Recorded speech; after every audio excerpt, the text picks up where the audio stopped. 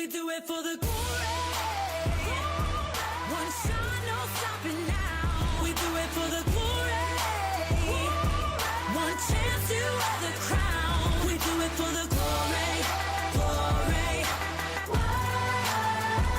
We do it for the glory, glory. We do it for the glory. One shot, no stopping now. We do it for the glory. One chance to wear the crown. We do it for the glory, glory. We do it for the glory.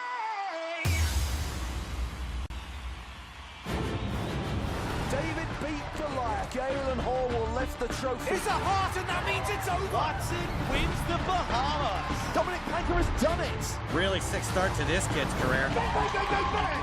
Maria Lampropoulos is the PCA champion. Elkie wins the main event. Another year, another trophy. Call him Mr. PCA. DeBella calls, and that's it. He will take the PCA title. The PCA is back.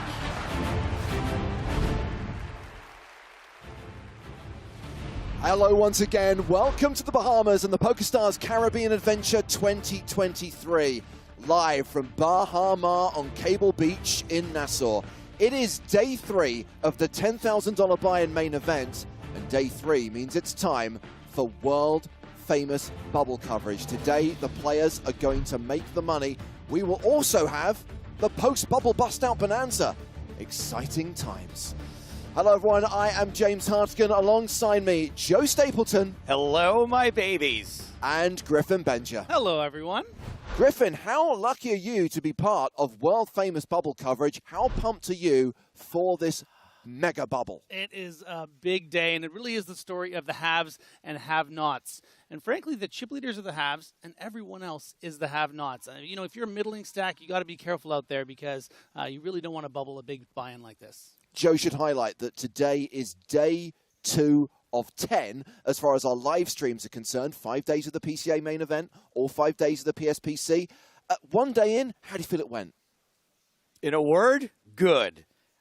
What I really liked about yesterday, though, look, people think the C in PCA stands for Caribbean. No, it stands for camaraderie. And what we saw yesterday is that PCA magic was back. People were not only at the table playing great poker, but having a blast, having a good time, pushing each other into the bushes, and that's what I'm here for. If you missed yesterday's live stream, shame on you. I do have a summary, though, of what went down on PCA main event day 2. We had a star-studded turnout. It's a really, really exciting event, and the room is buzzing right now. The excitement's palpable. And the last-minute surge in numbers pushed total entries to nearly 900, giving us a huge prize pool. We had 889 entries into the tournament, generating a total prize pool of $8,623,300. Reigning PCA champ Chino Ree made a stellar start, and he stayed in the top 10 for the whole day. But the happiest face at the end of the night was Alex Kulev. The young Bulgarian qualifier ended the night with over 700K in chips. So, Joe, we heard Toby Stone announce the prize pool, $8.6 million. Again, highlighting something we talked about yesterday, Day 1A did not get off to the strongest start. That huge surge on day 2, more than 100 extra entries, means we're looking at 7-figure scores for the top 2. Yeah, I think what ended up happening was that on day 1, everyone was out at all the other 19 pools. And then on day 2, we've got the only pool that matters here, the $8.6 million prize pool. That's the one everyone's still waiting to soak in. So just to summarize, that's $1 million for the runner-up, $1.5 million for the winner. But Griffin, today players can't think about that. They can't think about the top prize. They can't think about the trophy. They're trying to get that min cash of $17,600. Yeah, and it's important. I mean, if you're a poker player and you want to keep your head above water, you need to get these min cashes, especially these big buy-in events. 10K buy-in tournaments don't grow on trees, certainly not ones with 900 players. So if you have an opportunity to get in the money and even get up to, you know, the 6-figure and the 7-figure scores at those final tables, that's where the real money is. Yeah, well, today is all about who are the big stacks and who does not have that many chips. First of all, let's review who the chip leaders are on day 3. We've already mentioned Alex Kulev coming in with a 234 big blind stack. Chino Reams still in the top 5 with more than 140 big blinds. Chance Cornuth is a former PCA finalist. Mustafa Kanat also in the top 10. But these are the players in the danger zone. Danger zone! They include players like Stefan Lehner, who's got just 6 big blinds, and Adrian Mateos, who has just 19 big blinds. We don't normally see Adrian Mateos as a short stack. Maybe not a Buenos Dias, Adrian? So, Adrian Mateos, spoiler alert, is going to be on our secondary feature table today. Yesterday, Sam Grafton was at that table, and we caught up with Sam at the end of play yesterday. Well, we're getting very, very close to the money. So day 3 is all about getting into the money by hook or by crook. Obviously, I'd love to be making it into the money with a big stack. I'll do whatever I can to lock up that min cash. I don't believe him. Not for 1 second. I think he's just putting that out there to trick everyone else who's still in this tournament. That's not the Sam Grafton I know. The Squid with a 39 big blind stack, Griffin. I kind of feel he's in no man's land. I mean, listen, he's already played some high rollers out here as well, so a min cash like this is important. You know, I agree with you. Obviously, this is someone who plays buy-ins up to 100,000. How much could 17,000 mean to Sam? But you really need to find these min cashes, and again, he has all his own action in this thing. It's important, so I think he's going to be careful. With 39 big blinds, you can't overplay hands like ace-queen or just get in those 40 big blinds in late position with 10s. You got to make sure you make the money and give yourself a chance at that $1.5 million up top. He's the kind of player who's handcuffed. He's got too many chips to gamble with, but equally, he doesn't have enough to bully with. Exactly, yeah. My bubble strategy, fold everything. Fold kings, fold aces, fold suited aces, get to the money. That's all that matters. Min cash for me. I've seen him do it. Well, the good news for Sam Grafton is he has been upgraded from the secondary feature table to the main feature table. Let's first of all look who is at today's secondary feature table. I highlighted Adrian Mateos already. We've got Dylan Lindy. We've got PCA legend Roger Teska. Plus Ben Lamb, Justin Bonomo, and Taylor Poor, who we saw bossing players around yesterday on the main stage. Blinds will be 1,500, 3,000 with a 3,000 big blind ante when we get the action started. Look at this lineup at the main feature table today. Andrus Namath, Pro Beers, Ramon Colillas, Sam Grafton, Thomas Mulocker, Jason Mercier. I mean, we don't get a feature table this strong that often, Griffin. It's incredible. It's such a who's who of such accomplished players. That main feature table looks amazing, but the secondary is going to be a lot of action, I'm telling you. I mean, too many players at the main feature table to talk about, Joe. There is one name I do want to highlight, because yesterday you were saying how awesome would it be if, having won the PSPC in 2019, Ramon Colillas returned to the Bahamas in 2023 and won the PCA main event. Yeah, I think when someone bursts onto the scene the way Ramon did and wins a huge event, all the other poker players are secretly hoping they're going to be a one-hit wonder. And Ramon has been anything but that. He's been a force for the last few years. Obviously, we had a hiatus, but he has just been in the mix all the time. And if he completed the circuit by winning the PCA main, how incredible would that be?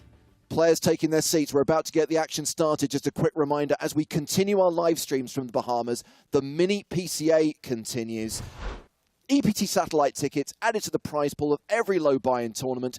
One of the highlights is the mini PSPC at the end of the series, but there is also the mini PCA main event on Sunday, which has an EPT Monte Carlo package going to the winner. Right, the stone bubble is imminent, and it's almost time to get cards in the air. And I still can't quite get over how impressive this feature table is. Well, you started, you infected me, and I was the best at my poker club, people copied me. I see Sam has brought some color to the proceedings today, Joe. He always does, whether he's wearing it or saying it.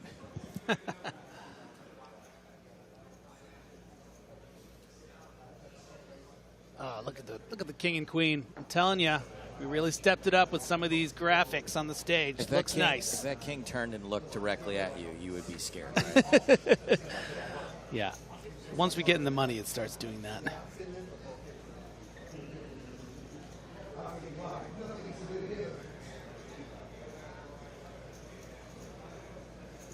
Everyone waiting so patiently.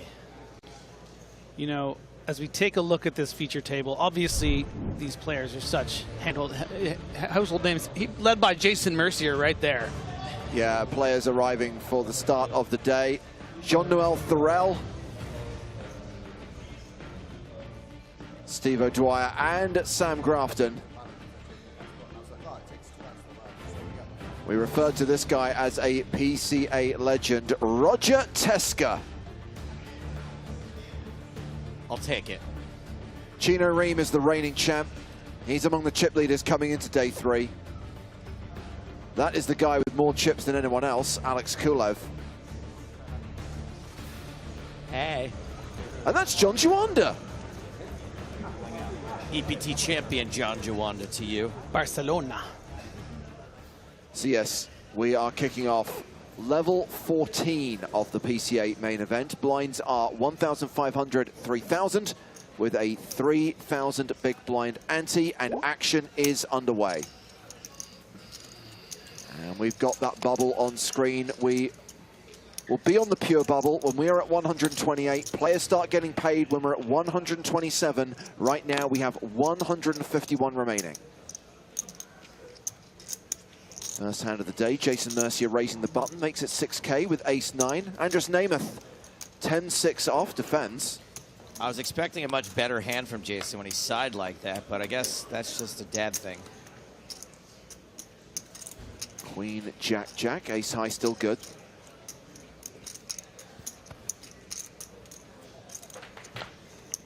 Check, check. Ace on the turn. Jason now better than a 9-1 favorite. From best hand to best hand.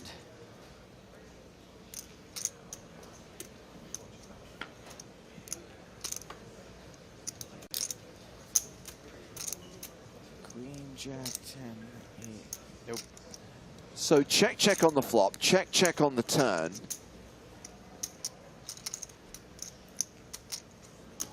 Yeah, and I think this is already a great example of, you know, the cagey nature you need to play, you know, as a 20 big blind stack here, this close to the money. Mercier not c-betting the queen, jack, jack flop, which is going to force a lot of folds from hands that could, you know, turn more equity. And then not betting on the ace, you know, not wanting to get check raised in that spot. And really all of this is leading into getting this spot where you can call a bet. Now, of course, Nemeth is making it tough with the 16,500, very polarizing size. It's not like a 9K bet. You can just sort of flick it in there, and that's why Mercier is going to, you know, have a little pause, but I think that he's going to find the call here, too high up in his range. And Jason Mercier is going to win the first hand of the day. Jason adding 27K to his stack, and now playing just over 90,000. Jason with a 30 big blind stack. Average stack right now, 176K. And a really well-played hand for Mercier. I mean, increased his stack by 50%. To do that in the first hand is, you know, that's the way you want to do it, close to the money. All right, so everybody's having a nice time trying to, you know, remember days of yore, Jason Mercier, what he might have used to look like. But it's not that important, guys, so I'm going to start swinging the hammer. Meanwhile, James. Yes, yes. And then the final, and then so that World Series of Poker Europe, where like you find over on YouTube, Andres asked what happened with Lex Veldhaus. Lex played day 1A, didn't work out from, played day 1B, didn't work out from, decided not to fire again on day 2. And I'm sure many of you will have seen the vlog that Lex has now released on his YouTube channel, documenting a couple of the hands he played in the tournament and how it didn't work out for him. Meanwhile, we have Ramon opening here with ace-king, Jason with sixes. This is very close for Mercier. I think you need to make a habit of folding in this spot at the bubble. But obviously Mercier going to be in position, going to have so much confidence playing post-flop, and is actually going to play it as a raise to just try to you know, take aggressive action. Going to be expecting Colillas to be opening, you know, quite wide near the money here, but Ramon has it. And I think Mercier is going to regret having put in this near 20,000 chip re-raise. Thank you. I just want to know how many chips I'm about to win from you. Have you ever actually delivered that line? No, but I will one day and tell you about it. I'm quite sad, by the way, that Turquoise Ramon was only a thing for day one. He's been modeling a series of patterned jackets and cardigans for the last 48 hours. But he kind of looks fire. Oh, he looks great. That guy looks rich.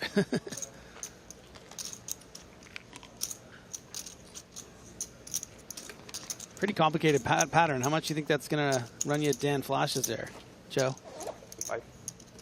A tight pattern like that with a zip up? 11, 1200 maybe? And instead of shoving for the 30 effective, puts in that little click 4-bet. And, you know, maybe wants to give Mercier the chance to think, oh, this is a bluff. I'm going to shove the ace-5 suited here. But, of course, at the bubble, not the move. It's not that kind of table. You can't, not one of them tables where you can play 10-6 off and just run everyone over. Well, we are going to head over to the secondary feature table, and again, should highlight we've got a really strong lineup here as well. Yeah, I'm very excited about this table. Adrian Mateos, Justin Bonomo. I mean, come on, you look around. It's just Dylan Lind, a champion of big buy-in events himself. The other luck sack. Yes.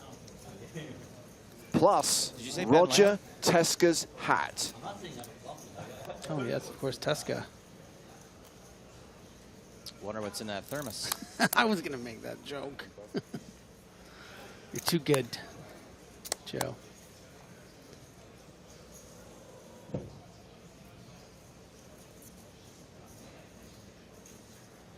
Mateos in early position, 10-5 of diamonds. Yeah, obviously not a hand Mateos is going to play, and you're going to see a little bit of this. You know, it's just natural within the rules. You know, you have a certain amount of time before the time banks, and we need to be aware of that. So, you know, we don't just have this dead air and no explanation for it. Justin Bonomo raising here with Jack-7. By the way, Bonomo doubled up just before we came to the tables. He starts his hand with more than 300K. Looks like we have a call from Alan Ribeiro, who our Brazilian commentators tell us is a very proficient and very well-respected player in the Brazilian poker community. But they told us that while screaming and running around the room. Yeah, absolute gin here for Ribeiro. You know, a situation you might want to mix in some check calls because you have the board so crushed. Do you want some hashtag fun facts about Ribeiro, Griffin? Yes. His PokerStars screen name is Alan Shake. He has won a Sunday Million. He has won a Scoop. He has won a World Series of Poker Circuit Main Event. He came 11th at the BSOP Main Event twice. And along with Fabiano Kowalski is the head coach of the Samba poker team. Yeah, you know, I did remark about might see some calls here, but because it's the bubble, because there's, you know, a lot of hands which will bet small and probably continue on this board, whether it's a bigger queen or, you know, maybe 10 jack with a backdoor flush draw. But of course, with this one, Bonomo is just going to let it go.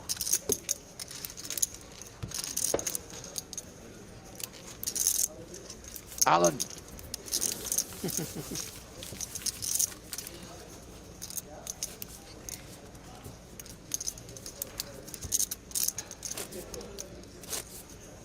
So interestingly, 10 minutes into the day and not a single elimination, still at 151. Oh my, what if nobody went broke today?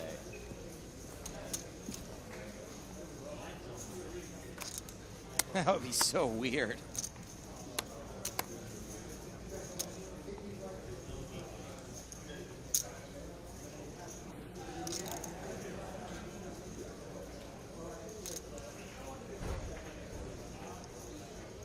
Now, Griffin, obviously this is not Mateos seriously considering whether to play 6-3 off, right? No, no. He is seriously considering everyone going broke and the money busting before he makes it. Yes, yes. Thinking about all the amazing things he might buy with that $17,000. So Ben Lamb opening here with Ace King. Round to the blinds. Ribeiro in the small, folds. Dylan Lind in the big.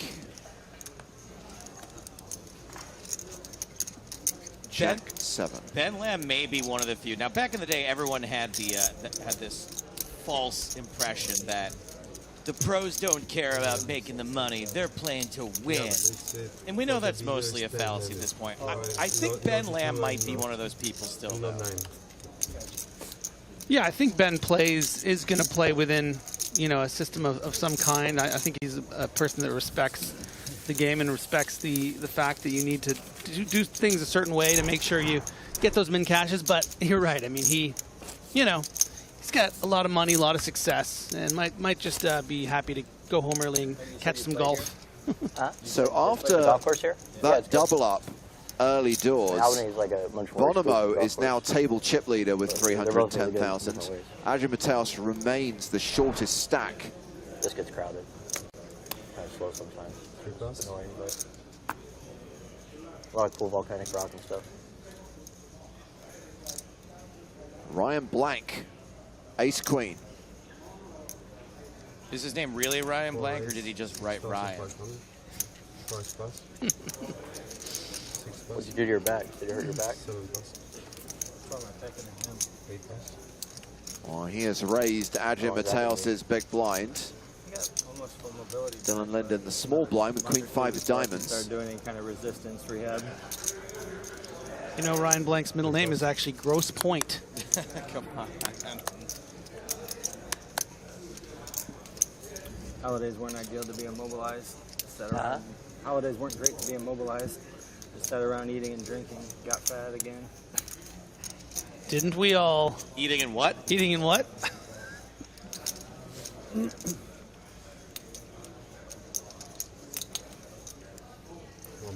Mateos folds. Some tough decisions here early on for Mateos.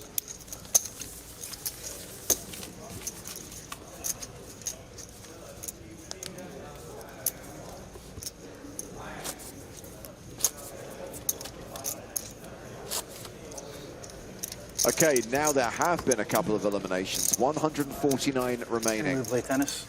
128 is the pure bubble. 127 is when we start paying players. Did you see the grass court? Yeah, we played on the clay, which I've never played on clay. Plays better. The grass is like that. It had a lot of spin, so the clay was nice.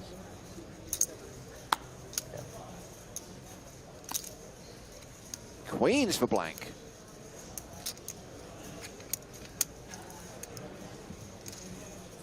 If he turns a queen, would you say the turn was a blank? Got me up and raised my blind, huh? Classic move. We'll play tomorrow.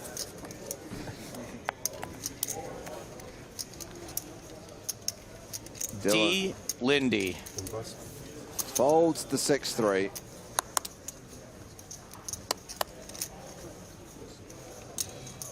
Yep. Mateos with King 6.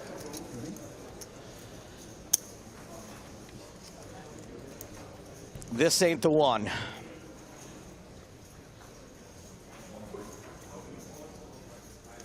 Such a weird energy when everyone knows that you're intentionally stalling.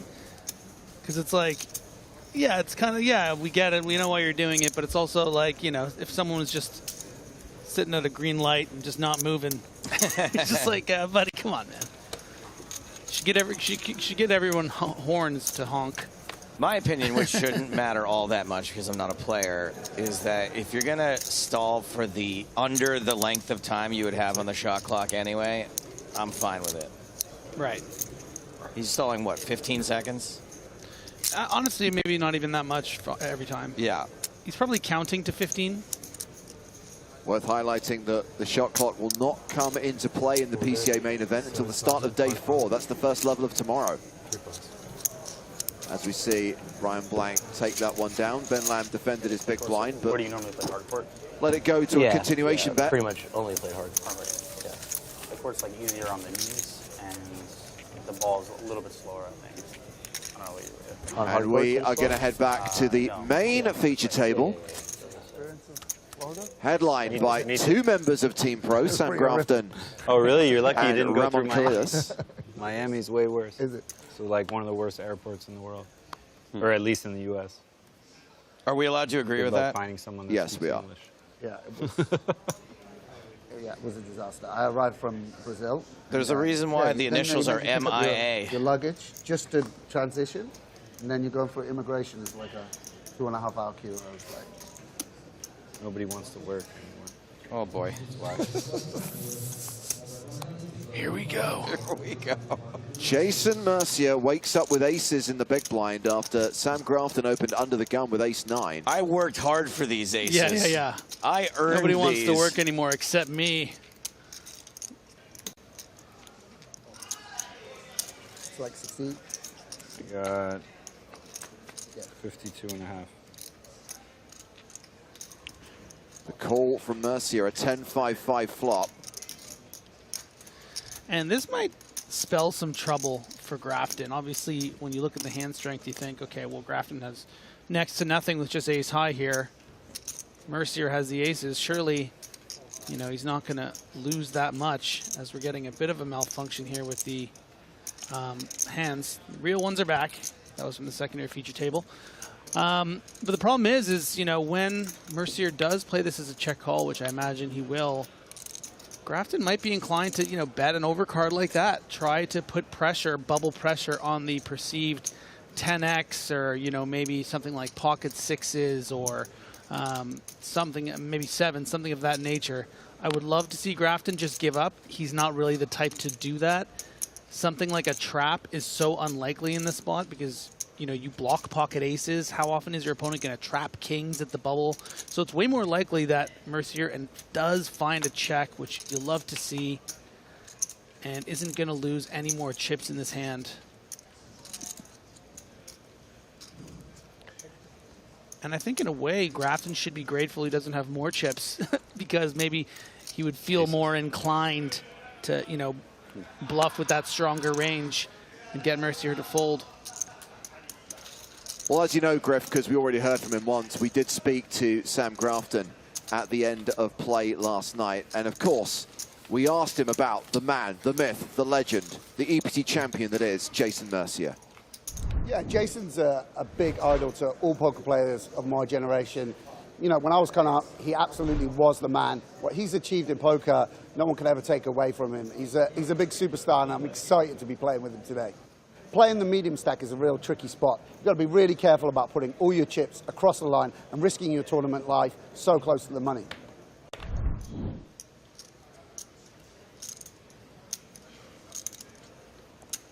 The squid has posted the big blind.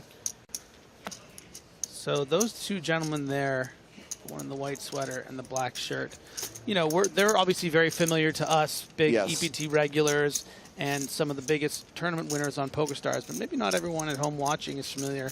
Andras Namath and Thomas Mulacher, absolute legends of the game. So we see Ramon, we see Jason Mercier, we see Sam Grafton, but we also have two absolute studs on their left. So a really well-selected feature table, in my opinion. I mean, it's pretty cool bookends having Ramon and Jason sitting next to each other, right? Yeah. As far as new talent. Now and then, now and then. Exactly. Now talent, then talent. So it's Lucas Lander who's got the action started here, raising from the cutoff with deuces. Ramon has flatted on the button with fives. Sam decides not to come along from the big blind, so heads up to the flop, which is Queen Jack 7. Ramon still ahead.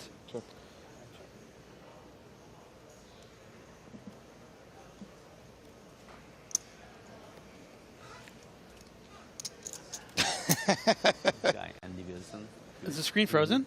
Oh, no, I see the dealer's hand moving. I wouldn't be surprised. It does look like he should have a cane and a cup. Yeah, I mean, I guess people that won mains recently. I guess people that have won mains, you know. Hey, Griffin, Jord wants to know, is it fair on good players to put them all on the same table so near the money? The answer to your question is yes, because it is all random, baby. Random table draw. We just look at the tables after they've been randomly populated and then choose one to put up here. Choose one, yes. We choose an existing lineup. We do not cast each seat at the feature table. Ooh, nice bet here from Landa, and it's going to work. Go ahead and move. The delayed C-bet folds out the better pair. Good work from Landa. Someone we don't know too much about, but we love his shirt here at PokerStars. You're welcome. Griffin is speaking for himself and not for PokerStars. Come on, let me represent. I'm pretty sure that shirt's made from the carpet at Atlantis. Maybe that's why it feels so right. Little throwback.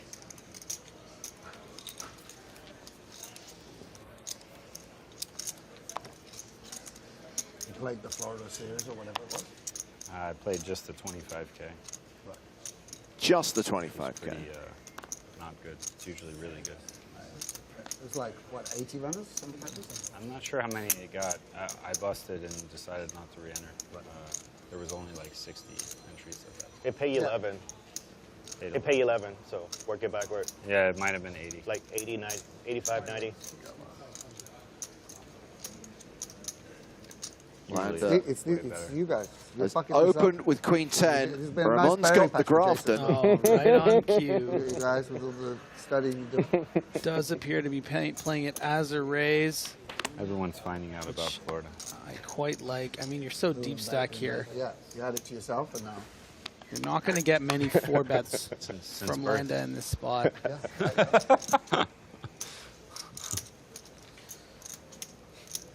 Yeah, I'll have to come one of these days. You haven't been? No, I've never been. It's pretty good. The main event is always really good. 1,000 people. Yeah, I either think to this 3,500 size, 5K. under 3x, just slightly. I want to have a few days besides. I think you need to protect your opens with Like, I don't like to go a call. To a place and just not You know, had Colillas made it over 20,000, maybe you think, oh, whatever, I don't really need to battle with these two 80 big blind stacks, but yeah, for that price, this hand, I mean, look, you're dominating here. That's a good start. Yeah. What a great spot for Queen 10. All right. Dangerous spot for Ramon. Yeah, I'm going to say 13.5 thousand over under. Joe? Under. Got it. God, he's so good. See? People think that Joe, you know, comedian first, commentator second, poker player third, but I'm telling you, this guy has seen some stuff. He is, by the way, Griffin's just fishing for a compliment on how good the line was. Jack on the turn.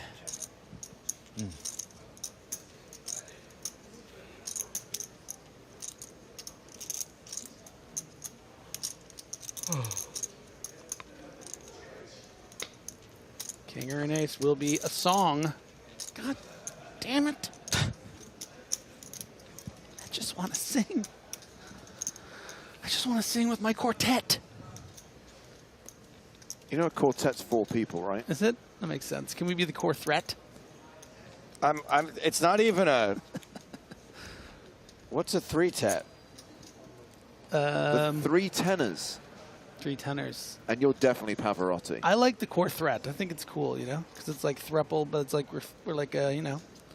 I was going to say, Griffin doesn't even count as a whole person. it's like 2.5 men. And you're the little kid that grew up to be a weirdo. Landa betting 8,500 on the river, does have the best hand. Ramon has a 10.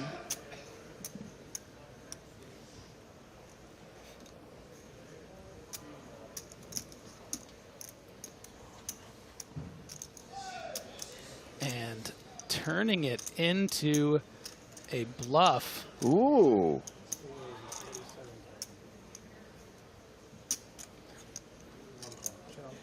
It gets through.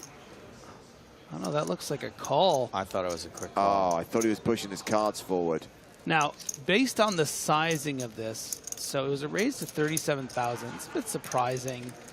Maybe that was a value raise. Maybe Colillas thought that that was a block bet with something like pocket 9s, pocket 8s, and then trying to you know, get some value from the time. Very strange hand. I'm not sure about that one. You need a tank and then a call. Mega tank. Yeah, a longer tank than 1 second.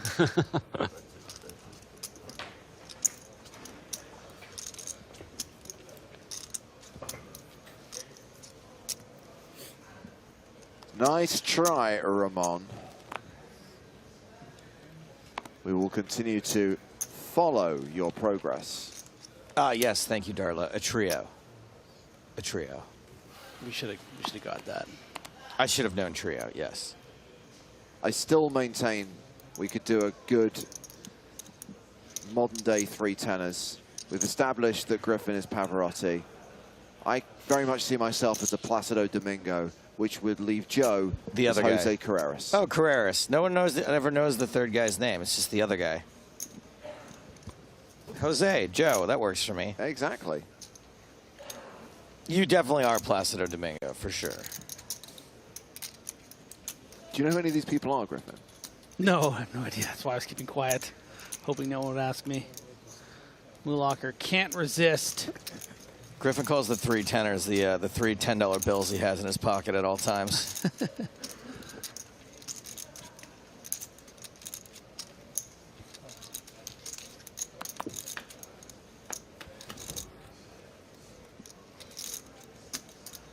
Oh, isn't that nice? Just ISO the limp with the 9-5 off with the Dally pattern. Ooh.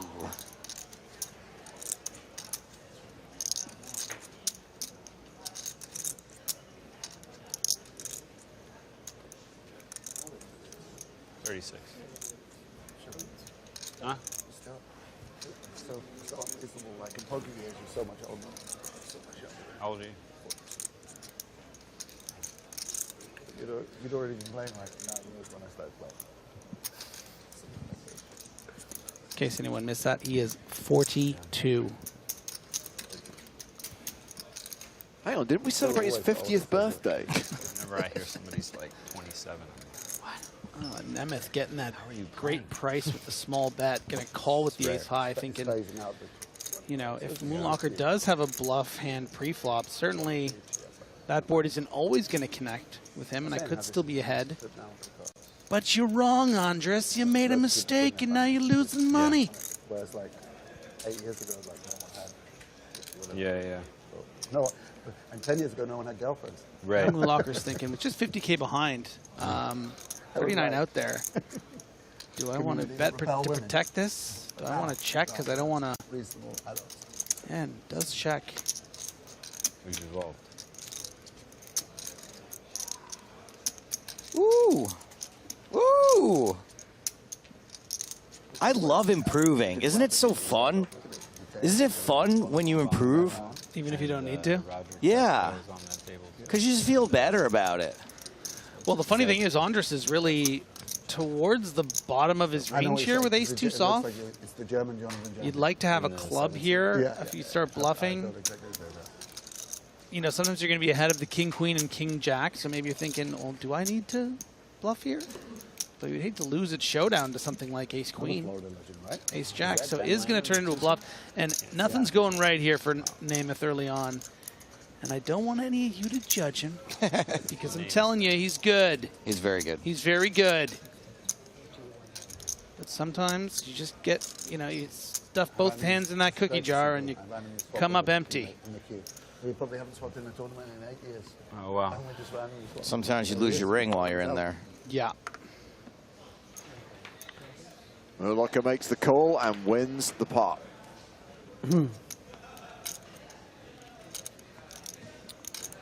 One day you'll make a pair. One day you'll make a pair and you'll be absolute danger. Like one day you'll have a pair at showdown, and we're all waiting for it. I'm yet to. We've been playing a couple of years, and I'm yet to see it, but one day you will. Just great needles. from when I do Grafton. these raises with 9-5, I never flip anything. And then just people top pair, I check your bet, go for the straight, go 2, or either he's the straight. Oh, yeah, that's great.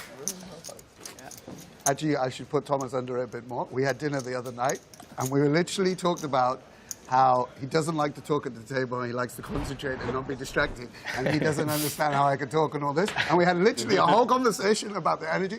So I've been ignoring him, like, you know, like even though he's one of my favorite people in the world. But really, we should just fire questions at him continually. We should just ask him, like, what's your favorite food? What's your favorite color? As if we're on like a Tinder date, we should just take him out of his zone. Well, we need to go over to the secondary feature table because we have got action between Ribeiro and Mateos.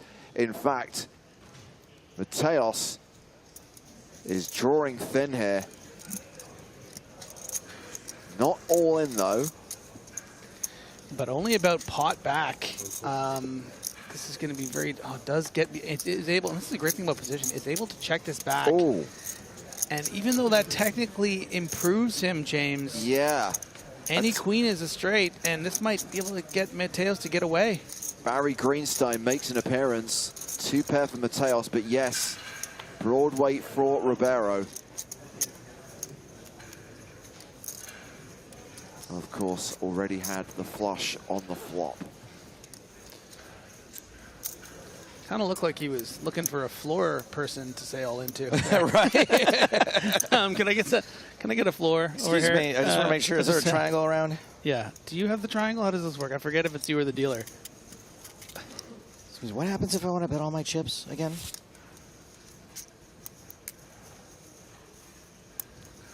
Like when you're playing Ultimate Texas Hold'em, you're like, how much can I bet here? 4x?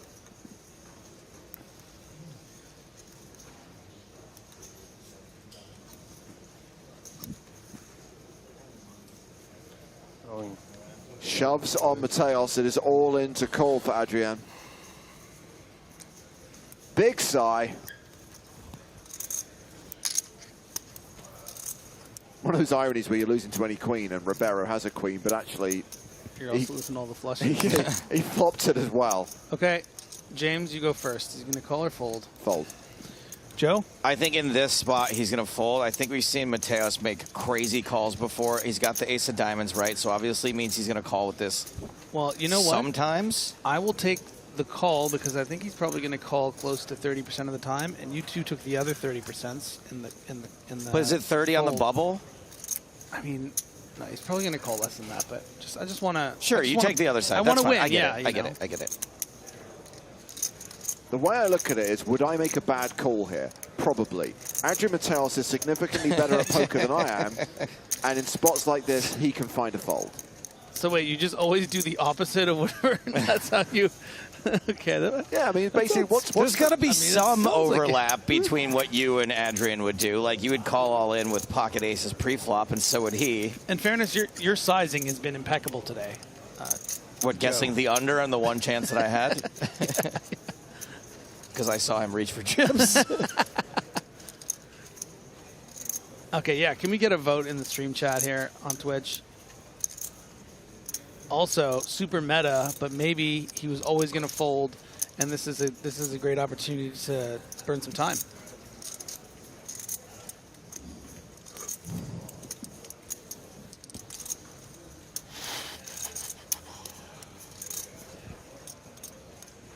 I get the impression this is a genuine decision. Yeah. Is it as tough a decision without the ace of diamonds? If you don't have the ace of diamonds, it's weird, right? Because it's more flushes that your opponent can have, but it's also more bluffs that they can use that ace of diamonds for.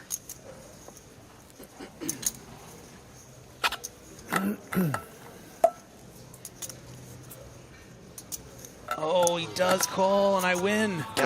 Chaos calls it off and is KO'd. Former EPT champion Adrian Mateos will not be making the money here in the PCA 2023 main event. Eliminated by Alan Ribeiro. And that will take us down to 142 players. Nearer to the bubble now, which is at 128. We're in the money at 127. Yeah, if anything, the fact that Mateos did the thing that we thought was less likely to happen, which was a call there, says a lot about, you know, maybe the respect Mateos has for Ribeiro's game, being capable enough to have a bluff there in a spot where you would think an opponent wouldn't have that many bluffs, right? You know, let's just say the King of Diamonds X calling on the flop, is he going to turn that into a bluff on the river? 8-9, you block 8-9 with the Ace-9, which is one of the straight draws. So I'm a bit surprised by the call, but I think it's because of how capable Sheik really is. Well, we're only surprised. I'm only surprised by the call, not because I think it's a bad call, but because I just know Adrian to be someone that's doesn't typically often make the decision that is incorrect. Right, exactly. But I have seen Adrian plenty of times call it off with marginal hands and be wrong. I think most of the time we have seen him exit tournaments, it's been in that manner, at least on our tour.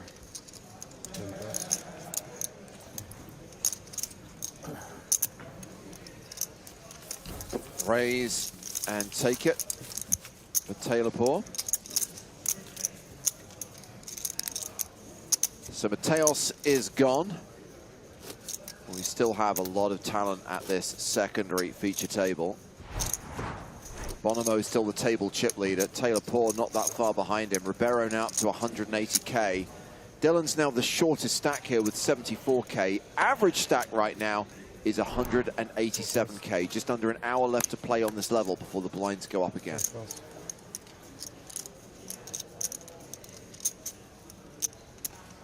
Griffin, can we go back to that hand for a second and sort of go over some of the reasons why Adrian would have made that call? Audience is a little confused, and I think that's kind of understandable, given the caliber of player we know. It's very obvious to us, even just seeing one player's cards in that situation. I think to the average player, you look at that board and you go, okay, I'm losing to any queen, I'm on the bubble, and I guess what I would start off by saying is regular people probably overfolding there, right? Well, this is the thing. Not necessarily. Okay. You know, I think that a lot of it has to do with the capabilities of the players that you're playing, and there is a certain meta game. Listen, they're playing a $10,000 buy-in. First place is $1.5 million. You know, we're 10 or so players from the money. There is this pressure that can be put. I mean, look at these kind of players that are here. Ben Lamb, Taylor Parr, was Adrian Mateos, this Ribeiro player that we've, you know, had the other commentators talk about how incredible he is. These are some of the best players in the world, and they're going to go all in on you on the river at the bubble. Right. They're going to bluff you. Most of the time, they're not going to have it. And Mateos is someone who I think, based off all the experience we have watching him, a lot of the, you know, viewers at home, is someone that often doesn't make the wrong decision on the river, but in that every once in a while, you're going to make a big call and it's going to be wrong, and you're going to, you know, there's going to be pie on your face and not $17,000+ in your account.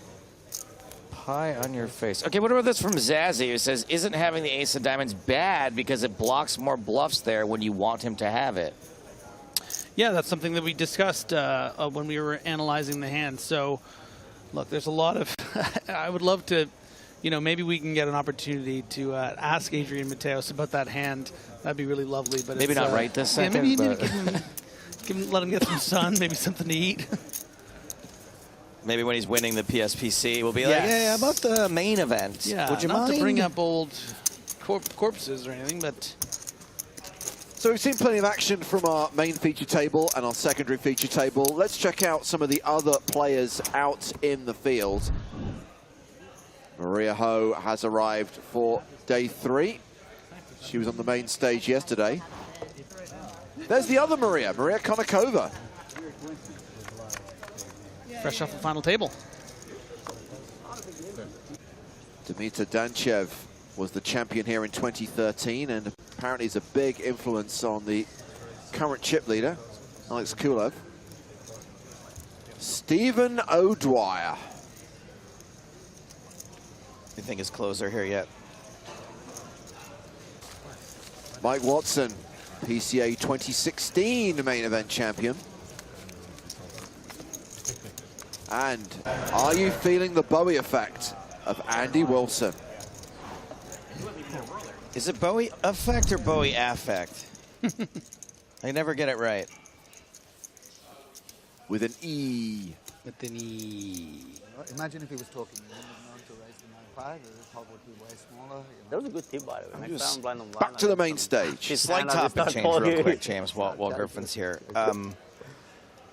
Griffin and I are going to probably do a double feature of The Last of Us on Sunday when the new episode comes out, and watch last week and this week. If you want to catch up and watch the first one so you can watch it with us, you got a homework assignment, okay?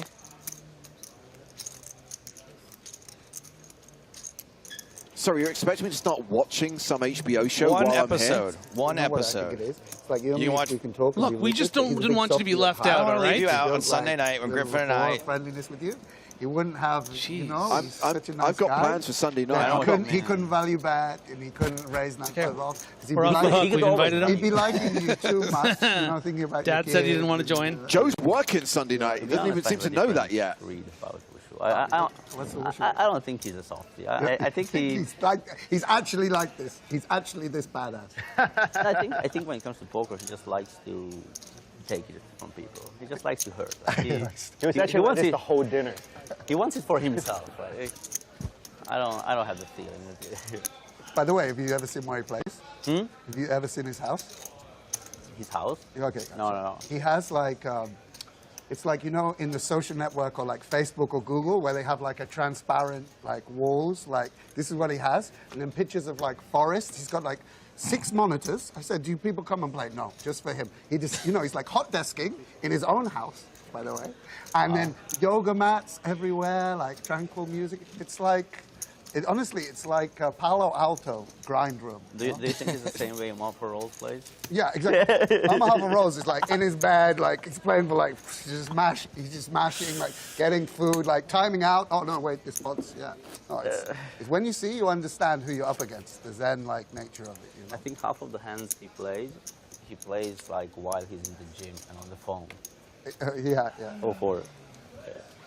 Yeah, what Sounds Laszlo's just playing for super high stakes, but on his phone while he's on the treadmill. Yeah, I can believe that. Yep. But he's a different type of animal. You know? Yeah, you can't imitate this. You know, this is just observe and enjoy. Yeah. I could just listen to Sam all day. Lifestyles of the rich and famous, huh? Sam's imagined life of every other poker player. I only have 4 yoga mats in there. Like that's no, I don't think that was imagined. By the way, I think he's been to Thomas's house, and that's it's brutal as well. Assuming they're talking about Thomas. My first week in Vienna, he invites me very sweetly to his birthday so I can meet everyone in Vienna, and then 3 years later, I use it against him on the TV table to rip into him. This is what you got to face up to. You know? You might be the opposite. Like people think that you're like a super nice, friendly guy, and you might be the meanest. Like you just collect information over the years. Yeah, exactly. Having friendly interactions, and then use it as material. Oh.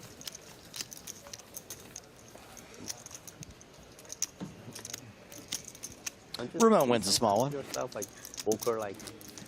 So yeah, going back to Sunday, we got the PCA Main Event final table, but then we are required at the PSPC welcome party because all the Platinum Pass winners will be in town on Sunday night. Just like, I don't know, like more. Like why are you booking me for the last one? Do you not know what's going on? My point is that we're going to end up watching 2 episodes of The Last of Us at some point, James. And if you want to join us, you got to watch the first one. What it was like 40 years ago. End of. How many years?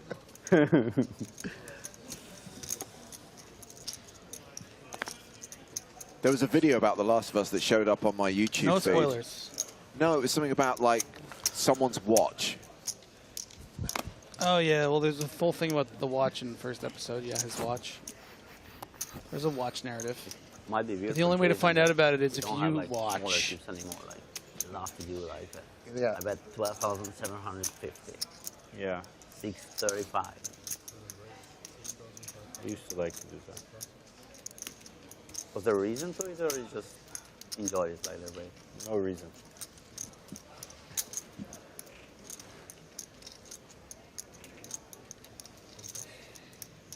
All right, things quieting down now that Sam is in the big blind with Queen 8. Yeah, Sung Shing's opened with Jack 9 suited. Yeah, it's going to be right on the line for Grafton here at the bubble, I think. I think queen 9 off would probably elect to peel. Queen 8, just making sure. Let him have it.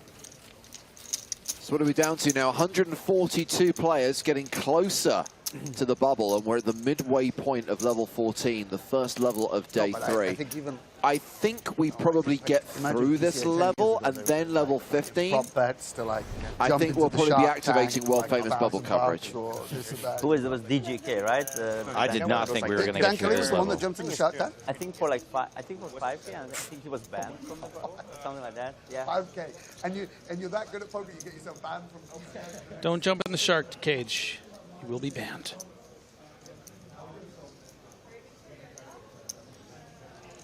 No super short stacks on the main stage, but Sam down to 31 bigs. Jason Mercier playing 21 bigs. He's going to the gym. It's completely empty. He has it to himself.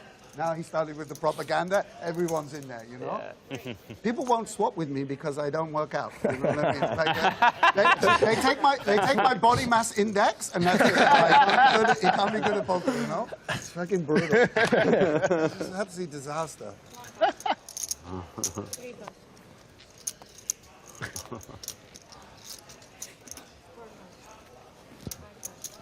Under the gun raise from Thomas Mulocker. And Andres Namath is not going to defend his big blind. Oh, that's a top. Pickle him. I was falling anyway, but.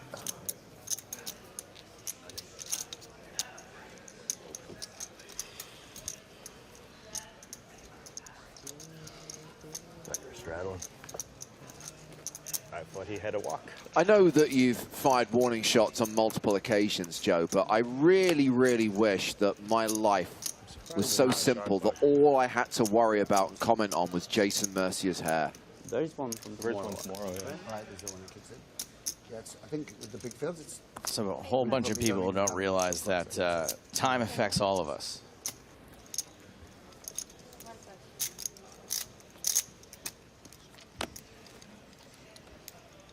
We're going to follow Ramon in this hand as he opens with ace-queen from the hijack. Ace-4 for Jason. Folds it. Sam's out. King-deuce. Andres can just enjoy his heavy breathing, lean forward, give him a sweat.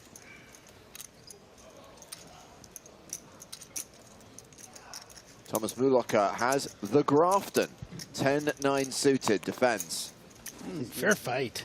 Look at those odds. Queen high flop, all Ramon. I think there's definitely a reason he's not here.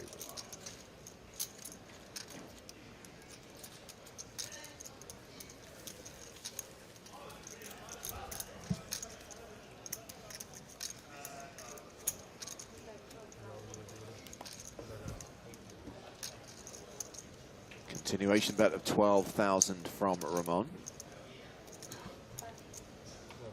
And Thomas Mulocker folds. Ramon hovering around the 200K mark, just above average right now. We're going to the outer tables where we're going to check on chip leader Alex Kulev. He has gone to the river against Martin Zamani. You saw the board there. 2 jacks, 2 sevens, and a 9. What are you doing, Martin? No. Right, Zamani? Are they related? How many Zamanis do you know? There's a couple, I think, that play poker.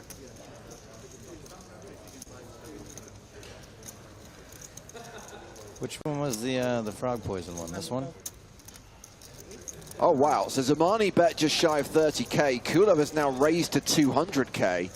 Yeah, that's him. I can tell from the hair. And Zamani folds. Don't have a good one.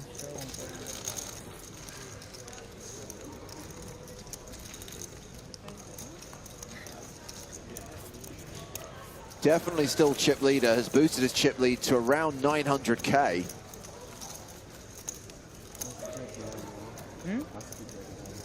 And all smiles, wouldn't you be?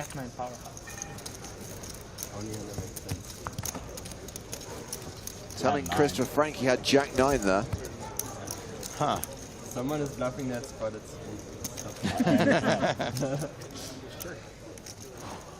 In hindsight, yeah. I didn't know at the time. Confirmed chip count for Alex Kulev, 880,000. Still number 1 on the leaderboard with 140 players remaining.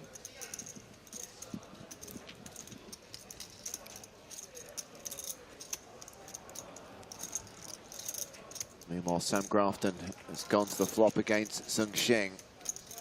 Shing has flopped best here. Top pair, top kicker. Sam continuing for 5,500. Yeah, actually a board that does favor the big blind more than it would the cutoff here.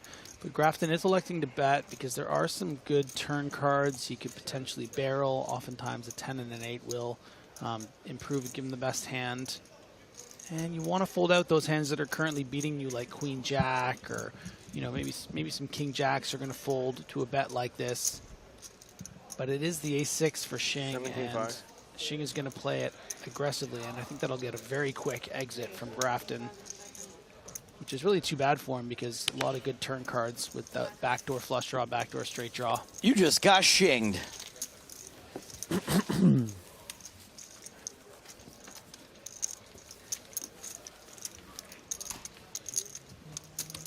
Another great look at our beautiful set. So many hardworking people getting that together. There's a little shot of the room. Yeah. And a reminder that one of the highlights of the mini PCA series is the mini PSPC, an online version of the Players Championship for 1,000 of the price. It's a $25 buy-in. Starts on Monday, same day as the PSPC, plays out over the same 5 days as the PSPC, and like the main event itself, has thousands in added value, 10K added to the prize pool. I believe registration is open.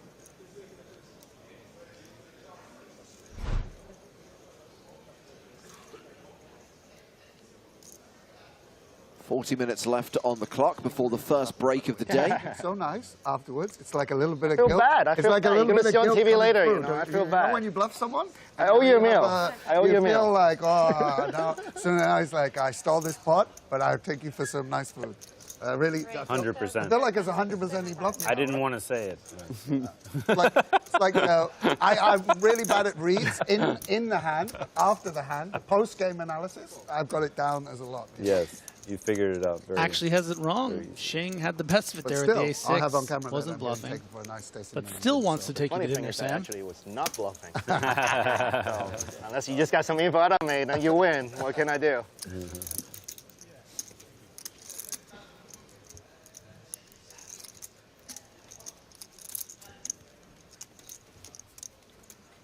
He still felt remorse for check raising. Back in the day when that was ungentlemanly conduct in the stud games. Set to play. Yes, Sparling has not played a hand, the massive chip leader at the table, and then takes the 9-4 and finds the perfect squeeze spot. That's what you love to see. Had completely forgotten. Yeah, who is this guy? Where was he? That Evan Sparling was even at this table. You're right, Grafton. He's the biggest stack, but we haven't heard from him. And I guess it's tough when you've got this kind of row of killers And facing this is you. exactly the spot you want to take, where it's just like, you've been so quiet, not many people know much about you. You're Canadian. You're not going to, what is this guy 3-betting? 9-4 suited? Colillas, Namath, Moolacher, Grafton, Mercier, Sparling.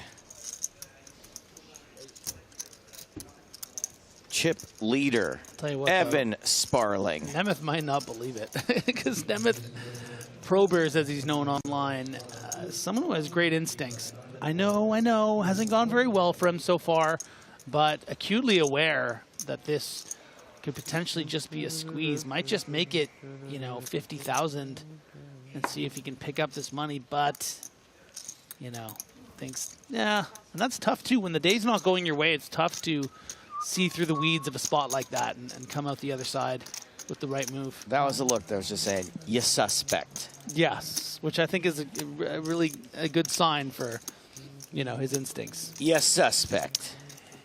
Yeah, basic.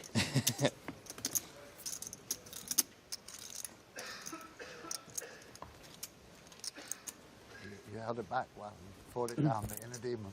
Hmm? You fought that back the inner demon. You fought down the inner demon. 10-6 suited. Can I go all in here? I guess maybe I should wait for it. And maybe I should wait for one Broadway card before I shove, you know?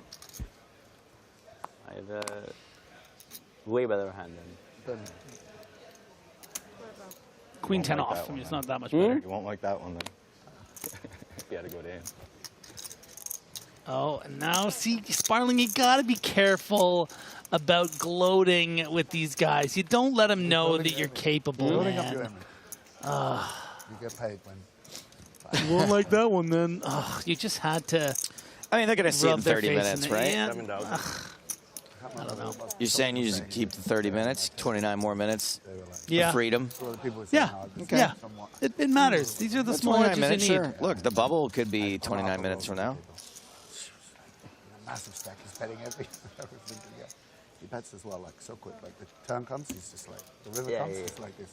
It's like so quick. Yeah. He plays super fast. It's like you haven't even seen the turn card, and he's already like he's put chips up there. Yeah.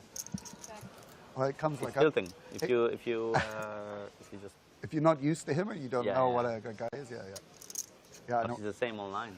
Yeah. Sometimes it encourages you play fast, and then it makes the other person play fast. You know what I mean? Yeah, because like a card comes and you're thinking, oh, well, this is a good card for me. This is like slowing down. And it's just like, sometimes the way he plays with the chips and just puts them in, I don't see anybody else putting in chips like that. Like it's.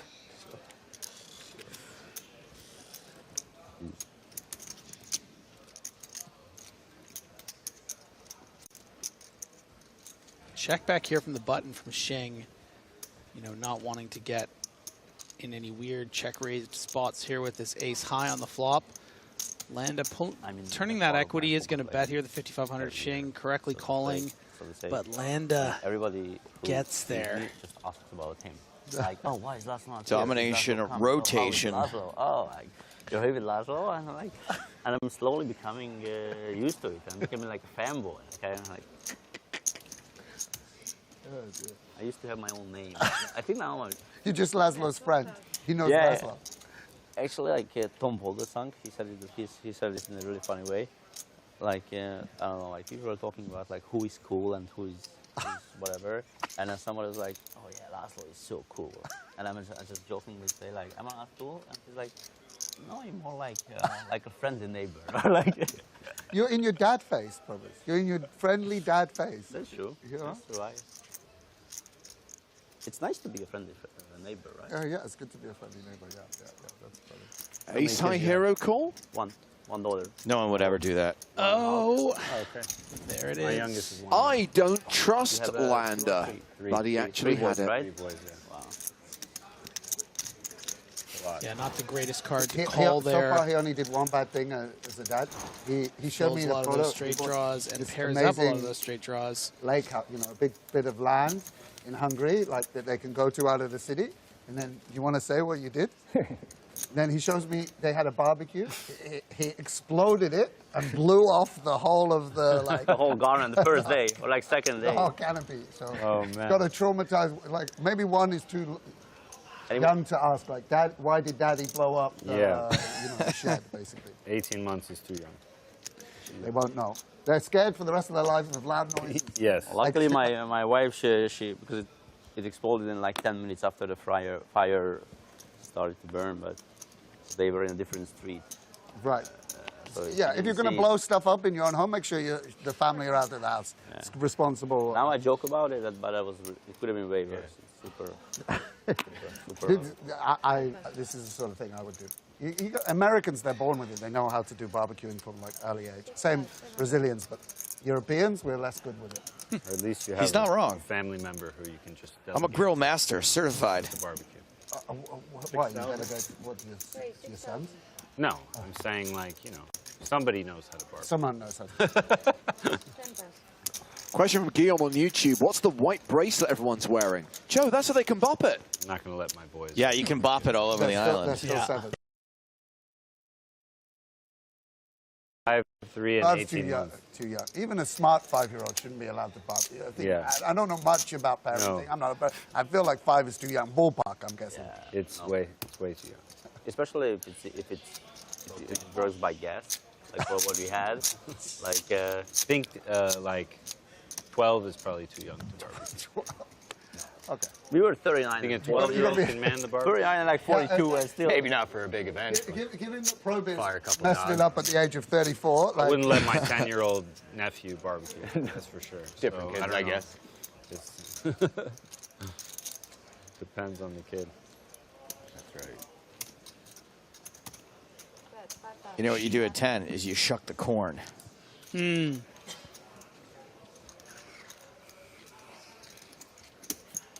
What was the flop? I didn't even see it. It's Queen corn. 7, deuce, 2 clubs, and a It's got the juice. It's got the juice. Not my flop.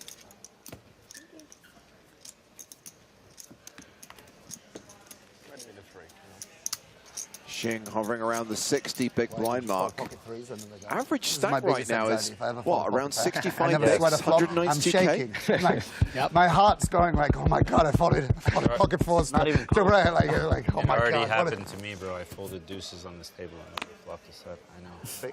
Bro. Couldn't breathe on it. Yeah, that. See? Breathe on it, the Guys, old school. 2010.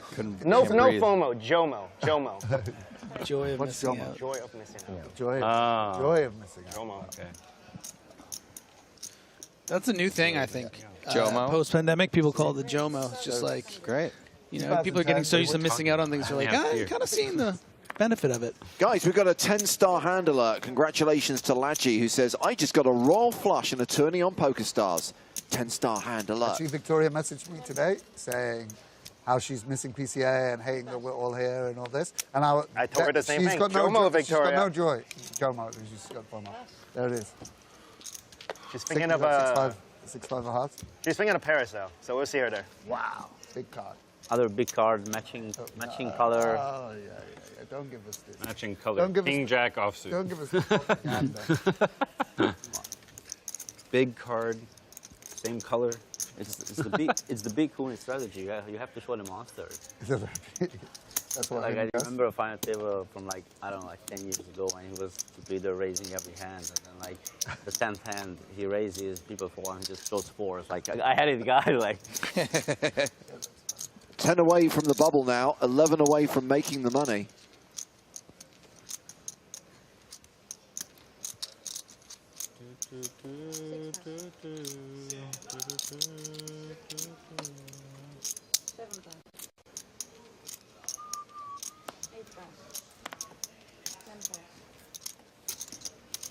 Hold it around to Lucas Lander, who's got ace-king in the cutoff. Ooh.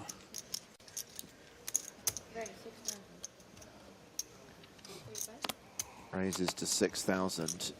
Jason Mercier, 6-4 in the small blind. Folds. Sam Grafton in the big blind. Has queens. Oh, boy. Stop the presses. There's only one way this goes. Won't get. There won't be any more. They are too perfect, right? Like. No. 3's enough. I have 3 total. You have 3? Yeah. What ages? I'm rooting for Sam to win this flip only because I can just sit here while he You're talks. 4 years ahead of me. Yeah, I'm out of it. It's good. Yeah, but same That like is a crazy phase. group together. Yeah. Yeah, the boys are the youngest. You have 2 boys? Yeah. 6 and 7. They're born in the same year. Oh, okay.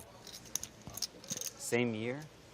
We are Irish strapping January. in for the sickest and classicest of races. Irish. Oh, they're Irish twins. Just What 10 is months that? apart. What does that I mean? forgot my Born seatbelt. same year. You guys brought yours. I always forget things. But it's like they're Click it or January ticket. and December or something? No, November and October. October and November.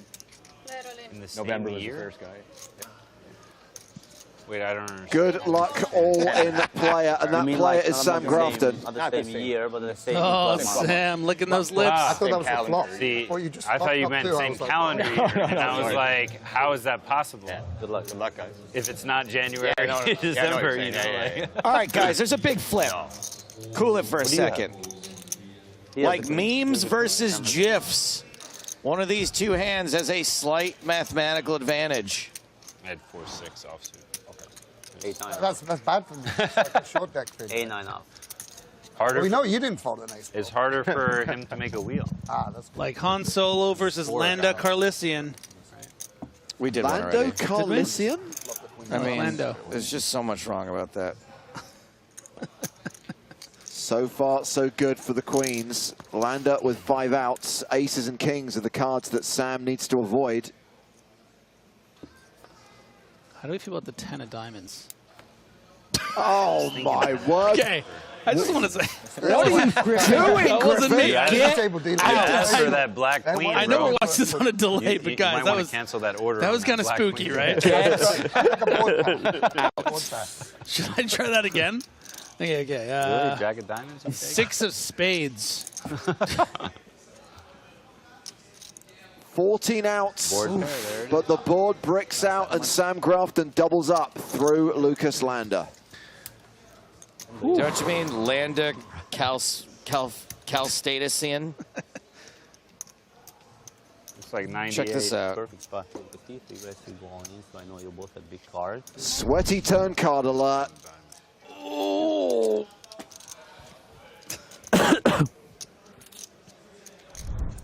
Ask for a black queen, and then he doesn't want it. Ask for a board pair, and it could have been the jack of diamonds.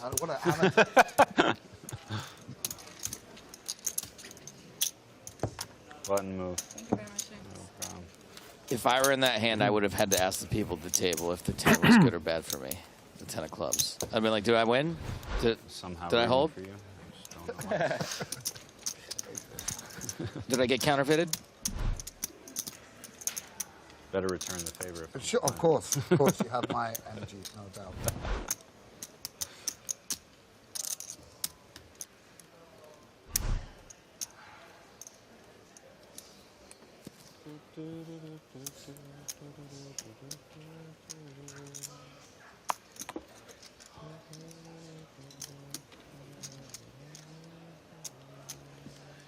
About 24 minutes left on this level. 137 remain. Very close to the money. That's what that big bubbly 128 is for. And of course, when we get to 127, that bubble bursts.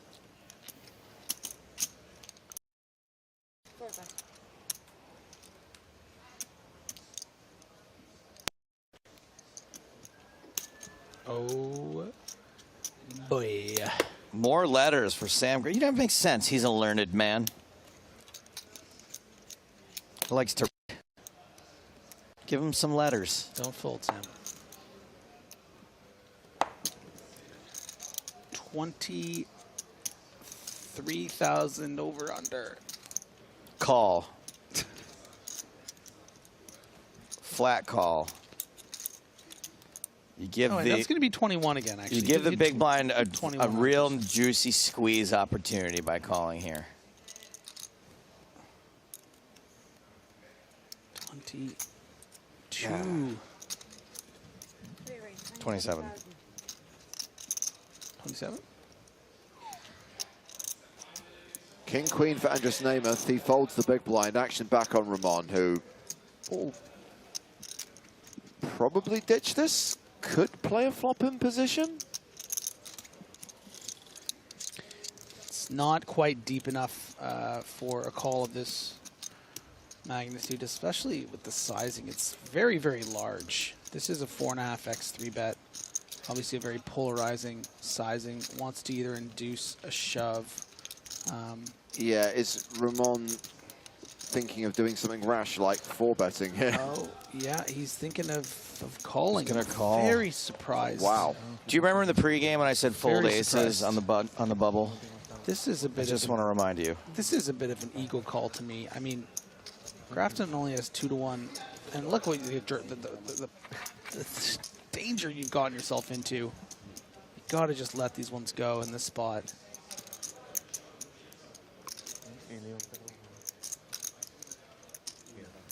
You guys see this as a bad spot for Ramon. I see this as a future bad spot for Sam. What, you think another 8's going to come? I do think another 8's going to come. Well, Sam had the pre-flop betting lead and now continues for 20,000 into a pot of 60,000. And with this inevitable call from Ramon, pot's going to be 100,000. Grafton's only going to have 113 left. This is big trouble for the reigning PSPC champion.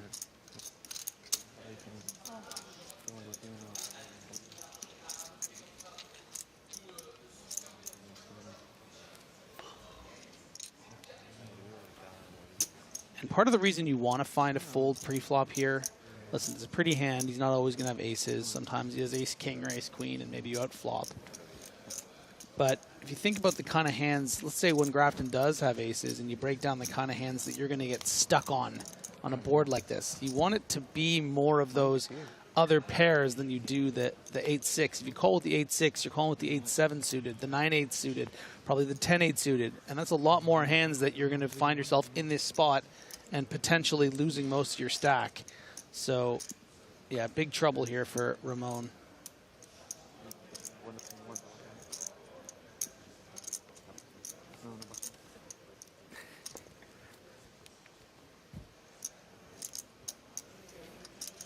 And I think Grafton going to expect Ramon to have the kind of hands I was talking about, something like 9s, 10s, hands that aren't necessarily prepared to put in 50, 60 big blinds at the bubble, but are going to have to call again here. And that's why we see another bet as opposed to just a shove. And this is a big spot. This is really the moment.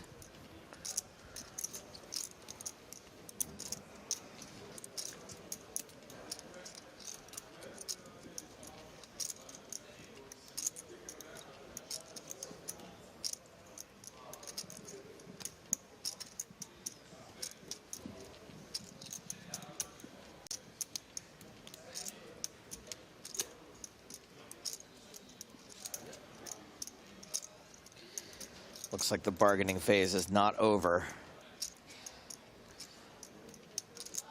Just one more street. One more street, then I'll believe him. Then I'll believe him. 50,000 apiece. Deuce on the river. Neither player has a pot-sized bet. And Grafton with just 63,500 left. Is there anything about this run out that you don't like with aces? Aren't you like no, at this point for Hoy here? Yeah, at this point I'm only losing to pocket eights. Your opponent never really has a 3 or a deuce here. You block ace-3 suited, which is maybe the only combo that might get a call here.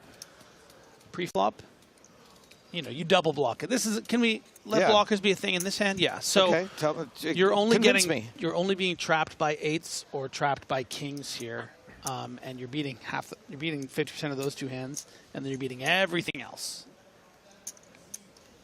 All the 8x combos that might call the 3-bet, which are apparently plentiful. More. If it's 8-6, like I said, there's more. 3 or 4 others, and then all the different suits combos of those. And then, of course, the 9s, the 10s, maybe the jacks that didn't want to get in 60 bigs, maybe even the queens that wanted to just keep in bluffs, and then the trapping kings. So Sam is absolutely thrilled by this situation. Could not be happier. Is it too good to be true? Sam's aware that there is a chance he's being trapped, but it's such a small percentage like of his range that he's just like, what's the other shoe dropping here? It's 8s and nothing, really, right? Yeah, 8s and eight, that's it. Wow. There it comes. Not quite all of it. Leaves a bit of yellow behind. But it is a virtual all-in from Sam Grafton on the river. 58? Yeah, the reason why Sam has elected to keep behind that 5,000 is just to give the illusion that, you know, when he is bluffing, he wants to keep that 5,000 at the bubble to maybe try to run it back up, you know, if he gets snapped. So it is 60,000, so leaving 3,500 behind.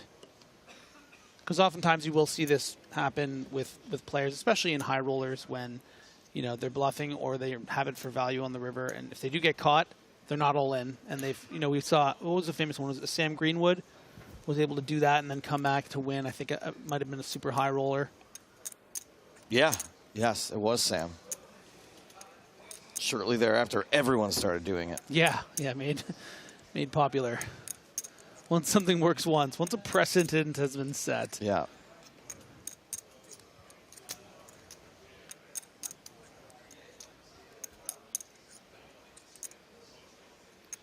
We saw the other Spanish superstar make a pretty dusty call off on the bubble.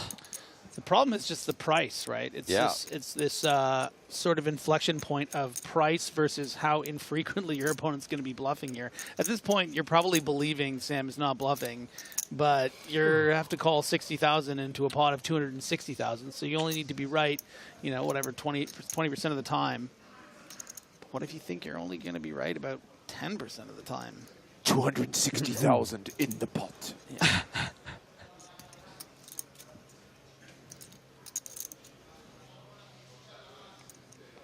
And he looks like he really wants to flick it in. I mean, what a nice river card, too. You know, imagine if the river's a king or an ace or a queen. Maybe Colillas really realizes, okay, this is just not. But just the deuce back to run out. I mean, didn't need to be the river. Could have been the turn being a king. Maybe Grafton bets that 50K and Colillas lets it go. But come on, Ramon, you still have 100,000 left. We don't blame you for the flop or the turn. Pre-flop a little. Pre-flop. A lot. But you can get out of here saving, you know, half of what you've already put out there, basically. 33 bigs, basically. Yeah. You can save these 20 big blinds. Ooh.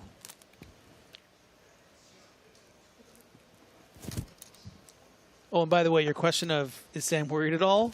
The answer is no at this point. Okay, yeah. After any contemplation. Actually, he would have been more worried if Colillas went all in, I'll say, because then it's probably eights. Did I hear pass? Is there a 10 there? Ramon folds river. Why would I have a 10? Why would I have a 10? I'm just asking.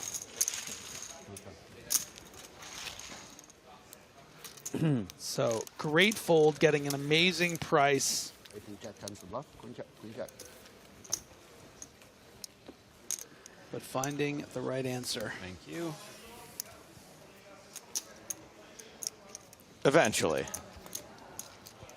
Sam Grafton now second in chips at this table, by the way, close to 100 bigs. What a good couple of hands. Queens and aces will do that sometimes. Jason Mercier is still the shortest stack with 18 bigs. Ramon hovering around the 30 big blind mark, and the blinds going up in 13 minutes. An incredible rise to power here from Sam Grafton, though. Almost 100 big blinds from 75K in that big blind with those queens. Two hands later.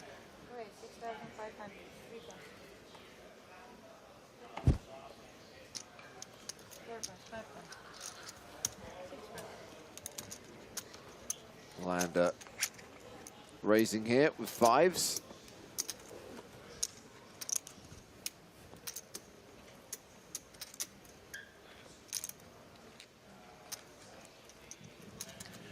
Bit of an interesting spot here with 40 big blinds from Locker. You wouldn't want to 3-bet induce with ace-king, and you certainly wouldn't want to 3-bet fold. So I'm curious what Thomas decides to do with ace-king. Is going to play it as a 3-bet. I guess you just say to yourself, if I bust here on 40 big blinds with ace-king, c'est la vie. And listen, Landa has one of the hands that might consider just shoving, probably not. But when we talk about the kind of hands that might 4-bet shove, it often can be these small mid type pairs in late position. But Landa opening pretty early. Moonlocker 3-betting from a very strong seat, and Landa just lets it go. So I'm going to just like enjoy these 20 minutes until I see you fold something ridiculous and be like sad, you know? A few eliminations to tell you about. Espen, your stat is gone. Has he ever won anything? Not that I have heard. Yanis Laparis has also been KO'd. And joining them on the rail is Sam Simmons. So that's going to take us down to 134 players. The bubble draws closer. We are definitely kicking off world-famous bubble coverage at the beginning of the next level. Sure. Sure. I'll tell you 20 minutes when that catches up. Just out of pure curiosity, not because I'm trying to like. No. Want to know? No, it's okay. It's okay. It's good to know.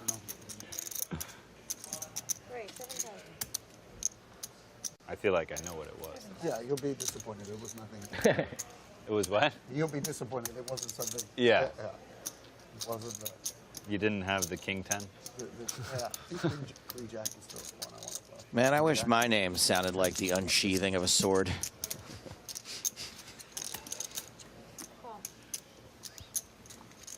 Stapleton. Nothing. No. Shing. Ooh. 133. 5 off the bubble. Oh, look at the bubbles red now. I feel we need like a submarine alarm to go with it.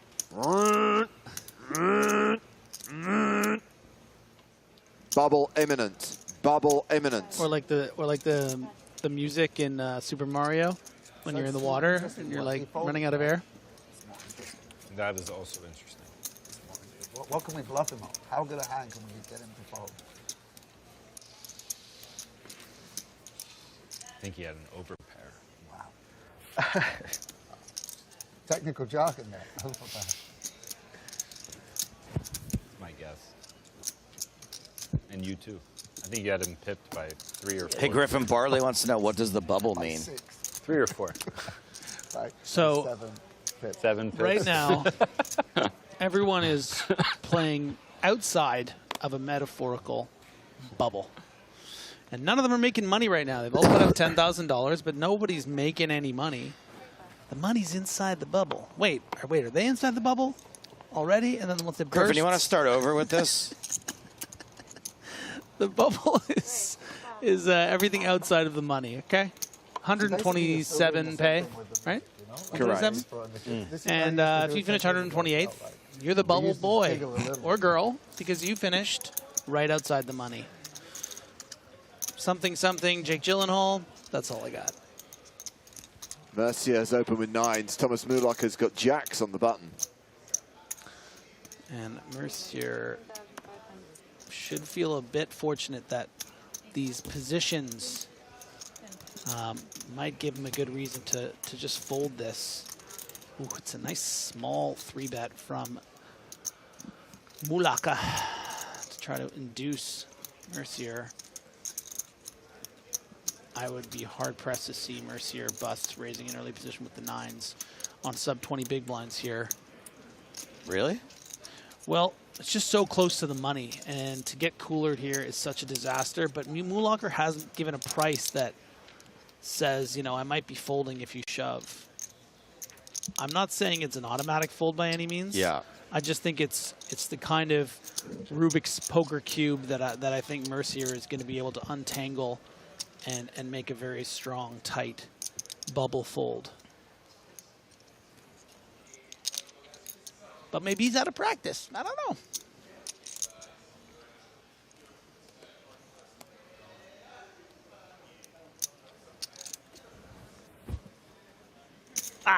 All in from Jason Mercier. Thomas Mulaka calls. It is a domination situation. Jason Mercier at risk with the worst hand. He might also be too rich to care about the min cash. There's a strong possibility. The Merce dog. Potentially heading for the pound. Or that farm that your parents sent your dog to live on when you were a kid. Mine really did go to a farm. I don't know about you guys, but... No, I'm sure yours did, yeah. You know, the 9 could always come. Not on the flop. Yeah. If the 9 comes, the farm is real. That's a deal.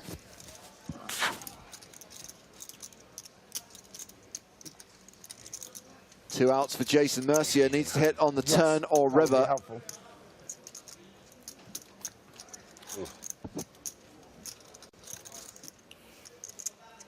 Needs a 9.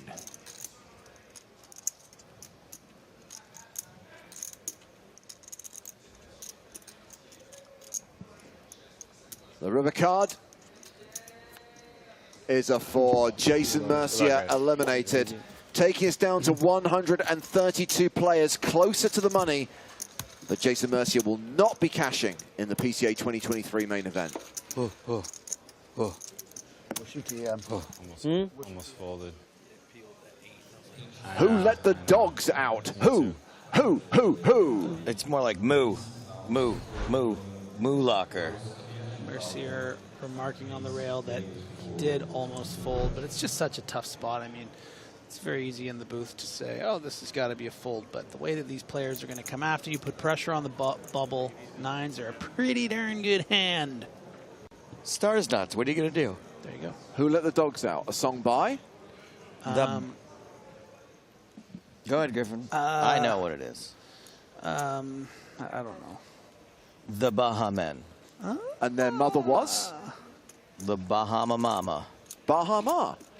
That's who this resort's named after. Wow. Wait, are you saying Bahama or Bahama? Cultural icon. She is a national treasure. She gave birth to the Baha Men. Bahama has been honored with this luxurious resort. Wow. Hashtag fake fact. Sam Grafton raising with King 9. Lander ace queen suited in the big blind. Defends. And it's nice to see Grafton with some playing chips there. You know, he's going to have a pretty good indication of how to play this bubble. Should almost surely see a c-bet here, especially with that backdoor nut flush draw with the King 9, but is significantly behind, 95 to 4%.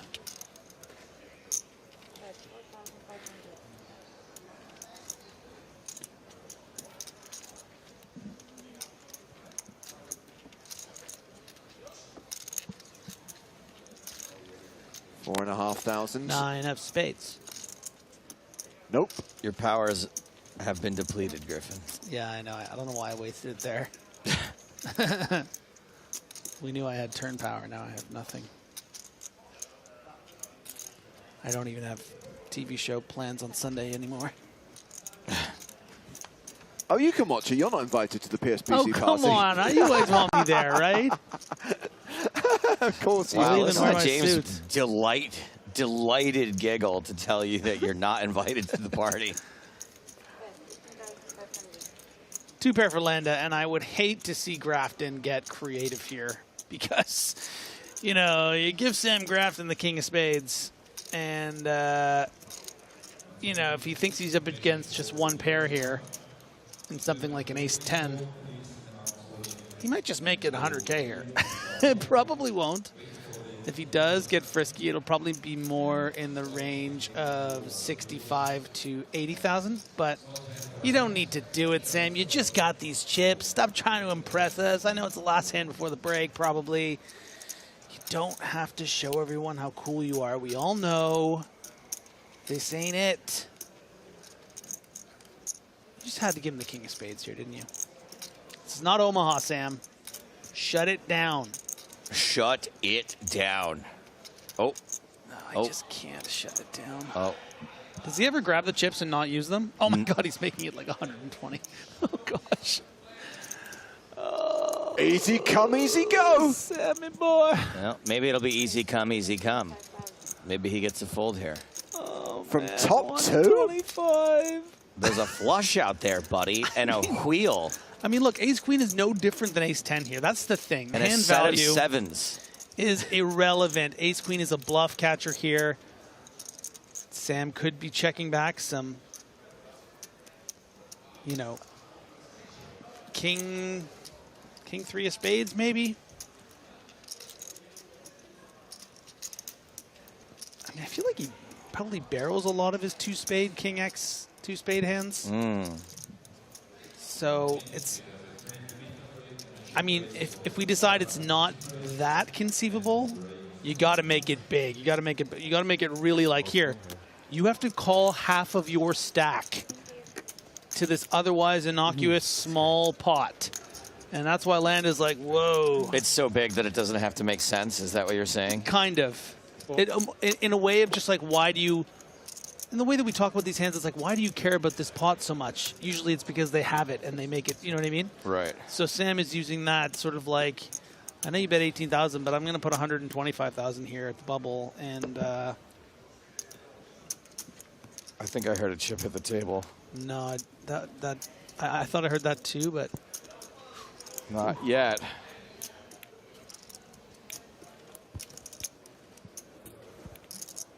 Those red chips mean danger, danger. I mean, does Sam just check back the 10, 9 of spades and then raise this much on the river? That is the Grafton. We've hit the break, by the way. This Okay, will well, be let's the shut it last down hand of the then. level. We can go, right? I can go. I'm on break. Peace out. We got a poll going. Call 73% on Twitch. But Land just wishes the raise was to 70,000.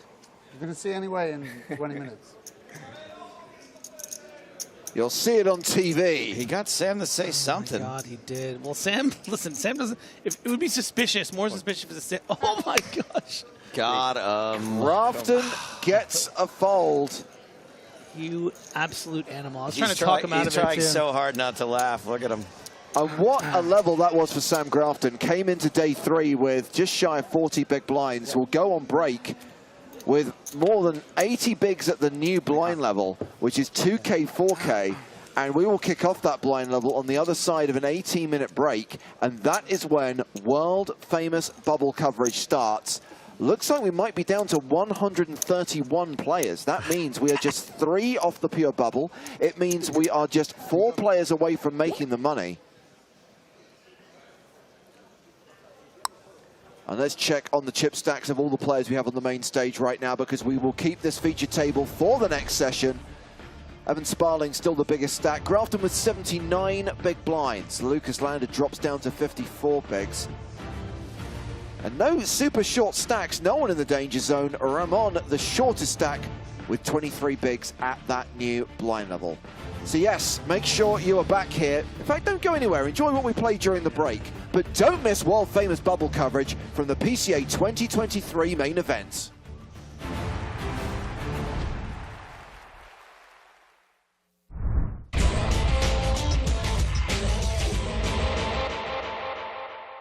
So this is our first feature table with blinds at 8-16 with a 1500 ante. And you can already see, Joe, we've got Vicky Corrin in the final 32 in our first feature table. I did not realize what a joy it was going to be to see Vicky in this old footage until it actually happened. Looking forward to today.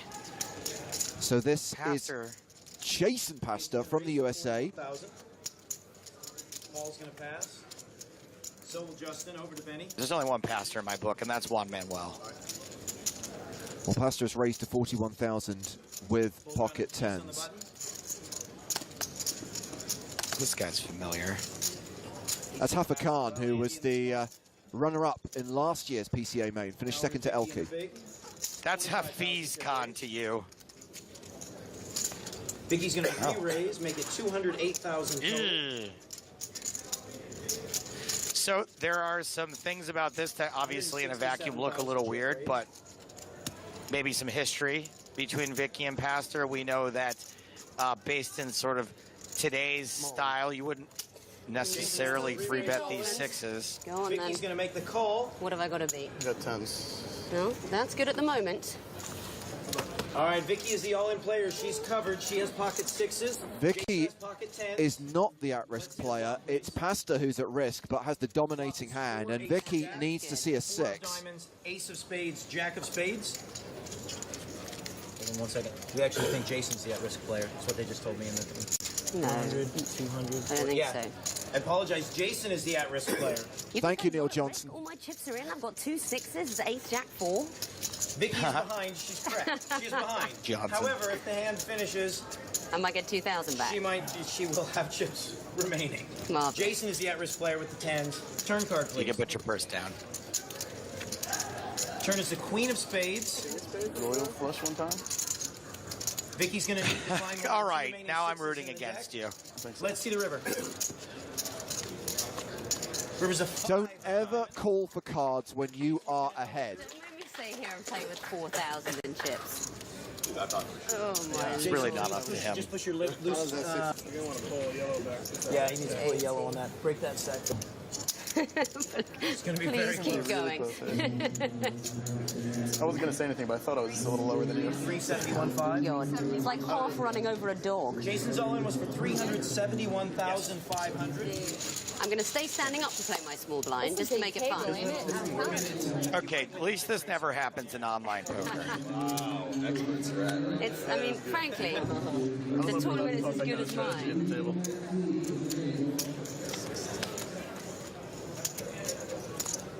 Did leave Vicky with more than 2,000. She has 24,000 remaining. 24,000. That's no, that's bad. That's really bad. There's 36,000 in the pot just with blinds and antes.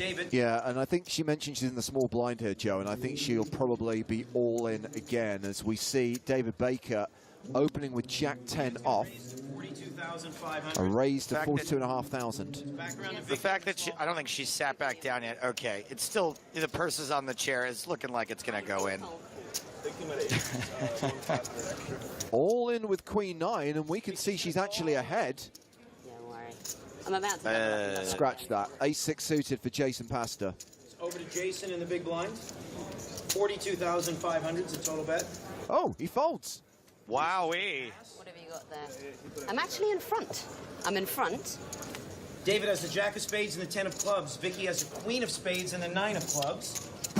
Let's see the flop, please. We've all been here before. Flop comes 10, 3, 8. Oh, Vicky out-flopped as Baker pairs his 10. I'm a generous person. David has taken the lead with a pair of 10s. Vicky's picked up a gut shot straight draw to a jack. Let's see the turn card, please. Turn card's the king of hearts. Vicky's looking for a jack or a queen. Let's see the river card. Jack or a queen needed. It's the jack. Vicky's made a straight on the river. Don't call it a comeback. What am I going to do with the 3 million? That's the question. What am I going to spend it on when I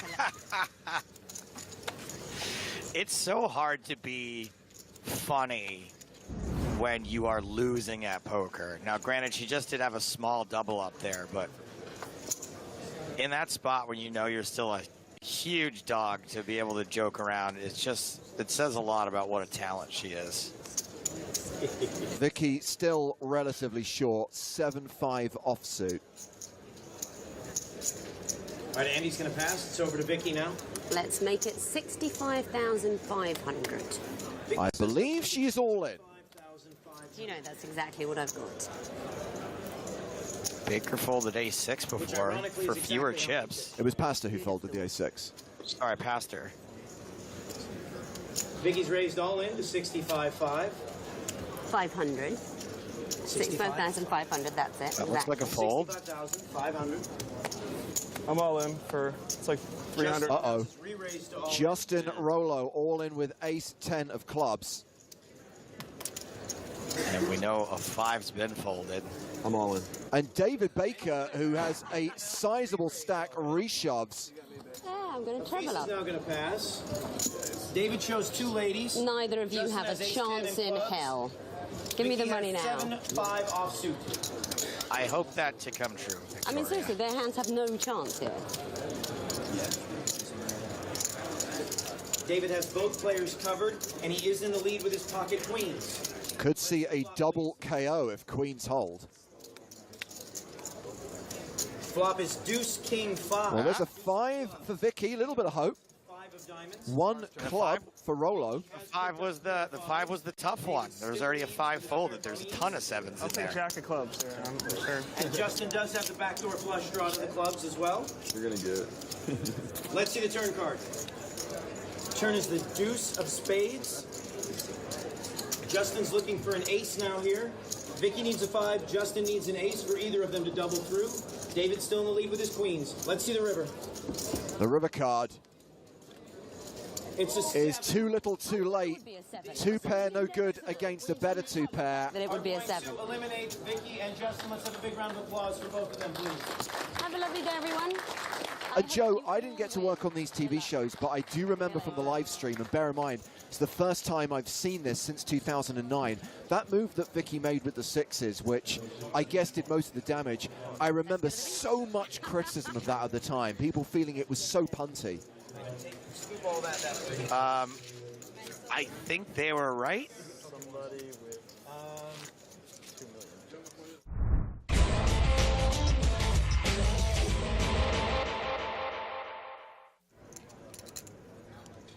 Faraz Jaka finds jacks on the button and raises to 550,000. Pocket 4s for John DeBella. All in. And he shoves. That's kind of a big shove, but there's not much you can do against a wide button opener with a small pocket pair. 6s. Don't think Schwan can call. She will fold. Faraz snap calls. And things ain't looking great for John DeBella. John is a 4-to-1 dog. 4 on the flop. What a bizarrely unironic thing to happen to a guy named Jacka. Now it's Faraz who needs to hit. John DeBella set for a big double up. If it isn't a jack on the river, DeBella will be playing more than 10 million chips. It's a queen, so a bad beat for Faraz. DeBella getting super lucky there. Well, that's poker. John DeBella's friend Mark Shoycat loves it. DeBella himself looks a little bit embarrassed. He's now playing a 41 big blind stack. Faraz Jaka, the shorty, playing 15 bigs. Actions on Xuan Lu. 6-8 off. She folds. Carl Julius mucks. King Queen in the small blind. Alan. Faraz moves all in. Call. And runs into aces. DeBella makes the call. And Faraz Jaka, who's been such a dominant force in this tournament, is now on the verge of elimination. He has gotten his money in oh so bad. He's actually a bigger dog now than DeBella was on the last hand. The reigning champion has come to watch the horror show. Faraz looks like he's about to have his verdict read by a jury. The flop does give Faraz a little bit of hope. He is drawing to a gut shot now. Oh no, you didn't.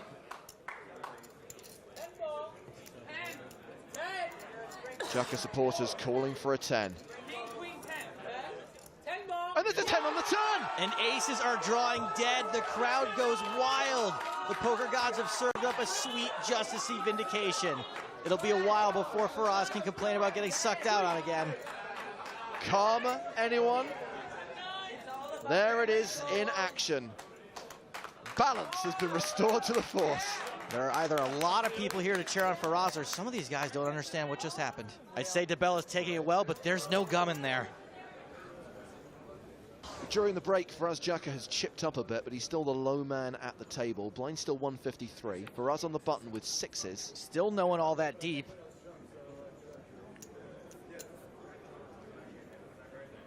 Looks like we'll see a raise from Faraz.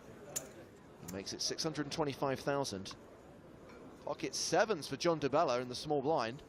Faraz in a dominated position again. 1.8. A 3-bet to 1.8 million. And aces for Julius, and he just calls. Flatting here is going to look super strong to an experienced player like Faraz, but maybe not to a guy like DeBella. This move will be profitable in the long run against less experienced players, hence why Jaka just folded like the wind. And John DeBella flops another set. Well, it looks like this move isn't going to be very profitable in the short run either. I take it back. John DeBella may be the best poker player I've ever seen. Check. He checks. DeBella's playing it all right so far. Julius picks up some great chips. They're worth 100,000 each. He bets 1.1 million. This is a spot where you want to check raise all day, every day. You can't afford to slow play with this board texture. John DeBella did not get the memo. He calls. His hand is very susceptible. Not anymore. Full house. This guy runs real good. He checks a second time. Kyle thinks this was a safe card for him. Pretty unlikely. DeBella's got an 8. Yep. Once again, the bet is 1.1 million. DeBella trying to put off some reverse tells like he's got a real decision here.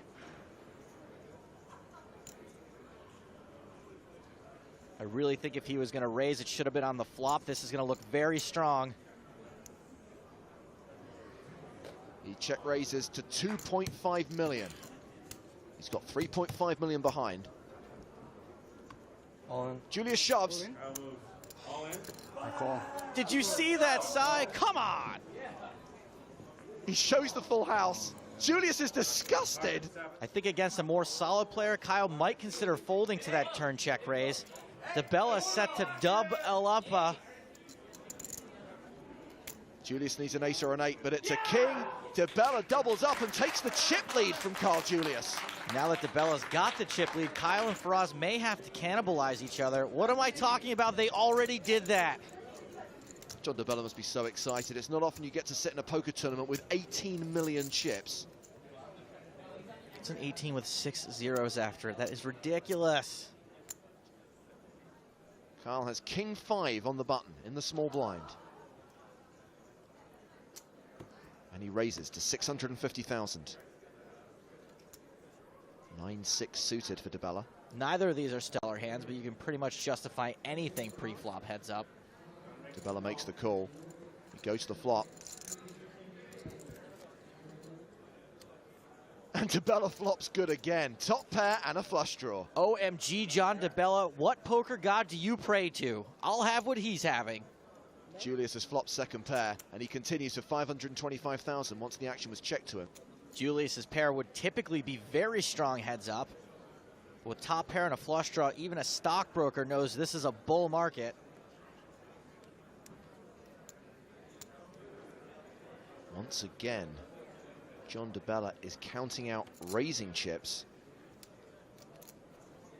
He check raises to 1.425 million. And I'm not sure Kyle can get away from this. It's a fairly wet board, and if DeBella were purely bluffing or semi-bluffing, Kyle would be ahead. Julius makes the call. There's now more than 4 million in the middle. With 2 more cards and 2 more betting streets to come, potentially. Run better, John DeBella. What? Trip 9s, unbelievable.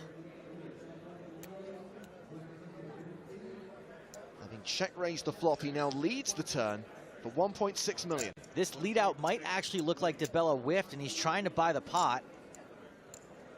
Call. Julius makes the call. Oh, Kyle. Sometimes the old guy has it. Julius has less than a pot-sized bet behind. And DeBella fills up on the river. He is a wizard of the highest order. All in. And he shoves. With the way Kyle's been stationing him, DeBella might be thinking Kyle's stronger than he really is. For him to get paid on this, it'd have to be one heck of a cold deck. It all just comes down to how often Kyle thinks John is shoving this river on a pure bluff, because he certainly can't beat anything he'd bet for value. I say, not very often. You know how they say, don't be a hero? This will be one of those times. Julius wisely folds. But DeBella wins a huge pot and is now in command. He has roughly a 3-1 chip lead over Julius. Someone call the club and get the champagne going. New Yorkers always come across so humble and reserved. Blinds up to 200 and 400,000 with a 50k ante. Carl Julius with 9-6 off. Really powerful hand, apparently. Heads up, you're supposed to be raising most of your buttons. Carl may also be a little bit frustrated that John DeBella's been getting the better of him so far. So he raises to 825,000. DeBella with 6-5 suited. DeBella dominated yet again. He calls and flops a flush draw. Flops huge again. Checks to the razor. Julius with no hand, no draw. He does have the best hand for now. The mighty 9 high. He bet 725,000. Kyle has to c-bet tons of hands. I like a raise in this spot to get him to fold his junk so you're not just calling and facing more barrels with 6 high if you miss. DeBella flats. Calling's not bad necessarily. The 8 of diamonds on the turn. This is why I prefer a raise in that spot. If DeBella faces another massive barrel, he's only got 6 high. Both players check, and it's a club on the river. Gets there again. Now, John's passivity in this hand may have convinced Kyle he can't have a flush draw, so I don't really see how DeBella can get any value out of this. DeBella going for chips. He leads the river, makes it $1 million. Kyle's only got 9 high. Should be an easy fold. All in. He shoves! Oh, boy. I call. DeBella calls, and that's it! He shows the flush, and he will take the PCA title. Incredible! It ends with a huge move from Carl Julius.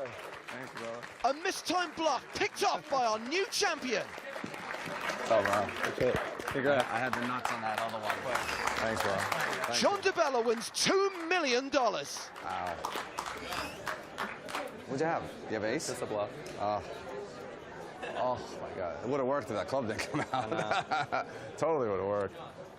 That's what I was repping. I was trying to rep what you had, you know. Oh, so sick.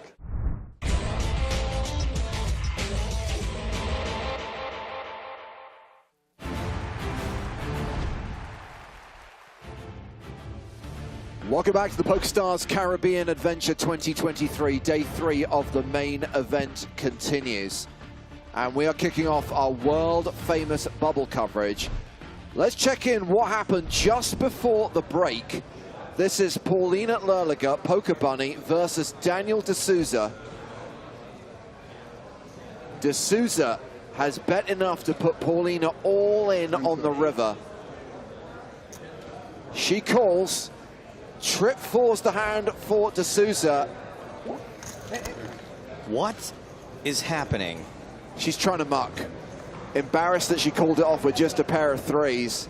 But in an all-in situation, both hands are shown. She's out. We're down to 130 players. Let's hear from Tournament Director Toby Stone. Okay, attention main event players. We're 130 players remaining. And to ensure we have a smooth and controlled bubble, we're going to continue hand for hand. So from now on, all players and dealers, we're going to continue hand for hand. Going to explain a few of the rules during the hand-for-hand process.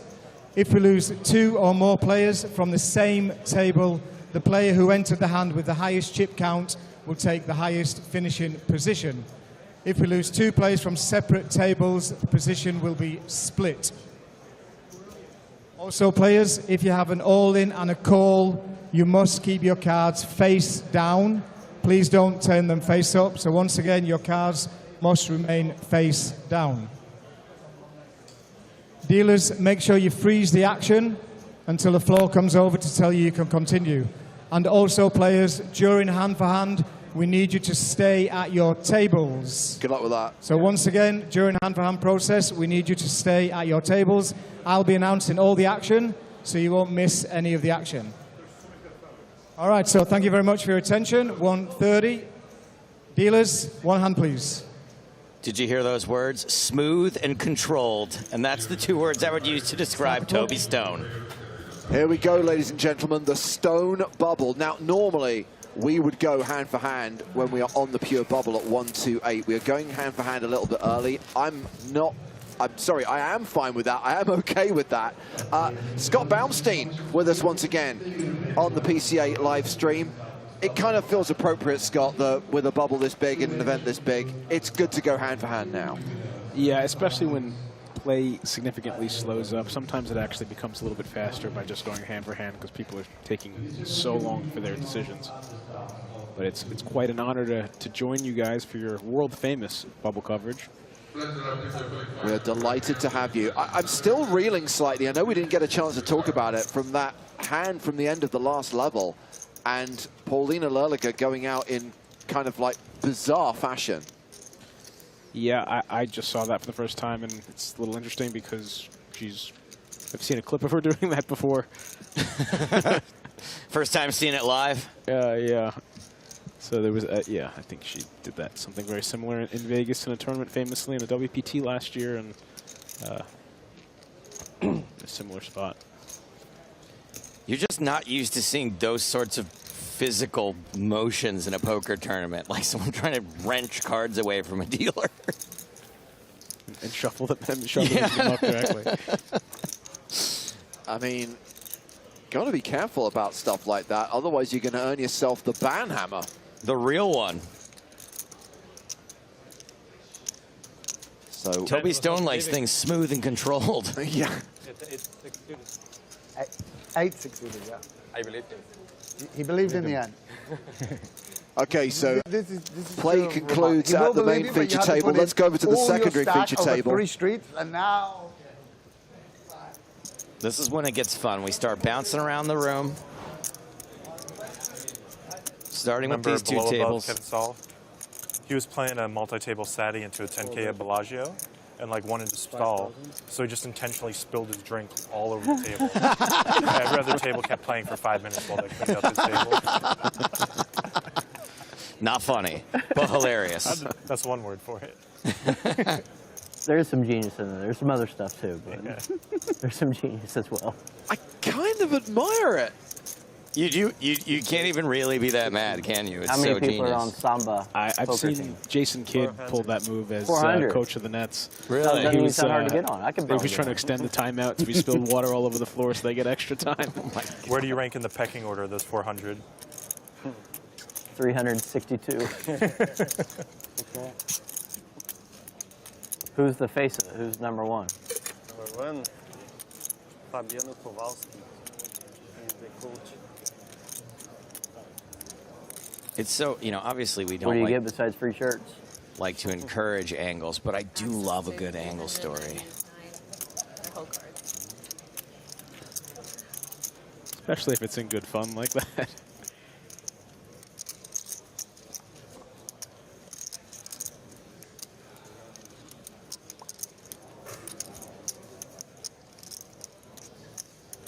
Big stable. Huh? It's a big stable. Sounds like a nightmare. Yeah. Is it a stable? Is it backing? I didn't even think about it. Is that 400 people? I didn't know it was like a club or something. I didn't think that someone was backing all of them. Even though both these guys have the same hand here, Tafar taking the lead in the hand and with more chips, Occasionally, is just going to be able to win it here. Try not to. Bad habit. Yep, gets a Just fold want to be a good. from Ryan Blank. Such a gross call to have to make on the bubble for a 30-year stack.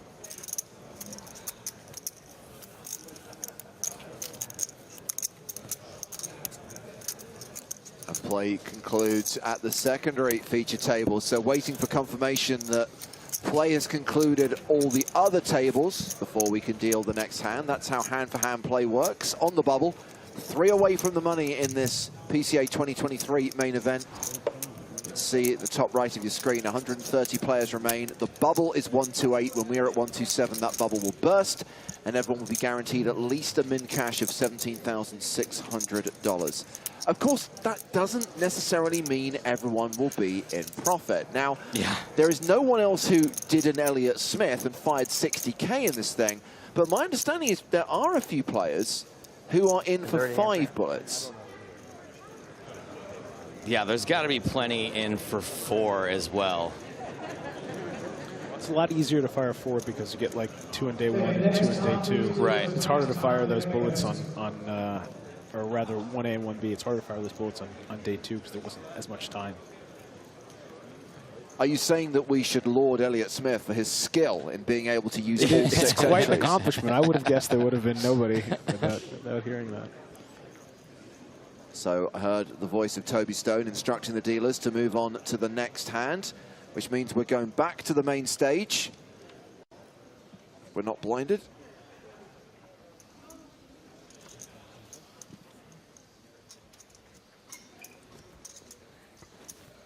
Thomas Mulocker has opened with a raise to 9,000. Folded to the blinds. Ramon giving up the small. Sam Grafton, who has chipped up over 80 bigs, has 10 deuce offsuit and folds. Mulaka takes this one. You can read all these crazy stories about football players and like I read Quite a the story lineup that, on both of these features. Yeah. Maicon, I think he's from Brazil too, right? I mean, Sam, to say that he chipped up is really not doing the story justice. Doubled up a flip with queens, huge hand with aces, and then just completely swiped a pot right before the break, bluffing his opponent off of 2 pair. Looks like players also concluded at the secondary feature table.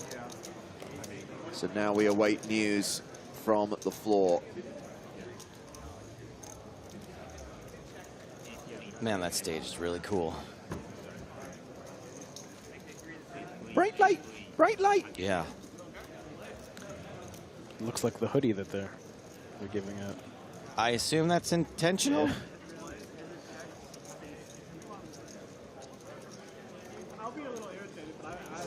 I see a red triangle of death in front of Pedro Marques. We have at least one all-in. But as you heard Toby instruct the dealers and the players, cards will remain face down until all the other hands have concluded and we can run out this all-in. Pedro was on our feature table yesterday for a while. I like how when the dealers have to wait, they don't have much else to do this, so they just like get everything nice and tight, all the piles, all the chips, the triangle. So Pedro is all in for 35,000, and I believe he has been called by Tine Aksoy.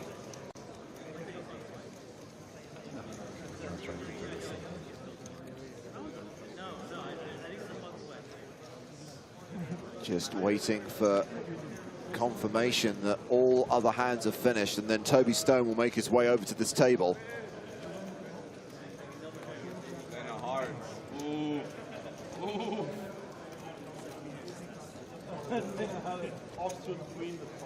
Yeah, I know. Yeah. And I talk to myself. It's unbelievable every time.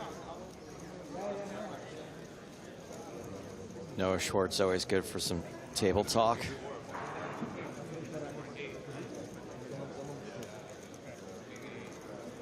Any hands still in progress? Yes. Yeah. Pot's being pushed though. Just concluded. So it looks like just the one, huh? See chips out, but those are blinds for the next hand. No, no, no, no, no, no, no, no. No, Maria, you're not supposed to be out of your seat. Here comes Toby. Looks like we're going to run this out. Pedro Marques all in against Tinoy Aksoy. Smooth and controlled.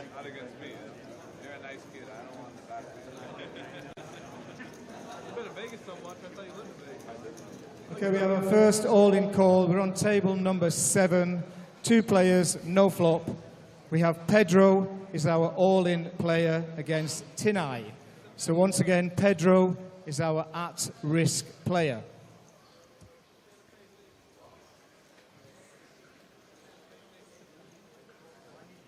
Toby, find your light. Hit your mark.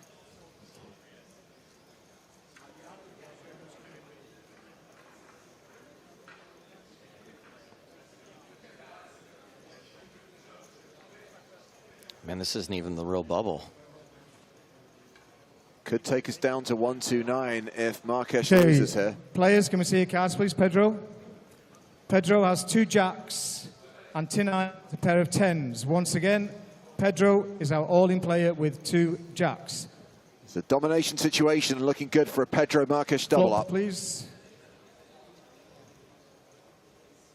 Okay, the flop is 7, 7, 10. Oh, gross. Tinai has a full house. Ten-eye. Next hand, please. Sorry, next card, please. King of spades. Flush draw irrelevant. Only a jack on the final card, river. please. Saves Pedro Marques. Okay, the final card is a 2. We have lost a player. 129 players remaining. Once again, we're going to continue hand for hand. So dealers, please deal the next hand, please. And can we start the clock? Hide the pain, Harold. Big smile. Big painful smile from Pedro Marques. And just like that, we're down to 129. When you think of the bubble, Scott, from a player's perspective, what's your kind of overwhelming reaction? For a lot of people, it's boredom, because sometimes it can take a while. Yeah, that's definitely the case. A lot of time play slows up when you get to the bubble, and then when you get to this hand for hand, it takes even longer. A lot of the times you also get the person who is at risk generally has the best hand. Right, in these all-in, so it takes even longer. What's our record, James? I feel like we've had 5, 6 short stack double ups on the bubble before. Yeah.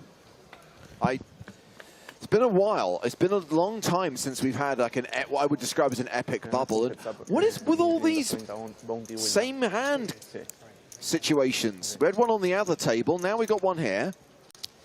You heard Jason Merce here. It's lazy dealers. Nobody wants to work anymore. Just not shuffling. Kidding. We have the best dealers in the world.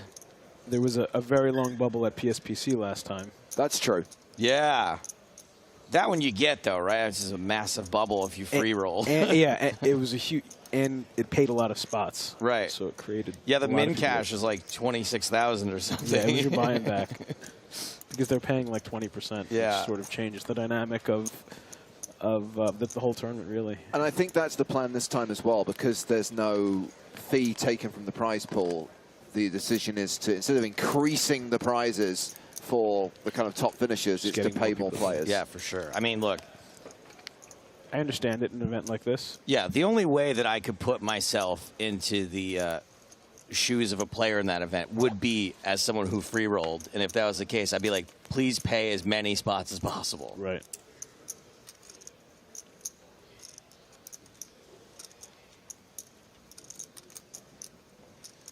Well, this has gone to the river, and if this gets checked to showdown, it does. We're going to have everyone's favorite type of pot, because it's a chop pot, and everyone loves a chop pot. Different lead-in. I was behind. Bump's team was right there, by the way. Followed it perfectly.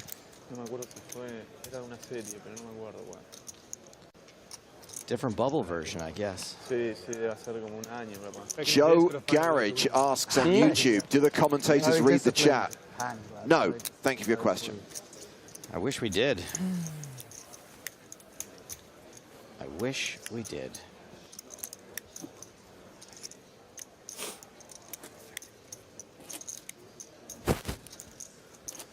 So that's play concluding on the main stage. Where you got the coffee? Just here, or? I just go outside. Let's go, Field. What do you got for me? I think play is finished at the secondary feature table, so you're right, Joe. It's all about what's happening on the outer tables right now. Just average Americano thing. I never drink Americano in Hungary, but I like it here. In the Twitch chat, someone is telling a story that they think is about me, but it's about Scott Blumstein. So I didn't win the main event. I'm assuming this happens frequently. Yeah. I usually drink espresso double. Just trying to warm myself up for Getting to know but it doesn't count. We don't have My cards on. favorite is there are two Platinum Pass winners from France who will be competing in the PSPC. One is called Gilles Simon, and the other is called Simon Gilles. Oh, boy. Gilles, Simone, Gilles. What's happening at this table? I don't see a triangle. Well, we're at the river with a decent amount of chips in the pot. Cards in front of the player in the 1, 2, 4 seat. 3, 4 seat. It's Joseph Drury, who was on our feature table yesterday. His opponent in this hand is Christoph Sick. So sick. It's Chris Sisek. Oh, Sisek, okay. He's missing American from the, I think he's from Maryland. He's missing some vowels from his name.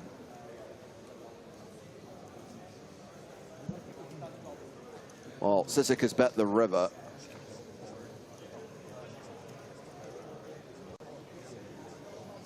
My apologies, we're on the turn. So the board is Jack 10, 6, 5 with 2 spades.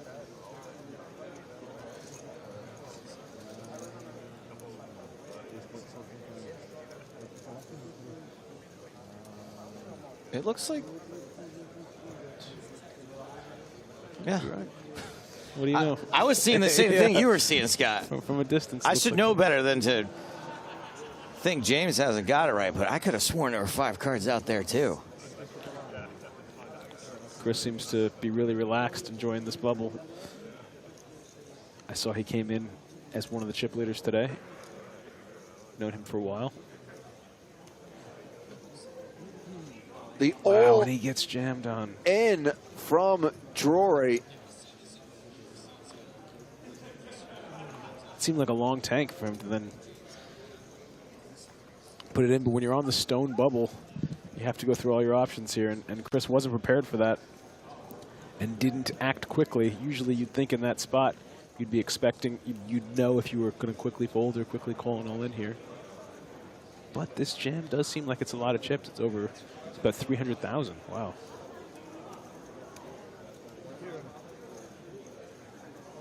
This is a big pot.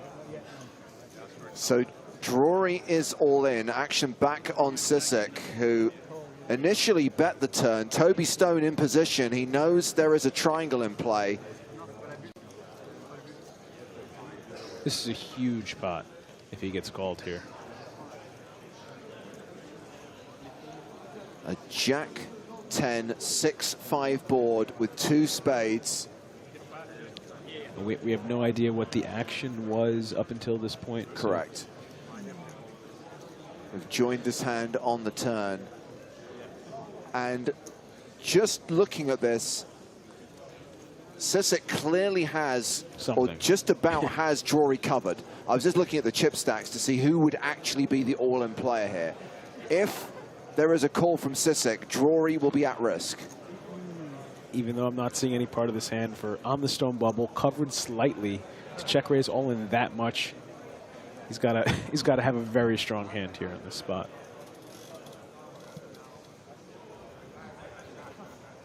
With this huge jam, it feels like he just wants to end the hand. Very unlikely to be a bluff here.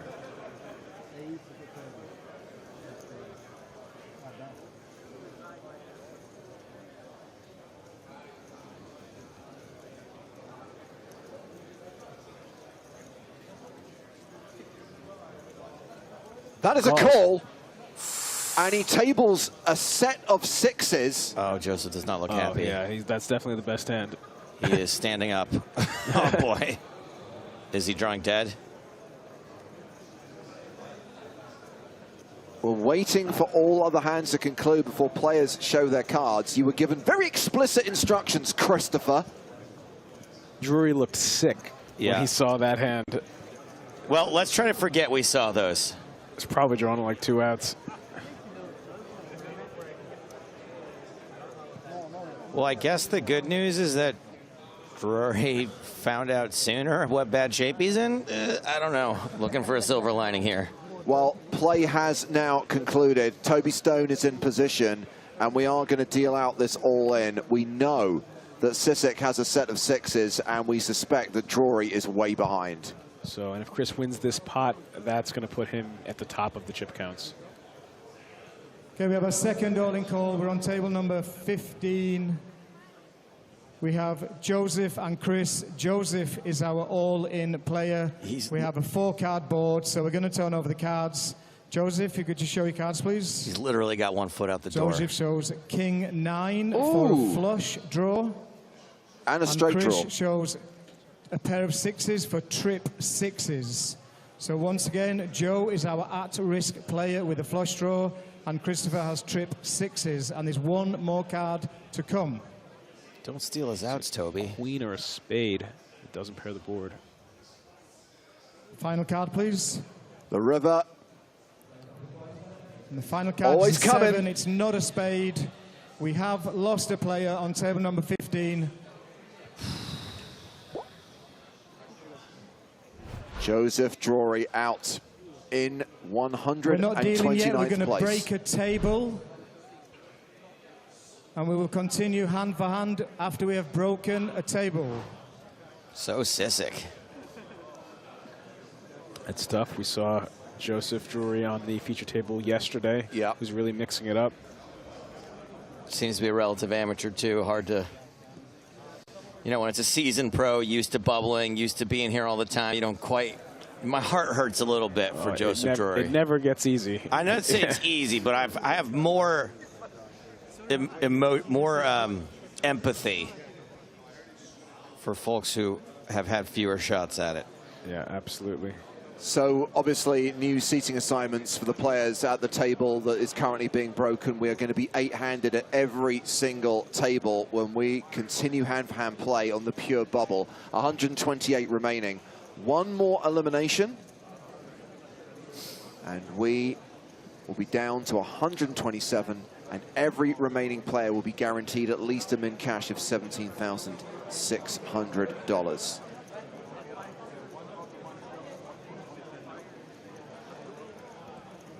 Good opportunity to talk about the fact that as we bring you 10 consecutive days of live coverage from the Bahamas, 5 days of the PCA main event and all 5 days of the PSPC, we are also bringing you the mini PCA. This series is running right now. Should have a full table of 8 players.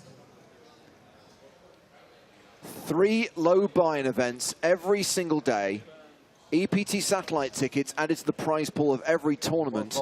And in the mini PCA main event, which will take place this coming Sunday, that's the final table day of this tournament. And poker was going pretty There'll well be at an the time. EPT Monte Carlo package Yeah, awarded so to the winner. I didn't go to Poker Go. You know, it was kind of like, looked tough, but I went to well, actually, the reason I did it, my little sister went in Brisbane. So while you guys were in Gold Coast, I went and played Brisbane APT, and there was like a little tourney, but I'd met, Aussies are so friendly. I'd met like in Aussie Millions, anyone from Brisbane, I was like, oh, I'm going to Brisbane next. And they were like, okay, like make sure.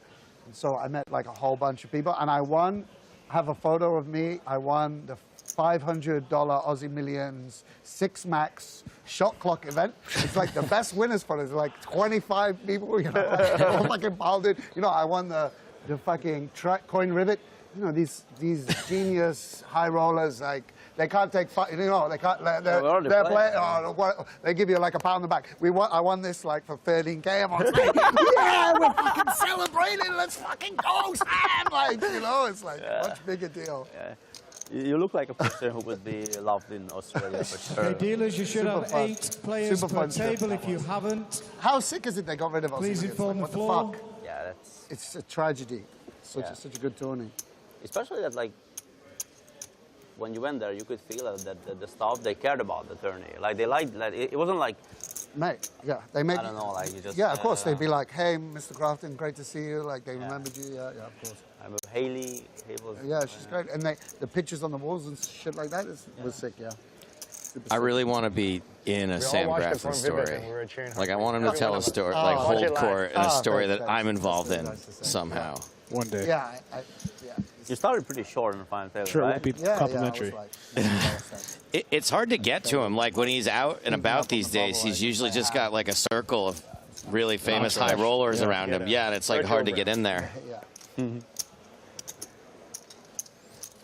I will say on multiple occasions, Sam has come out solo to see my stand-up, though, and I do appreciate that. You're going to make That's the trip pretty over cool. to any of the... I know Chewy was talking about going to Triton, but he's saying he's not now. Yeah, he was gonna, then he changed his mind. But especially since we're I all don't think he going lives to in LA. Paris. I'm gonna bring my wife there. Oh, no, it's in London both times. But Your dad's gonna watch the kids, so it's gonna be our little one-on-one trip. Haven't done it in forever. I'm looking forward. Going to go there like 4 or 5 days early. Spend a few days no poker, just wife time. So this is Dean Murphy taking a seat at the feature table. I haven't been to Paris for 10 years. Sure. Yeah, I got tickets for me and Tim Adams. We're going day early. We're going to go see Paris Saint-Germain versus Bayern Munich as well. Oh, It's going to be sick. Yeah. How early is that? Okay. Like how many days earlier is It's that? the day before. Okay. Cool. Thank you. I know that's not the recommendation you were talking about. You were talking about more cultural highlights. How are you? That's one thing. How are you I'm guys? looking forward to. Okay, players, 128 remaining. Dealers, next hand, please. Dean Murphy sounds like the kind of guy I'd be asking for an extension on my Well, I'm not the best player, but I'm definitely the best. final player. exam. Like just go to this. Well, if I came Budapest, you'd give me the fake recommendations? Yeah, just It'd be like the just the verse, local like pizza parlor. tourist trap places. Or just something like really, be like, there's this tower, it's like made of steel, I forget what it's called. Can't remember the it's two called- countries. It's like Try. like a big, you could go up in. Try the two Like, it's countries. like iron girders, but it's kind of pretty, you know? It's like the tower, but it's not like. I know, I'm trying to remember what It's country. like the Leaning Tower of Pisa, but it doesn't lean. So action underway again, and a hand in progress at the feature table. Just very quickly, Still Scott, bubble, I got a raise in there. I'm seeing a lot of chatter about words like punt, overplay. What was your take on Drury's all-in move there on the turn? It's hard to analyze the situation because we just picked up the action on the turn. Exactly, So it's yeah. sort of an incomplete hand. He did have a big draw, and the bet that Chris made wasn't huge. He probably could have just called there, given the fact that he was covered on the bubble and saw if he made a straight or a flush. But he went for it. He probably assumed that Chris was putting a ton of pressure on him because it was the bubble, and therefore would get it through a lot. But I guess he's sort of unlucky in the sense that Chris had a set, which he's not going to have there a lot, which he probably needed in that spot to call. Poor guy. But now we get back to poker, which is fun. Yes. And it's sort of going to be the opposite of this lead up to the bubble. Now that once the bubble is bursted, people are going to go sort of crazy to an extent because you've made the money. The jumps aren't significant for a while until you sort of lead up to that final table. So now the payouts are going to be flat for a long period of time, so people can gamble more now. We've got a word for it, Scott. Not a word, but a term. James, hit him. The post-bubble bust-out bonanza.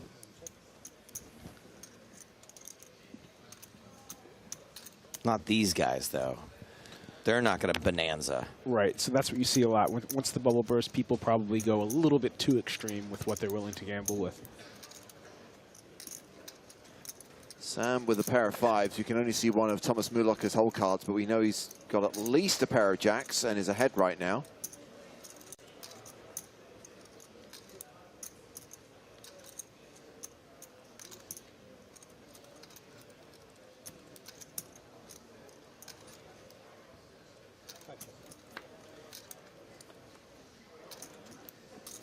And Mulocker has at least trip jacks. We are on the pure bubble right now, and that red bubble will burst when the next player is eliminated, and that will take us into the prize pool, $8.6 million. The total prize money, a min cash worth $17,600. Right, I was thinking we already got into the money. We were 2 away. So that's why we see. I thought we were in the money, too, honestly. Yeah, I thought that was it. I forgot we started 2 away. But that's why we're seeing the very liberal open from Sam here on the button with 5-3 offsuit, because he had the blinds covered. So Mulocker was going to have to fold a little bit more than normal out of the big blind. Ain't folding this.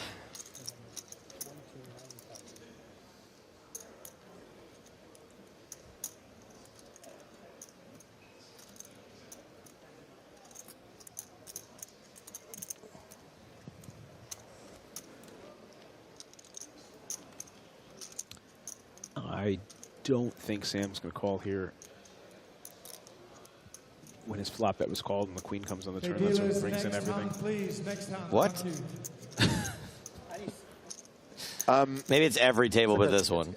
Sorry guys, just pause that hand for a second. Quick, Sam, fold. We need to get to the next hand. Come on, quick. He's like, Sam's folding. Yeah, Sam does make the correct fold here. I don't think he's beating much with the 5.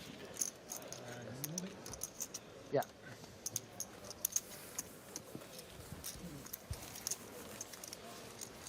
I really hope that camera doesn't add 10 pounds. I've been hitting that buffet like 3 days in a row.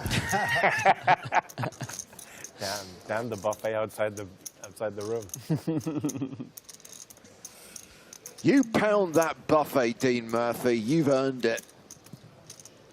Please continue, dealers. Thank you. I'm not the biggest Friends fan in the world, but one of the best lines was, well, how many cameras are on you then?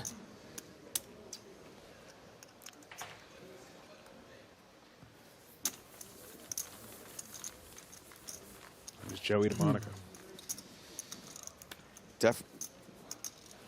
Well, I thought Rachel was the one who was. Oh no, yeah, you're right. You're absolutely right. Are you a Friendsophile? Who wasn't? growing up. I definitely was a huge fan, like maybe the first 2 or 3 seasons, and then, you know, I wasn't a fan once Monica and Chandler got together. Kind of ruined it for me. Downhill for you? Yeah. What's more of a Seinfeld guy? Oh yeah, no, Seinfeld. I still watch Seinfeld almost every day. Sure.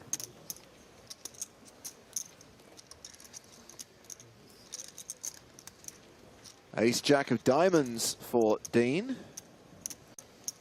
The Dean. Dino. Murph. Dean Murphy. King Jack for Sam Grafton.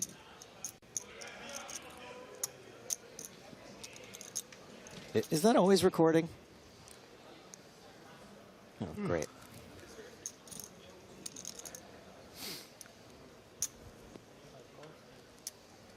Sam flatting in position. Andrus Namath, Queen Jack of clubs on the button. Any more jacks about? Yeah, I think he's going to call here. And next hand.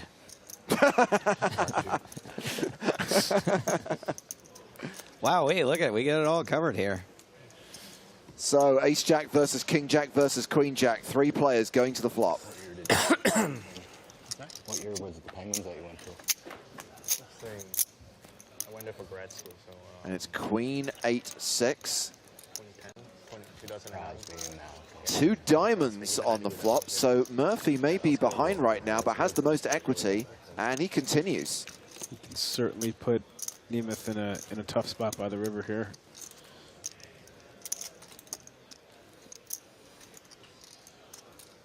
And then baseball, oh my God. Because in this format, I imagine Murphy here covering him on the bubble goes bet, bet, bet here a lot, regardless of whether he makes his flush or not. Because it's over. I'd rather leave that. Go ahead. Football is fun though. I like football. I don't mind watching football at all. Yeah. Namath calls the 16K, heads up to the turn, which is the deuce of hearts. Namath now better than a 3-1 favorite. I like betting here again. You are drawing to the nuts. We are in the bubble. We can put some pressure on our opponent. He fires. Nice shooting, son. What's your name? Murphy. My name is Murphy. But he only goes for half pot here. I think that's small enough bet where Namath can't fold top pair here just yet.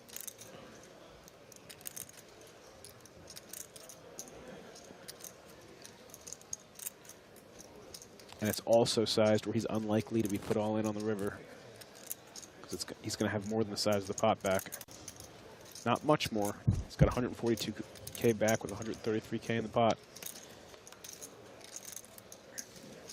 Now this is going to be the moment of truth. Is Murphy going to fire that third bullet in there? Nope. He's going to give up. Doesn't seem like the type.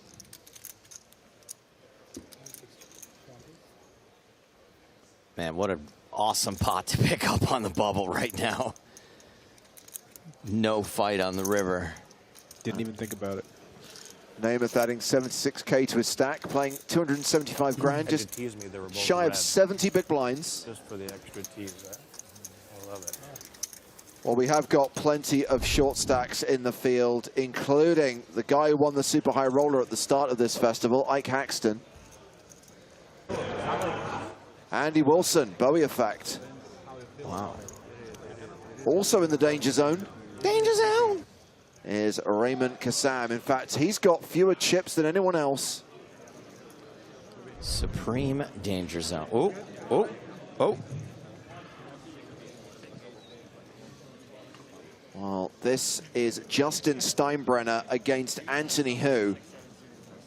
And I can see a triangle in front of Anthony. He is the at-risk player here.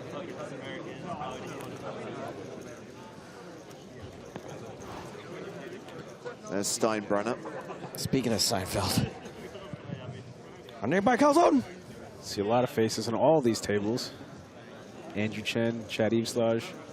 He's been winning everything lately.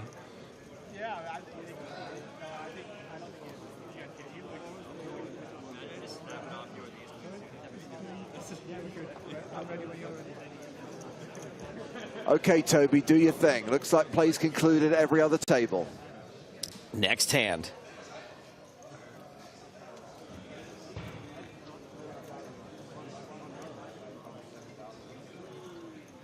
Of course, if Anthony Hu loses this hand, we will be in the money. He could be the pure bubble boy here.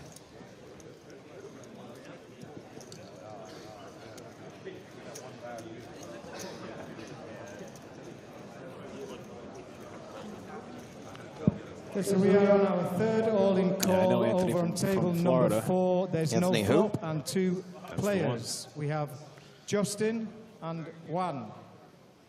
Juan is our all-in player. Apologies, we have Justin and Anthony. Anthony is our all-in player. Okay, so Justin, let's see your cards, please. Justin shows 2 kings. That's 2 a strong black hand. Kings, and Anthony shows 2 aces. That's a stronger hand. Once again, Wow, those are Anthony 2 with top 2 3 aces hands. is our all-in Classic player. stone bubble matchup. Yeah. The aces versus kings.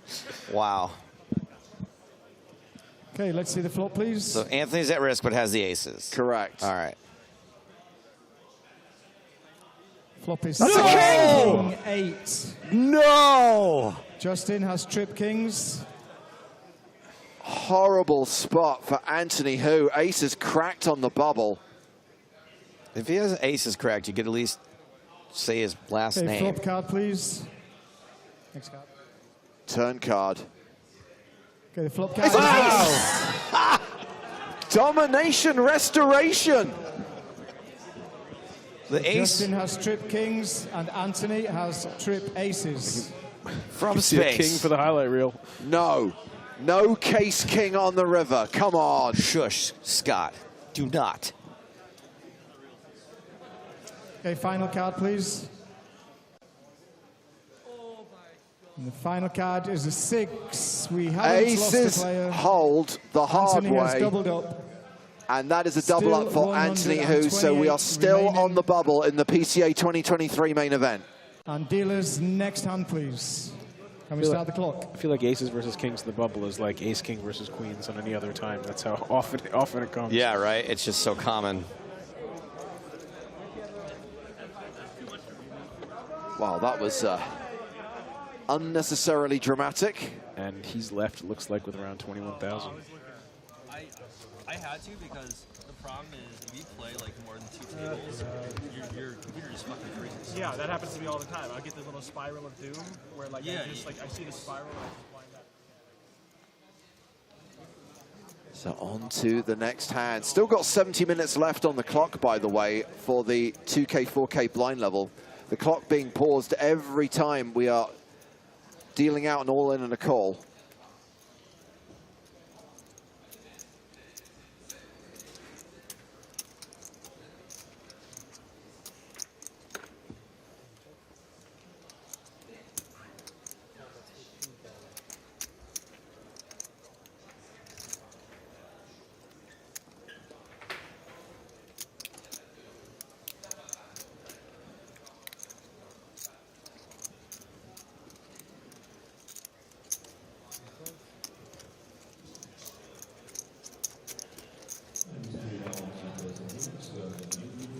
So this is Sparling versus Murphy. Murphy with second pair and the nut flush draw. Sparling with a pair of 5s and a pretty ropey flush draw.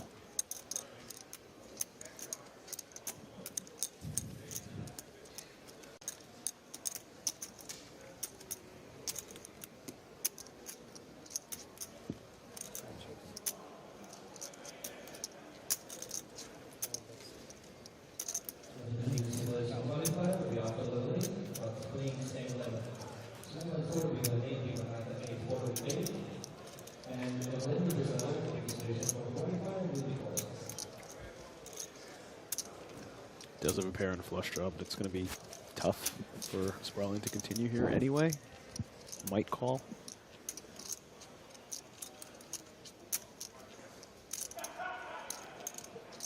Problem is if he makes his flush in the river, it might just cost him more. Right you are. Fred on YouTube asking, is Maria still in the game? I think both Marias are still in. Maria Ho and Maria Konnikova very much still in the game. Thank you. You can't keep a good Maria down. Whatever happens, thank you. So play concludes at the feature table. Over to the secondary feature table. Justin Bonomo versus Dylan Lind. Ace Queen versus King Queen. Domination rotation in Bonomo's favor. Neither player has a club. Seems ripe for a check. I don't know. Dylan is showing up to the river. It looks like pretty weak. Bonomo does have top pair and has showdown value. So Dylan might turn this hand into a bluff here. When it's checked to him. Can't imagine he's going to be showing up to rivers with much weaker hands than this. And when you show up to a river with one of your weaker hands, it's a good time to put out a bluff. Well, that's what good players do, Scott.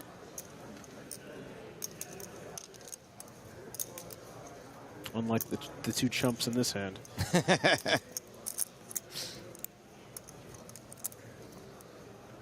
I think he's going to bet here, even without seeing the action. Right you are.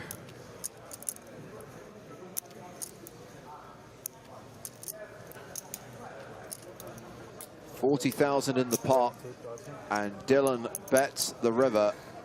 32,000.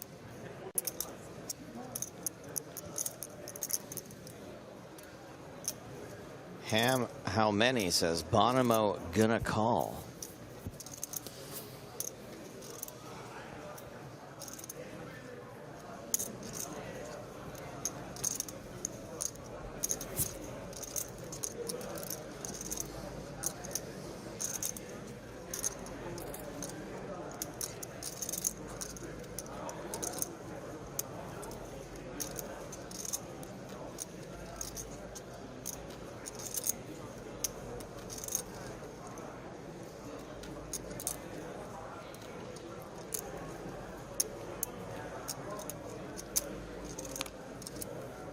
Bonomo folds the best hand. Not this time. Okay, so play has concluded at both feature tables. There are still hands in progress in the field as we continue our world-famous bubble coverage. 128 players remaining, 127 get paid. Next player out leaves with nothing, and we do have an all-in. I see a red triangle of death in front of Alessandro Siena. And he has been called by Andrew Moreno.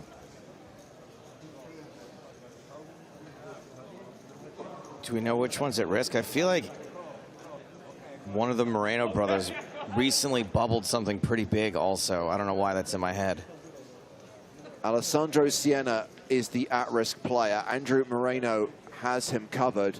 Got Nick Petrangelo, Jonathan Little at this table. Andrew Moreno's been on a huge heater the last couple of years. Yeah. A lot of other familiar faces at this table. I see John Racner, John Little. Not the player at risk, by the way, Andrew. Clearly. And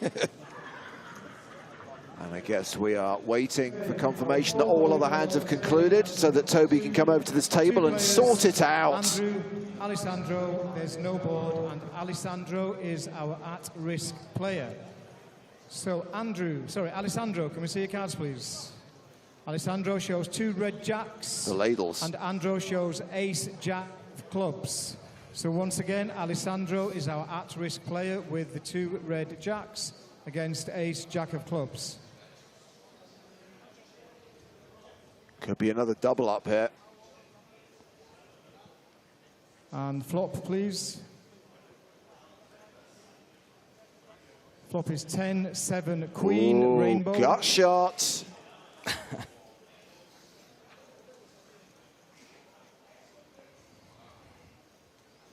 How about a club on the turn card, for an please. extra sweat?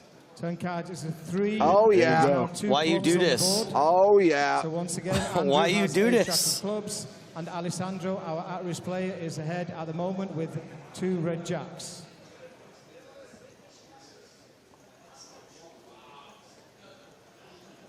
And the final card, please. Final card is a 7. Jacks hold. And that's another double up. Alessandro has doubled up. We are still 128 remaining. And dealers, I'm going to ask you to deal the next hand, please. So we keep seeing the person at risk with a dominating hand And can we start the on the clock? bubble here, and that's because the people with chips will continually put pressure on their opponents on the bubble, and the people with shorter stacks are going to need very strong hands in order to get it in. So when we see these all-ins, those short stacks generally have some of the best hands. We were talking about some of the famous faces at that table. John Juanda's at that table Yeah, as well. I saw him in the 8th seat there. All the Johns? 3 Johns? Reisner, Little, and Jawanda? So many Marias, so many Johns. And Murphy has opened under the gun +1 with ace-7 of diamonds. Andras Namath, ace-10 in the hijack. Come on, you guys, we're going to steal Dean Murphy's car. Namath has re-raised to 30,000.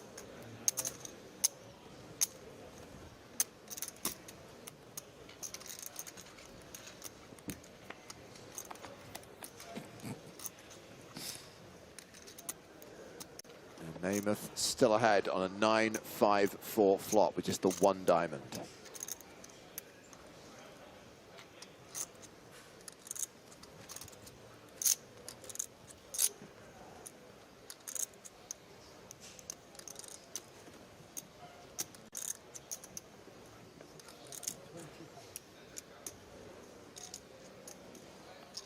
Namath continuing for 20,000. Murphy calls. Good old Murph. Would have loved to see a bet there from Murphy himself. He's going to call one. He had the backdoor straight and flush draws. Seems to default to some of the more passive lines when he doesn't perceive a ton of equity.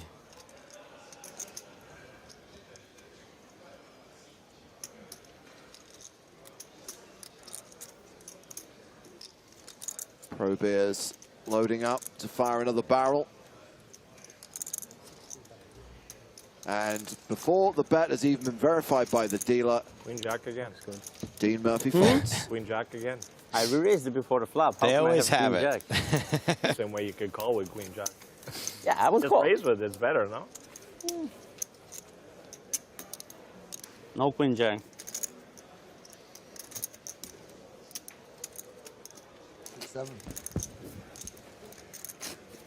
When are you going to look at me like and say like, Andras, I think you had it this time? Like, what's going to happen? I've never seen you with it. Very, very rarely. There are actually some people who never had it. Who's number 1 to never have it? Ramon, who do you think never has it? Who's the person that bluffs the most? I mean, there is one guy, and then there is the rest. Michael doesn't have it, though. Yeah, I mean, he has to be number 1. Adamo? Like, from the average population, what do you think? Yes. Who else is always bluffing? Nobody plays like Michael Adamo. Okay, this might be the last hand where there is action. We know this table. And this hand is Alexandros Colillas against Robert Hydorn. And Colillas has bet 10K. Hydorn has raised to 35K. And Colillas has folded.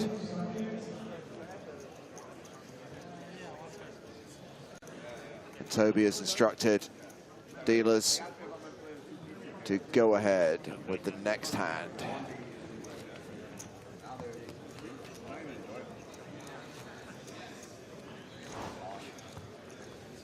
So let's go back to the main stage. Let's go back to the feature table.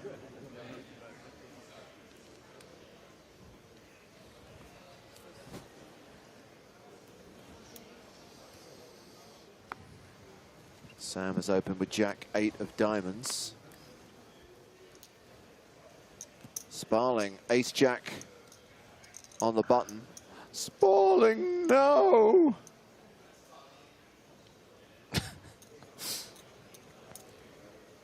Sparling, you'll get nothing and like it. Well, we have the button and our opponent covered here on the bubble. We can call or raise. 22. He elects for the latter. 3 bets to 22,000. Can you kind of ignore the fact that you're playing against one of the best players in the world when you have them covered on the bubble? No.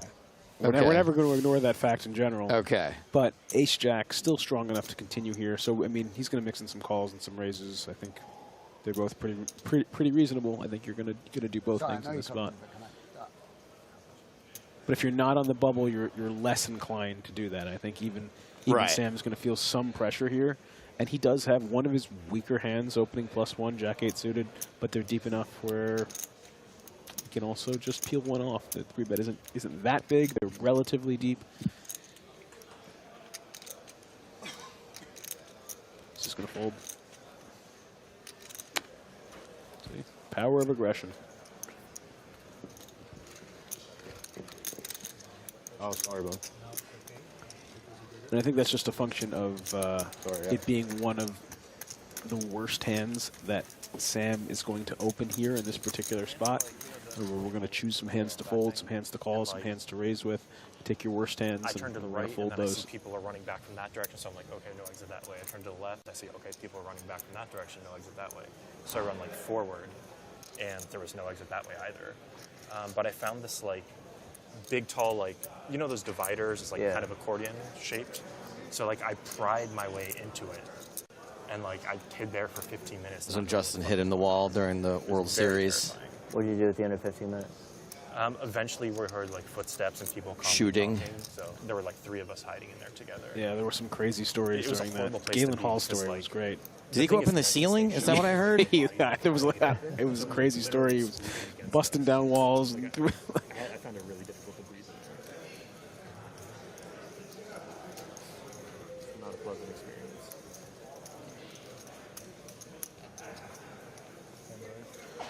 So Dylan Lindy has top set here.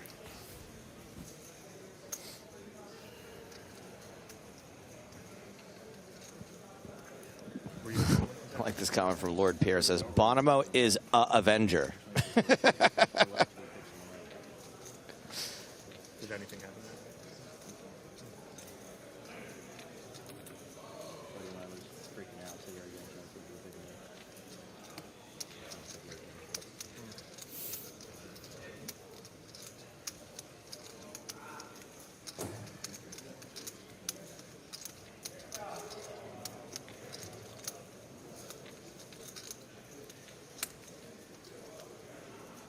Having been raised, Taylor Port folds the King-9. Dylan wins the pot.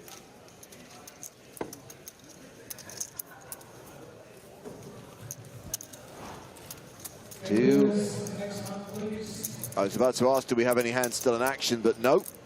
Toby confirming that we're dealing the next hand. On that hand, Tapar raised under the gun with King-9, and Dylan must have just called with Queens and hijack, and that's a function of the fact that we are in the bubble here. Still just under an hour left to play on level 15 as we continue to follow the action hand for hand on the bubble. And Andrus Namath opening with ace-8.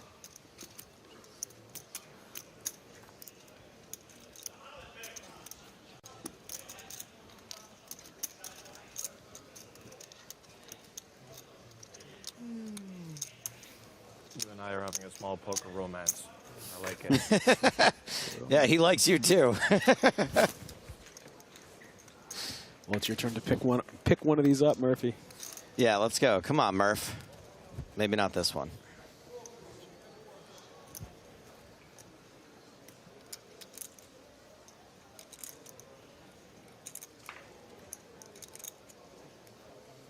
A bet and a fold. Small C bet for a small romance. Yeah. Starts with a kiss. I was curious if the situation was going to heat up a little bit. Kiss my chips goodbye. That's what it started and finished with.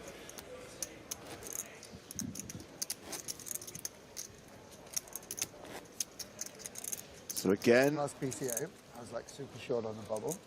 And I was like working out how many orbits I had. I had like 6 bigs or something, and I was like working out, okay, like you got like 2 orbits, and then I was like, oh yeah, the bubble will burst before like the 2 orbits or whatever. And I just somehow I just lost my head, and like I panicked, and I like panic shoved like.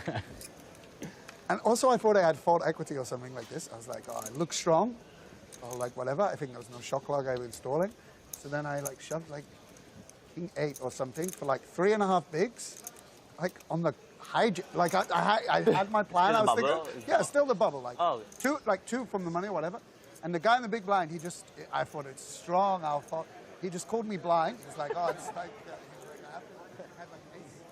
oh no, we'll never know the end of the story. We'll hear it again someday, probably. Although Sam's not like a big story repeater either. He's got that going for him, too. So 2 tables still in action.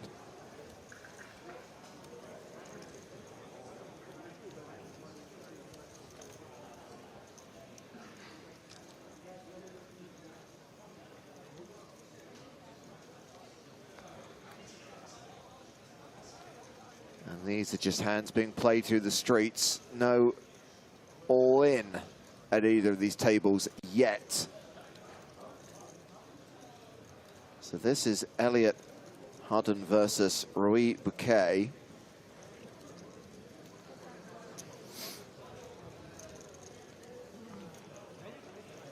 Bet Nicole takes this hand to the river.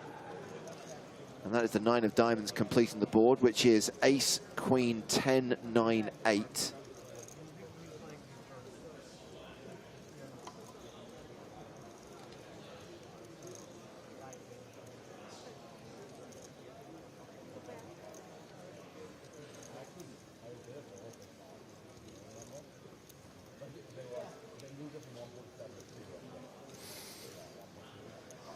It's like the longer this goes on, the more tense it is, right? Like the sort of buoyant energy from 20 minutes ago, 30 minutes ago is slowly leaking out of the room.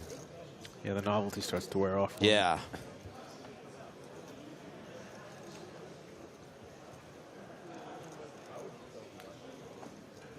Elliot does not have much left behind.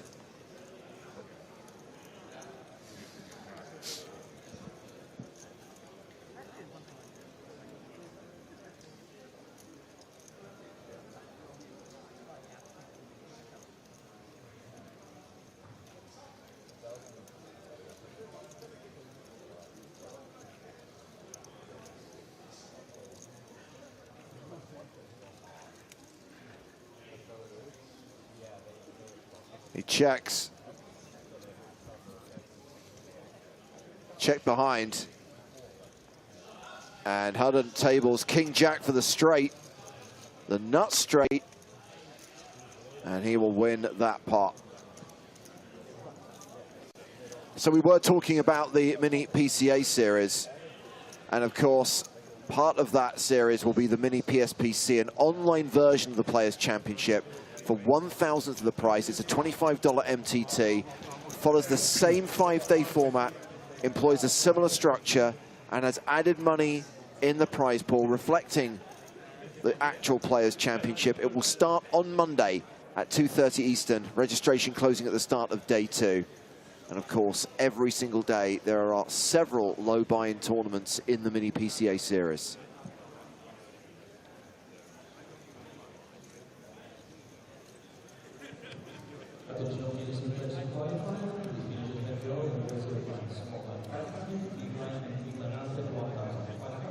Guessing we're dealing the next hand. Okay, dealers in the PCA Main Event, next hand, please.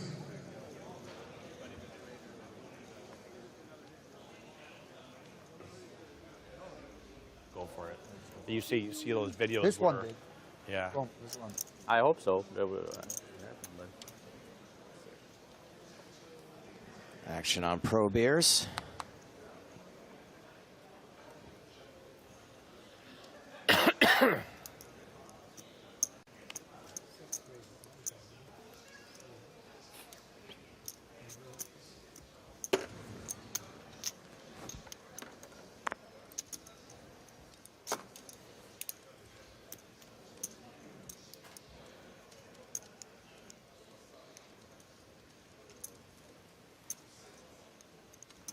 think we're just going to see a call here.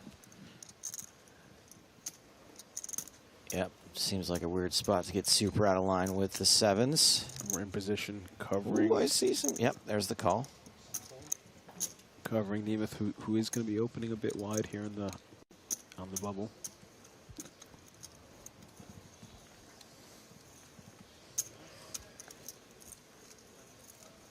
If I have 9-4 suited, I have to squeeze, right? Like as well as aces and kings. If there's 9-4 suited, it like has to be done for the street. Mix it in.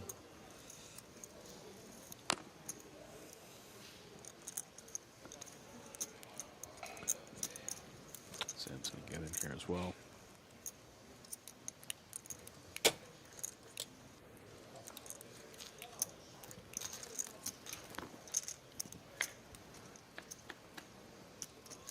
All right, 3 ways to the flop. 8, 8, 4, 2 spades.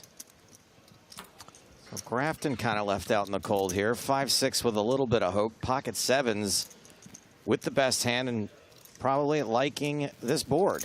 I'm surprised that Nemeth does not see bet here with the gut shot backdoor flush draw with a hand that has no showdown value.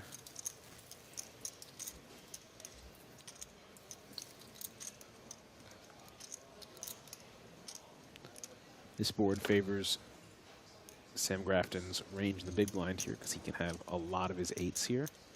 The problem, if you're sparling and you bet here, sort of looks like the type of hand that he has, these middle pocket pairs that he's going to be flatting with in this spot and position. He rarely has an 8 in his hand that isn't exactly like quad 8s or like ace 8 suited. And Nemeth knows that. Being the short stack, it's a bit much for him to have the mid stack. Keep fumbling with it. Ironically, 7-7 feels like the most in Nemeth's shoes, most likely hand he's up against because he has a 5 and a 6 in his hand. So he has some big overcard combinations and he has some pairs like 7s and 9s and some flush draws that made it there. And maybe Sparling's spady sense is tingling. King of spades on the turn.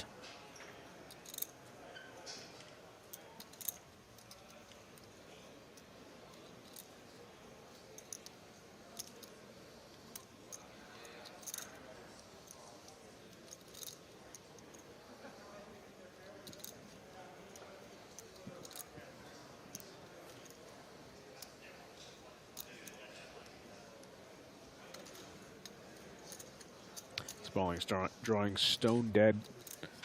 So he makes the 7. Or excuse me, Nemeth's drawing stone dead. If he hits his straight with the 7, it'll give Sparling a full house here.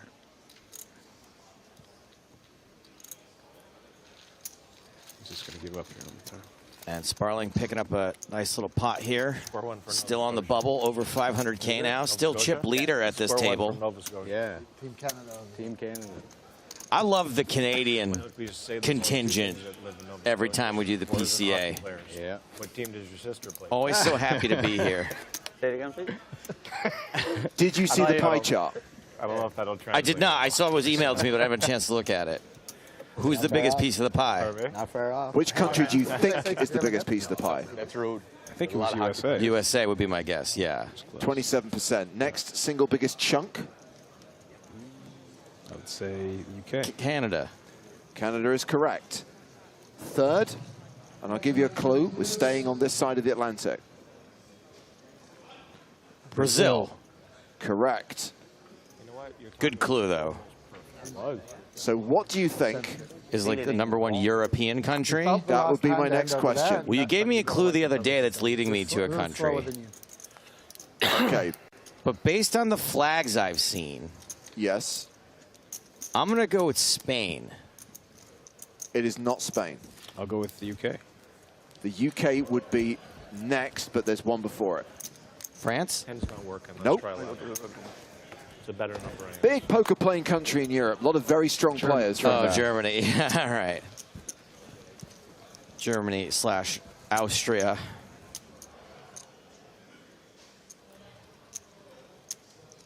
But yeah, I think if you combine the US and Canada, you're looking at near enough 40% of the field. Canada is always very well represented in poker, given the size of that country.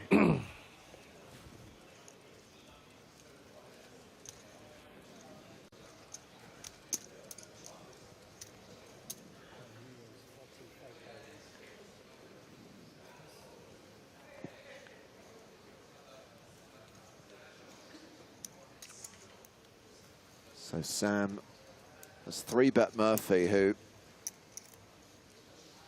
I kind of feel has been picked on is the wrong word. Let's just say he hasn't won many hands since he's arrived at the feature table. Going back to 10. I was waiting. Going back to 10. 11's not working either, and it's more expensive. How about just not playing hands?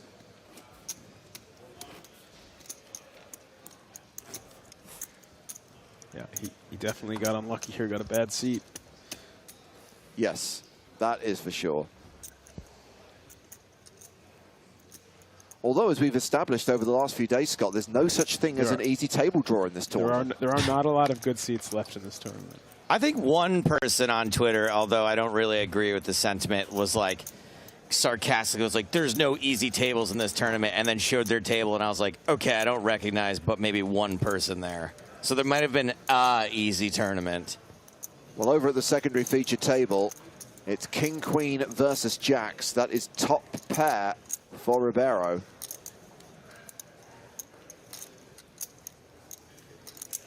Xuan Lu, just a 5% chance here. Needs a jack on the river. As Ribeiro prepares to bet the turn. Given the formation of this, then the size of the pot, I would say Xuan raised pre-flop. Ribeiro defended the big blind, and Xuan check back flop. Now she's seeing a bet on the turn. I think she's a little bit too strong here to fold to a single bet. Yeah, so she made it 7K, and Ribeiro has raised it to check 28K. And he check raises the top pair there. Definitely puts her in a tough spot here.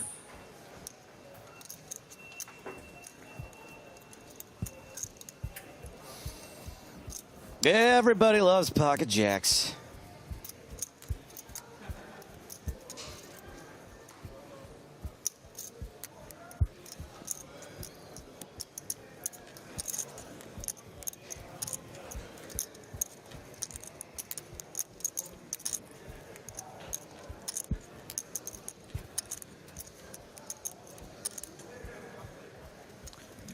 Puts Xuan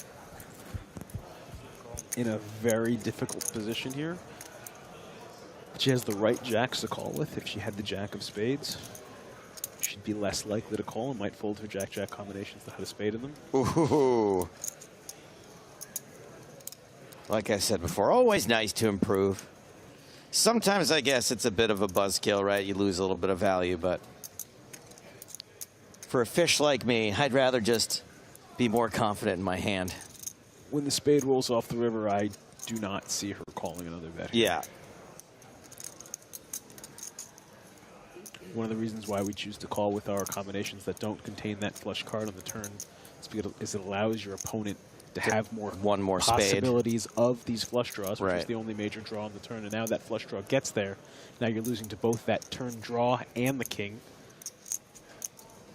So when you take this line with this hand, and you're calling with that hand on the turn for that reason, you do generally fold to the river when the spade gets there. I like her call on the turn, even though she was behind. I think it was probably theoretically correct, and now I don't see her calling this bet on the river. That is bound to come. Here it come. Have some of that. 20,000. That's... I did not expect that. I was not expecting to see a 1/4 pot bet on the river. Enticing. When he backs into his... yes, of course. When flush. Scott says Schwann's not going to be calling a river bet, he wasn't counting on the... I was expecting at least a half pot or greater bet. Right. Now this is actually a perfect bet against her hand. She might actually call this because the bet is so small. She doesn't have to be right. She only has to be right like 20% of the time here, but is she? Yeah, that's feel a like good. It does not feel like like she's going to be right 20% of the time here. No. It's one of those things that's kind of leveling, right? Because it's just so obvious. Right. She's calling 20 to win 100, and it's very unlikely to taking this sizing with as a bluff. You'd think he's going to go bigger with his bluffs. Seems very value-y. I wouldn't think he's as strong as a flush. It seems like he has a king. Maybe some trip deuces that he has out of the blind. You know what Dom Toretto says? I live my life a quarter pot bet at a time. Wow. Whoa, boy. Wow, Schwann went for it. I wish I had not stepped on that with my dumb joke. Wow, this is an incredible bluff here. She read his value bet as probably like a king, and she's putting the pressure on him. She doesn't think he's as strong as he has. He has a second nut flush, and he's blocking the king. That's really important here. He's blocking the full houses that she might have. She was the opener. He's blocking her having king-king or like king-deuce suited, and he has a great combination to make this call with. But wow, he makes the call. Don't turn your hand over. Calls all in. Now, obviously, we know that Ribeiro is about to double up through Xuan Liu and will have more than $250,000 chips. But we need to wait for play to conclude at every other table before the cards can be revealed and Xuan Liu can be delivered the bad news. That was a fantastic bet on the river by Ribeiro. He bet a quarter pot, so he gets called sometimes by hands that she has, and he also sometimes induces her to bluff, which she did. And he has a great hand to call her. He has a second nut flush and great removal.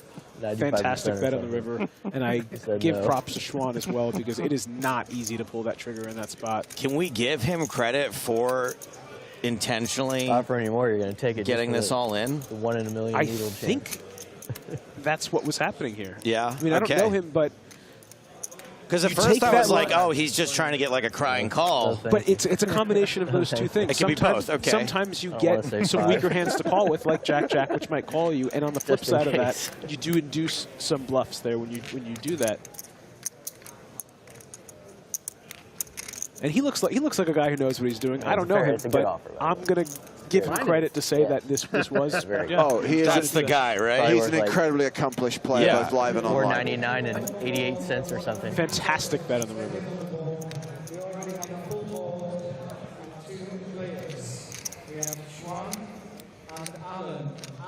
Alan.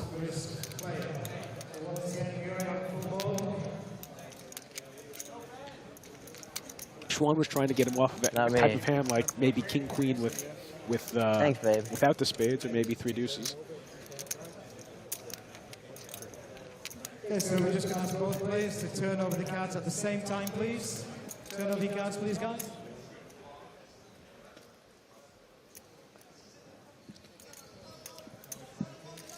Alan shows a pair of kings. Flush. Excuse me, Alan shows a flush. Schwann always shows a lot of heart out there. She really does go for it. Pocket jacks. Not easy to pull that trigger. I think she finished in, I want to say, so third place. So still in the PCA Main Event. 128 players remaining. So dealers, next hand, please. On we go. I mean, we said that there would be world-famous bubble coverage this level. I didn't realize that all of level 15 was going to be about the bubble. Is there any chance we make it to the end of level 15 and we're still hand for hand with 128 players? No.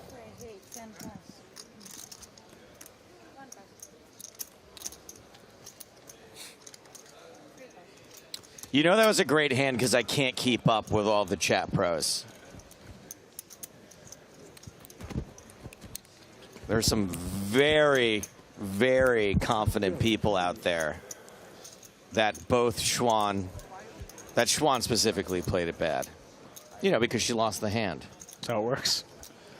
She's a hero if, you know, he just has King Jack offsuit and folds. Right.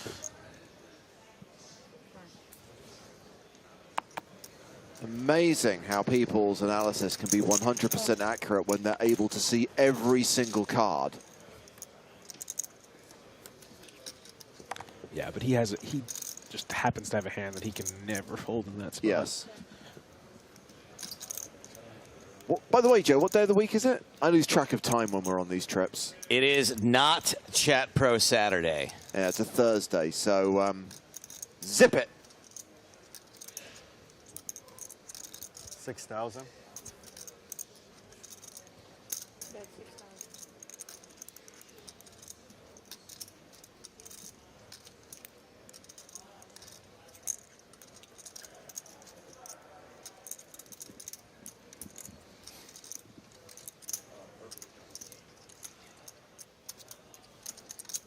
Shing with the best hand, Mulaka with the gut shot.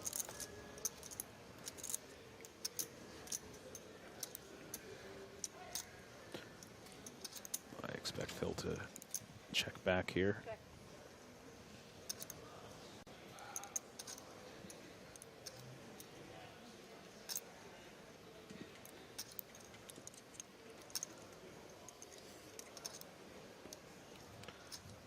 It's kind of a middling stack here on the bubble. Yes, top pair is going to want to try and get that to showdown, not face of check raise in this spot. And now Thomas gets to the river with his worst hand. And we'll see if he decides to turn this into a bluff. He's going to know if he wants to represent the jack, he's going to have to bet very big.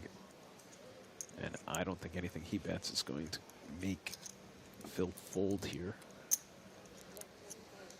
Certainly not for 11,000.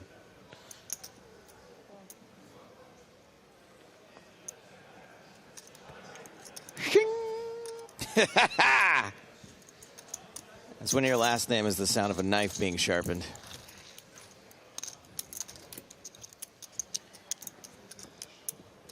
So play concludes on the main stage. Let's go back to the secondary feature table. Looks like Alan is back in action again. Alan Ribeiro. He's got 8 high. Dylan's got a pair of 10s.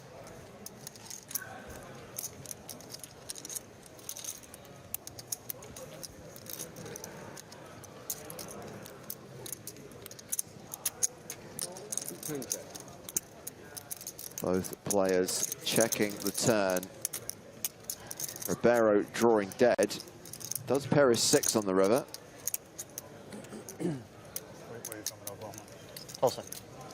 Yeah. I've been to Oklahoma City once, driving through. Oh, yeah? Interesting place. Yeah. We drove. I moved from LA back to Maryland. We stopped there for a night. Mickey Mantle.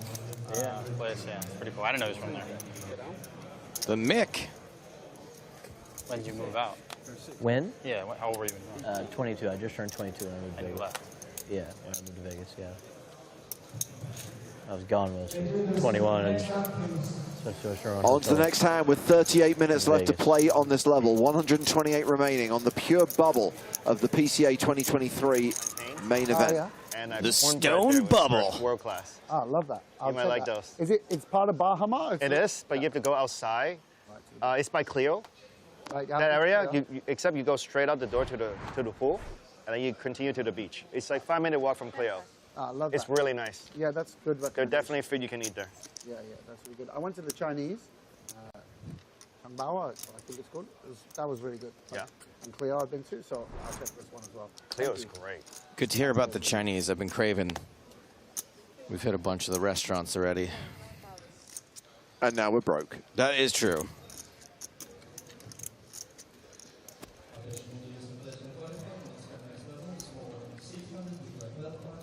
If Murphy going to win a hand, I kind of feel I'd like to see him just, even if it's a raise and take it, I want to see this guy win one pot at this table.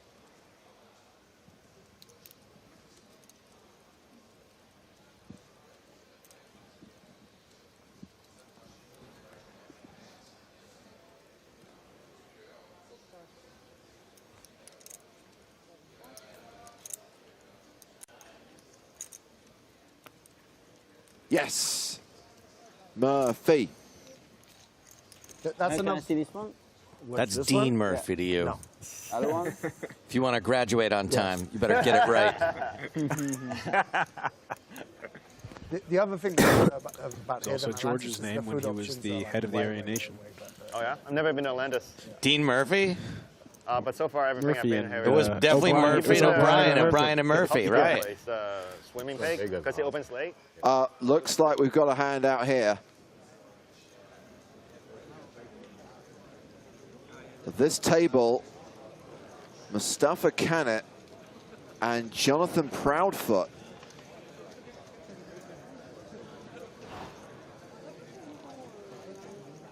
So hearing that Jonathan Proudfoot is all in and at risk for 34K.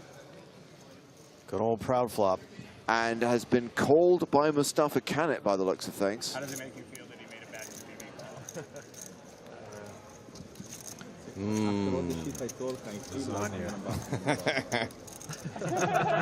I couldn't fold, you know. It was really 25 to ruin him the dream. We didn't care about the 17K in the first place. That's why we gambled. Better than you have jacks? King. 30. Bobby just has an ace and 9 now. Huh? When he went up there, pretty much. So I guess we're waiting once again for play to conclude at every other table before this all-in is dealt out. But just to confirm, Jonathan Proudfoot, Proud Flop Online, is all in for 34K and has been called by Mustafa Canet.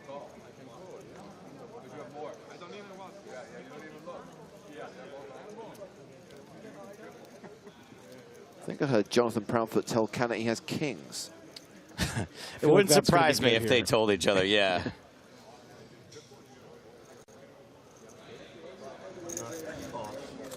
Double suited.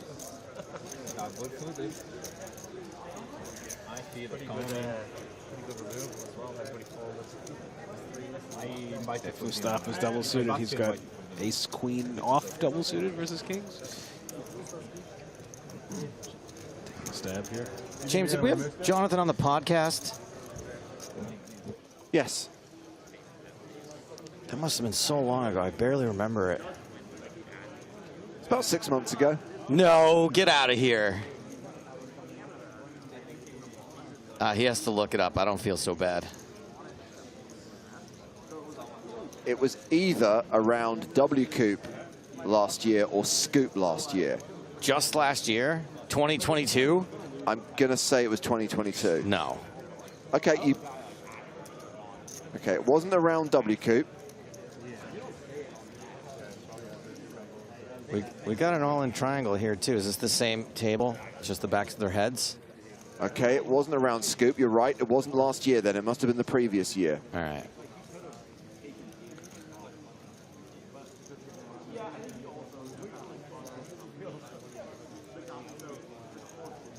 Okay. It was August 2021.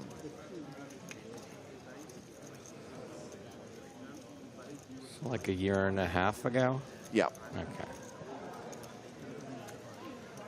It feels more recent to me because I remember the first time we caught up with guys like Proudfoot, Bowie Effect. I'm not convinced 2021 happened at all. That's Andre Akari showing a lot of back. It's my worst nightmare is getting a massage and then just having a jib fly by with my gross flabby back exposed. Not that Andre has a gross flabby back. He's looking very, very slim right now. Yeah, no, if I had like lost weight like he had, I'd be like, yeah, let's show the world. Sometimes you get a shot of a little bit more than their back. That is true, and I wish you hadn't put that in my mind. We're heading back to table 5. We're heading back to the Canet Proudfoot hand. Jonathan Proudfoot all in, called by Mustafa Canet. Toby's in position. Looks like we're getting ready to deal this one out. And obviously, if Proudfoot loses this hand, we will burst the bubble of the PCA main event.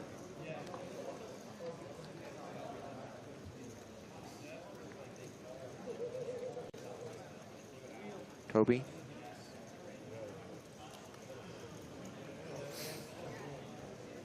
Smooth and controlled.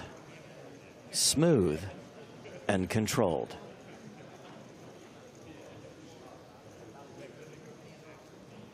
Okay, we have our 6th all-in call. 2 players, no flop. Seat 2, we have Mustafa. And in seat 4, we have Jonathan. And Jonathan is our at-risk player. All right, so let's see your cards, please. So Mustafa shows ace 9, and Jonathan shows 2 kings. He was telling the So truth. once again, Jonathan is our at-risk player with 2 kings. Double suited. Let's see the flop, Thank God. please. Flop is 2, 6, 6. Not much of a sweat here. It's only an ace. You can't really have a sweat here. It's either Turn, please. an ace or not an ace. Turn is a 3. Jonathan Proudfoot just has to avoid Barry Greenstein making an appearance. And the final card? The final card is a king. Jonathan has doubled up. We play on. What's he doing? He's such a goof. I love him. Okay, we still have 128. Still on that bubble.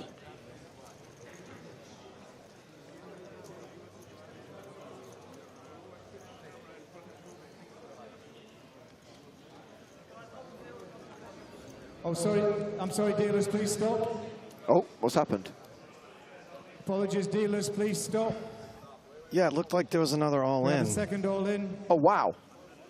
Yeah, at the Andre Akari table. I thought I saw it all-in triangle there. Bonus all-in. We do not want to miss Please stop this. and keep your cards Yeah. face down. Juan Membrano and Andre Marques are the 2 players here, and Juan appears to be the at-risk player. Marcus again? I guess he's not at risk anymore, at least. There's a flop, Queen 7 deuce.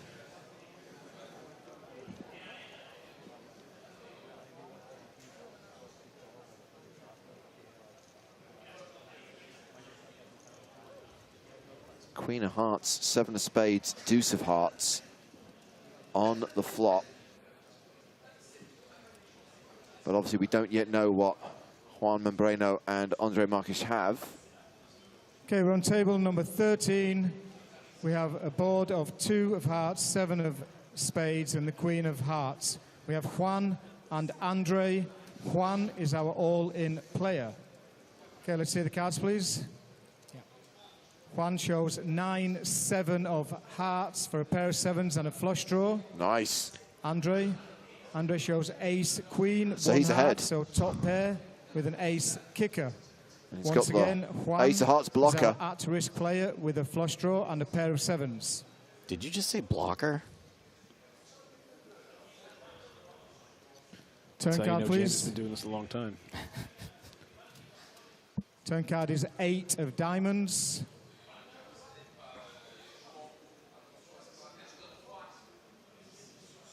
It's just going to need a 7, 9, or heart. Or this bubble is going to be burst.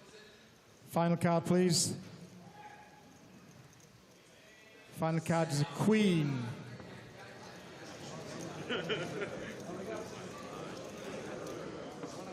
So is that the elimination of Juan Membrano? Is that the bubble bursting in the PCA main event? Toby? Oh. Okay, 127. Congratulations, everybody. You're in the money. Congratulations, everybody. I would expect the applause to be louder, but there's probably a lot of people in this for multiple bullets. That bubble took its sweet time, but we are now in the money with 127 remaining. Juan Membrano bubbles the PCA main event. Everyone else guaranteed at least $17,600. We conclude world-famous bubble coverage, and now we say, let the post-bubble bust-out bonanza commence.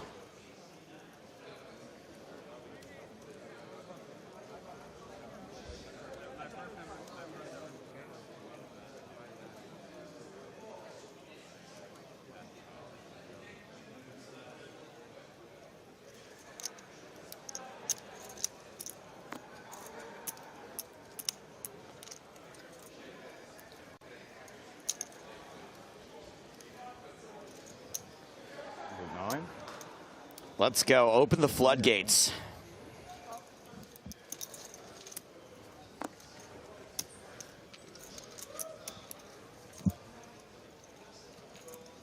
Ace 10-8, 2 hearts, pair of 10s for Namath.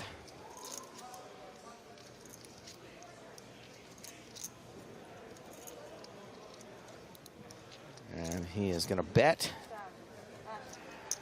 and get a quick fold from Sparling. Sam, how does this 10K rank in terms of turnout compared to previous year? Like around the middle? Said it had more. This is more than before? Than 2019, yeah. That's what they said. By like 100 or something. 100 and something. I think that's because The day 2 late reg. That's amazing, by the way. Yeah, that is amazing. Out of the tournaments, like you have still have like 2 more levels in the day 2. I think it's a very good idea. Yeah, it's great. Great structure. Yeah, because I think the worry was it would be smaller because this time it's before PSPC. Last time it was after, which hypothetically should make the numbers worse. But poker's just more popular and more anticipated. Yeah. Dean Murphy. I think this Last is time this is the time he's going to win that hand. Oh, wow. That's a big jump. I think I'm ready for Dean to win his first hand over here on the feature. I mean, not being on the bubble certainly frees things up a little bit. Actions folded around to land in the big blind. I think you're right. I think you're right, Scott. I think he's going to win this one with ace queen. More European. Nailed it. Latin American than actual American. Yeah, could be true, yeah. I mean, there must be more Brazilian players than last time for sure. Do you think they spread the 25K out too far? That's why a lot of guys, there should be more guys in the 10K. When is it, Monday? There's going to be like 1,500 guys. For the 25? It's Sunday or Monday? Yeah, well, yeah, I know. They gave 500 seats away. If everyone in the 10K plays it, there's 1,500. Yeah, well, but a lot of us played it twice or 3 times and it's a freeze out. Yeah. Right. Also, obviously, some of those people that got free seats are in this 10K already. But, I mean, I love it if there's 1,500. I think that's lovely. Squid's breaking down the numbers for us. All right, here we go. Murphy. Murphy More than 1,400 because I have a bet. back in action. It's only a dinner bet, but it's about the win, right? It's about the win, not the dinner. Yes, exactly. But it's also Nice dinner. You can over-order. Lots of sides. But it's also good to win with sushi. And this is going to be a tough big blind to get through. Jack 5, 66K. I think he's going to get it through. I don't think he's going to defend here against the end of the gun opening.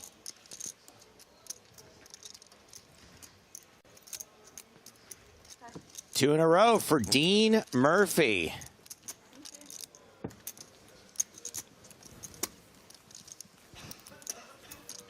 Class is in session. Kill I think pot. it's like sick number, basically. For a destination 10K, it's unbelievable, right? Because you got no very few like local. Yeah, you know, everyone had to come to play it. Locals aren't allowed to play. You have no locals Right. here. Yeah. The local is kind of like Florida, right? Yeah, that would be.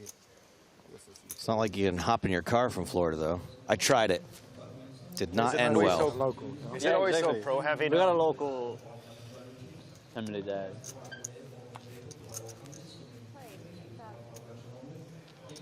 I didn't see a lot of the Florida guys here. Less so than I expected. Do you think they're waiting? I do think a lot of them are going. Like, where's the Mizrakis at? There's no way they're going to miss that. All of them will miss this. I would bet they attend. Yeah. Grafton under the gun, King 9 suited, King Queen for Mulacher. Makes the call.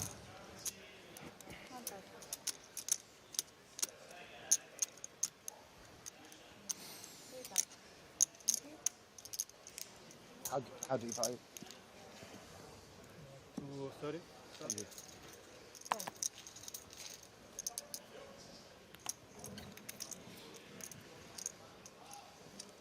King 8 deuce, 2 hearts, top pair for 2 players.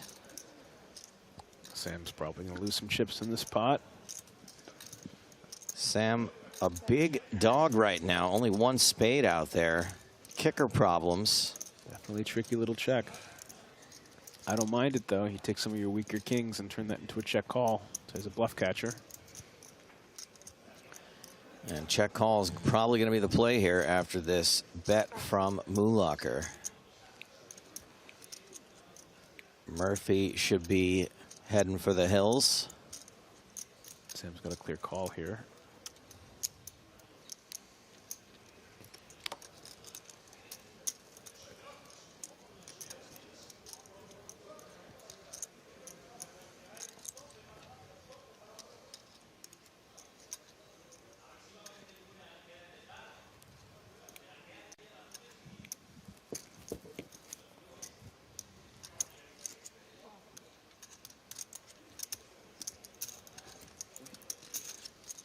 Clear call indeed to the turn.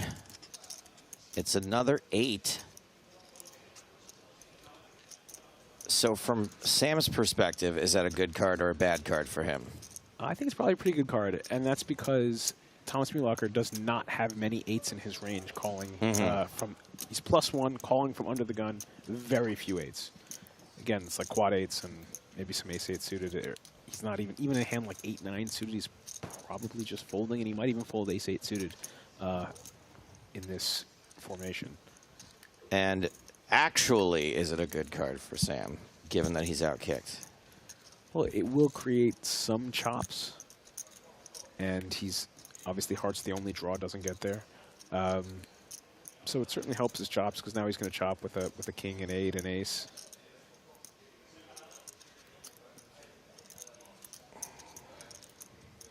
I mean, a real good card for Sam would have been like an ace of hearts, because he just gets away with it. Right. Gets away from it.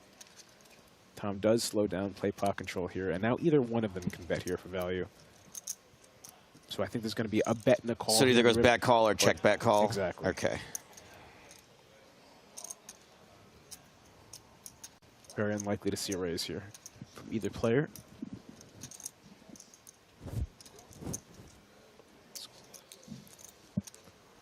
Probably saves Sam a little bit of chips by betting himself, because Sam in this spot probably bets smaller than Thomas would bet if he checks to him. Because he's losing to more hands. He's going to be losing to King 10 and King Jack and King Queen.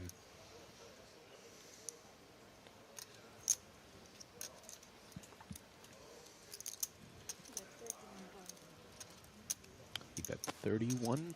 Yep, 31,000. And I think Thomas is just going to call here.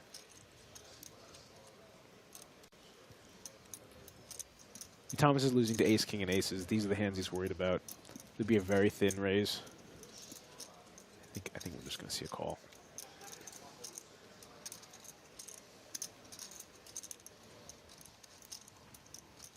Neither one of them is concerned about the other having an 8. But Sam does show up here with aces and ace, king.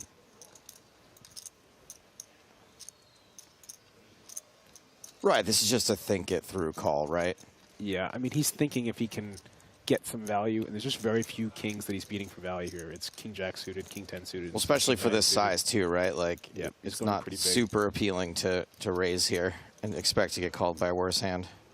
So he's sort of beating 3 of his kings, and it's only the suited combinations of King 9, King 10, and King Jack suited. And he's losing to all aces and all ace kings, so it's a pretty similar amount of hands that he's beating.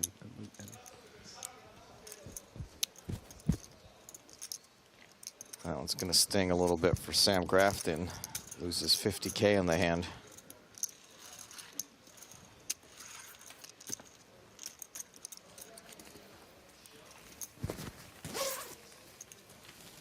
Just under 30 minutes left on the level. Felt a lot longer because of the bubble. We did not get a ton of hands in. Bubble was about an hour, so that means there's probably close to 30 hands. Oh no, they take 2 minutes off the clock each time, but I guess each hand probably took closer to 5 minutes.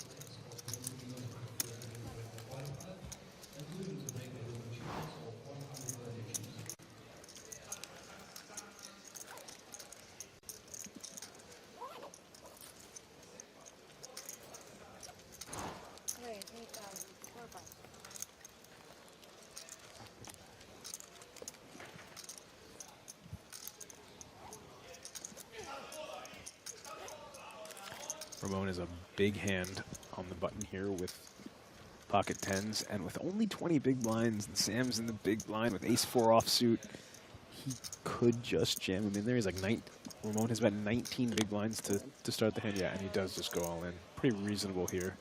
D-ace for Ramon. Easy call for him. Probably just going to check out the clock and see if he's anywhere near a pay jump. I don't think he is. Yeah, I think this is about the worst hand that Sam is going to do this with, but pretty standard. And 21 big blinds. Ramon, the big favorite to double up. I'm being told hand for hand added about 40 minutes when all was said and done.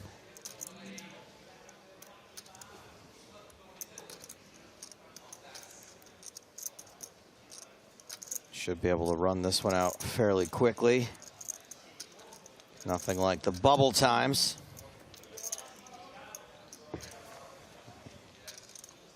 Grafton doesn't stand to lose too much if the tens hold. Sam's going to need an ace or running clubs here.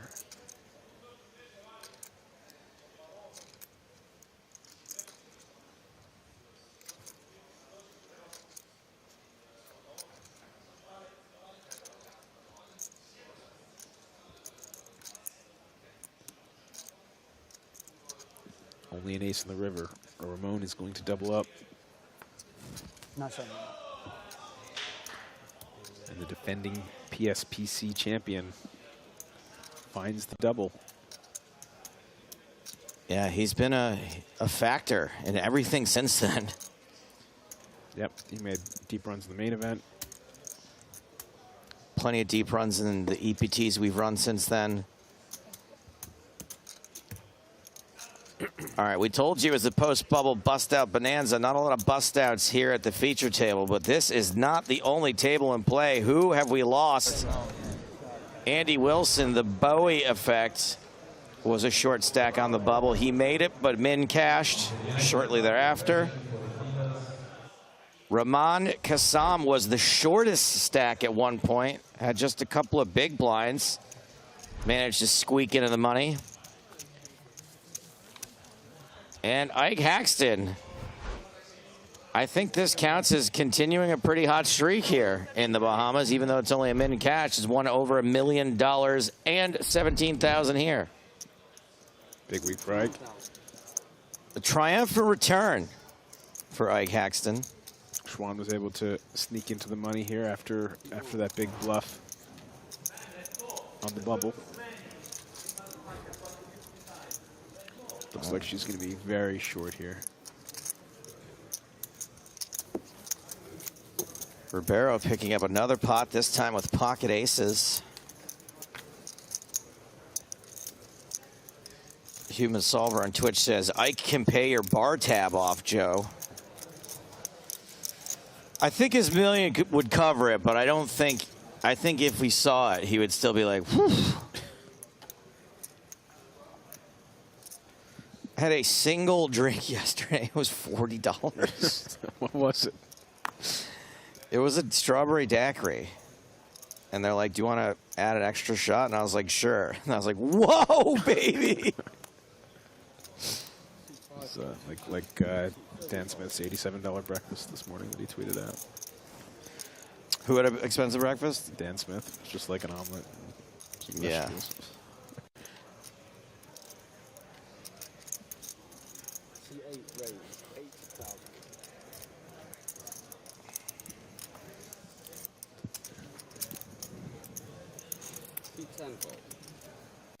It is a write-off, Rob, luckily.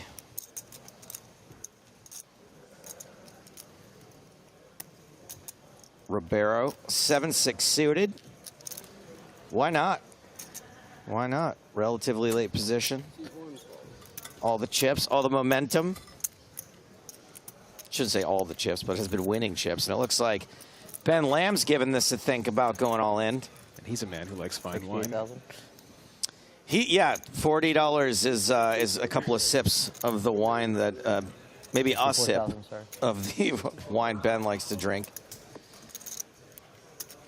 Man, every time I hear a story about some baller, is that a call? Okay. Every time I hear a story about some baller and I don't catch who's in it in the beginning, it's like him 65, 70% of the time. Sure. It's a Ben Lamb story.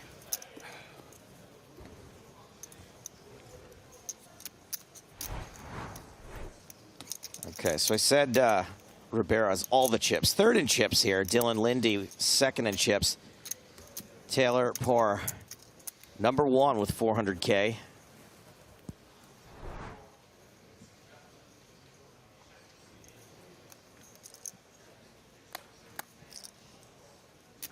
Yeah, this is some table. 6 fold. 6, 7, 36,000. And Roger Teska, responsible for one of the more memorable PCAs, at least if you watch the televised coverage. Ace-9 suited. Ribeiro with a dominating hand. For the 9 big blind shove with Teska with ace-9 suited, totally standard. So Ribeiro has a dominating hand, but not an easy call to put in 10 big blinds on the hijack when he has 4 people to act behind him. Yep, I actually like this fold.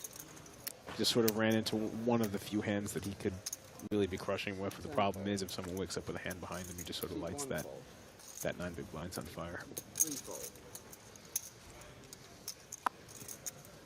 4 fold. It's a call he could have made from the big blind, but not from the hijack. Too much action behind. Yeah. Ain't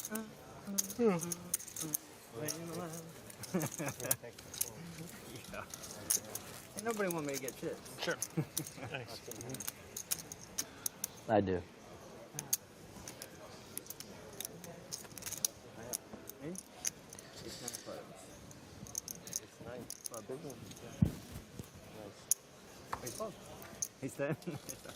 I like this Roger Teska joke. Sam says, Teska hoping for a generous pour.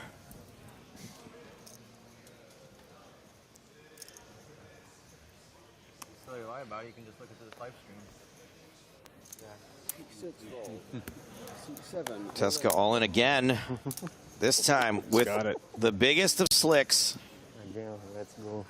How much is this? Pocket sevens for Ribeiro. 46. So Ribeiro's position at the table is slightly worse. He's in the low jack this time, but his hand is slightly better, but it's 4 more chips. Also, this is not a slam dunk call here with sevens. He could conceivably pass here as well. Certainly right on the margins. But I think he did call. I mean, there's even more action behind now. Right. There's more action, and it's 12 big blinds as opposed to 9 big blinds, right? Or 11, 11 and a half big blinds. 4 fold. 6, 5 fold. Oh, gosh. But it is going to fold all the way around. We'll be flipping for the tournament life of Roger Teska. Like Jomo versus FOMO.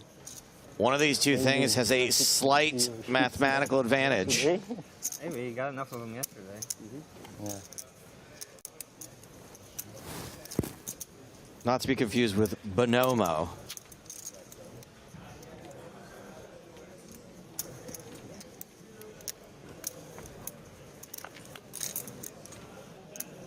And the flop is Jack, 7, 10, 2 spades. Looking pretty bad for Roger Teska.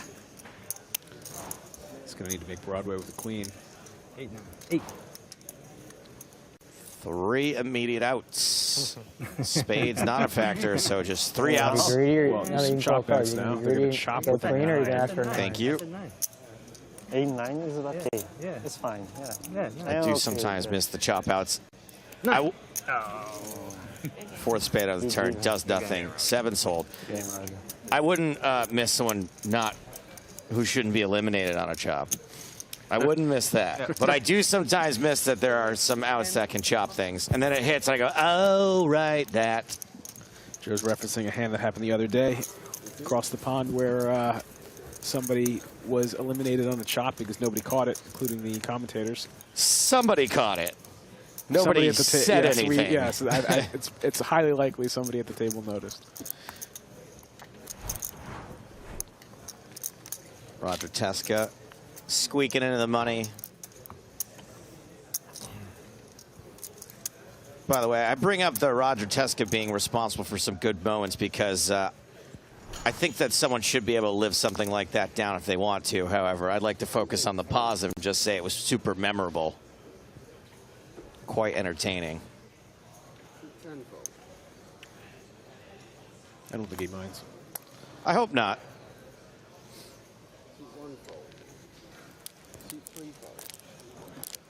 Oh, we're going to show one of those moments in the next break. Great. That's coming up in just over 15 minutes.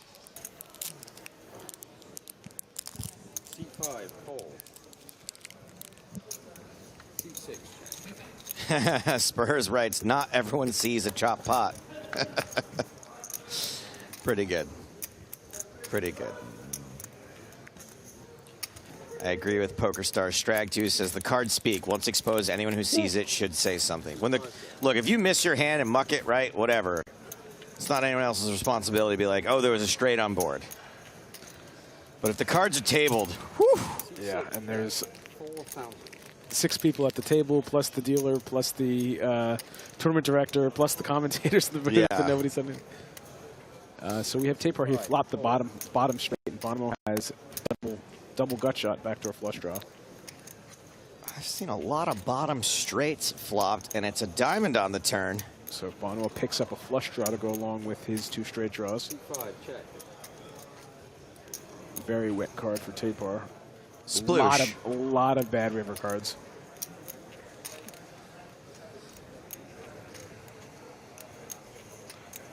So I think he's going to size up here. 15 minutes with that to dicey see turn. what you had when I you expect to put see a in big your- bet here. in the level. Or you can say now. Yeah, I know. Yep, I think it's 6. Yeah, he's playing 16 into 20,000. We do see a big bet here from Taylor.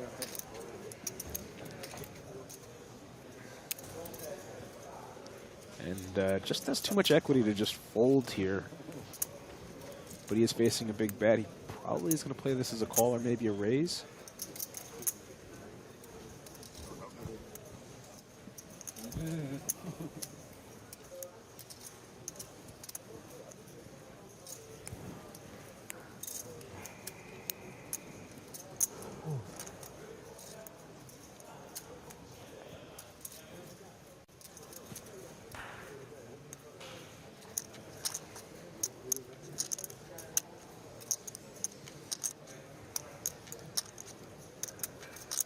Certainly contemplating raising.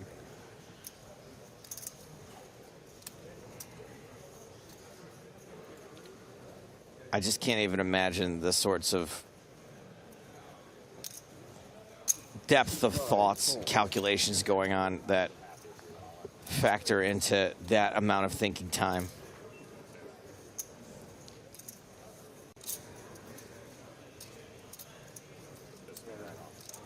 Queen on the river is a whiff for Bonomo. Checks. Instantly checks, doesn't think about.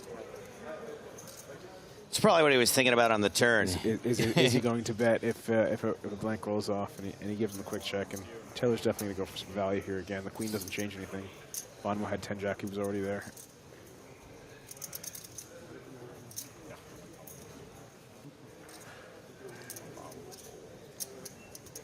Wants to get value from like a 9 who might have been calling down.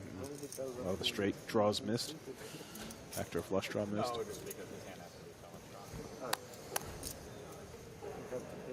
Mr. Supertash says, me, it would just be tumbleweed in my skull for 2 minutes and then a shove. Yeah, that's kind of me. I mean, I don't really shove that often because I'm kind of scared money, but I'll just sit there and it's just blank. Like I'm not really thinking about anything. Like I've already made my decision. It's like a monkey with a tambourine or something. Yeah, it's like a squirrel running up a tree. It's just total blankness. It's the closest I ever come to meditating, honestly. Well, when he fucking put, I didn't think I was winning. We have got a chop pot situation on deck here. No other way this can go. And we've had a lot of same hands dealt out at this feature table. Lazy dealers. Kidding. But seriously, Alexander, what are you doing? I don't know, just have a couple of ace queens. So this hand ends in a chop, and you know what they say? Everyone loves a chop pot. You're a good fit, Baumstein. Yeah, way better card. You probably win. All that time spent watching EPT coverage. Somebody's supposed to get stacked in that hand. For the It was chance of exciting. chop, right? Hey, how could that be a chop, that hand? I Come mean, on, guys, stop teasing us like that. Yeah. Surprised no one's making the joke that someone could have gone broke anyway. That's one of those where normally it's like more fun for the audience at home because they like see the cards and there's attention. Because that's a really boring. For the TV coverage, when you know it's ace queen on ace. For us, it's exciting though. I'm like, especially it's like, what's you got? I think in 9-4 suited, he's gonna go for it. Like, Yeah. Like a Wishu boss. could be doing anything there. He's like floating. Like, I thought he had nothing. I thought both of them had nothing. but at home, they're like, oh. Okay. I mean, none of them were happy. Like he called like, and he was like. There's an empty good luck, to be fair. I still want me to have chips more anyway. We've got another all-in situation. All right, this time it's not FOMO, it's not JOMO, it's Bo Nomo versus Xuan Liu. Xuan, a bit of a dog here. Statistically, that is. And they're trying for the post-bubble bust-out bonanza. 9 high flop, not looking super stellar for Liu. Need a king or a queen 10. So in lieu of the king, she can hit queen 10?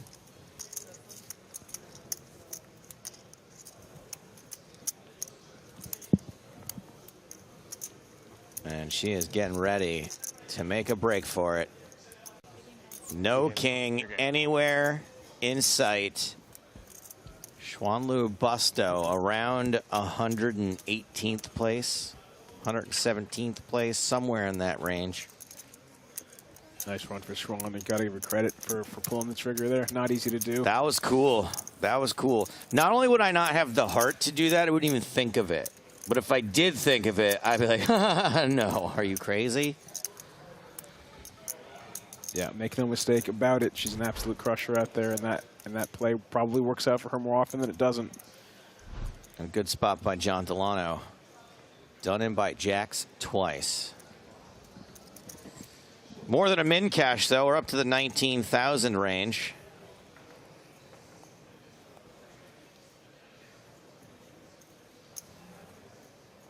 $19,300, I think it said.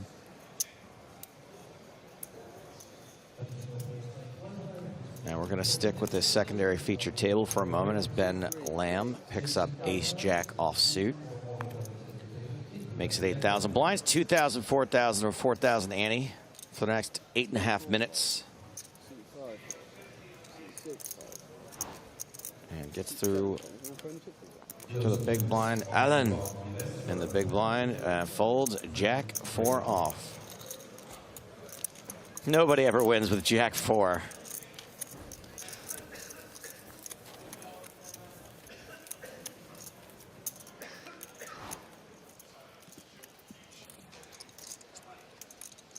Turbo on Twitch says, give me a ticket. Nope, but how about a ban? You banned. Thank you for your demand.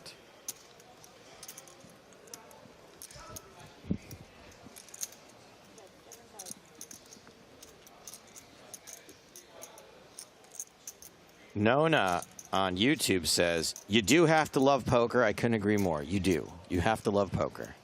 You have to. Ramon defends the 7-5 of spades from the big blind. And a check call. Bet with the flop flush draw. Yeah, flop's a sweet little flush draw. Calls the bet from Grafton. A 10 on the turn. That is the nuts for Sam.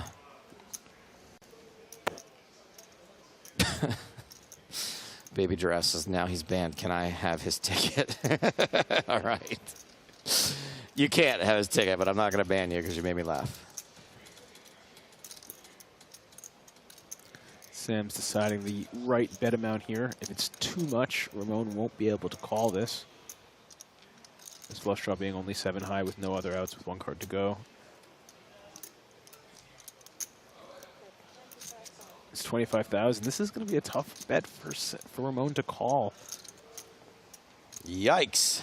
Yep, good fold here. He's not getting a good price and calling that with 1 to go.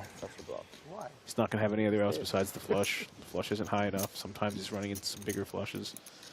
When he gets there, sometimes he's not going to get action if he does get there.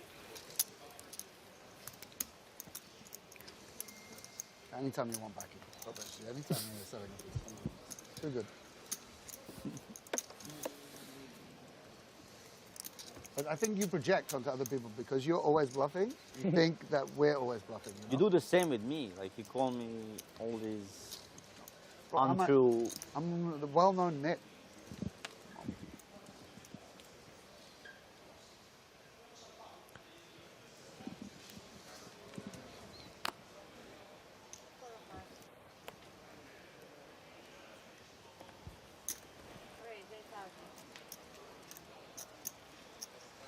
Sam with ace queen 2 hands in a row. After advertising his well-known nittery. That seems sus to me. Yeah, the same thing. Is that 2 cards?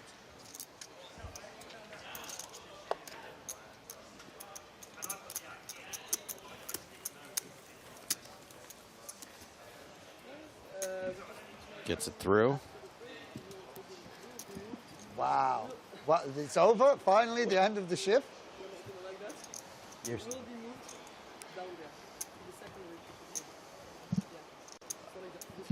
I think there's a torrential You downpour were great. You're kind of still on the team, but like happening outside right now. I can hear the rain things are getting more serious pelting the now. building. 5 minutes Are we left on not the level. entertaining? Gladiator. I think they just informed the feature table they're going to be moved to the second feature table. Gladiator. I saw Shawshank. It's Are you- Shawshank Redemption, right? Yeah, like aren't you entertained? No, Gladiator. No, Are you not entertained? It's Gladiator, Sam. Come on. What a great movie. That's probably top 3 of all time, no? I love it. Top 3 what? Lines about entertainment? 8,000. A Gladiator is this one in space? Shing! Yeah. Sparling with a fun hand. Good when you do film references. They love the commentary team. Love it. He's going for the 3-bet. They do? Yeah, they love it. We do love film references here in the booth. What's your favorite movie?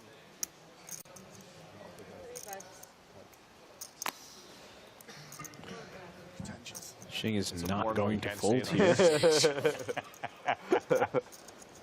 What's your name? Dean. Sam. Nice to meet you, man.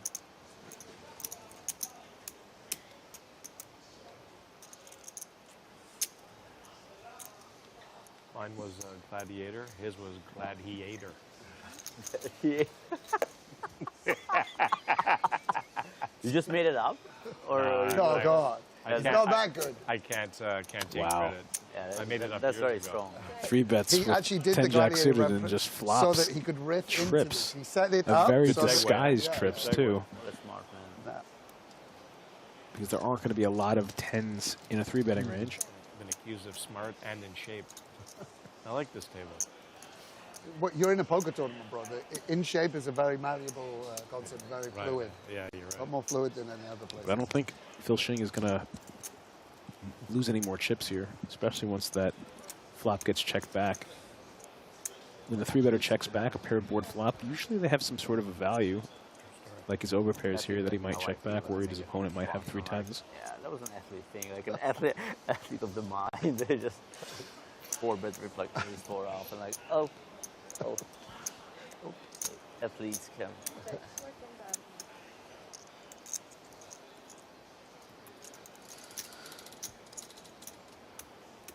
I would have loved to see Sparling see bet that flop once he made that hand, because he's Yeah, not right. supposed to have 3 10s. So sometimes you induce your opponent. You're going to get calls from so many ace highs, even maybe a king high. You might have gotten calls from hands like he has, like ace queen, but you also might induce some bluffs because he's not supposed to have a 10. Bluff raises, you mean? Exactly. Because the opener is going to have more 10s here than the 3-better. So he has sort of a range advantage in terms of having trips there. And now that this board is so grim for ace queen, right? One Yeah, I card to think he's- come. exactly. Yeah, He you doesn't miss put out on a little value there. All right, Scott, I'm picking up what you're laying down.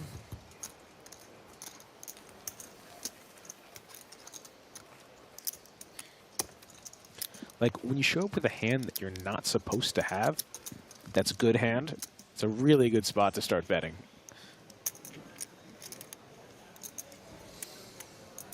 And especially versus, you know, good thinking players who might try and do something about that. Secondary feature table.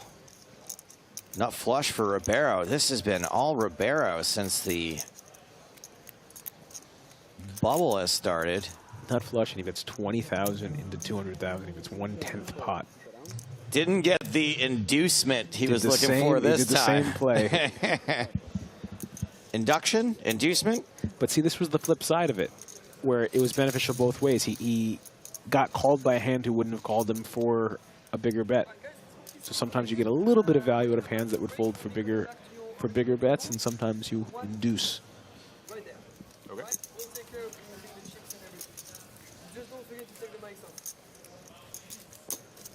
I see you, Ribeiro. I see what you're doing out there. I see he likes that It's play. easy to see it from here. Finally, we can be super entertaining. Blow up his spot out there.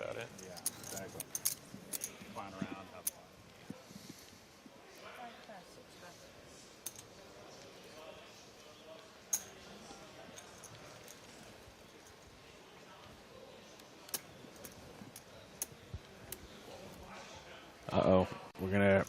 Ramon is going to get these chips in right here. Really good spot here with 2 aces in his stack size against Sparling's jacks.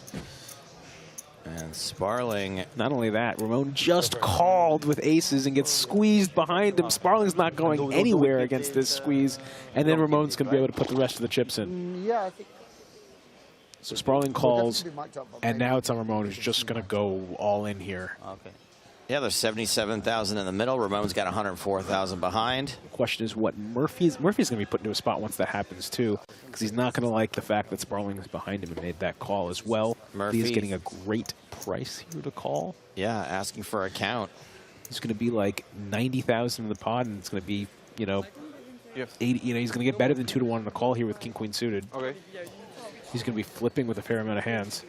And Murphy does put it in. And now Sparling is led to a difficult decision here. He's got an all-in and someone who called the all-in behind him, and you're looking at 2 jacks. There's definitely a world where jacks are the best hand here, and sometimes you're in terrible shape like he is. No, it's a... And then he's also going to be playing the rest of the hand out of position, and they're going to have a little bit more chips behind with Murphy. The problem is if Murphy did have a big hand like aces or kings or queens, he's probably going to play those as a call as well.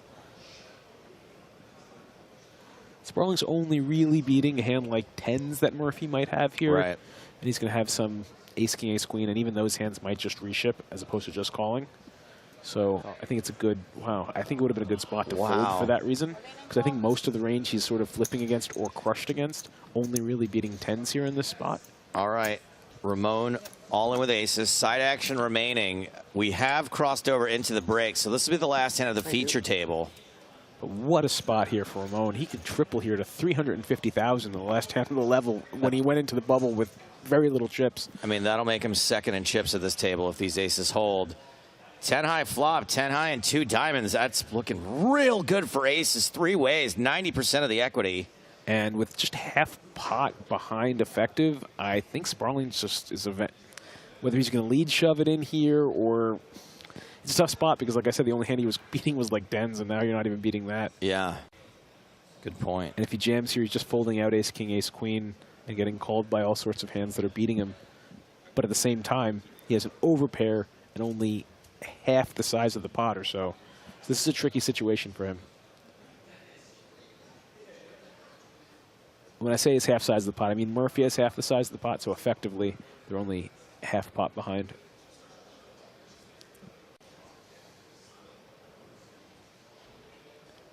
But when he does have these overcards like he does want to deny Murphy that equity that he might have. He's going to have 6 outs with this hand, or he's going to have 6 outs with ace, king, or ace, queen. And only a jack is going to help him here.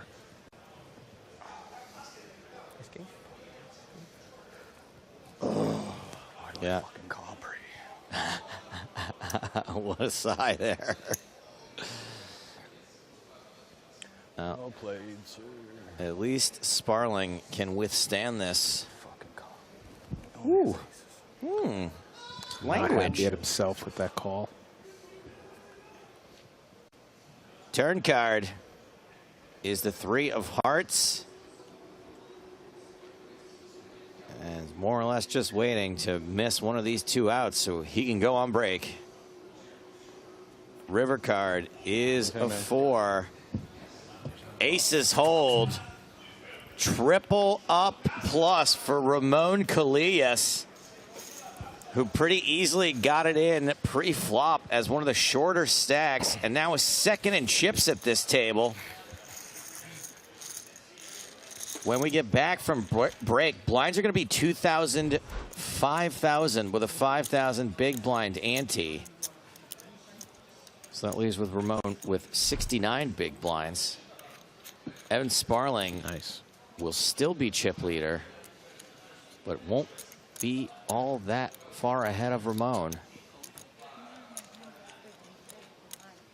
20 big blinds a decent lead, I guess. Why just talk about the chip counts when I can show them to you? There we are, but we know that this feature table will no longer be the main feature table when we get back. Andrus Namath still on 60-ish big blinds. Moolocker doing well. Grafton with the awkward stack. Shortest stack, Sung Shing.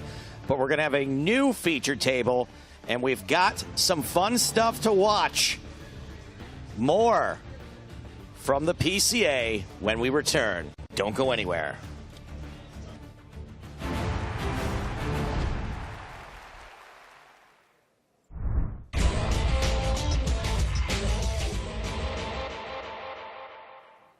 Lippmann calls all in and shows 7s, which is somehow the best hand.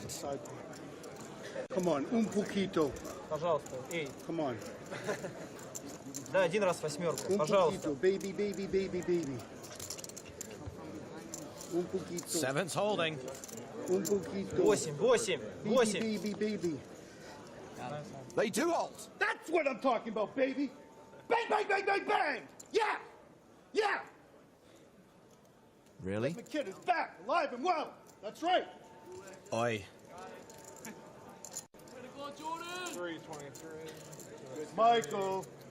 Jordan. Isn't here. Triple it up, baby. Triple it up, baby. You hear that, Cheeto and Grinder? Triple it up, baby. To be fair, what would poker be without colourful characters like Michael Lippmann? Over to the secondary feature table where Roger Teska has 3-bet with jacks and been called by Sham Srinivasan, and we've only seen one of Sham's cards. Well, it's a 10-high flop, so Sham's got at least top pair. Which means he's either way ahead or way behind. He checks to the man with a pre-flop betting lead. And Teska should like a C-bet here. Looking a little bit sleepy as he throws in 35,000. Srinivasan calls. Not likely to fold 10 whatever on that board. 7 on the turn. Sham checks a second time. Roger should probably bet the turn here. It's pretty rare Sham will improve on this card, and he wants to get value from draws and even earn the ability to check behind on some rivers.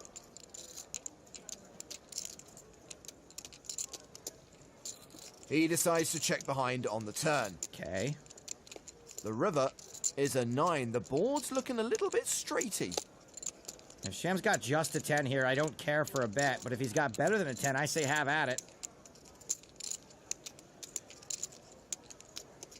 He leads the 75,000. Very interesting bet. Is he betting 10-8 for pure value? Would he thin value bet 2 pair? Is he turning a pair of 10s into a bluff? Not sure that better than a pair of 10s folds too often. Teska has counted out the 75k, but he folds. Well, maybe he did fold out better. Maybe he did. Cocktails, TV table. Not sure that's a good idea.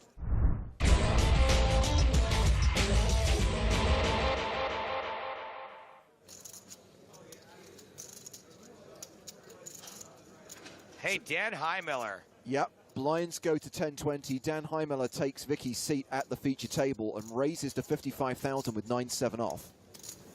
I don't know if you guys got much Dan Highmiller in Europe, but this dude is hilarious. He'll pass back to the blinds now, Benny and David. I think there's still an archive version of his old website, which was just a complete brain dump of information. I could never tell whether it was intentionally funny or not. So David Baker defends his big blind with pocket tens, and these two will go heads up to the flop. All right, so David and Dan are going to go heads up to the flop. Let's see it, please.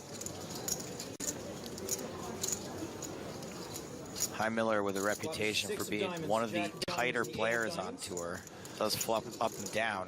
Yeah, but Baker with the diamond draw to go with his pair. 85% equity here. High Miller set to continue. 60,000 into 134,000. And he is blocked just a tiny bit. I mean, the good news is at least the 2 tens that remain won't make a flush for Baker. David's going to make the call of 60,000.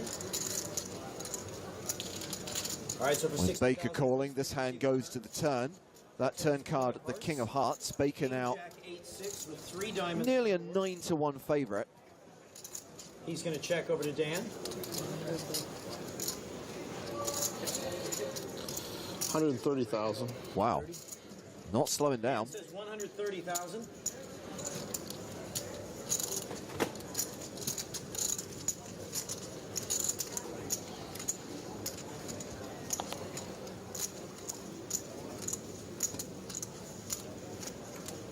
David's going to pass. And gets a fold from the better hand. That's what happens when you got a tight reputation. We've got out of table action here. We have a 3-way all-in. Brian Paris, Peter Thielen at risk. Dustin Dirksen has them both covered. 5 or 7. And that is going to be a near triple up for Peter Thielen, and it's the elimination of Brian Paris in 27th place. Look at that, Joe.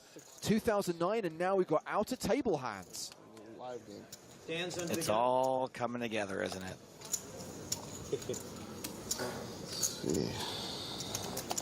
So down to 26 in the PCA 2009 main event. Action at the feature table on Dan Heimeller with pocket threes. I love how I can hear Dan breathing. Dan's going to raise to 70,000. His breathing is both loud and distinct. That'll get folded around the bench and cut off. It really is.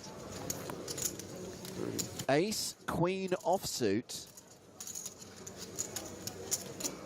And this is Benny Chen from Canada.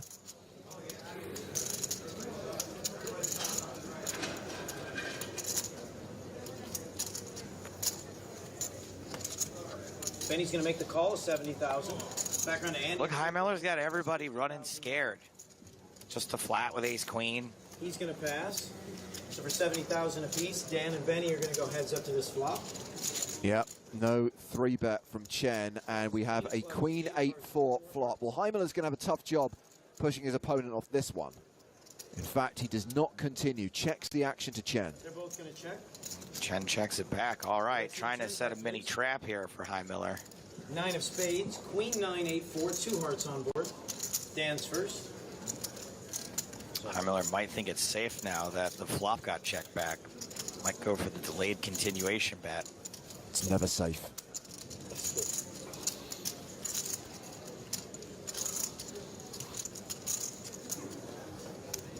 $95,000.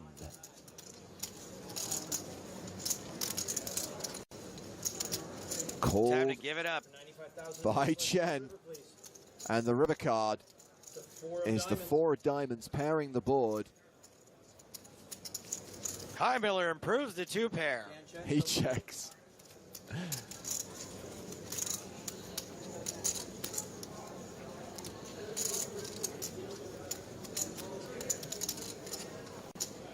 Chen sizing up a value bet. 374,000 out there. Seems reasonable if you want to target a 9. Oh, boy. I feel like this is optimistic for 3s.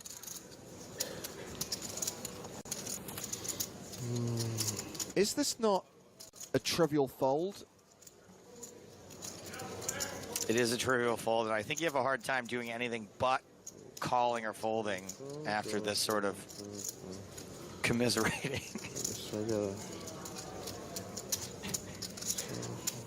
He looks like a dad trying to figure out how he's going to pay his kids' tuition.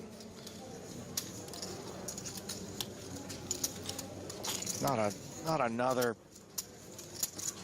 expulsion.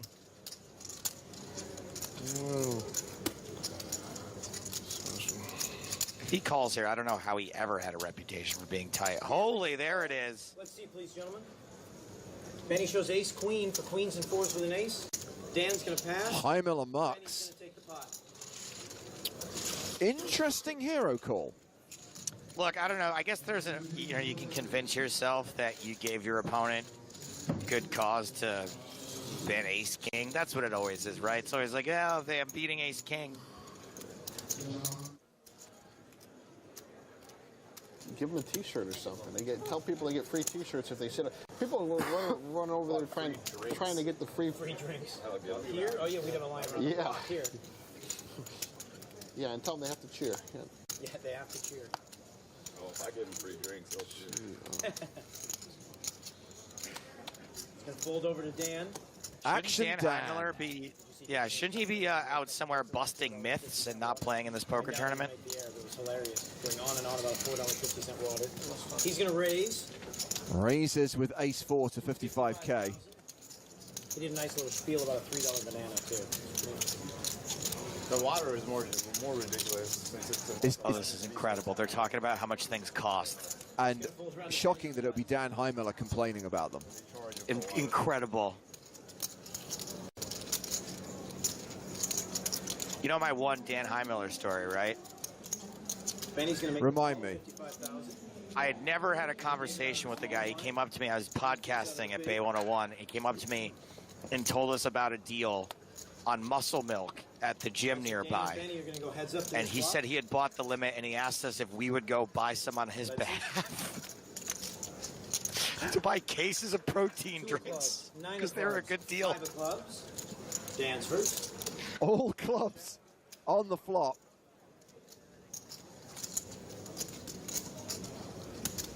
I never figured out if it was a bid or not. If it's a bid, it's incredible. And if it's not, it's also incredible.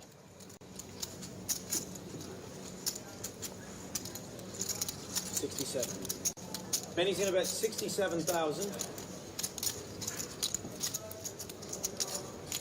Well, Chen has the better hand and the better draw. Heimler does have the wheel draw, I guess, and he's going to check raise here to 140,000. Again, coming from Heimler, maybe take it a little more seriously, given the reputation. It's not a terrible hand to target. I mean, obviously, he doesn't know he's raising 2 6s. I'll just say it's not terrible timing.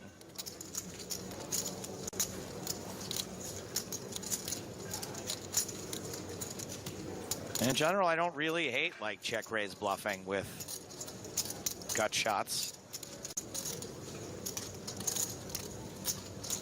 on boards that are really not supposed to have hit the button.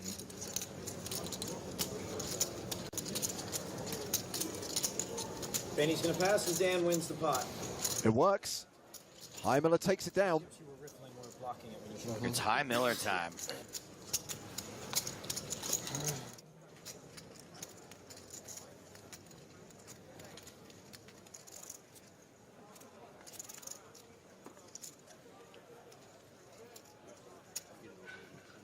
We've got ace-8 of diamonds here for Chero Zuccarello.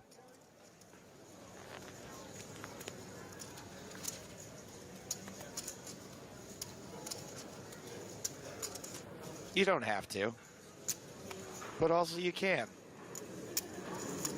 60K. He's gonna raise to 60,000. Maybe get a little respect for raising early. Pass over to Alex now.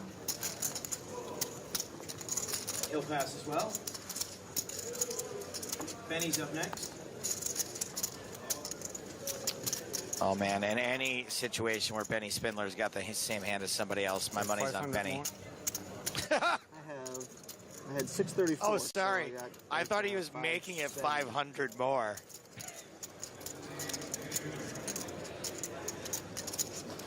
I thought he just 10x'd it. Oh, Benny folds the ace-8. So here we have Kevin Saul with Queen Jack, and we know that Kevin is the current chip leader.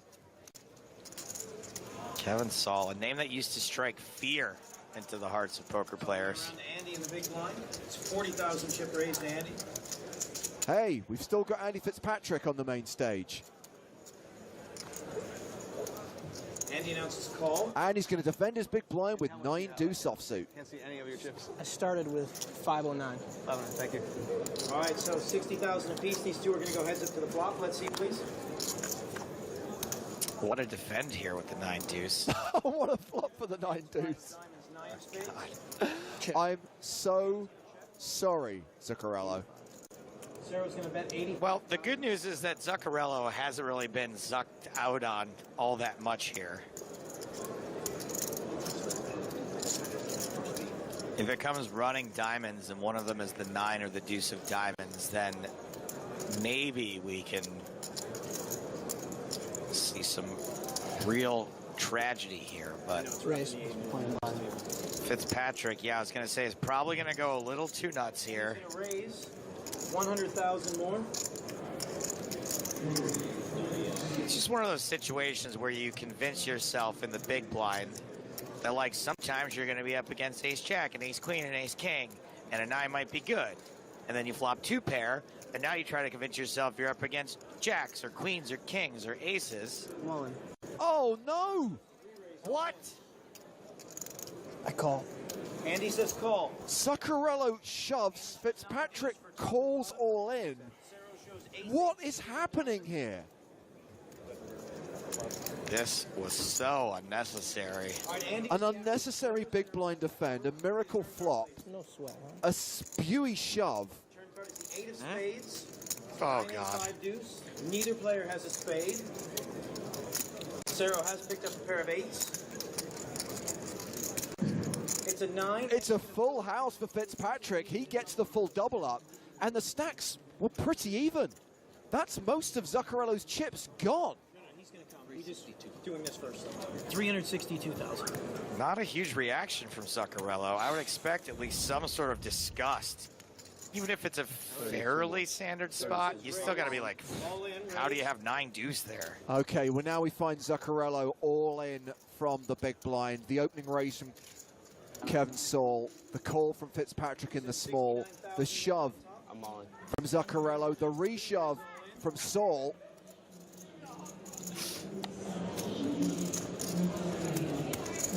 This is a $10,000 buy-in event, right? Do you remember, James? Do you remember Kevin Saul's screen name? Above, below? Yes. I wasn't going to pull you up on the zeros and digits. Above, below.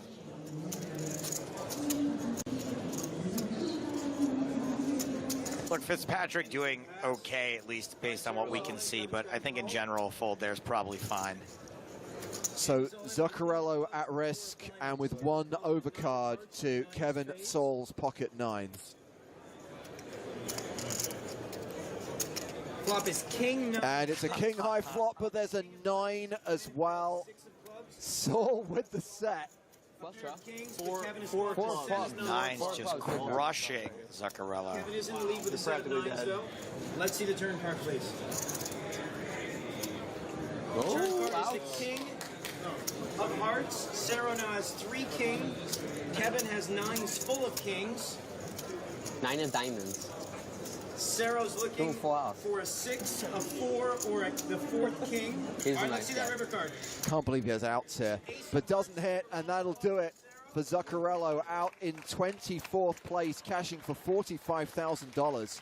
I still have not quite recovered from that first hand, where he pretty much punted his entire stack to Andy Fitzpatrick.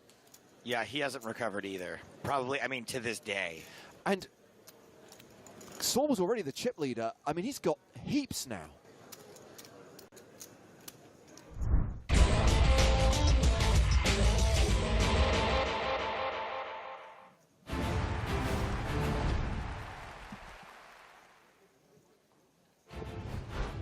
Welcome back to the Bahamas and the PokerStars Caribbean Adventure 2023. Our live coverage of day 3 of the main event continues from Baha Ma on Cable Beach in Nassau. We have played through the bubble and we are midway through the post-bubble bust-out bonanza. These are the chip leaders with 115 players remaining.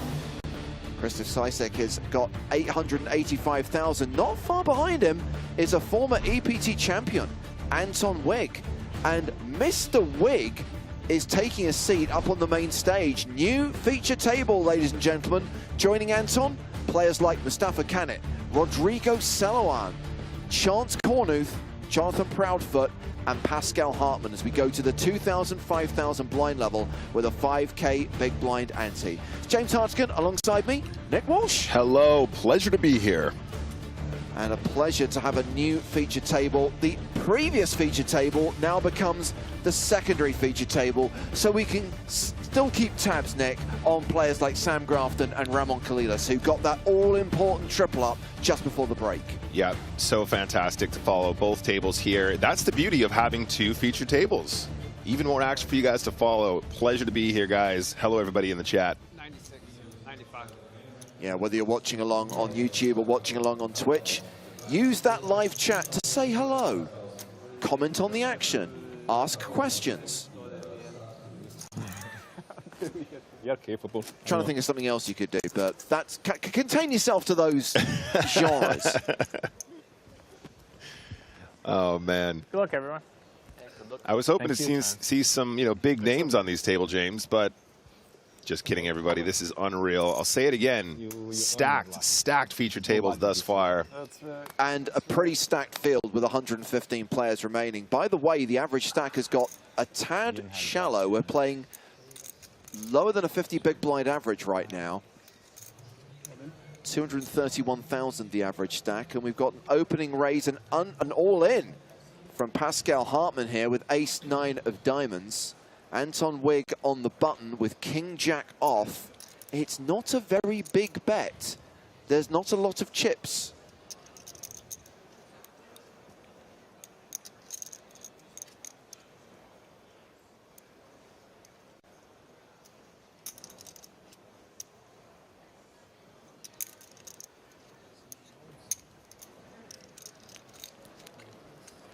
So Wig makes the call. Rudy Cervantes in the big blind. What's that? What is that? Is it rain? Rain? Yeah. That's trippy. Frequent heavy showers in the Bahamas today. Oh, yeah. 32. Yeah, it was big, this one, too. 32. Okay. And we have got Hartman all in and at risk, but ahead. Because you should put the chips. Oh. Okay. You know what? Yeah, I'll prepay. Yeah. That's good. It's German, you know. Prepay. But you know what they're saying, right? When it rains. Diamond. Little reference to the storm outside. Sure. Bam. Well, that takes all the drama out of it, doesn't it? When it rains, it pours. It's going to be a tough one to get out of. You know, when the person's drawing dead, you don't have to wait too long to deal. I know. Hey. So Hartman gets the double I up. know Is he's still just listening to the person in his ear, but this might be a spot where we can see the turning river. still a short stack. Still playing 15 bigs. Jonathan Proudfoot, the shortest stack at the table with 14 bigs. And you get half. I know we're here to do commentary, James, but some big part of me hopes that we just have tons of table talk. Mustafa Kanit's such a great character at the table. Once you win, you weren't this focused. When you lose, you start to complain about it. I mean, it seems to be working anyways. Okay. You play Italian strategy. You always win. You see? Told you.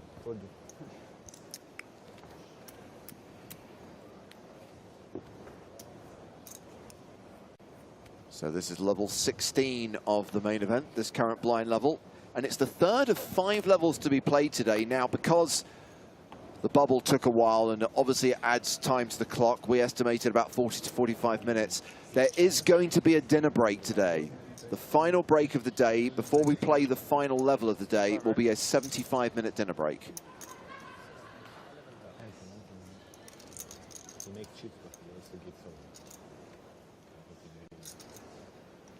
Kevin in the chat says, Nick, you missed the ultimate table talker, Sam Squid. I was actually following along. For those of you who have not been to a PCA/PSPC, we do have a player's lounge, usually pretty plush. Got some huge screens in there showing all the action as it's coming out to you guys. Been following in that room while I've been waiting to jump on with you guys today.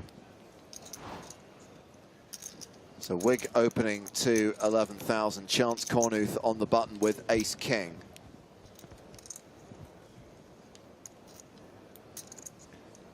Wig with ace-10 of spades. So what did Chance elect to do? Did he just flat, or was it a 3-bet?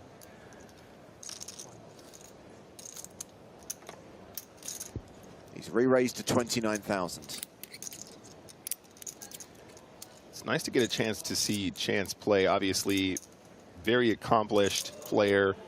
Had a lot of success, primarily playing in the United States.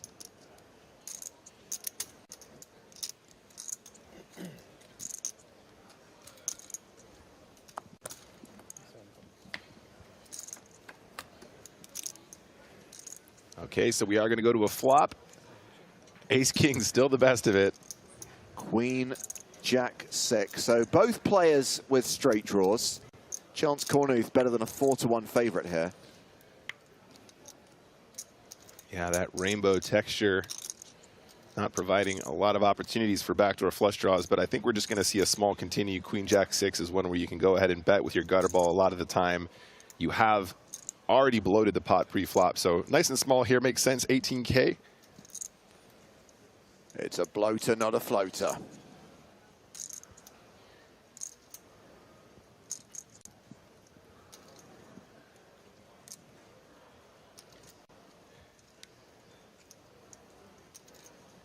It is the kind of small size, though, James, where you might see appeal from the ace-10 to try and find that gutter ball. Obviously, having a spade on the flop would be a lot of help here in terms of justifying it equity-wise. Gut shots are hard to make, but when your opponents have these really small sizes, they do allow you to continue, potentially turn your hand into a bluff on later streets if you feel like that's appropriate. But wait, there's more. Ooh. Chance's c-bet of 18,000 has been check raised by Anton Wig. Let's go. That was the other option. Love to see it. Finding the gutter ball check raise feels pretty spicy here. Chance is a guy with a lot of experience, though. Might not be discouraged. Queen Jack 6, though, is one of those. Could absolutely be looking at a set of 6s here. A set of jacks. Queen Jack definitely going to be in there, too. Queen Jack suited might defend versus the 3-bet pre.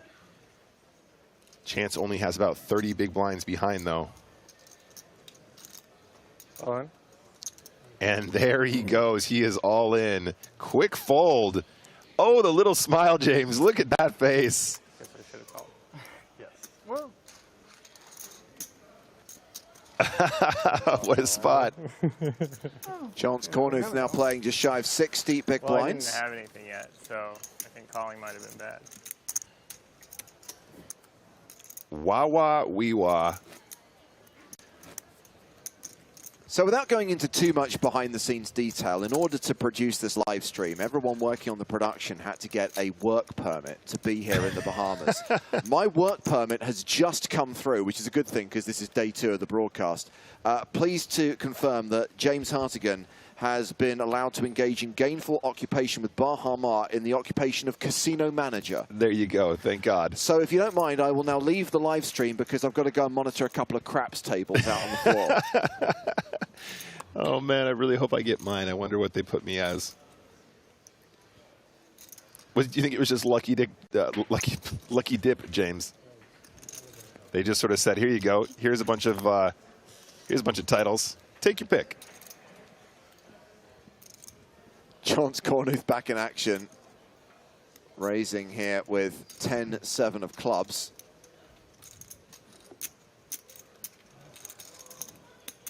Thanks everyone for the congratulations. I will be changing my status on LinkedIn at the end of today's broadcast.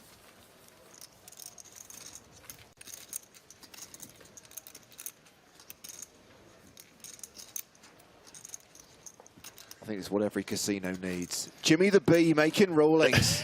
PokerStars Drag says Nick will be the towel boy. Sounds about right. Your Ben says Joe's in for flamingo yoga instructor. Gainfully employed. So Anton Wigg playing around 150 big blinds. Just to highlight once again, Jonathan Proudfoot and Pascal Hartman have fewer than 15 bigs. 113 players remaining. We are into the money on day 3 of the PCA 2023 main event. Right now, players earning a min plus cash of 19K.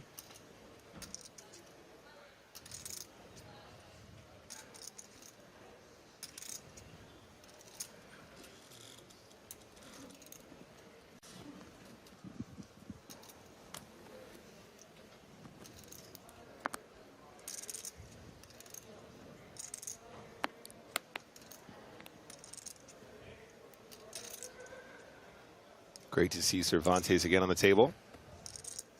Facing a raise to 11,000 from Anton Wigg. Decides to re-raise with King 9. I was literally about to say we've seen Cervantes making some serious pre-flop, post-flop maneuvers. Very, very aggressive in the 3-betting pre-flop category. Loves a check raise as well. We saw lots of that on our feature table from yesterday.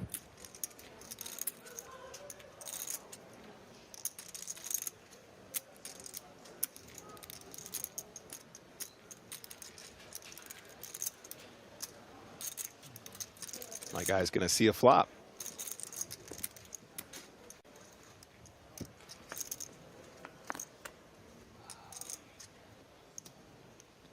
Which is ace, 9, 8. So a pair of 9s for Cervantes. Really, really interesting flop texture here, James. King 9 making a significantly strong hand on this board. Not super strong, but obviously you're feeling pretty confident you're going to have the best hand here some of the time at least. Given the fact that Wigg raised and called a 3-bet, can have some ace-x combos, absolutely. But it looks like probably just a bet and a take it on the flop. Yep, a check and a bet and a take it down. But I do think there might be an opportunity to have a few checks there with the King 9 as well. I think generally speaking, Cervantes leaning more towards the aggressive line given the fact it was 3-bet pre, and I really like that. What platforms do they stream this on? Twitch and YouTube. Thanks. Just a little bit of protection. King 9 a good one. Still plenty of overcards you might want to fade in that scenario that you can just get to fold for the small size on the flop. So seems great.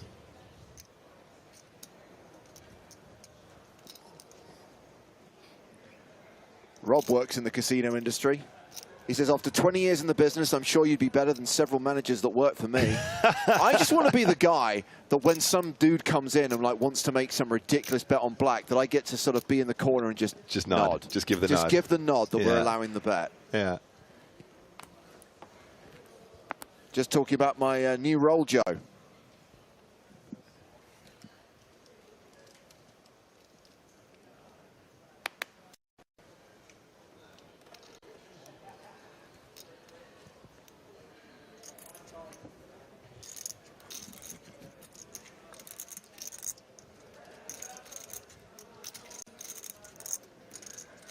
White Lotus Season 1 manager. That's my kind of James Hardigan.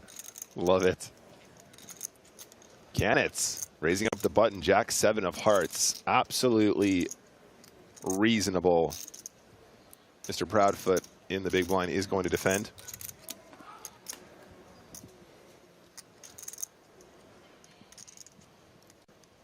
Strawberries, definitely a factor here. Can it with the flush draw.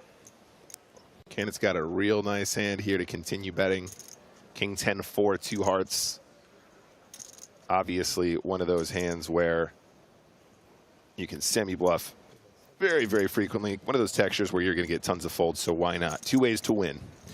Dime Mass Official asks, hey guys, Maria Ho and Mercier still in? Jason Mercier not still in, didn't make the money. Maria Ho was in last time I checked, but she is pretty short right now. Behind the cable, remember. When the bus comes next time, And just to highlight the prize money up for grabs in this event, we said that we're currently paying players around $19,000. Of course, it's a very top-heavy tournament, aren't they all? $1 million for the runner-up, $1.5 million for the winner. 6-figure scores for the rest of the top 10. Most of the $8.6 million prize pool to be played during the late stages of the penultimate day and on final table day, which is on Sunday. But that is not the end, because on Monday, we kick off 5 continuous days of the PSPC, all 5 days of the PokerStars Players No Limit Hold'em Championship, right here on the PokerStars Twitch and YouTube channels. Action over at this secondary feature table, I say, which was our previous main feature table. Keep up. With 110 players remaining now.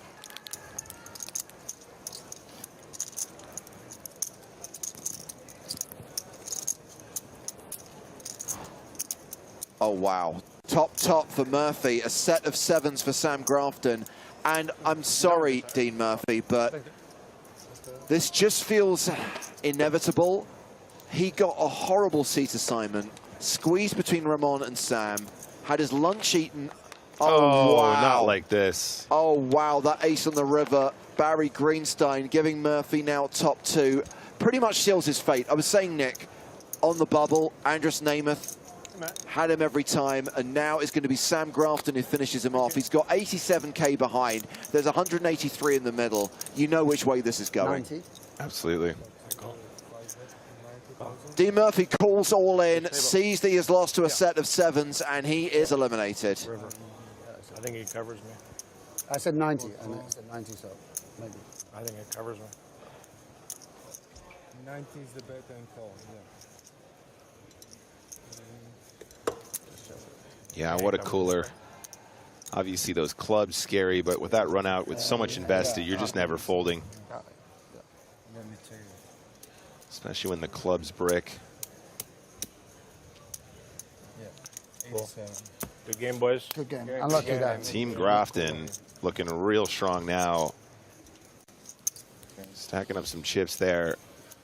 And we lose one more. Good game, man. Good game, guys. Good luck. Good luck, everybody. Classy exit there. Love to see it. Dean Murphy exits, taking home $19,300 US. Good game, sir. On to the next one. Watch out. Had it just in time. Oh, no, from Marino. Where are you? How much is that? 30. Back to our feature table now. Our main feature table, should I say. So picking up the action here, Anton Wigg opened under the gun.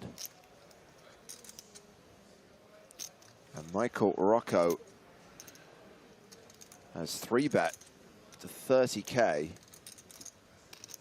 Action back on Canet. No, it's not. It's on Rodrigo Celowan in the big blind, who's got queens.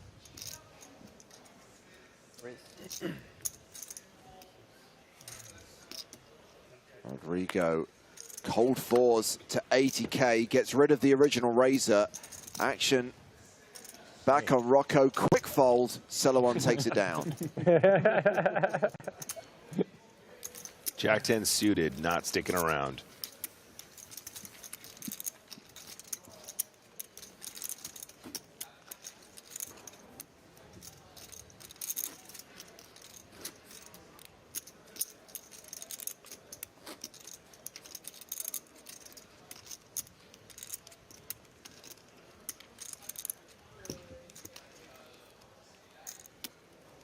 Again, top of the FAQs in the live chat is where can people see chip counts of all the remaining players. Live updates being provided by the team at Poker News.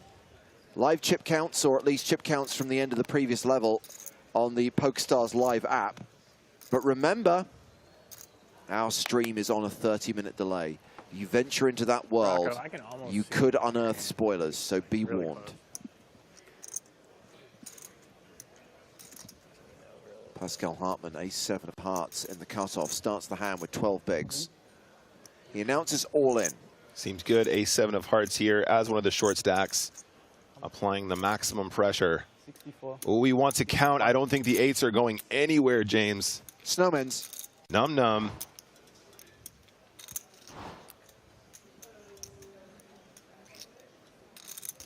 So sell one here.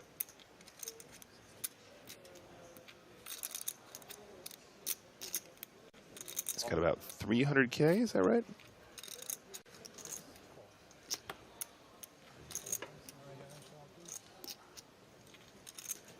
Yes, good point, Lord Sorrow. If you are willing to be exposed to spoilers, please don't bring them back to the stream. Don't post anything in the chat relating to action that we haven't yet seen.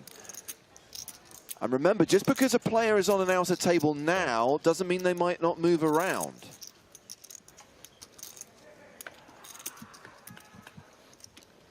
So Hartmann at risk here, needs an ace, does not find it on the flop. Yeah, we'll need to hit on the turn or river.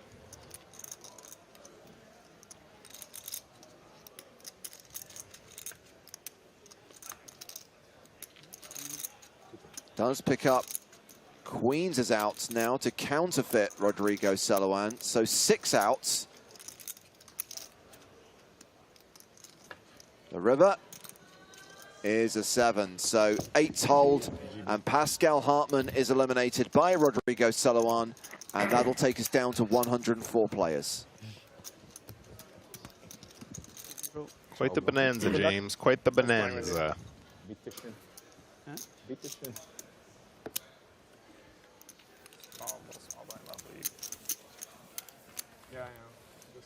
Brazilian and Italian guy making fun of the World Cup. We won after you guys. I was from Morocco this week. So Pascal Hartmann cashing out for $19,300. Me? Yeah. Don't forget the Brucey bonus. Those boys, yeah. Ooh, Samsung Galaxy. They exist white Moroccan. And looks like Thomas Mulocker is packing up his stuff on the secondary feature table. Confirmation that Wushu's out. So with Thomas Mulocker KO'd, that's going to take us down to 103. Card, flash first. I guess I sized it wrong because I bet 45K and he turned over his hand when he didn't have to because he's like, well, no, if he had me beat, he would never always bet more than this. I was like, fuck's sake. No, I guess that's the size for a 6-side flush, not a king-high flush.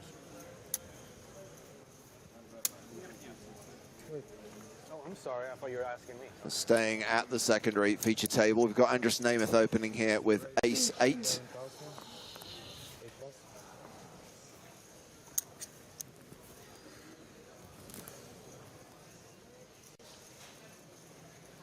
Sparling with 6-5 of diamonds. He decides to call in position. With the blinds folding, we are heads up to the flop.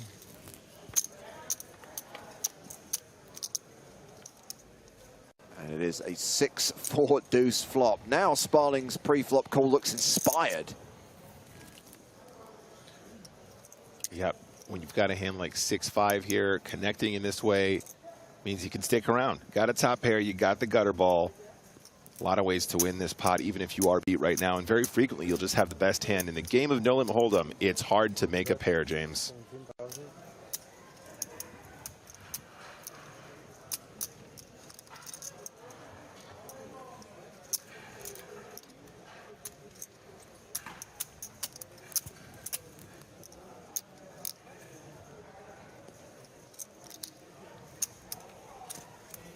Andrus Namath has continued for 17,000. A call from Sparling, and these two go to the turn.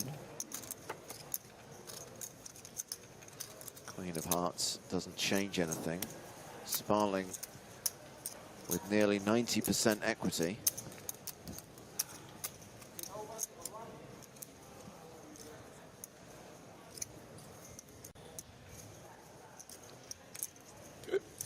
Sorry, Nick, I've got a request coming in from Bob Camfield. He says, can I get some credit to play in the casino? No.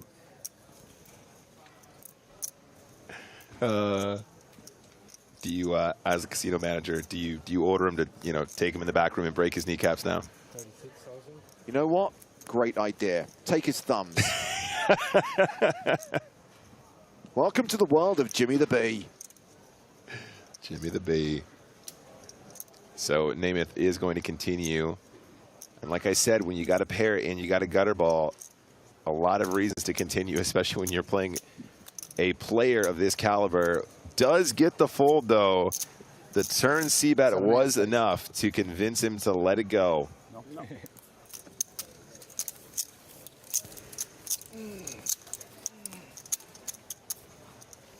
It's not even a bluff.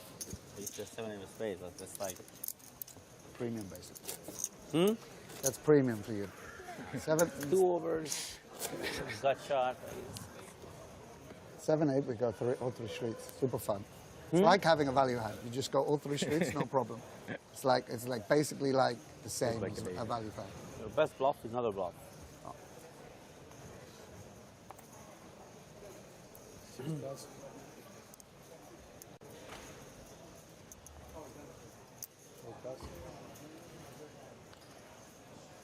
Dan has a question, Nick, which I know you're able to answer. What happens if the player in the big blind only has a 5K stack? Does it go towards the big blind, or does it go towards the ante? So, you know, they still want to see us. Goes towards they do know our cards, so if there's a big hand, big blind.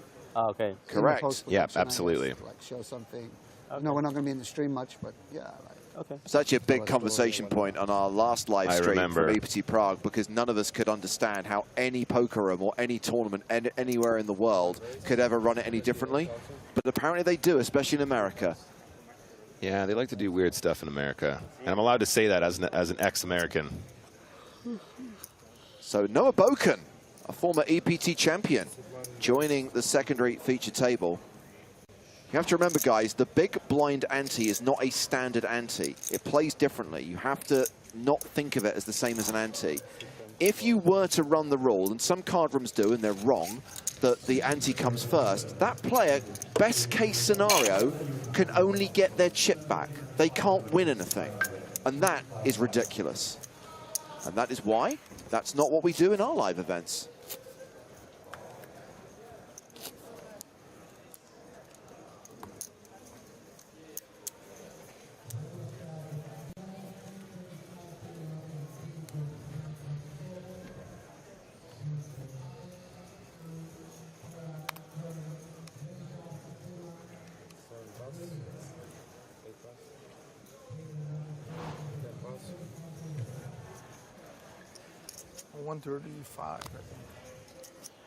I can honestly say that if I was playing or had the option to play in a poker tournament where they had that rule, I would question whether I wanted to play that tournament. It does seem weird. It does really seem weird. The Stars Nuts for Sam Grafton here in the small blind. Pocket Nueves.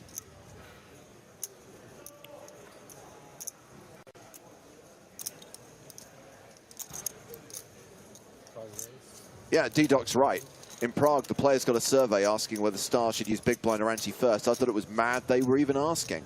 And suffice to say, the survey came back, yeah, why would you ever play the ante first in that situation?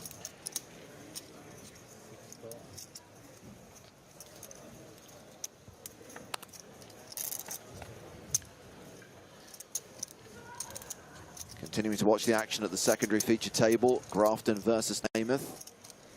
Nines versus Jack 9. And Sam has been outflopped. Beachside Breaks asks, what is the TDA ruling? Interestingly, it's not in the TDA rules because the TDA can't agree. It's well documented that Matt Savage believes the ante should play first, but I believe both Toby Stone and Jack Effel have said that they would have to break with the TDA if they were to enforce that. Check, check on the flop. Namath not taking this opportunity to bet his jack in position here. And the queen of the turn, I mean, generally speaking, is really good for Sam's nines. At this point, very frequently only losing to a random jack. And when the board pairs like that, fewer combinations of Queen X obviously now available. He is going to bet 22,000 on the turn. It is a double flush draw board. Obviously can still get value from some gut shots. 7, 8, 9, for example, might be there. 9, 10 is a combination that might check the flop for fear of being check raised, where they have the up and down straight draw on the flop too. The backdoor diamonds, the spades that played passively. I think probably a lot of spades just bet flop, though, if you get checked to in Namath's position. In any case, there's a call, and we are going to a river.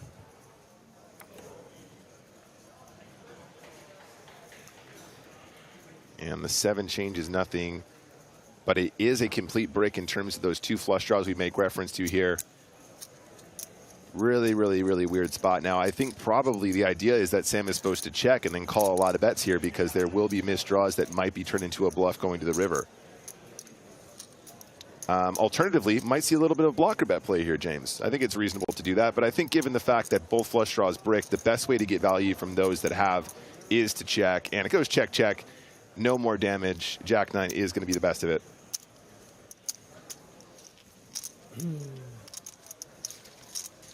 Sam loses a relatively small pot to Pro Beers.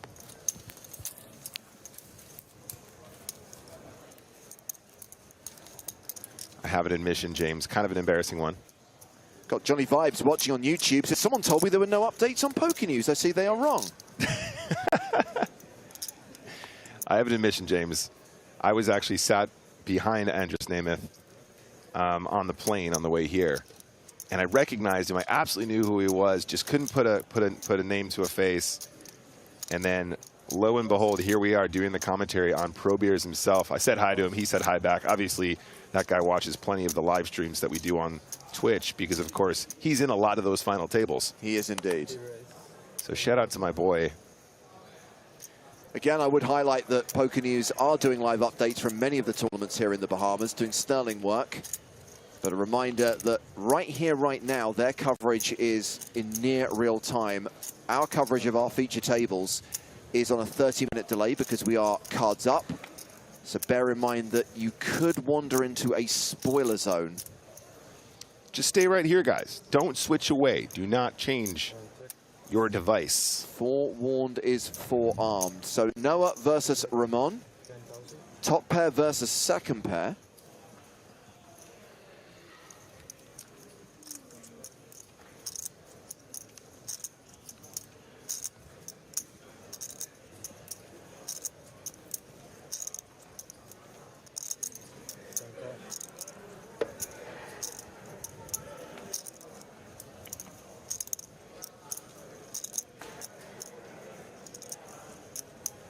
You'll notice, by the way, we are at 100 players on the nose. The last 100 from 889 total entries in this PCA 2023 main event. I think there's definitely got to be a bet here from the Queen 10. Just what's the size, Ramon?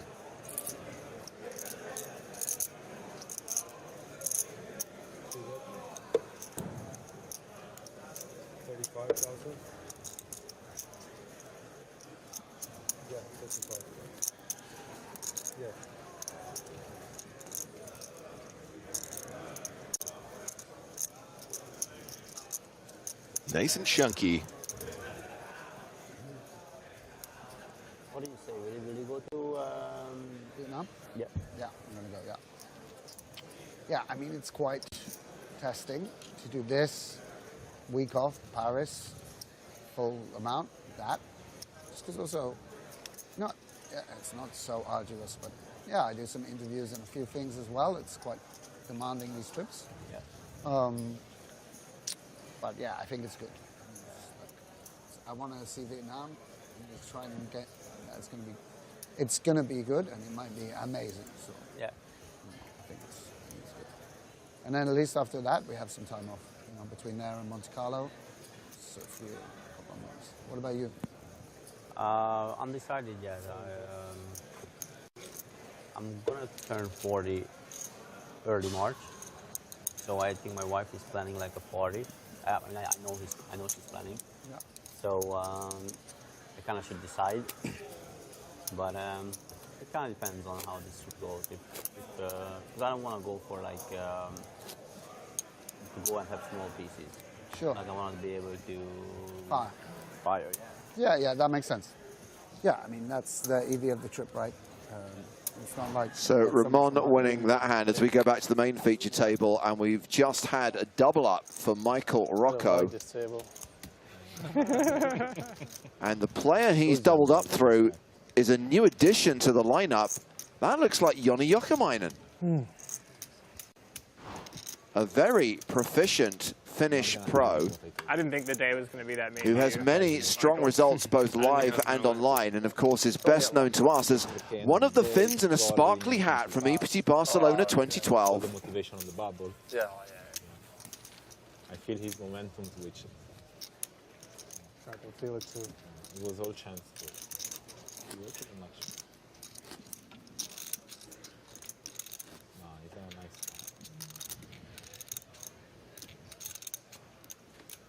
Chance. Yes, mister?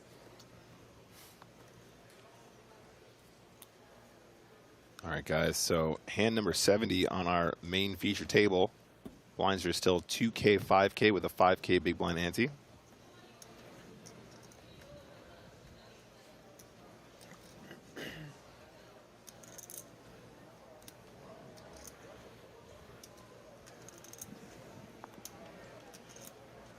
Folds around to Cervantes, a hand that he's going to be playing a lot of the time here. Cervantes got about 52 big blinds.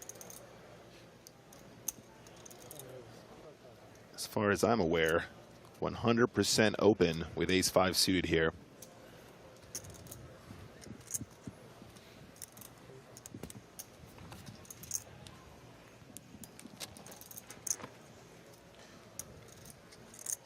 Fixolin. Oh, this bullet. Yeah. Big blind, very defendable hand though, James. King-3 of spades for Celuan. Both players checking their cards before we go to a flop, which is I was behind. 4 of spades, 8 of hearts, deuce of clubs. King-3 got some back doors. Cervantes though has that straight gutter ball with the tray. Will give him the wheel. And of course the same backdoor spades, but not many left in the deck when your opponent's got 2 of them in their hand.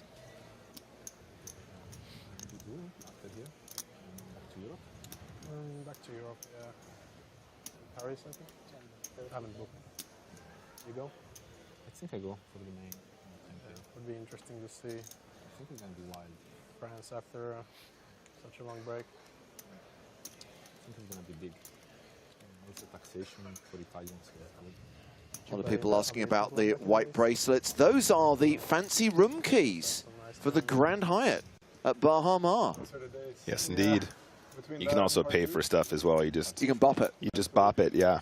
You bop it, and away you go.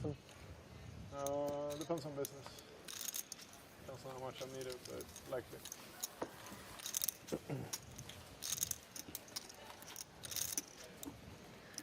And that's all she wrote. Fairly straightforward. Nothing too fancy. I used to hate Paris, and I quite enjoy it. Good food. Yeah. Yeah, I mean, you just have to be rude back until people love you, and then Paris loves you too. Also, if you speak a bit of French, get easy. They just want to check if you're American or not. Hey. Wow. I didn't. In Europe, we love Americans. You are the only guys who tip. So. Ask me anywhere you go. They don't care about your tip in Paris, though. Depends. Yeah, some guys. Sure. There's always that guy. In the hotel, they care. Outside. Oak Day's asking when is the next big live event after this one. You may have heard Sam Grafton talking about it with Andres Namath a couple of minutes ago. EPT Paris is directly after this.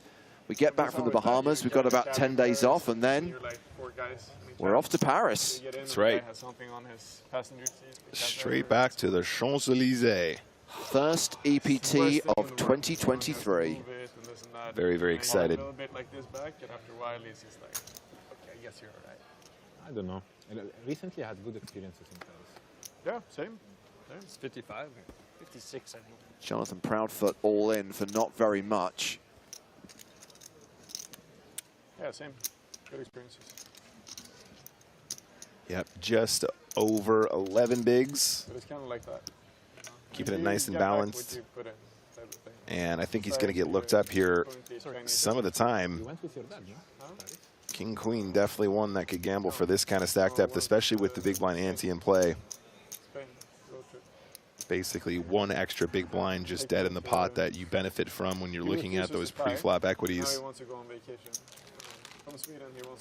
So Rocco got about 62 big blinds here, would cost him around 11 to continue. You can do that. Yeah, it's a long trip. If you would like to call the all-in here. Okay. 4K? What's that? 4K? Oh, it's not about the money. It's just Down to about 98 players now Oh, I don't know. as Rocco makes the call. So Jonathan Proudfoot at risk, but way ahead. Different colors. Yeah, this is about as good as it gets, guys. In terms of pre-flop equity, kings versus king, queen, aces versus ace-5, very similar kind of equities. 91% for the Cowboys of Proudfoot.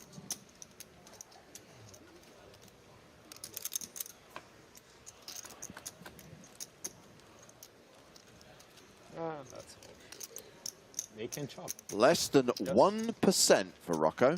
He needs running queens. very likely. I'll take luck in the other hand. I don't want it right now. I want him to win. Running fives. I suppose. I want me to win as well. Good shout. Good shout. Well spotted. Okay. Rocco drawing dead on the turn. Jonathan Proudfoot gets the double up. No, wait. Just in case. Sorry. Just in case. Bring the hearts. There we go. Chop it up. Just in case. I mean, I really appreciate that Rocco goes, I don't actually want the luck in this one. I'll save it. He's saving that one time for the final table. I like that. So Proudfoot now playing 24 bigs. Joni Jokamainen is the short stack at the table with 12 bigs. Anton Wigg, the table chip leader with more than 700K. That is a 140 big blind stack. And we still have half the level to play. 2K, 5K. Average stack right now, 272,000. Amazing, unbelievable. Yeah. Great. Looked fun. A lot of fun. How long were you there for? 2 weeks on and off. I don't know what it is, if it's a bluff, but I don't. You don't want to know. You won't get to see. I don't think this was going to get shown, because you promised river. Yeah. Sam Grafton just won another pot, ladies and gentlemen. Over at the secondary feature table, but we are going out into the field. We have action from the outer tables. And we are checking on former chip leader Alex Kulev in a hand against Leonard Mauer.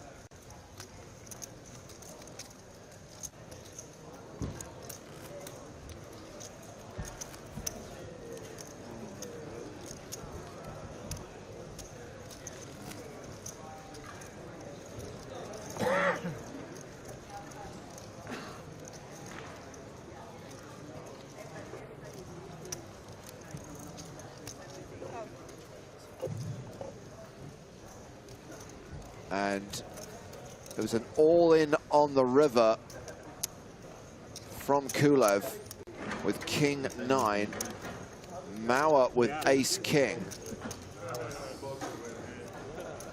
And that is going to be a double up for Mauer.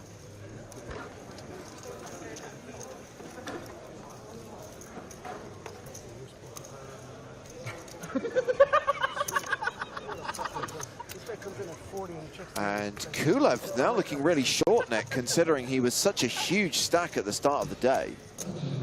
Yeah, absolutely. The swings that you have to endure, the roller coaster that you need to live on in order to make it to a final table. So rarely is it just the up and up. Yeah. I know what he has.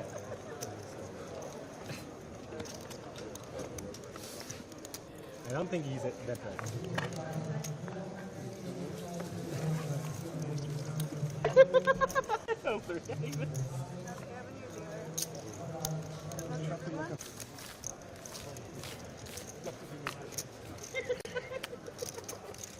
So Kulev now pretty short. Meanwhile, Maria Ho all in and out. Maria cashing out for $19,300, eliminated by Ignacio Moron.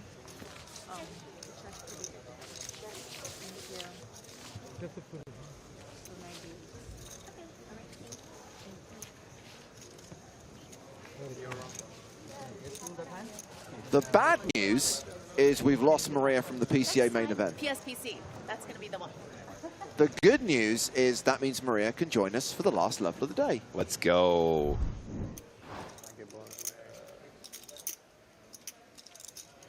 That's a great outro. Well done, Maria. Ever the professional. Scored it off the premises, you think? No. The announcer's like, Back up at feature table. Back on feature. Cervantes opened under the gun. Canet called in early position.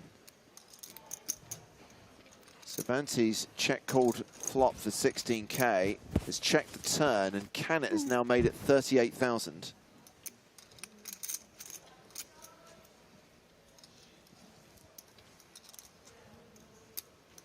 Nice little recap there on the left-hand side of the screen.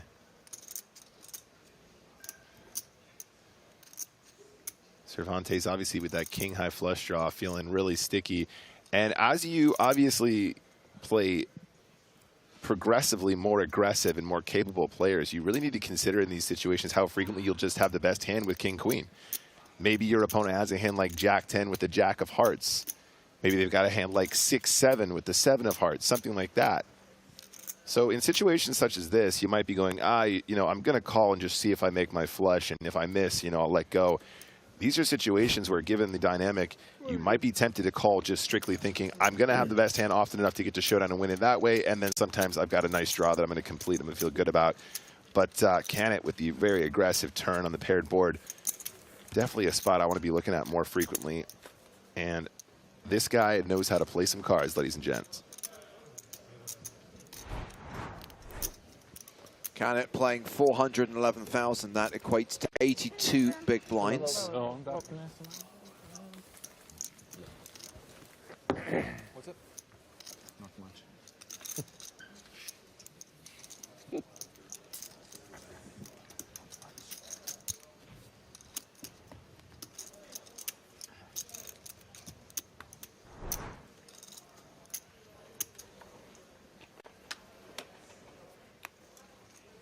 96 players remaining.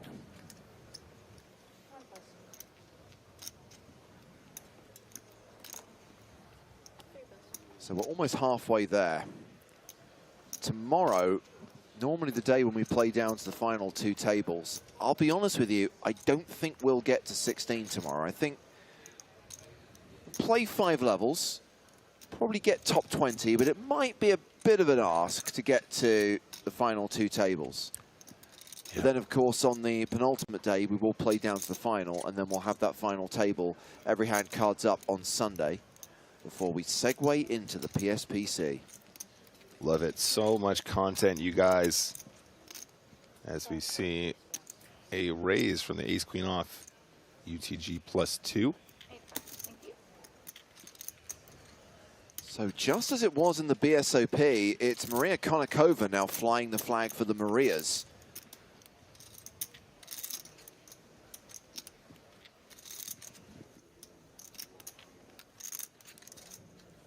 With Cervantes deciding what to do. King Jack in the big blind. Jokamainen's made it 50K from relatively early position. Cervantes folds. Looks good. Oh, back on track. Of course, day 4 tomorrow, we'll have the shot clock brought into play. Everyone given 6 time bank cards. Yes, indeed. I have to say, though, thus far, people keeping it pretty brief. You know, taking their time, but not in egregious amounts. And you know, in a 10K of this caliber, that's kind of what you'd expect. I don't think there's too many people messing around. A lot of people knowing these spots very well, not too much thought required.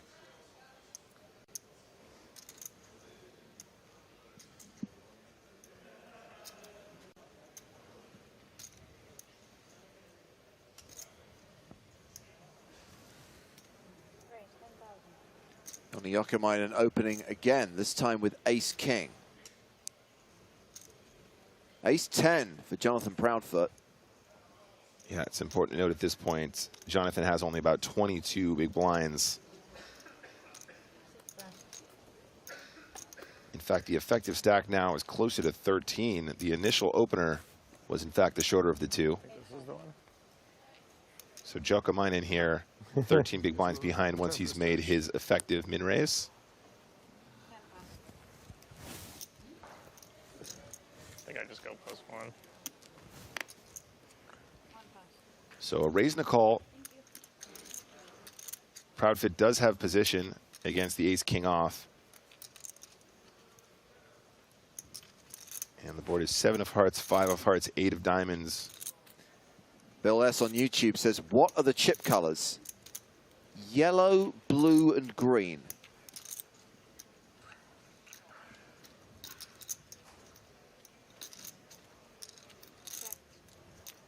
Oh, denominations. Thank you for your question. Pays to be specific. Thank you very much to our moderator, Tom, in the chat. Exclamation mark chips. Yeah, so the yellows are 1,000. The blues are 5,000. The greens are 25,000. I believe those are the 3 denominations in play at the moment.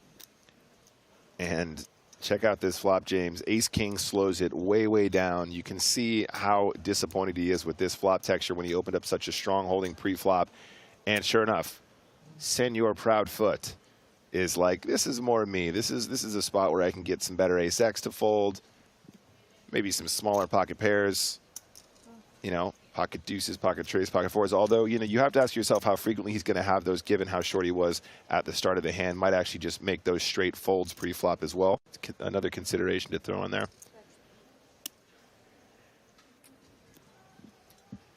So a bet and a call. Ace-king still the best hand. Jonathan Proudfoot, obviously known for his aggressive style, may choose to continue. May also be concerned about the queen of clubs, though. Obviously, ace-king. If ace-king is being played this way, obviously ace-queen could also be played similarly. But he's reaching for chips. The pot is 48,000.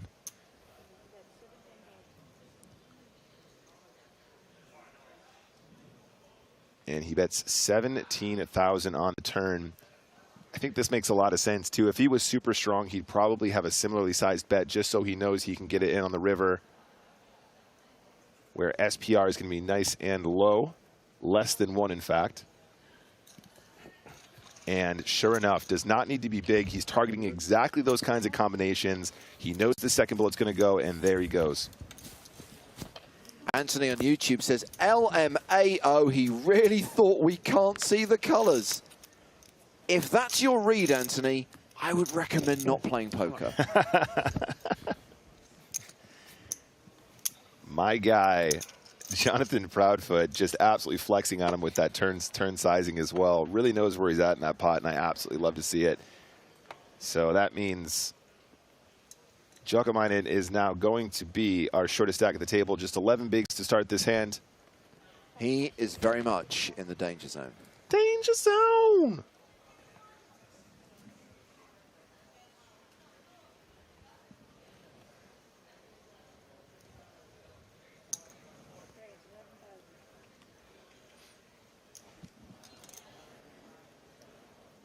Anton Wigg raising with ace-8.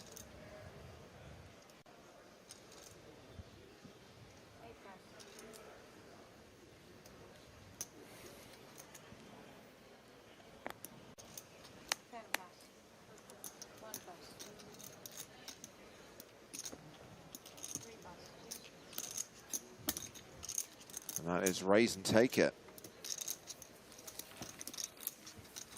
3 stacks of yellow, right? Thanks.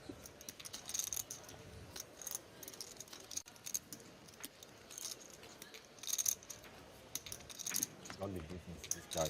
You ask All business. You recognize my sunglasses.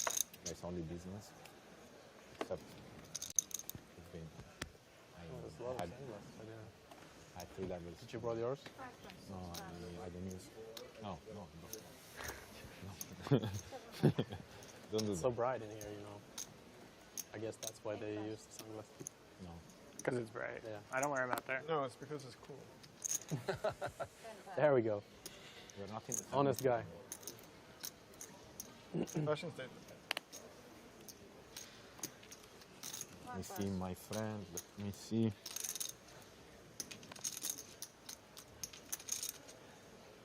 Mustafa Canet, Queen 6 in the small blind. That's a big raise. Pretty committing. It's all into call for Jokamainen, who folds. Have it? Favorite card. Next hand is the best. It's gotta be, right? 9 of diamond and queen of diamond. Should be. And Yeah. ace of spades. Should be. Yeah, ace of spades. Can't miss the queen. You gotta go in You're gonna work with it. I'm not only business. If I had bad combination, it would work. This was not the spot. I know. Even though I left it so many times. People tell me to spot. Top prizes advertised on screen right now. You gotta take what you can get there. Make it to the final day. You are guaranteed 6 figures. Of course, the top 2 are going to become millionaires. 1 million for the runner-up, 1.5 million for the winner, and the PCA Main Event trophy.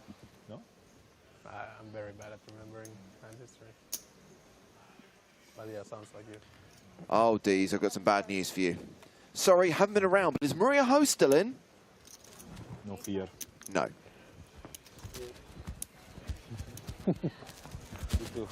Maria eliminated a short while ago, but will be providing commentary for the final level of play. So, got 2 more levels today? So, 34 minutes left to play on this level, then a break. Dinner break, right? No, normal break. Okay. Then another level to play, and then the dinner break, I see. and then the final level of the day. I see. Jack 10 of hearts, really pretty. Queen Jack of spades, real pretty too. Cervantes in position and dominating pre-flop.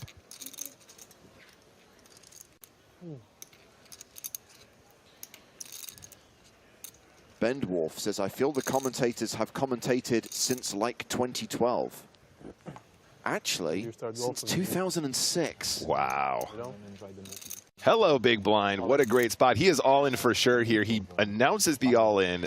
Ultimate squeeze spot. Absolutely stunning moment for Proudfoot to pick up a bunch of chips, excuse me.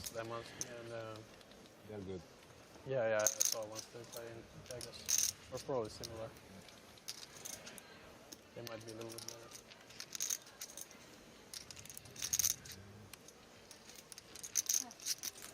But there's only one place at Albany that has like 6 courts outside. But I don't know, because it's very exclusive resort, so... That's right, Hermisen. 17 years. Just go there. If we don't stay there. But we should try. Oh, man, this guy is really stacking it up now. Jonathan Proudfoot now up to 32 bigs.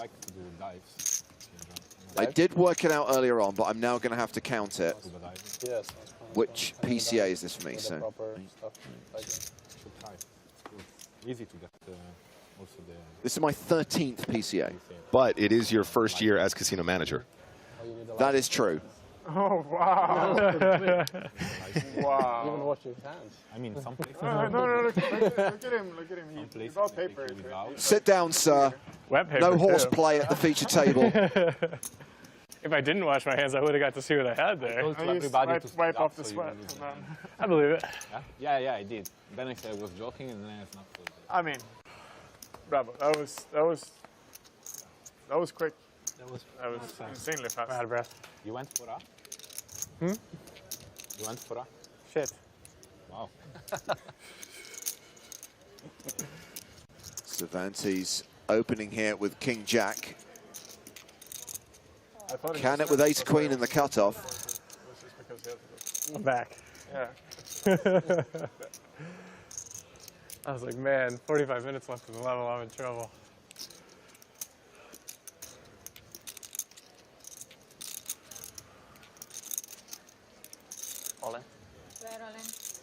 And now Jonathan Proudfoot all in with ace-jack. And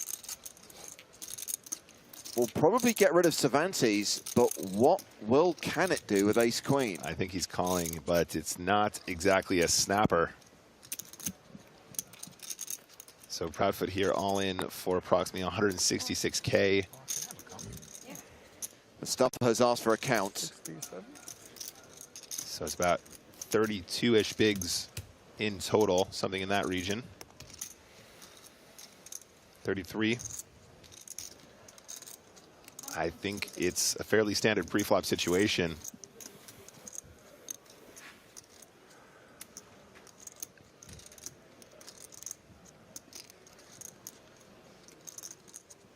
So this does represent a huge chunk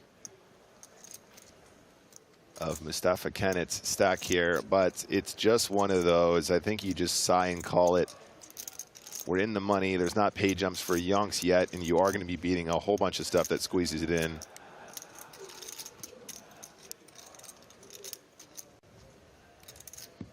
Does make the call. How do you tell the guy he bags 300 and then call? It is a domination situation, and it's not looking good for Jonathan Proudfoot, who is the at-risk player here.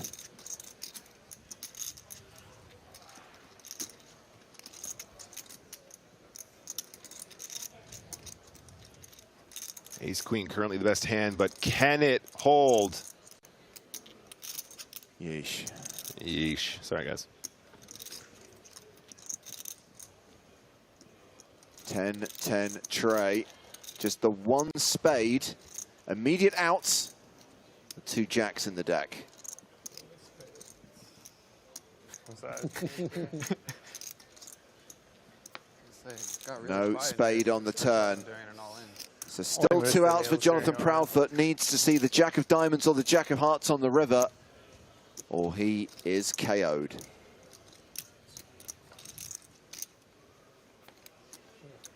To king. You guys?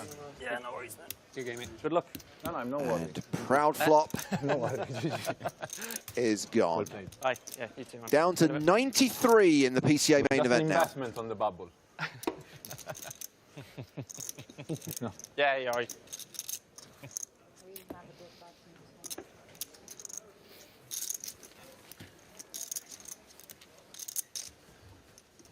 Yes, indeed, there were opportunities on the turn.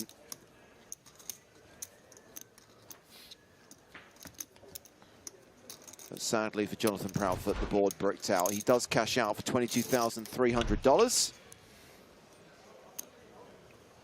That's right, he is Proudflop online. That is his online handle.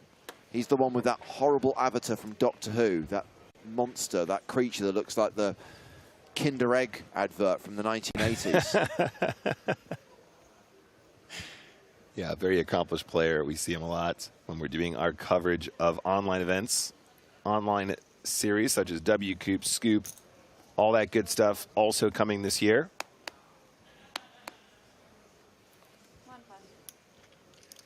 Freddie GTV saying, is flatting with ace-jack suited okay there? I'm sure it's probably fine, but I can also default to saying if Jonathan Proudfoot is putting it in there, it's because it's probably the best thing you can do in that scenario. I default to his superior knowledge of MTTs. I'm glad you highlighted the big online series coming up in 2023, Nick. Of course, the next big online event is the Sunday Million anniversary. This flagship weekly tournament that's been running since 2006 turns 17 in 2023. So on Sunday, March 26th, there will be a Sunday Million anniversary with a $7.5 million guarantee, a $1 million guaranteed first prize, and of course, we will stream the final day of that tournament on Twitch and YouTube. Yeah, so much content coming your way, guys. It's such an exciting time to be a poker fan. So many live series this year. We're going to follow so many online series as per usual. And of course, that Sunday Million that I'll be managing from time to time as well. Twitch.tv/PokerStars. If you don't already follow us, give us a follow there. Hit us up on social media too. We always notify when we're going live with various things. get up on the socials, I believe is what the you're so down with the kids, James. If you guys are interested in surfing the web, the World Wide Web, check us out. Socials in chat now. I think I may have mentioned previously that pretty much the only way I can communicate with my 14-year-old daughter now is via Snapchat, which generally for the last week has involved me sending her photographs of various things happening at the Bahamas, and I get a one-word response, which is slay. You know, I've often looked across the commentary booth and thought to myself, I'm thinking of a word. What is James? James is giving me something right now. And finally I have it. Slay. Slay, Queen. That's right, Scampy. The more A's, the better.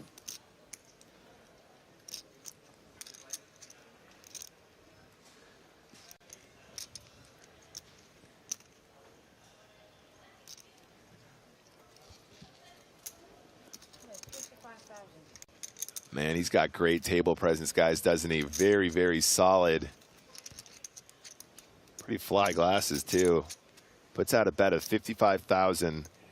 Cervantes looking at the board like, I wish I would have just made that heart on the river. Makes a call.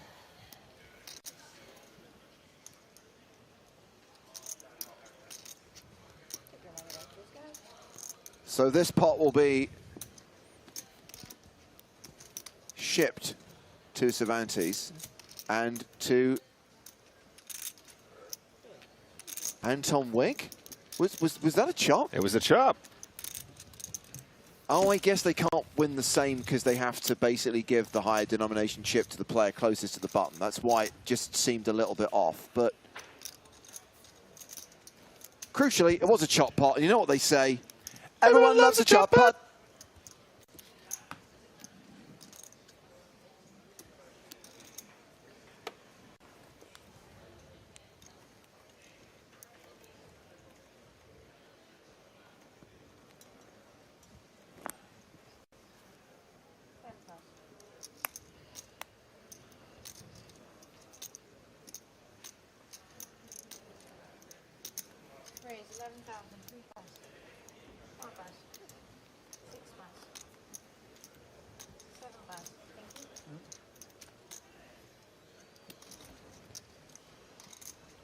Kind of feel, Nick, that the bonanza has drawn to a close now, and we're kind of like not slowing down, but I guess yes, get a normal pace of play now. Stabilizing. That's the word I'm looking for. Stabilizing. Yeah. Have you ever gotten the call from a friend and he's like, you got to get down here, man. It's a bonanza. And then 2 hours later, you realize you've arrived and the bonanza's over. That's how it's feeling right now. Stabilizing everywhere. Man, some people really loving the falsetto there, but you know, some people hating it too. You got to take risks, you know, and it's otherwise we don't know if we're gonna elevate this stream to the next level, guys. So appreciate you guys for supporting me. I saw an interview with Billie Eilish recently where she said that she used to hate it growing up when artists would do a live performance that sounded nothing like the actual record. And she gets it now because she says when you're singing the same song on tour every night, you're trying to do different things. You're trying to bring something new to it. But she remembers in the back of her head that the fans fell in love with the song that's actually on the recording. Yeah, sure. So that's what they want to hear. So just be careful about taking risks. Yeah, fair enough. You know, you're right, guys. I should have vetted that. I should have what's it called? I should have focus grouped that ahead of time. Sorry, chat, let you down. Do you remember when the Ford Motor Company decided that they were going to employ a focus group to come up with the names of its new vehicles? The first one they came up with was Car, and the second one was Focus. That was money well spent.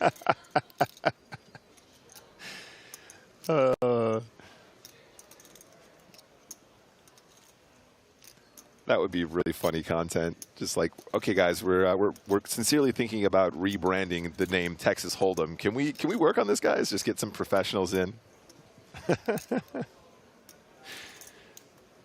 All right, so Rocco does manage to make a pair on the river here. However, those spades obviously got both players relatively concerned. I'm thinking it's probably going to go check quite often. And it's going to go in Rocco's direction.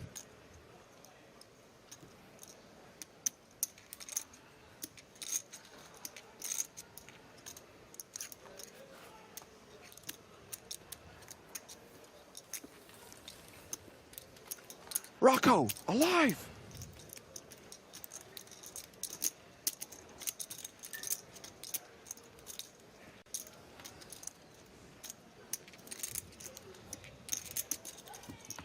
Bob says, James, I promise I will pay my credit voucher. I have to play. Bob, my ruling was final. Do not challenge the casino manager's ruling. You're not getting any credit. I really want to get my email and see what mine says. This is outrageous.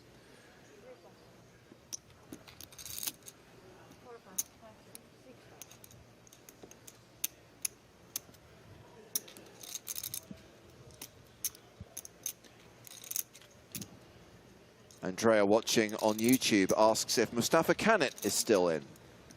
Now, I think that's not an unfair question when a player's at one of the outer tables. When they're literally at the feature table, when they're literally at the table that we're streaming right now, yes, the answer is yes.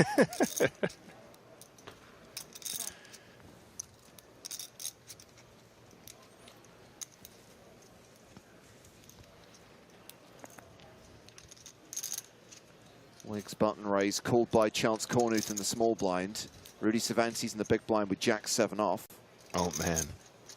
Has the option to squeeze here. Jack-7 off, really interesting combination to choose to do it with, but I think he's probably just going to let this one go. Sure enough, it's going to be heads up. Cornuth out of position in the small blind. Yeah. Wig here with the very nice 10-6 suited. Is dominated for the time being. No help on the flop, but does have the power of continuation, does have that forward momentum. Chance here, completely whiffing the board. Goes check on the flop regardless. Jack of clubs on the turn. So now a gut shot for Chance.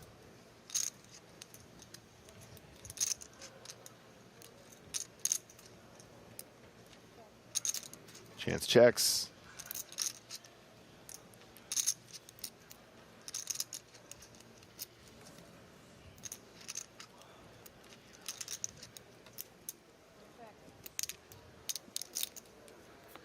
River for free. And ace high, still the best hand. James, is Wig giving you kind of like Channing Tatum vibes right now? No. Bad lookalike? Come on, chat. No. That's No? just, there's bad lookalikes and there's just non-lookalikes, and that's very much in the second category. As Chance checks to Anton.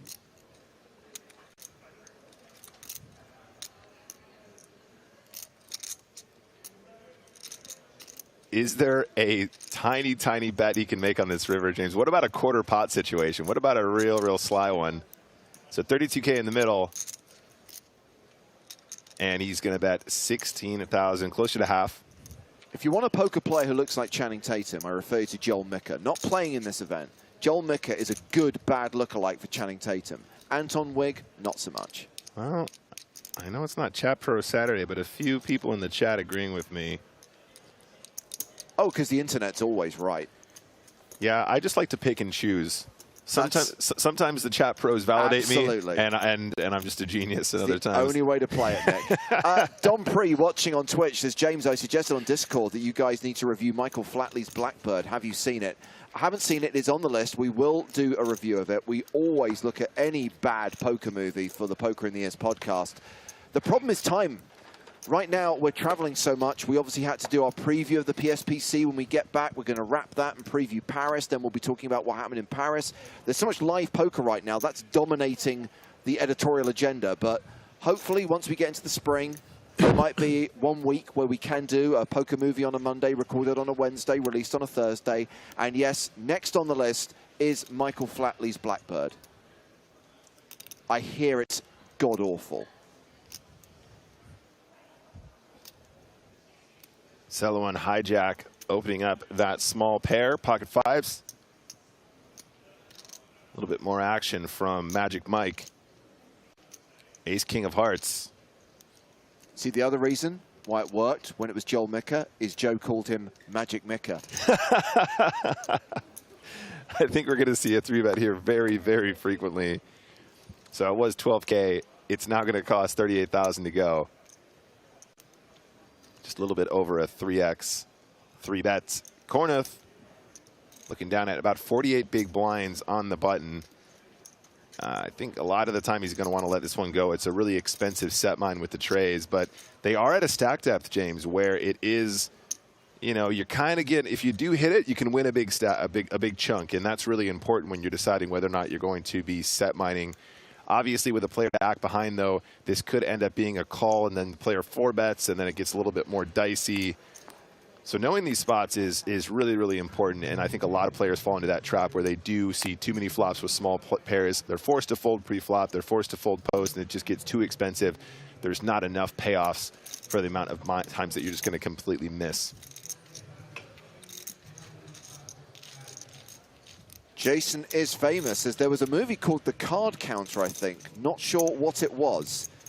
It was a movie that had poker scenes. I believe Captain Tom Franklin was the poker consultant on that film. Oh, my Lord. What a flop. The absolute, well, not quite the absolute nuts. Obviously, 8-7 of hearts would be the hashtag street flash. Yeah, you see, you say what a flop, but the problem is Salawan's not going to put a single chip into the pot, right? I think a lot of the time those 5s going to be folding, but he does go check on the flop. I mean, a 5 on the turn would be real spicy. 5 of hearts would be really interesting. Probably the 5 of spades being better if you do want to get paid with the Ace King of Hearts, assuming there's no paired board on the river.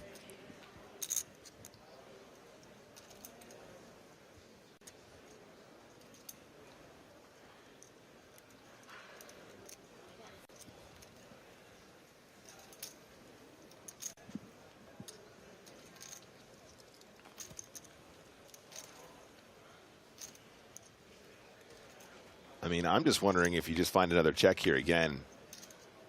I feel like if you want to win a big pot, you probably should be betting the turn.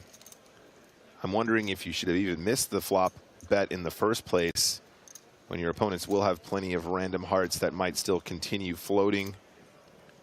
Maybe a hand like Queen Jack with the Queen of Hearts. I don't know. It really depends on the player and their ranges pre-flop, given it was 3-bet. But he does bet turn, and sure enough, James, folding those 5s, no action whatsoever. Getting wiggy with it.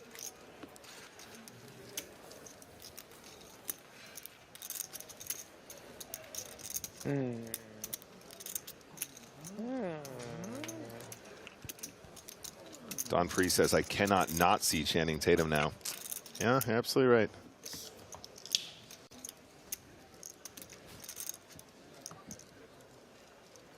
Don Pre also reveals he's currently watching G.I. Joe. That's why you can't not see Channing Tatum right now. He's been watching the extended cut of Magic Mike. Oh, that's sorry guys, I switched over. Thought I was watching the PCA there for a minute.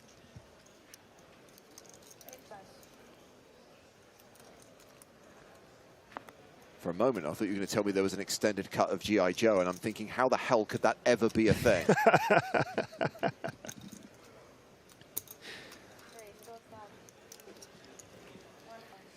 Cervantes, Queen 8 off here, opening the button. Trying to put in that steal.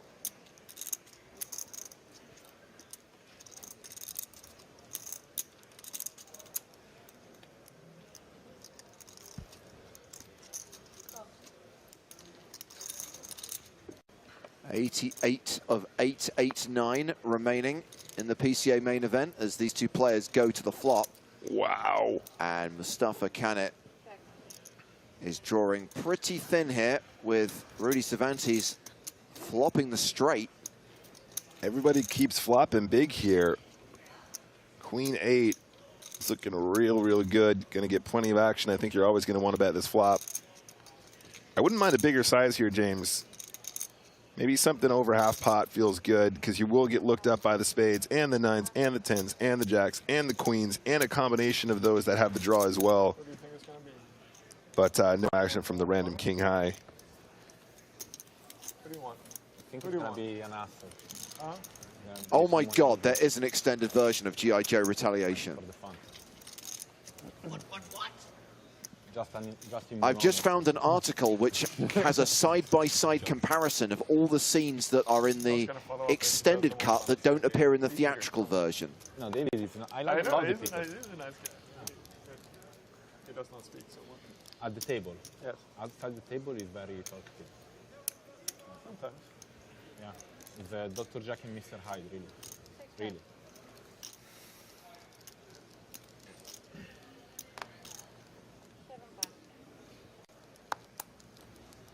And it's always his birthday.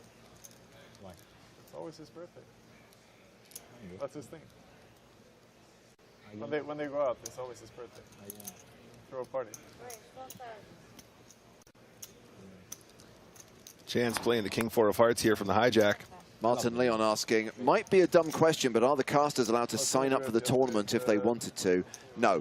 As casino manager, I'm not allowed to play the PCA Main Event. What's the name of the seafood place down on the beach?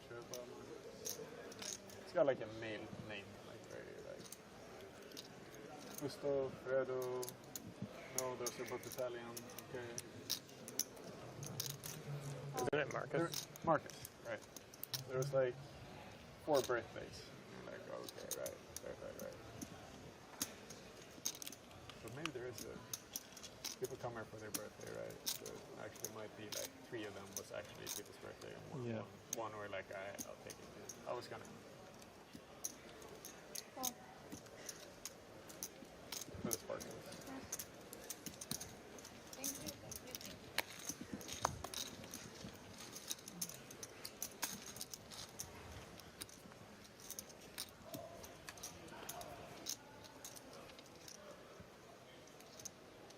Jack 9 deuce with 2 hearts. The flush draw for Cornuth. Everyone's got a little bit of something.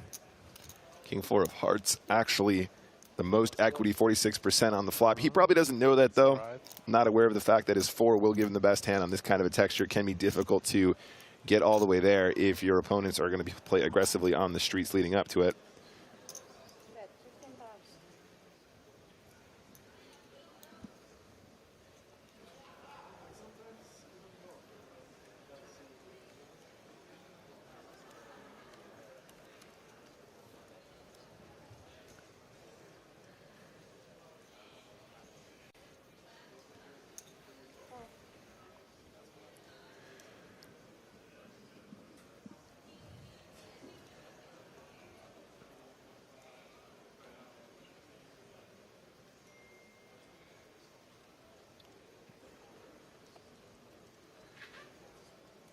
I mean, he's got such a good price here to make the call. He's got the gutter ball and the backdoor spades. So much dead money. I think you just always want to call here and see another card. Queen of spades would be real spicy.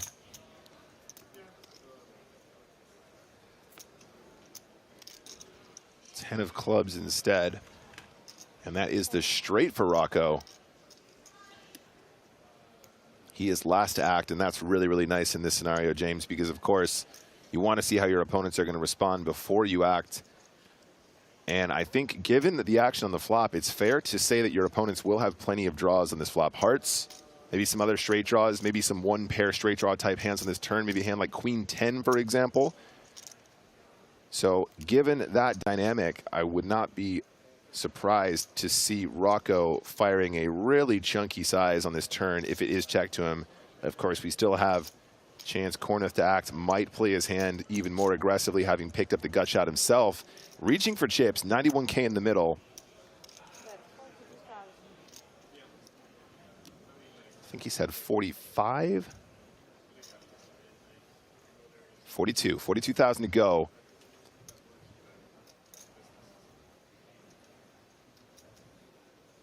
Rocco's like, this is a great turn.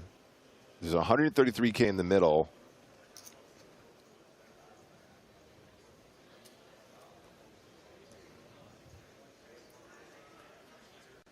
We'll just point out, though, guys, that jugular is going. You can see his heart rate highly elevated. One of the dangers of having an exposed neck when you are playing live Texas Hold'em poker.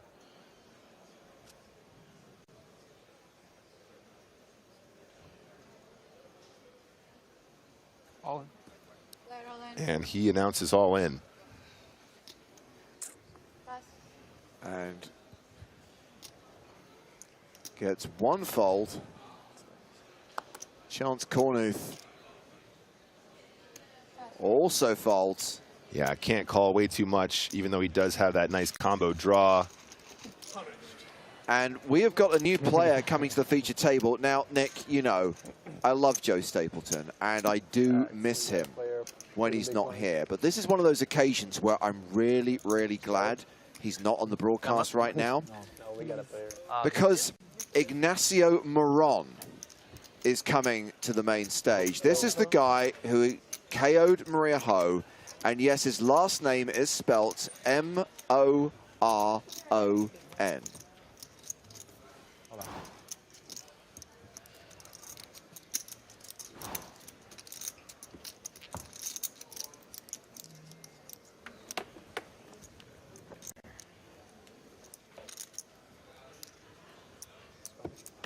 I look forward to seeing plenty of moronic plays. The updates from Poker News recently were truly, truly epic following Moron's play. Yeah. Which part? No, we were at the, I think, close to Fuengirola. Like, Pocket Kings for Chance Cornuth. Just 5 minutes on this level, guys. 5 minutes till the next break. We played with some road paddles for top 100 players there. Locals. It was fun. A friend of mine did a training camp. Rocco's got a pretty hand here. Coming fresh off that pot he just won with the turned nut straight. 74 big blinds here behind. I think 10-8 suited is a little bit on the wide side here. You can make some calls there with hands like King 10 suited, Queen Jack suited, 10-8 suited probably a little bit wide when you are playing tournament poker.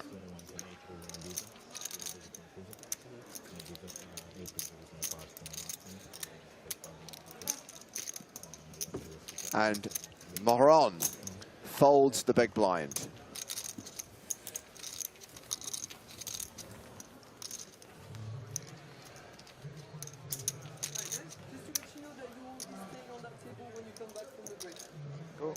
So yes, we are going to stick with this table for the next session. And Joe is going to be back on the mic for the next session. So. And also talk a little bit more, huh?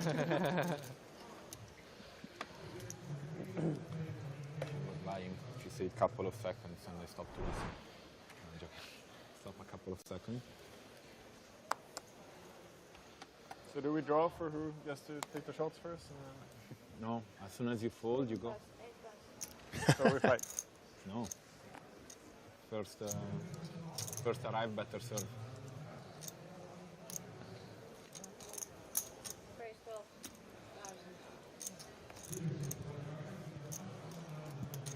Cervantes, ace queen off, UTG +2. How much are you playing? I see your stack.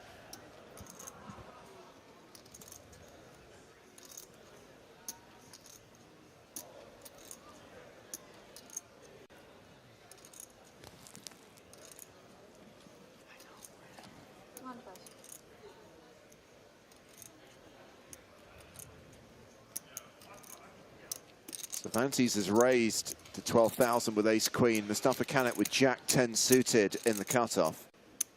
Now, if I know Mustafa Canet, I think there's a chance we might see a 3-bet here, you guys. Looks like it to me. That is definitely a re-raise. Now, Joni Jokamainen's playing like 6 big blinds. So it's going to be all in to call for him. He folds. Moron gives up the small blind. Celowan folds the big. Action back on Cervantes.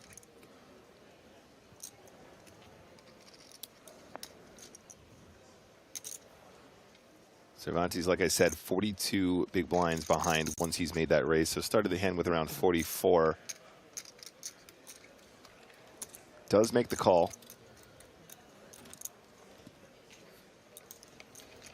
It's a very interesting spot here. Very awkward stack depth. Many people saying around 40 bigs, one of their least favorite effective stack depths to play. And the board does absolutely nothing for Cervantes. In fact, improving Cannett's hand, now top pair.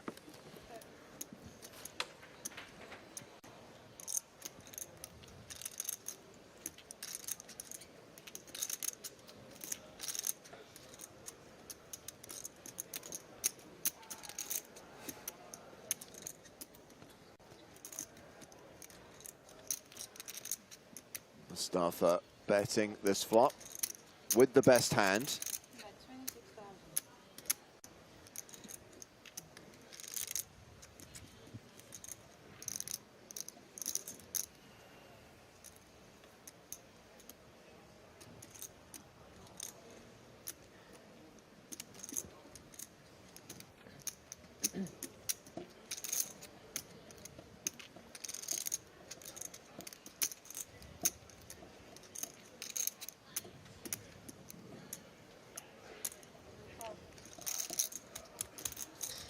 And a call from Cervantes. Turn card. It's the 7 of diamonds pairing the board. Mustafa now with 86% equity. Yep, so now on the turn, are we going to see some pot control? Are we going to see a continuation? I think the 7 of diamonds is particularly interesting, James, because of course now might continue getting calls from like pocket 8s, pocket 9s, pocket 10s. Mustafa Cannett, obviously a very aggressive opponent, can have plenty of bluffs in this turn, especially given the fact there's now a second flush draw out there, which might incentivize him to continue. He does choose to slow it down. Don't blame him. You don't want to get out of hand here, but look at this run out. Double paired. Jacks full of 7s now. The full boat for Cannett. Cervantes, obviously, with what will be the best hand quite frequently, given the run out. Reasonably strong bluff catcher in this situation. Yeah, absolutely. And the Queen of Clubs goes a long way as well, right, James? Obviously blocking some of those made flushes on the river. You have to ask yourself, though, if Mustafa has the bare flush draw, is he likely to slow down on a turn like this where he doesn't have a made hand? I think he probably goes again. But now he's like, how do I get the money? I think he probably has an ace-high type combo. I think he might even have some pairs that still might make a hero call. So I think we're looking at a smaller sizing here. But if there's a guy that knows how to size it, I default to you, Mustafa Cannett.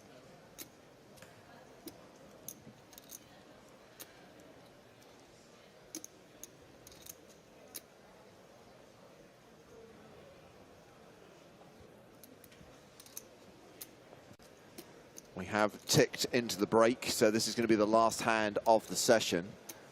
And we're going to come back at the 3,000, 6,000 blind level.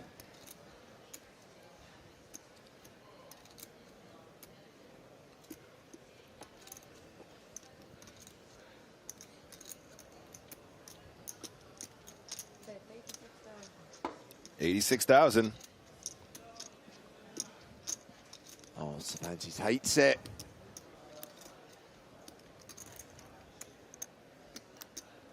Yeah, this is about half of his stack remaining to make the hero call. Quick question on Twitch. Do the percentages take into account the discarded cards? If we've seen them, so if we've seen a player's cards animate, then they will be discounted from the outs, for example. Makes the hero call. Heroes with ace high is shown a full house by Mustafa Cannett and loses a big pot at the end of this session as Mustafa Cannett moves up over 400K. Now everybody's going to be before you. I just wanted to see you win. Thank you. Okay. Always. You say, okay. Grazie. Thank you. So play concludes at the main feature table. I believe there is still a hand in progress over at the secondary feature table, and we will head over there in just a moment. Correction, Mustafa Cannett moves over the 700,000 mark. Cannett now playing close to 120 bigs.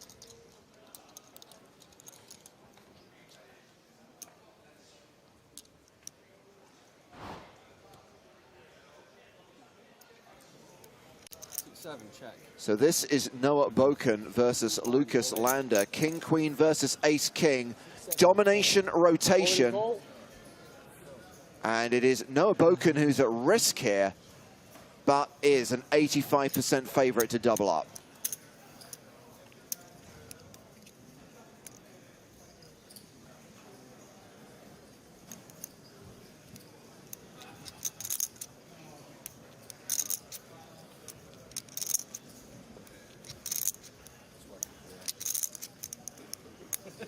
Suffice to say, Noah not interested in an ace. But we do get a diamond on the turn, so now we have more outs. But he had it. I thought he did. The 9 of hearts on the river is okay. Noah Boken doubles up. And now the secondary feature table will be going on break as well. It's going to be a 15-minute break, guys, and the action will resume here at Bahama. Day 3 of the PCA 2023 main event.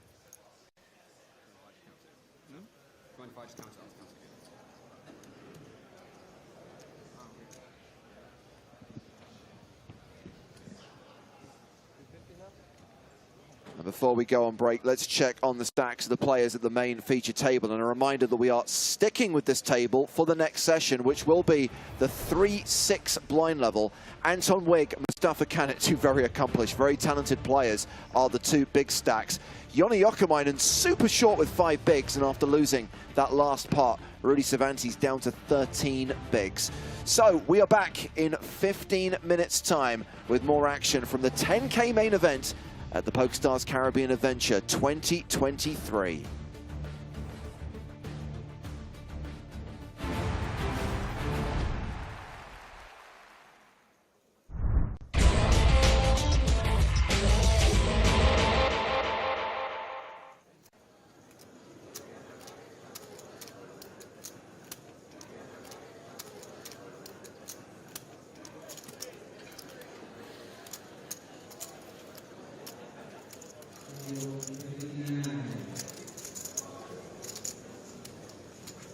Queen 8 suited on the button. All right, seems fair.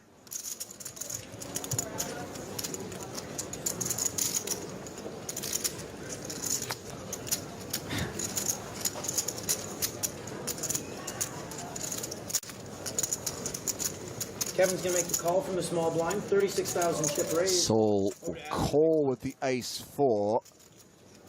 Gaia in the big blind. Now, I think calling there is fine. I think 3-betting there is fine too against a player that you know is going to be opening a lot on the button. This flop here for 60,000 apiece. Queen of diamonds, queen of spades. Flop better, Benny. Diamonds, Kevin's first. Yeah, and Saul should probably be paying off at least one bet with ace high. Spindler's not supposed to have flopped trips.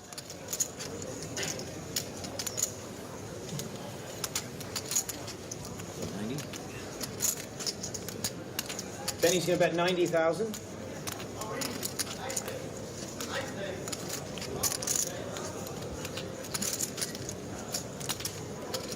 I think also with just one straight card and no diamonds, you can Kevin's going just to raise fold. to 300,000.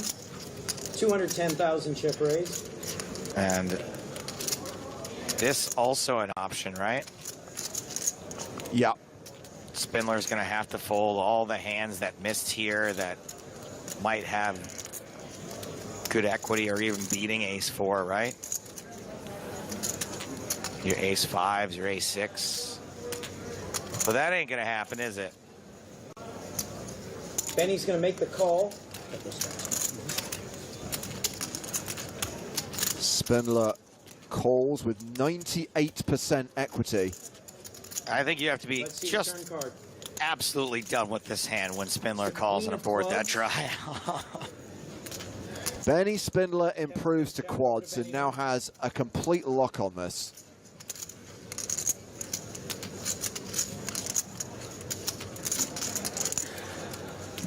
Hey, James. He'll check as well. These guys are going to go More like better fold Saul.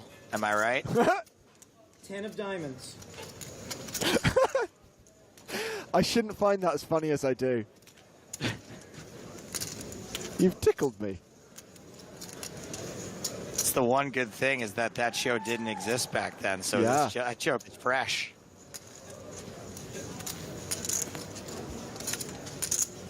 Oh my goodness. Just, yeah, oh yeah. Look at the drooling from Benny Spindler. Imagine if Kevin Saul had bigger hands, Benny Spindler would win more chips here. 450,000 snap all in from Spindler. Saul releases. Benny's going to take the pot. Better not call Saul.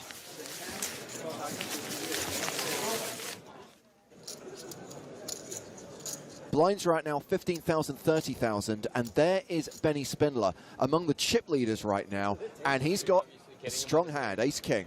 No, I saw his hand when he peeled it, and he Hollywood. I mean, I didn't say it to the table. I looked at him. Oh, Neil, what You're now? kidding me. I just watched you Hollywood 6-3. Cost us 2 minutes of time. You're saying it's 20 seconds. Is Neil complaining about a tanking player? Possibly. Hey, Kathy Liebert's at the feature table. He thought it was really funny, but he sort of... Not trying to torture you there. Same for you, too. I know. It's tough, you know. Fold it all the way around and Nate on the button. Pocket eights here for Nathan Plotkin. Sorry, I was way too late in saying that. I was just thinking about how much I like Kathy Liebert.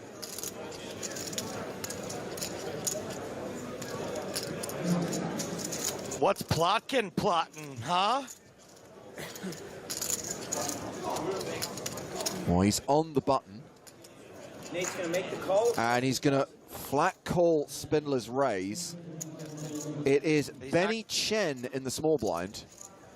He's not going crazy with a pair of eights. Benny in the small blind Will now. Chen get a little aggro? He's got a lot of chips. Spindler, obviously, probably at this point had some kind of reputation for being a little loosey-goosey. Plotkin flats on the button. Seems like a lot of incentive to put in a re-raise. Benny's going to make the call as well. It's 40,000 more to Kevin in the big. Well, also fine, I think. Kevin Saul getting a great price in the big blind, but has a pretty solid hand, pocket tens. Boy, oh boy, what do you do here? He's got tons and tons of chips. Benny seems like he's got a decent amount of chips as well. 2009 feels like you rip it in here. Cameo appearance in the background from Howard Swains of the PokerStars blog. We highlighted Howard's work writing the Daily Scoop reports yesterday. And here he is railing this feature table back in 2009. So we are going to get a squeeze. We are going to get the 3-bet from Kevin Saul.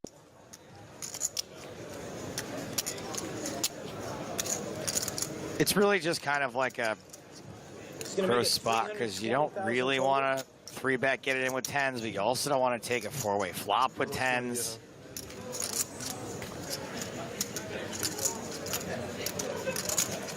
Benny trying to figure out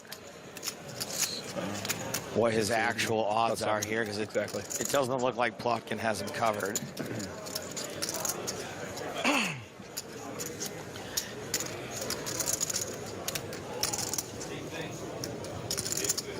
But when Plotkin and Chen just call on the button in the small blind, I don't think he's super worried about them.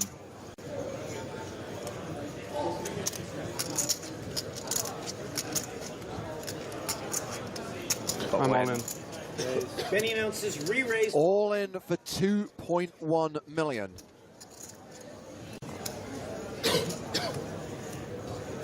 So we should see Plotkin and Chen fold. Nate's going to pass the button. Benny's going to pass the small. What about Kevin Saul, Joe? So Kevin's now in a position where he is 100%. Well, I don't know what Benny's reputation is yet, right? But I feel like when this happens, you're flipping at best. Some of the time you're up against jacks, queens, kings, aces, right? There's 4 hands that you're doing terrible against that would do this. Exact count. Can you put the stacks in 20s and give us your loose chips? Slide the loose And I think, yellows yeah, it's going to come down to how many chips Kevin has, how many chips Benny has. Slide that forward to us. It looks like Put these reds Kevin's back on not the red getting a stack. great price.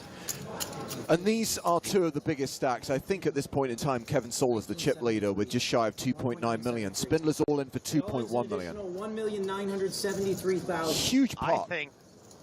I think this is a fold. What do you show? Tens. Kevin shows 2 tens and throws them in the muck. Benny's going to win the pot. Spindler does not show the ace king. Kevin's like, I showed. I mean, come on, don't be a dick. And back to the feature table. With the blinds at 20,000, 40,000 with a 4K ante. So yes, just the one outer table. We are down to the final 16 players at this point in time. Let's fold it around to Andy.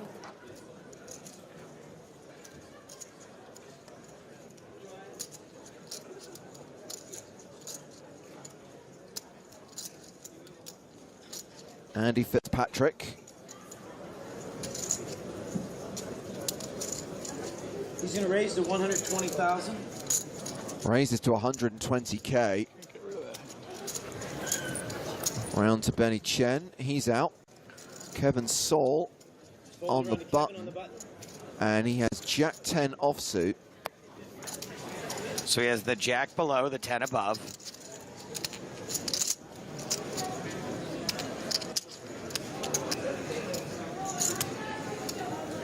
Kevin's going to re-raise. Ooh, frisky, 280,000. He raises in position, and now it's Benny Spindler in the small blind deciding what to do. Oh, and that is Peter Thielen folding out of turn. Sorry, Ben. Benny in the small blind now. Peter.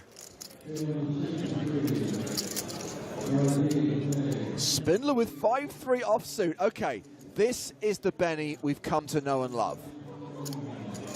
And, you know, I don't know what his likelihood of raising was before Peter indicated that he was folding, but that helps, obviously.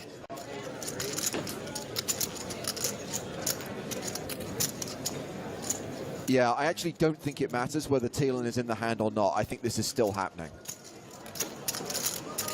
But it adds an extra layer to it, right? Because Kevin now has to think about that. Kevin has to go, okay, is this something that he was planning? I don't like the re-raise on the button to begin with. I mean, when I say I don't like it, not my preference as a fairly weak, tight poker player. I like Jack 10 in position. Over to Andy.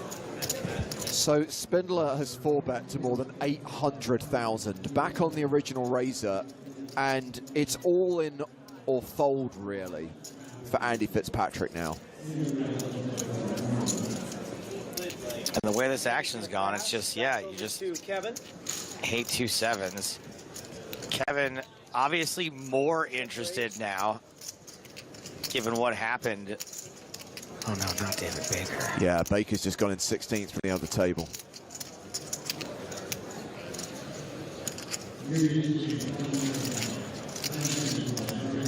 Kevin call? Or he's just asking the chips to be brought in? Yeah, he likes to have the bets pulled in so he can just see how much more it is to call. The answer, 540,000. It's so much. It is like really suspicious. I just don't think there's, again, I don't think there's anything you can do. You can put in another bet. Kevin's going to pass. And risk that maybe they have an absolute monster. Yeah, you just have to let it go. Kevin Saul folds and Benny Spindler adds nearly 500K to his stack after 4-betting with 5-3 offsuit. And he showed it. That was coming.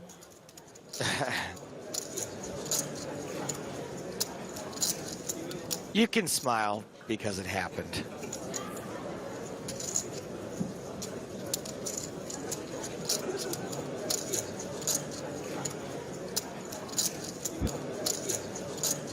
Still at the 2040 level. And action is on Kathy Liebert. Looks like she's folded. Tony Gregg is out. 4 was good, but considering folds, I would assume the 2-4 was good. Nate's got it now.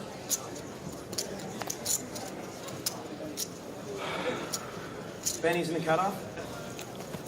2 bennies? I mean, come on, what the hell was going on in 2009? Kevin's on the button. Well, action's been folded to Benny Spindler, who's in the small blind. I think our friend Benny Bullets was a thing back at this point, too.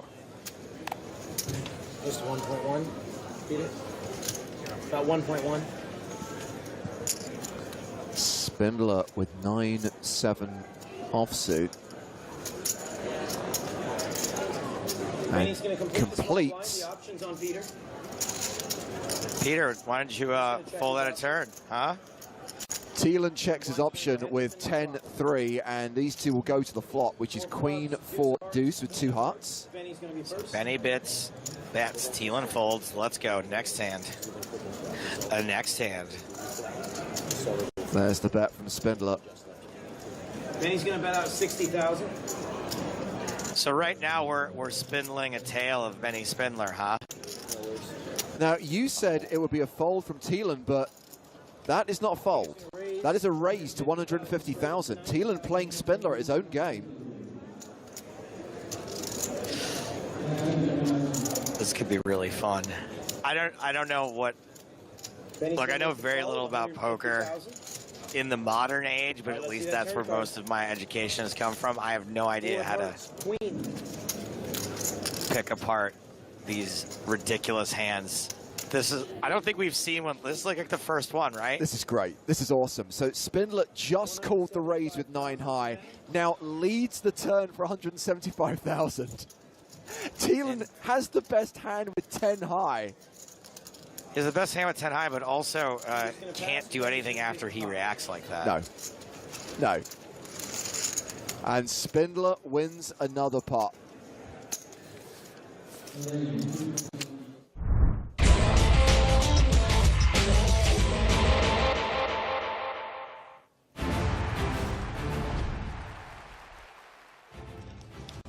Hello, my babies, and welcome back once again to the PokerStars Caribbean Adventure 2023. Live coverage of the main event. Day 3 of the tournament, day 2 of our coverage from the Bahamas. Overall tournament chip leaders, about 2/3 of the way through the day today. Artur Martirosyan and Christopher Chick at the top of the leaderboard. I'm Joe Stapleton. He's Griffin Benger. Hey, everyone. New commentators and a new feature table, at least for me. Anton Wig, Mustafa Kanat headlining that. This, that, there, everywhere, everything, all at once. Welcome back to Planet PCA. Blinds are 3,000, 6,000 with a 6,000 big blind ante.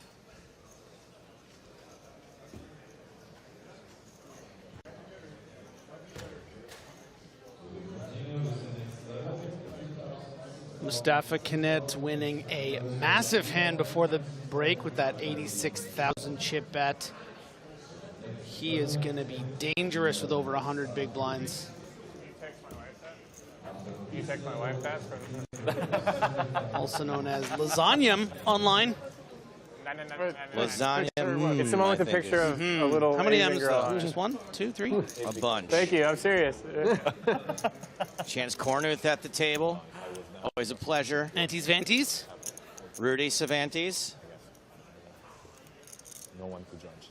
Ah, it was this person's dog that made it into the opener yesterday. Is this a Ratatouille situation? A dog, a lappy situation? Yeah.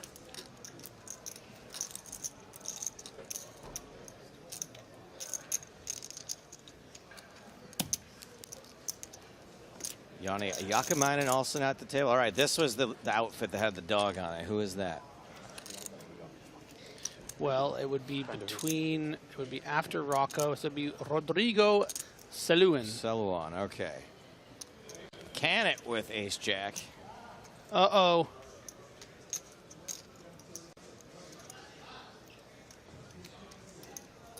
And pocket aces. Well, this is Saluan right here. If I've learned anything from my experience in tournament poker, it's never trust a Brazilian 3-betting the small blind. But I'll tell you what. And I'm pretty sure it wasn't. It's Ignacio Marron is the person with the dog, which is going to make it even harder for me to pronounce his name properly. For bringing a dog to a poker tournament. But whatever. You're not allowed to comment on it if it's a service animal. They say owner looks. Great fold from Mustafa Kennett here, really folding the top of his range. You know, with ace-queen, I think he would have to continue. The ace-jack, not thinking that his opponent's light there. You know, maybe a different story with a button or a cutoff raise, but at the hijack, just finds it through the weeds there and just lets it go. You guys really got to disciplined exchange stuff. the head thing. I mean, no, it's very small point. Just in the bigger one. Sorry. I just, this is the first hand you played together, so it only makes sense to see. Michael Rocco there in C1, very talented American player. A lot of deep runs, big scores in the U.S. circuit. I mean, this table is absolutely stacked.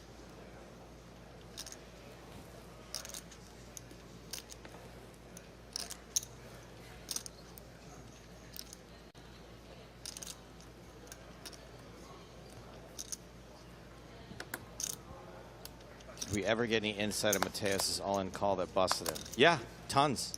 Where were you? That was hours ago. Started watching the hand and left. Rocco's Modern Life, 13,000. Good enough for a raise and ticket. All right, so Steph for Life, who says, I want to kick that dog like the guy from The Good Place. Maybe we could do something in between being irritated there's a dog at the table and wishing harm upon it. Maybe there's like a happy medium there. No, I didn't believe when he told me. You want to see a couple of extra hand histories, like what was that hand just before the break? Thank you. The dog is actually the player. The human is only there as the dog has no thumbs to peel the cards, but the chips in the pot. Kind of the joke Griffin made with the Ratatouille thing, but it's all right. I thought you wanted to one-up me. Nah, I'm nice enough to myself. I feel like the joke would have worked better if it was a cat, and I could have said a cat-a-tooey yeah, situation. It's okay, but you know? you can't talk about what no, I can't. Yeah, the I know. joke You hate when I do that. Right? It's been one of those days. Pocket Maron. jacks. Yeah. Pocket jacks for Marone. Marone. Pocket jacks for Started by waking it's at tough. 5 in the morning. So Whoa, Marone. I got it. And It went all the way in. It went all the way in. Marone takes a down. Running out of antes after that ace-high call. Sorry. 10 So last level. I go to the bathroom. I'm like, for sure, That's I'm true. gonna get it out, right? It's very short. And it's just like, no, no. Okay, let's go. So Do I go it's to in there the now. Do I go to the hospital now, or do I like Just go to an earwax removal. I went to one actually here. Like, there's an earwax removal? yeah, like they'll just like put a device in your ear, and like potentially like be able to I pull it spent out. like 3 hours in the hospital. You can't do that, man. It takes up pieces of your brain. That's what happened to Griffin. Like at last, I was like, What? I'm gonna get fired if I'm not at my job at Bahamar at noon. I got one person in line. And number 90 at the feature table. So they got it. You went to the hospital. Yeah. They took it out. Okay. I didn't even know it was such a business as like wax removal. Well, it's just like an ear doctor, but they do. Yeah. They'll do that. Well, I mean, I went to the ear doctor, but yeah, like the local hospitals. So adventures. And then I came in and Musta just like piling in the jokes on me. And it's like, Which Musta? Cervantes 7 high in the small blind, ditches it, waiting for a better spot. Still almost got it. Would have run into king high, which is probably a call for 10 big blinds. Yeah, small versus big. He's close. It's right on the line, you know. King 8, probably a call. Maybe King 6 gets some folds sometimes.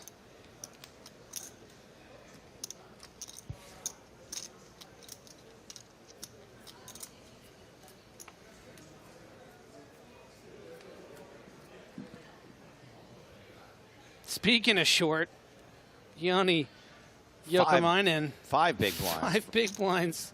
For Yanni. Thought you were a pro, bro. Well, he moved those chips in like a pro. That was pretty impressive. None of them toppled or anything. King, queen. Pretty good hand to get it in with.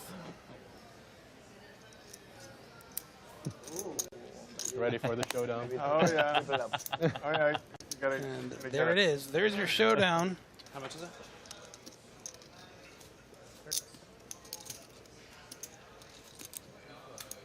Rocco. Ace Neener. Call. Makes the call. Big blind, anything big? Any surprises in the BB?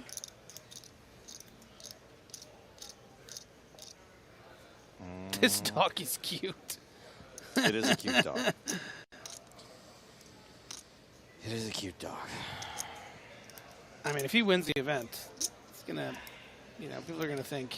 Galuka says the guys commenting don't know poker. That may be true, but I do know how to ban people, and you are out of here. You banned. Thank you for your comment. King Jack suited for Cannon. Wait, was that Jalil?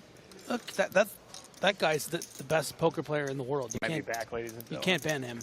Too late. What's done is done. I can't unbop. Unbop. So Okay, 3 ways. We're going 3 ways. Yakamainen all in. Has Cannet dominated at least. Jack high flop. Cannet spikes the jack. Side action does remain between he and Rocco.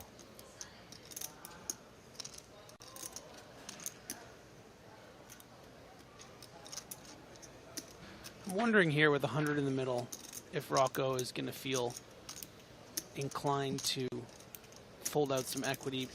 Probably not, because a lot of Cannet's hands does include some jacks and will continue with some straight draws, but maybe just a small bet to fold out some hands and then kind of see where you're at going forward.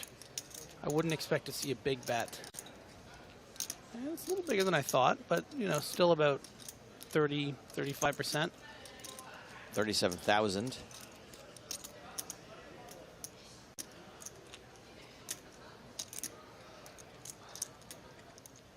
That's right. Fraser her. Say what? Domination rotation. King Queen now reverse dominated. And Cannet going nowhere. Is that little World Cup that he has as a like a golden ball? Sure. As a cover. Deuce of clubs on the turn.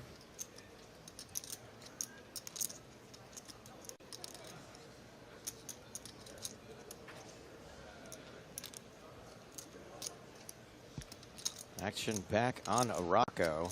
Oh, I forgot the 9 there. Did I catch a 9er in there?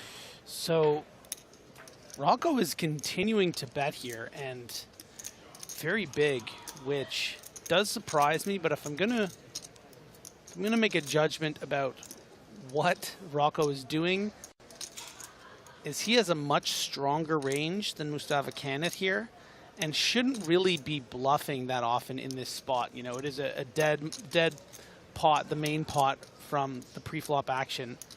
Would he not often isolate with a strong holding? Sometimes. I guess my point is that like Cannet can't really fold, right? I mean, Rocco is, you know, gonna sometimes flat with kings here to get a weaker hand like King Jack to get into the pot. Ace Jack isn't necessarily gonna ISO, but it would be betting twice here. Pocket nines would be betting twice here.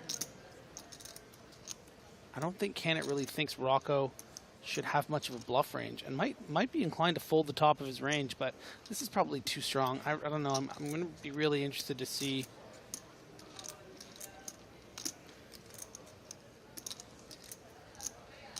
If you're not prepared to call 225,000 shove on the river here, do you want to call this turn bet? well, yeah, I'm prepared to call. I have top pair and I'm only up against a 9.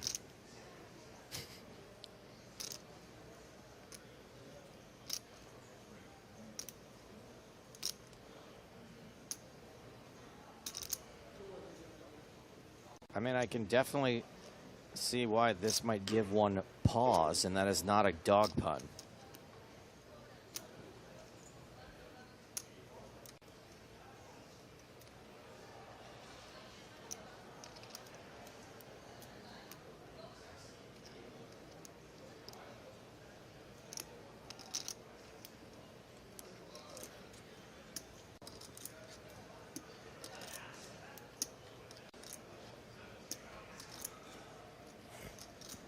And does lay it to Griffin.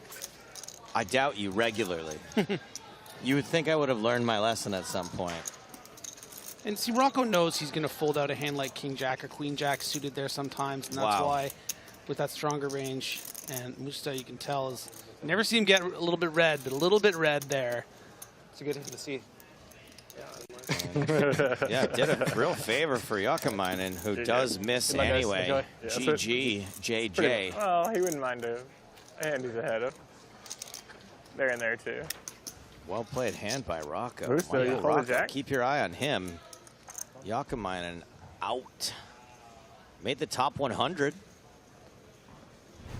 Made the top 10%, $22,300.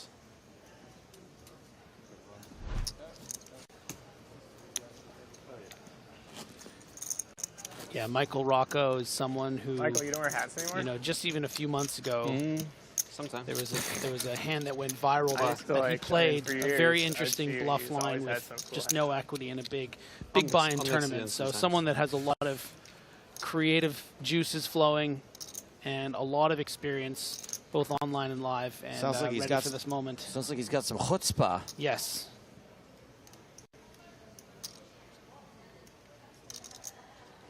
Mamernick says, this is why I can't play live anymore. So much unbearable tanking. Yeah, I'm sure that's the reason why you're not playing a 10K in the Bahamas. The tanking. Thank you for your comment. Anton Vig, Pocket Kings. Anton, don't call me Channing Tatum, Vig. Makes it 13,000 with the King. Chance Cornuth re-raising. Well, I'm bringing back re-raise, by the way. Re-raising with ace-10. And Anton is going to be very pleased with this. Yeah, I don't mind this 3-bet by Chance Cornuth at all. I mean, Anton Wig's going to be opening really wide with this massive stack.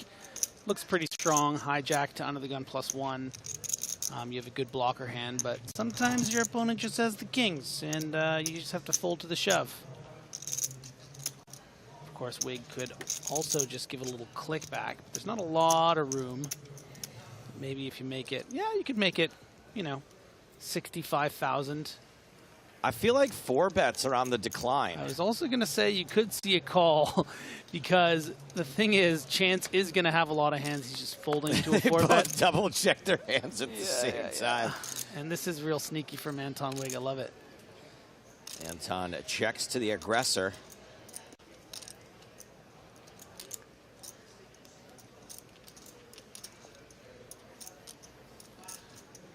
Got a comment here on Twitch. Anton, don't call me Sugar Wig.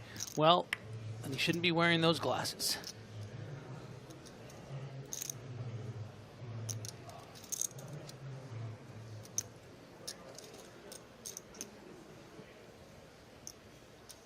And here comes the continuation bet from Cornuth, who didn't just fall off the turnip truck. Bets a quarter pot here. It's rare to see two glasses, guys.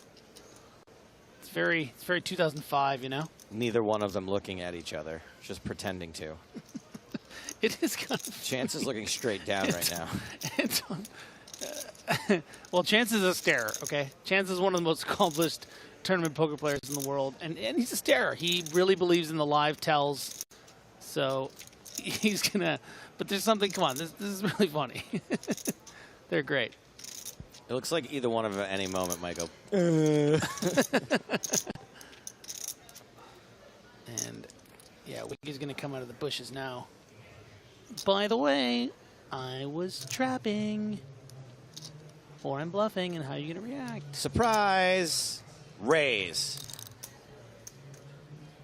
58,000, 48,000. Guess what, Anton? I hate surprises. I'm all in. Oh, don't do it. Chance Chance doesn't have leg to stand on here. He's gonna have to less fold. than pot behind.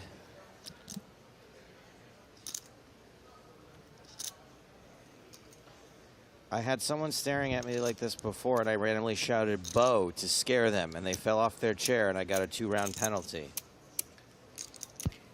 Bo! Ah! Okay, it does work.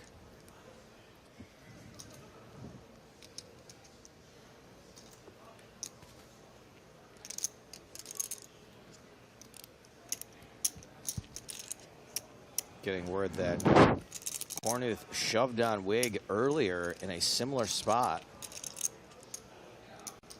Thank you for that, Hayden.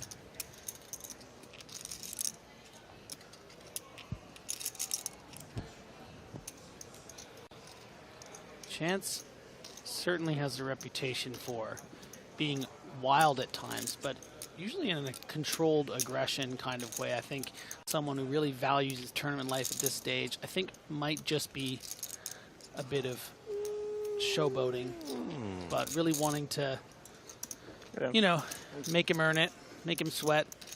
In fairness, another thing about Chance, as I mentioned with the live tells, could just be trying to get some information about the way Anton is looking. Once he finds out the hand, he'll know, okay, that's what he looked like when he has it. We are going to an outer table. Andre Akari all in against David Coleman. Akari, King 6, Coleman, Ace 8 of clubs. And there's a king on the flop. And not enough clubs, I should say. Just 2 of them, so no flush. And that's a double up for Andre Akari.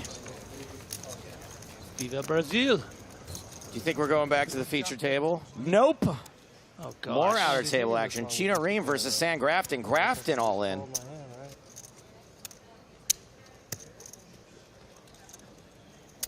Doesn't look like it's been a great day 3 here for Chino Ream. No, it does not. So I guess the effective stack would be Chino, it looks like. You never know what Chino's going to do in these spots either. He's not one of those guys that tanks forever and always folds or always calls. He's really thinking about it.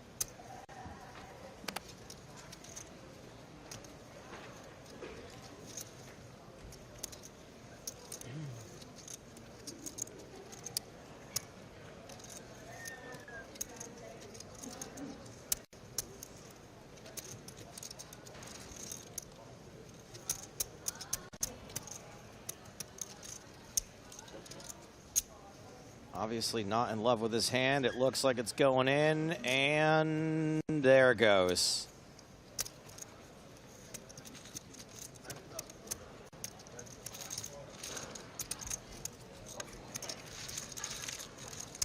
What a cartoon character this guy is. He really is. Facial expressions. God damn if I don't love him. I saw a big sigh of relief is what I saw. Yeah. I'm just relieved you're still in. I mean, you can't beat Grafton. Such a good chirp.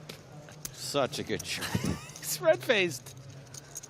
Just glad you're still in. You empty and then you also put another. Time to say hello to the secondary feature table. A lot of trapping people. This is the table of Johns. How many Johns do you see, you gotta Griffin? you have to limp a lot. I see John Juanda. I see John Little. I see Definitely a different John game. Racner. Yes. Is the dealer named John? I don't think so. 3's good, though. I feel like 3's still out. Nicky Petrangelo right there in the foreground. Yep. Middle name John, though. That's Nicky John. Nicky John Petrangelo. What, Peaches? Petrangelo? The dealer's name is Juan. Is that true? Am I being trolled? Is that a 25K over there? In the middle, like there with DPers. Juan next to Juanda. Yeah, I guess John Juanda is 2 Johns. Yeah. And John and this guy in C2 looks like a John. Let's be honest. does look like a John, but isn't that? Yeah, that's isn't that someone. Darren Rabinowitz. Yeah, it is. Actually, he's more of a Darren. Darren sat to my direct right the last live tournament I played. Oh yeah.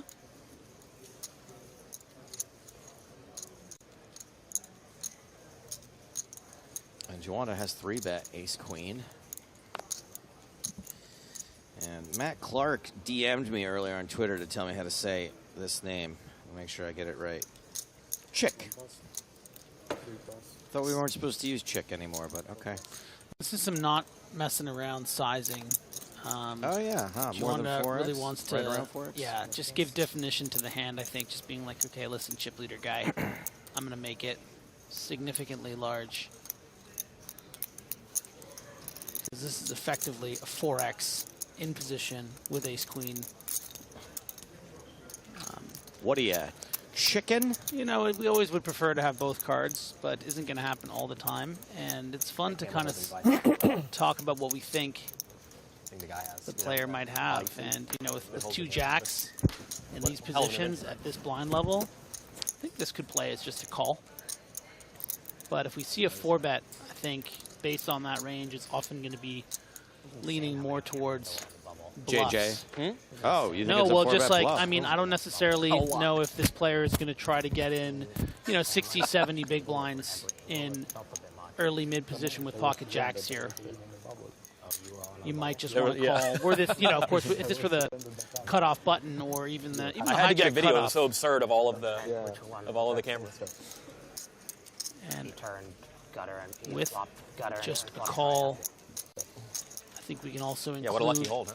hands You played like great. ace jack suited, maybe jack 10 suited sometimes, but a lot of the times I think this is going to be 2 jacks. But with that big chip lead, you know, maybe even as loose as jack 9 suited, and it is the 2 jacks. Yeah, if he opens jams, he probably got a hold. The Joe and James. Yeah, what are you going to do? Guy had 3 big blinds or the other day.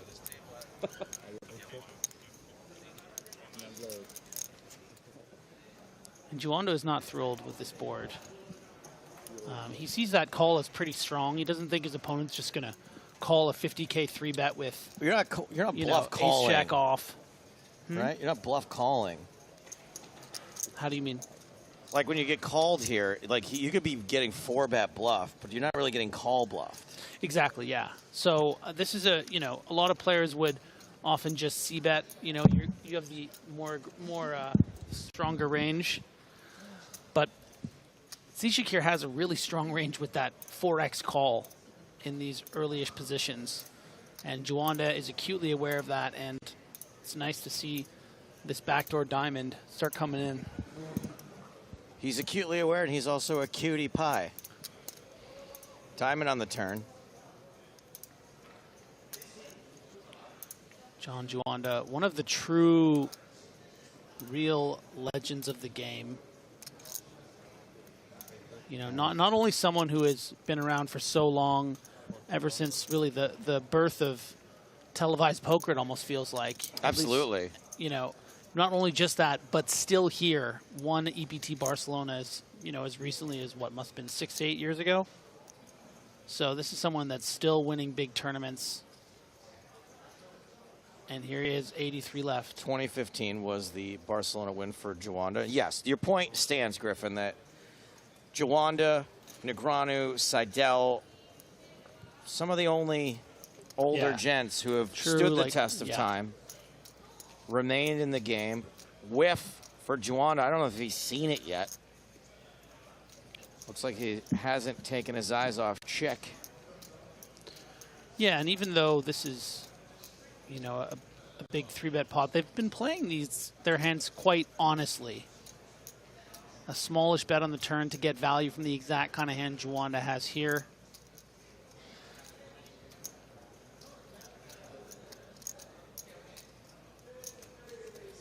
Has Juanda looked at the board yet for the river? That's a good question. Pretty fun run out for Chick.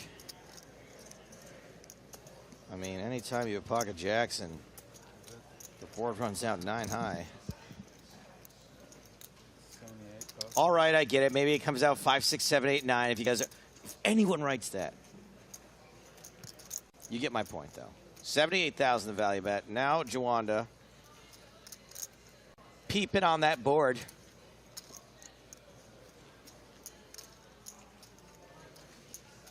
Yeah, I think Juanda's too good to seriously consider calling with ace high here. I mean, listen, we're coming in on one hand, right? So we don't know the way that Six been playing. Maybe he's just been running rampant, but no, Juanda finds the fold. A pretty juicy pot there. Oh, good question here from Dilly Beaner. What if it comes out 5, 6, 7, 8, 9? Did I do something wrong? Can we take a look at the chip counts? Take my mind off that comment. Christoph Chick first in chips here at this table. Amiri, Ehsan Amiri second. Nikki Petrangelo, John Juanda, John Little, Darren Rabinowitz, Sienna, Alessandro Sienna, and John Reisner rounding out the 2ND now the first feature table. The first player on the first viewer on Twitch to remark as to why John Reisner is famous in poker. Oh, wow. You win a prize of impressing me.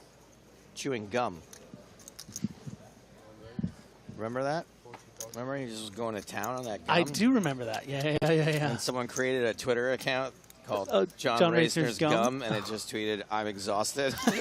Stop. You don't remember that? No.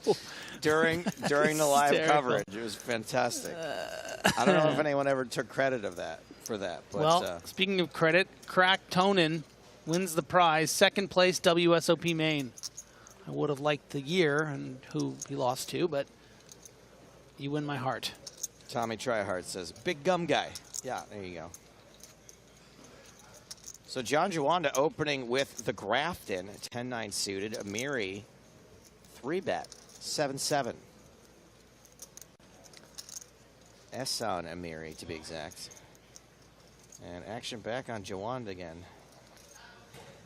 And I'm a bit more incentivized to consider appeal here because the 3-bet's only 3x, but, you know, playing out of position at this stage, you know, 40 big blinds deep, it's not really where your advantage is with a hand like that. Another one of them says, nah, he's more famous for playing poker in Andrew Dice Clay's apartment in an episode of Entourage. Wow. Wow, you got a side from Griffin now, too. Yeah, well, I mean, I can't believe I buddy. missed that on my 8th rewatch of the Entourage. I'm kidding. I haven't rewatched Entourage. I'm more than not 5 an times. Entourage guy myself.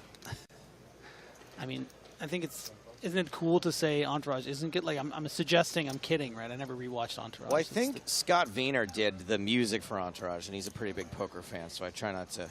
I try not to say things that I don't like that often. I try to be more positive. It was the music for me. I didn't do it. I really particularly hated the music. Ace-7 clubs, rather, for Reisner. It's going to get through. Petrangelo, disgusted. Hey, Nikki Petrangelo, you want to throw your blinds at me again?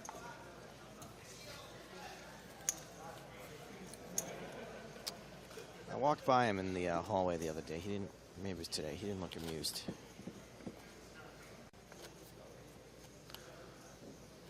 Yeah, the halls are a minefield at an event like this. You know what it is? Because when you see somebody, you don't know where they're coming from. It's usually because they're not at a poker table anymore. That's right, Latino. It was Ace-7 of clubs.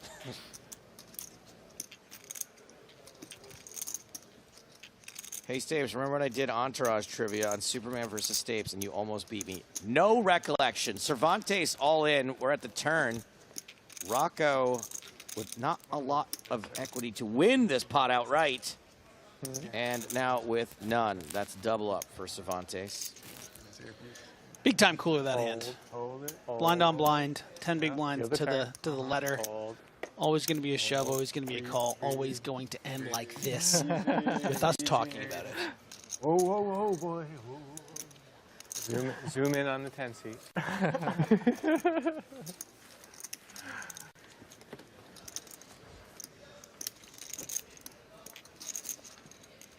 Don't know if you guys see Nope by Jordan Peele. Someone mentioned that to me recently. Said I'd like it. Someone mentioning my old friend Jordan Peele. What is it about? Well, it's about something else. You have to figure it out. Like, Oh, okay. like the way the movie plays out is like it's designed to make you think about something like a bigger picture type thing, which is like his Good pun, thing. bigger picture. But you will enjoy I don't it think you did regardless. on Like, purpose. it's like it's a very like thrilling movie, great acting, really well shot. Like, Which one of movie? the Nope. I love Jordan Nope. Peele film. No, just answer the guy. Nope. What's the movie? Nope. Come on, man. What is this? You pranking me here? Nope. You prank me one more time, I'm gonna cool you the next hand. We should probably, focus on this cooler here. Pocket kings for Marone.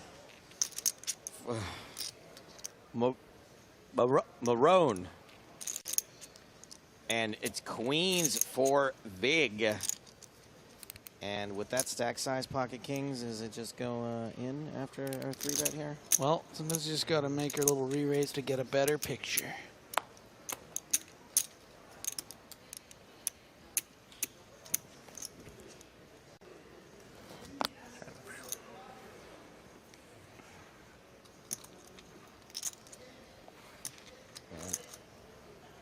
Is it back around on Moron yet? Nope, not yet. Oh boy, ace-jack suited for Rocco. What was that? Sharing the water karma. What was that? Sharing the water karma got the double. Yeah.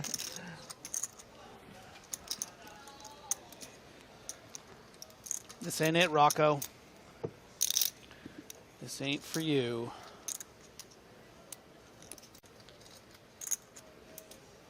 My friend Luke said what's up. Hmm? My friend Luke said what's up. Luke. Not an easy fold, you know, with the kind of Oh, nice. Yeah. loose-ish Okay. raising and 3-betting that can happen. This table's crazy. Small world. Yeah. And you know what? I called it earlier. I said this table. This table is nuts. It's the secondary feature table and stealing the show. It's like the John Leguizamo of 85. featured tables. Ooh, and I think that's an announced 4-bet.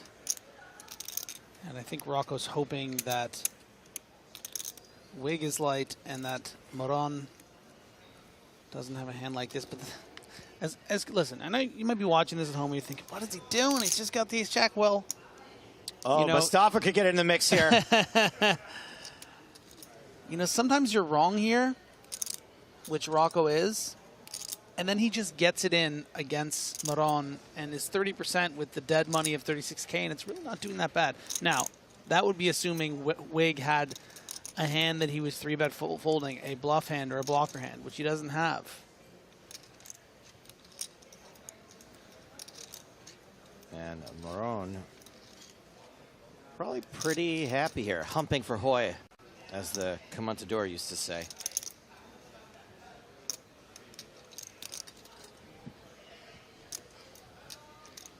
Bosnian Bomber says 100% chance he looks him up.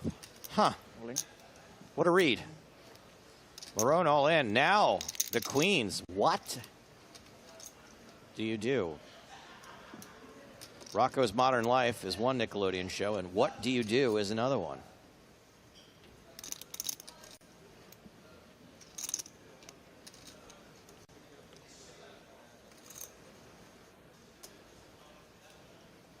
And Anton sitting there thinking, both these ranges are very strong here.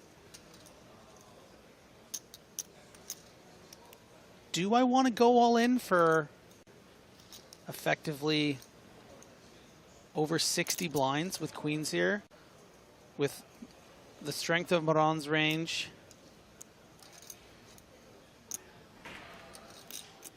And the strength of Rocco's. I mean, I think you could make a really big fold with queens here. Whether or not Wig actually does it, I'm not sure.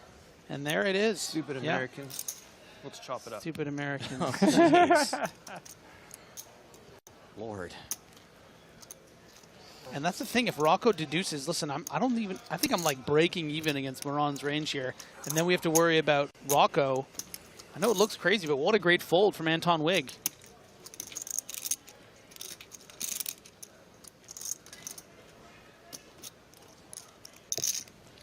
And it's going to be hard to chop this one. You know, look at the percentages. 34% with that dead 36K. Doing pretty well. Oh, Lord. Street flash. No straight royal flush possible, but queens would have flopped the set. Wait. Royal flash. Oh, no, Moran, that's the king of hearts. Rocco with considerable equity and spikes the ace on the turn.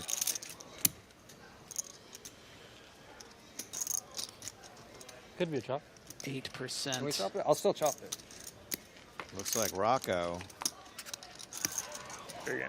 is in the doghouse because Moran Michael, that was really smart has to not been use your run good on the king, eliminated. queen, kings earlier.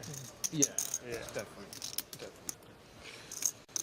And Anton Wig would have won that pot with a shove pre-flop over the craziness of the ace-jack. Oh, wait, no, the king on the river. King You're on the right, river, wow. yeah. No. What a crazy hand. It was just Ignacio who got dog-boned.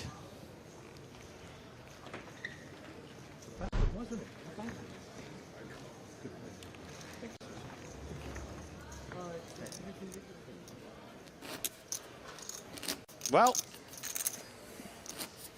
that happened. Doggone it. Nice. Waiting for a player? No. We're waiting for a bit. It's like Anton has the earpiece in. It's like you have the earpiece in. It's the second time. I think he does have it in still. Maybe the doctor didn't take it out. Oh yeah, they're feeding him information. A little piece in there. They left something in there. As Jan said, there was not a lot in there, so they're like, better put something in. Hi, Musta. I can carry on. 5 pairs, you would have waited. 6 pairs, you can still take. I'll be the one. So we're waiting? Down to 80 players, 6-handed at this table.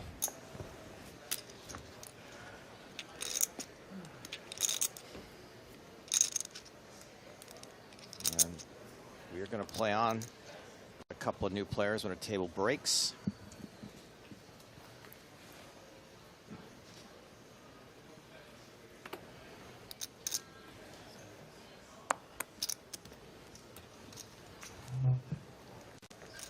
Two pretty whack tables up on the stage right now. Chips are flying. Cervantes, Jack 10 off.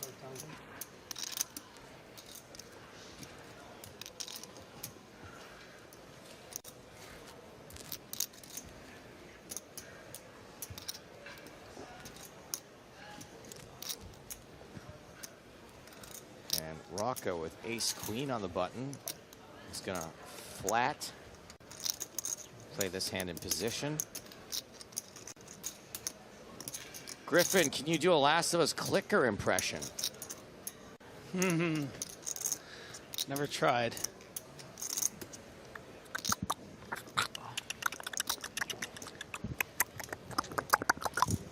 Settle on in the big blind with King Jack suited, a perfectly fine hand to complete and defend with. 3 playable hands. A whirl of opportunity, headed to the flop. 8-5 deuce, 2 diamonds. Huh. Everybody whiffs. It's a bit of an unorthodox way, actually, to play the ace-queen here, you'd think. Happy to 3-bet and get in 20 big blinds cut off to button. But Rocco likes to do things a little differently sometimes. And, you know, very under-repped with this ace-queen. The times that Cervantes has something, you know, like ace-9, ace-8. You're going to make a lot of chips on ace-high boards, which would otherwise get folds pre-flop. In this situation, the Jack-10 and the King-Jack, Rocco technically with the best hand, the ace-queen, and is going to bet. Penny asks, is a flush draw technically a whiff? I would say no. It's not a whiff. Does anyone have a flush draw? Good question. The backdoor queen high flush draw, I would consider a whiff.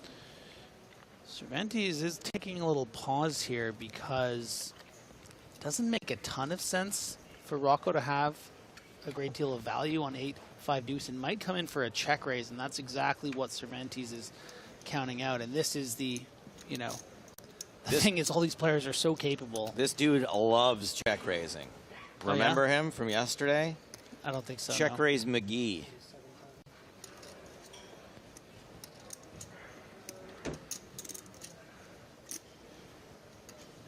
Check raise McGee guy.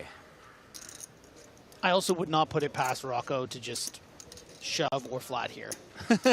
Like, very capable of just being like, this is nonsense. Yeah, he's not going anywhere. I'm telling you, this guy is pretty sharky. I know a lot of you like to be thinking about that ace-jack hand and think that's so bad, but I'm telling you, you know, Rocco happened to run into two really top of ranges and had a hand that gets there against, you know, if you're all in against the one. 5 of hearts on the turn. Ace high. Way ahead.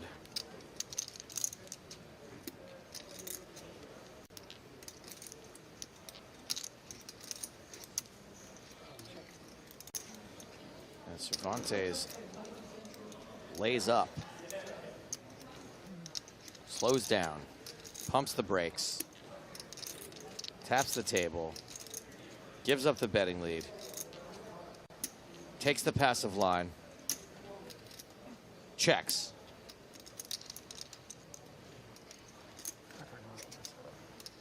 Check. Rocco checks back. River is an 8. And the value of ace high is pretty good right now, I'd say. Yeah, Rocco loves this run out.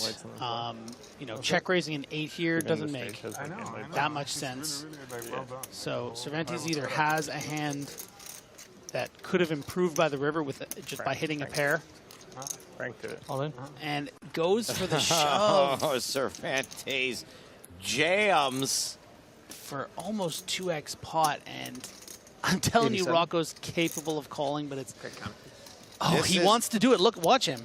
This is an unstoppable force versus an immovable object. Count it. Two absolute titans just swinging haymakers back and forth at each other. Count it. Cervantes, obviously a maniac. Check raising the flop, shoving the turn, shoving river with jack high, and Rocco dang near close to stationing him out of this tournament.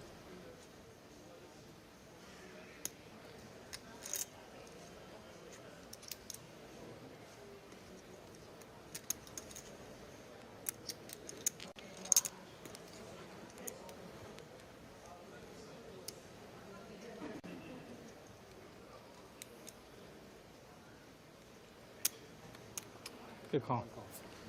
Wow. Rocco makes the call. Cervantes concedes defeat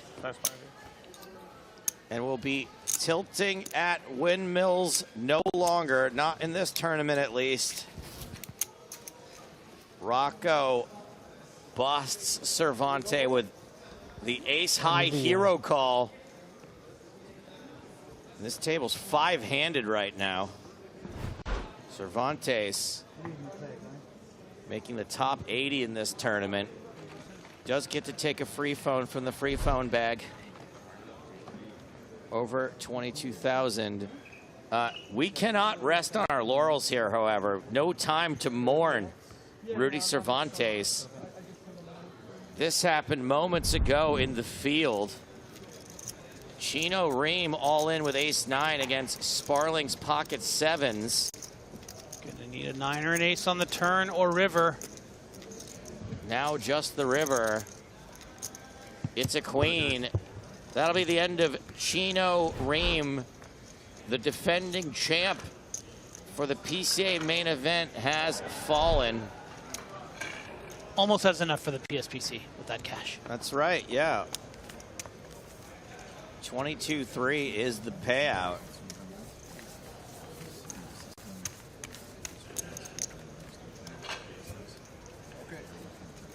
And his chips will be headed over to Sparling. I guess Sparling will not get nothing and like it. The Canadian.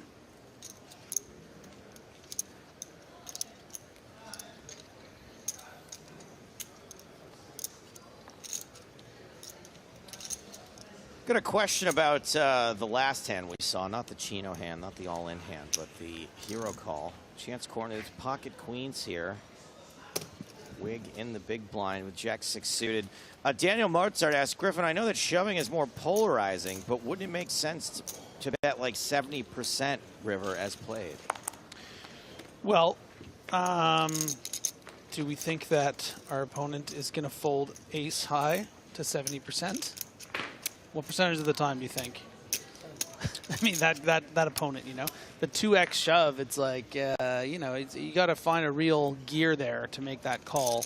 I guess the question, if I could paraphrase Yeah. what the person's asking is, do we think that particular player is more likely to call an all-in than to call some other large bet, but a non-all-in bet? I think Rocco would have called 70%, close to 100% of the time, and was going to call a shove probably 70% of the time. It was just like, you know, Cervantes really wanted it. He wanted to put them to the test, and that was the way to do it. And with the line, you know, you could suggest it's credibly sort of an ace-8 represent, but... So, first of all, I'm getting word that maybe the pot size was wrong and that it wasn't for 2x sounds pot.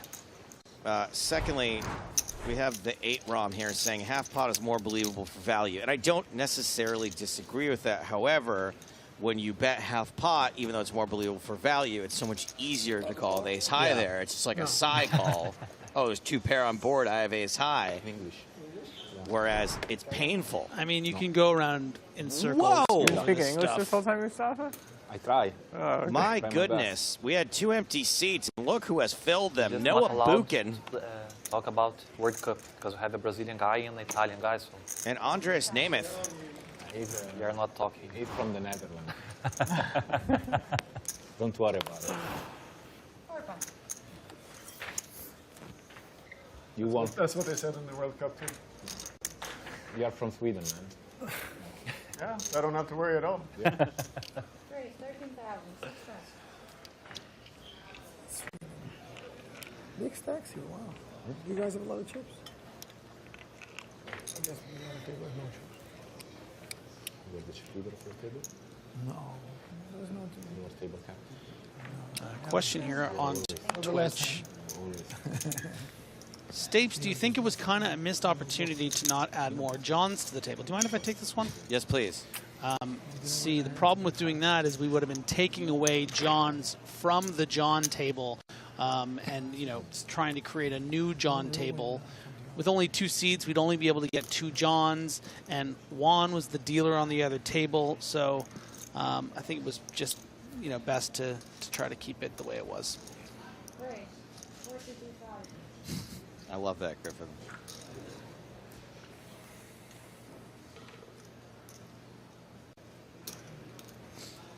Thank you for your answer, Griffin.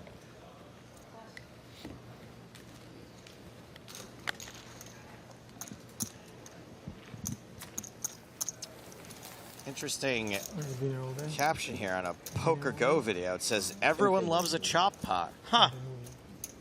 Wow.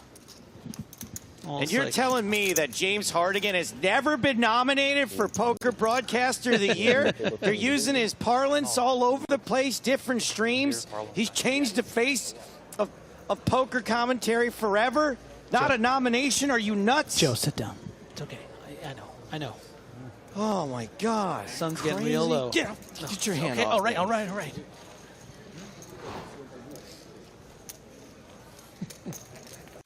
Maybe it will go all in a call. No, maybe. If you're bluffing, that'll be the greatest bluff ever. I hope it was a bluff. It would be fun. Nick would like call most people, but not Nick, you would have called me, right? People all over the Jack 6. You know, everyone loves a chop pot. He came up with that. It's not. I get credit for it. I didn't even want to do it. I thought it was dumb. Well, here we are. Here we are. Everyone loves it, even Poker Go. That actually, yeah, that makes it tough. I got his TV on. That's right, Jam Curly. Pretty soon, everyone else is gonna be using chip in a chair if I ever catch on. Dude, there's a guy in Twitch chat named Zeddy who's brought up robot voice at least 50 times today, and it's made me smile every time. James need to incorporate a robot voice for a nomination. There's like 3 times earlier you were answering like a strategy question, and he was like, I don't understand, but I think I would if Griffin did it in robot voice. No, it's retired. David Kims, are you setting me up for this bit here? I'll do the Noah Book and Juice bit later on. We're gonna stick here at the secondary feature table for a little bit. These sickos.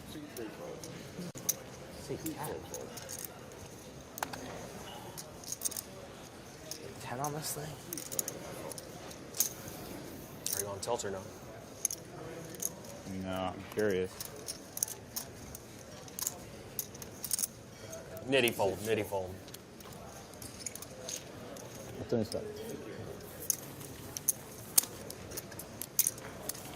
Nitty fold. Jonathan Little, big fan. Love Jay Little. Jay Little treated me to a real nice dinner in LA one time. Hey? Everybody's curious. Oh, pocket sixes, obviously. Also, was one of the people that introduced me to Brad Garrett, who got me into the Brad Garrett Comedy Club last summer. Wow. Any other? 8-7. I think. Yeah. Greedy value bet by me. It's the most frustrating thing when you make a greedy value bet and get maximally punished. I guess you could have called, then you would have really got punished. Don't talk to Jonathan Little if you don't want to end up content, though. It's all content.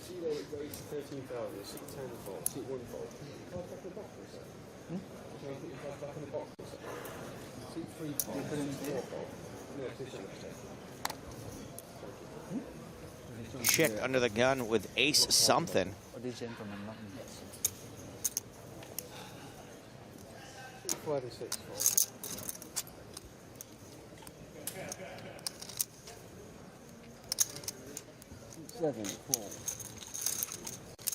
Ooh, chances are. Petrangelo defends in the big blind. Queen 7 suited. 7 check. And Petrangelo manages only to connect with that one lonely spade.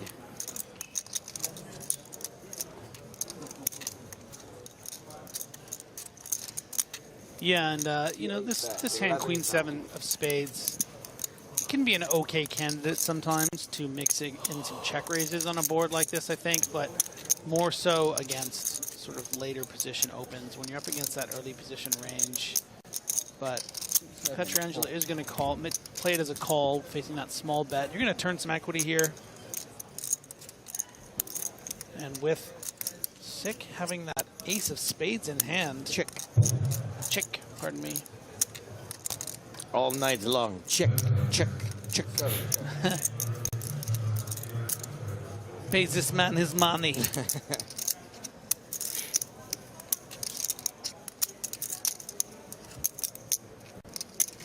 Hey, Nicky Petrangelo. You want to turn a 7? I got you 7 right here. Literally, right, it's right there.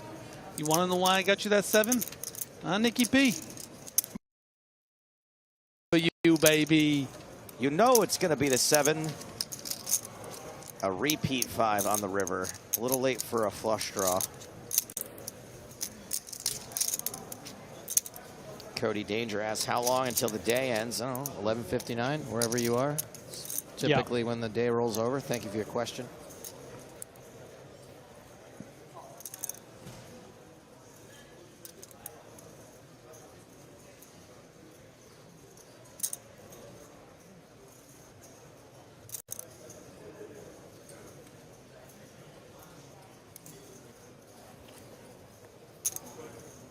Nicky P going for one of those blocker bets.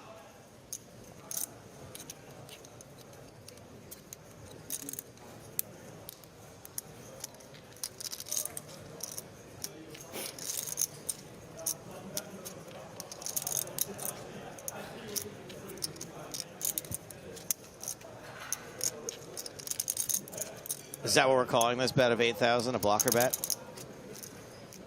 Did a blocker bet used to be called a merge? Kind of, yeah, but that we don't merge anymore. I know, you don't hear about merging. Especially if you're a driver from Florida. I have a question here. Even though that you are seeing the evidence of it, do you not believe in this bet? No, I do believe in blocker bets.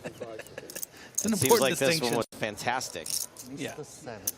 Hey, you think you're gonna block a bet me and get away with it? Spicy. Go home, tell your kids you love them, because you're never gonna get away with that again, Nicky Petrangelo. He's so good. You even dream about doing that to me again, you better wake up and apologize.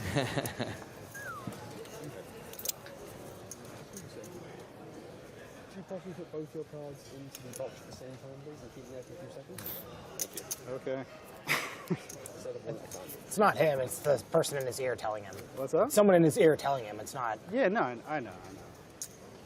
So be annoyed at them. Yeah. Darren explaining how the TV table works. Where are they? A lot of ear banter at this level. Ear wax, ear pieces. Yeah.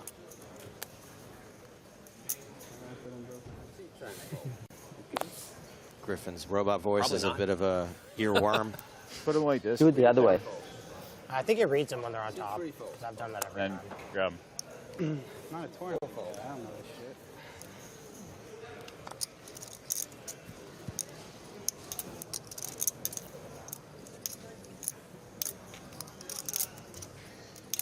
Fine. 75 players left of the 889 total entries. 30 minutes left on this level.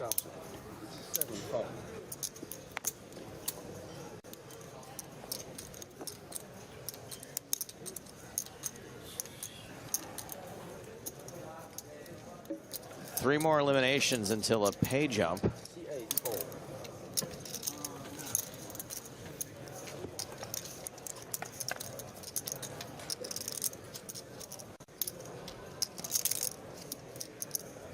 Next break is 75 minutes? Dinner break. I thought we don't have a dinner break. Today they have one. Today they have 75 minutes after this level. And then we play one. And then what? We play one more level? Of course, nobody wants to do That it. makes no sense. Of course. Sick What? out flopping There's a little here, 75 trying to minute get Dinner break, and then we come back and play back one over a level. milli. It's the most insane thing I've. It's like insane, right? No. Your eyes. That's how I felt. I think we should just ask everyone. If everyone agrees, they change it, right? Gonna You're not keep gonna, in you're not one gonna person. get through. The way that works is if one guy says no. Do you think someone will say no? Yeah. Yeah, because sure. it's always, with 74 people, there's always somebody. Oh, man. Makes no sense. Yeah, I know. It's like it's Like so we've got a hard to, dinner like, booking at 9:30. Jack on the What- turn, what's and the point of- Johnny Little is drawing dead. I'd rather just like play through. It's so hard to come back, like refocus after that too. 75 minutes. Are we gonna have a dinner break? 75 minutes, apparently. Really? Little weighing his options. I think a check is going to be best. I mean, Breaking it is a news, mistake, poker but players not happy. Yeah. Yes. Have you actually checked it? No, like it's. Yeah. But are you going by what that says? Because that could be a mistake. They announced it at the start of the day. Oh, did they? They said after the fourth level, we'll do a 75-minute dinner. I laughed. I don't even have my phone to tell anyone. I mean, there's, I know. at this hour, Well, there's way that's better something, options. yeah, actually. You know. I'm like, yeah, if you're short, you don't want to go on a break. Like, They must Going to be really want tough us at that for buffet. Sick to get some value here. Chick. What's Chick. wrong with that? I'm getting that wrong. Sick chick. They can have whatever. Structure's too The good on hearts this have come thing, in. anyway. It's too long. Little is losing, of course, to the jack. Little would only really be losing to something like No one agrees with you. there. 3-5, Except for me. 3-6 suited, something like that. You know, 3-6 of clubs would certainly call the flop. So you can cause chaos. Also might check raise the flop sometimes. I think Jonathan's gonna crack this code and let this go. I wonder if he knows anywhere you can get poker coaching. Should we get some? The thing is, though, also, dinner? you know, I mean, Chick would call with Queen 10 of clubs or something like that, so it's going to pay him off, actually. Nice hand, nice hand. Oh, yeah, give us one of those, please.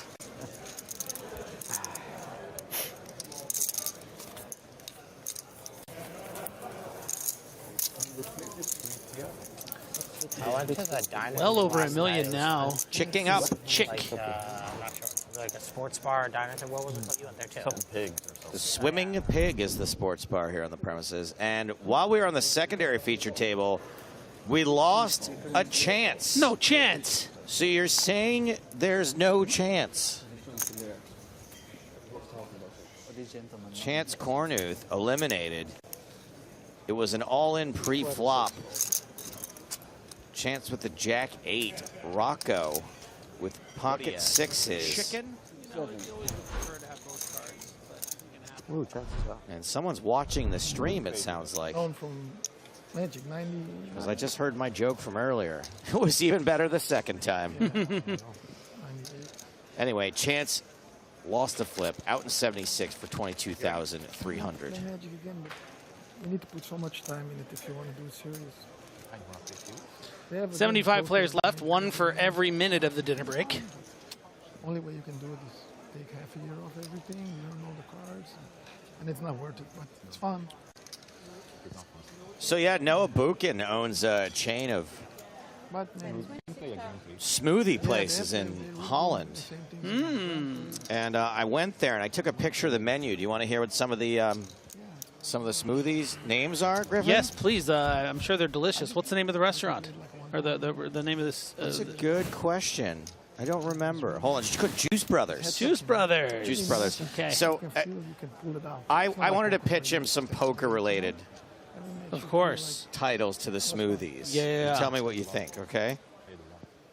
Triple Barrel Berry. Triple Barrel Berry. Yeah. I'll give that a 7. Okay. Blinds and Antioxidants. I'll give that one an 8. Pocket Jackfruit Juice. There's no right way to drink it. Okay, 7.5. It's always coming 7 different fruits and vegetables. 7. That wasn't even intentional. The Peanut Flush. Yeah, but if it's pre-release, Nice. I like that one a lot. That's a 9 for me. This one he didn't go for. This is my favorite. The Backdoor Banana Blast. That one's a 10. A couple other things I think they should add to the menu there. Maybe some acai bowls. Okay, yes, that's 11. Queens and greens. Queens and greens. Stalling on the bubble tea. Yeah. Okay. Gut shot drawberry. Sittin' mango. Like a sit and go. Yeah, a sittin' mango. I think that might be my least favorite. The triple orange merge. Oh. Oh, we just lost 1,400 viewers. How about this? This is a protein shake. The 3-way action. The brothers. Yeah. That's good. That's at least an 8. And how about a bad beet grass shot? Yeah, I like that one. It takes me a second, but that's 7.5. Cool. So anyway, that's the bit. And the table. Did they just not, in time for Rocco to make the nut flush. Okay, the peanut flush. By the way, I mean, that was a great bit, but let's take a little responsibility here. This pot's 272,000. Okay, sure. So not my fault. We came to it late. Yeah. Well, yeah. I mean, they should have waited for us. In fairness. So we apologize for this hand, and hopefully it doesn't cost either of us our job. I mean, you guys have been watching the hand. You know, fill it in for us. You know, let's make some assumptions. Nemeth probably 3-bet from the small blind. How do we get a big pot here? Probably bet twice. And now the hearts have come in, and Nemeth has to decide: do I want to shove for effectively 60% pot? It's different, you know. But then now that I can credibly, have Ace King, and he does it. Oh, and Rocco claims another victim. Pro Beers. Andrus Namath busted. Sometimes you just run into the buzzsaw. And the guy holding the buzzsaw most often today has been Michael Rocco. Yeah. We were tight for 6 hours. And then Pro Beers can now get actual beers. He started the party first. Because he is eliminated. Always disappointing when you go out on your shield like that. Real warriors, Andrus Namath. You know, having the cojones to go for it like that, but it's Rocco's day. David Kim says he put him in the blender. Nice.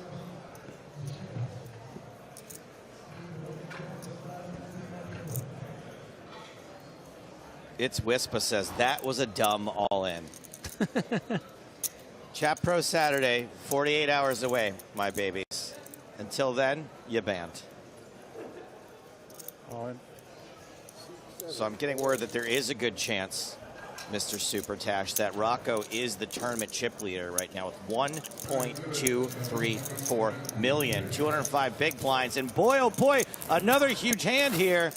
Petrangelo has shoved this river. Rabinowitz with the best hand, but not the easiest call with aces.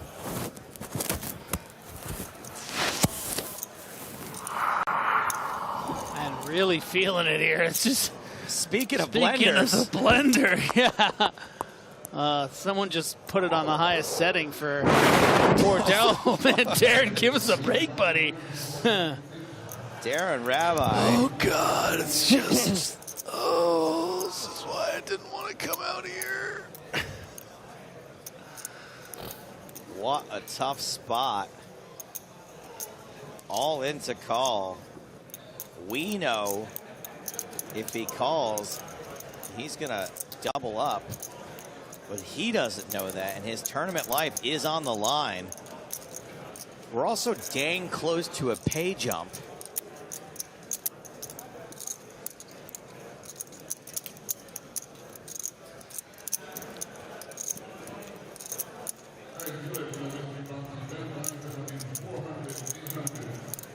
More like Rabinowitz. Nice.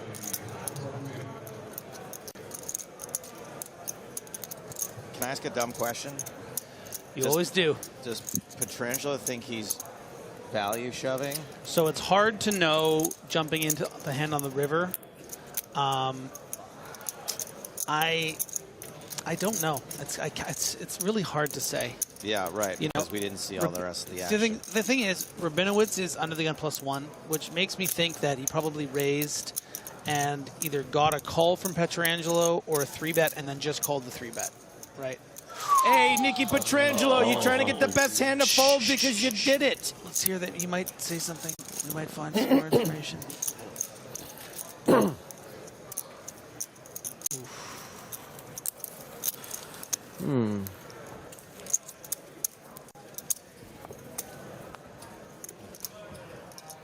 I'm not hearing any more information. No. Nick Petrangelo isn't really the guy that's going to be like, well, let me tell you what I was doing in that hand. By the way, a little confusing to me what the actual pot size was because it included the 360. I think it included the 360K shove, right? Yeah. I mean, he only had 70K left, and the pot said 600, which means that he was shoving for effectively like 25% pot, right? If the pot was like 200 and something. Yeah, no, and Darren leaves himself very little behind and here. that's why it's so difficult, I think, for him to call because he's like, oh, this can never be a bluff. So it's just all the value beats me, except queens and kings.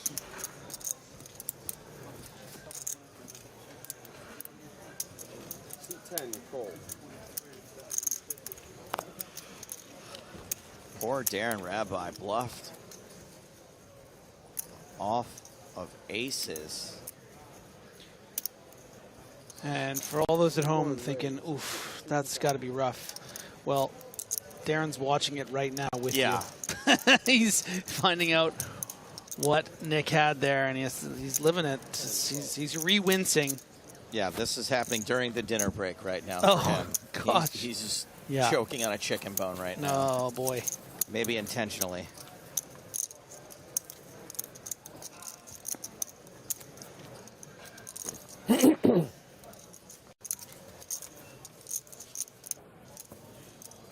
Man, the action's been pretty tight. That table was the main event over there still. Yeah, that's what I was going to tell you. Actually. Yeah. I didn't know that's what you were talking about. It was just like kind of weird over there. It looked like a high roller table. So our behind-the-scenes analyst, Hayden, says, looks like Petrangelo was on the button that hand, so maybe it was open 3-bet call. Yeah, I think it was an aces trap scenario, probably.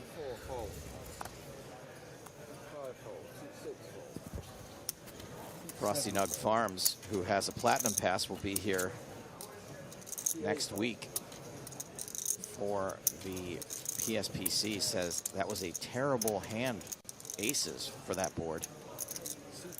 Yeah, wasn't great.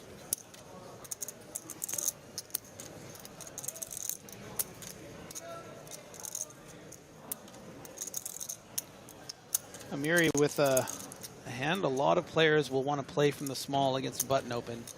Could be a 3-bet, could be a call. Gonna go with the aggressive action, and it's gonna work really well against the exact hand strength of Juwanda. You can't really make a habit of continuing with the queen 10 off on the button here.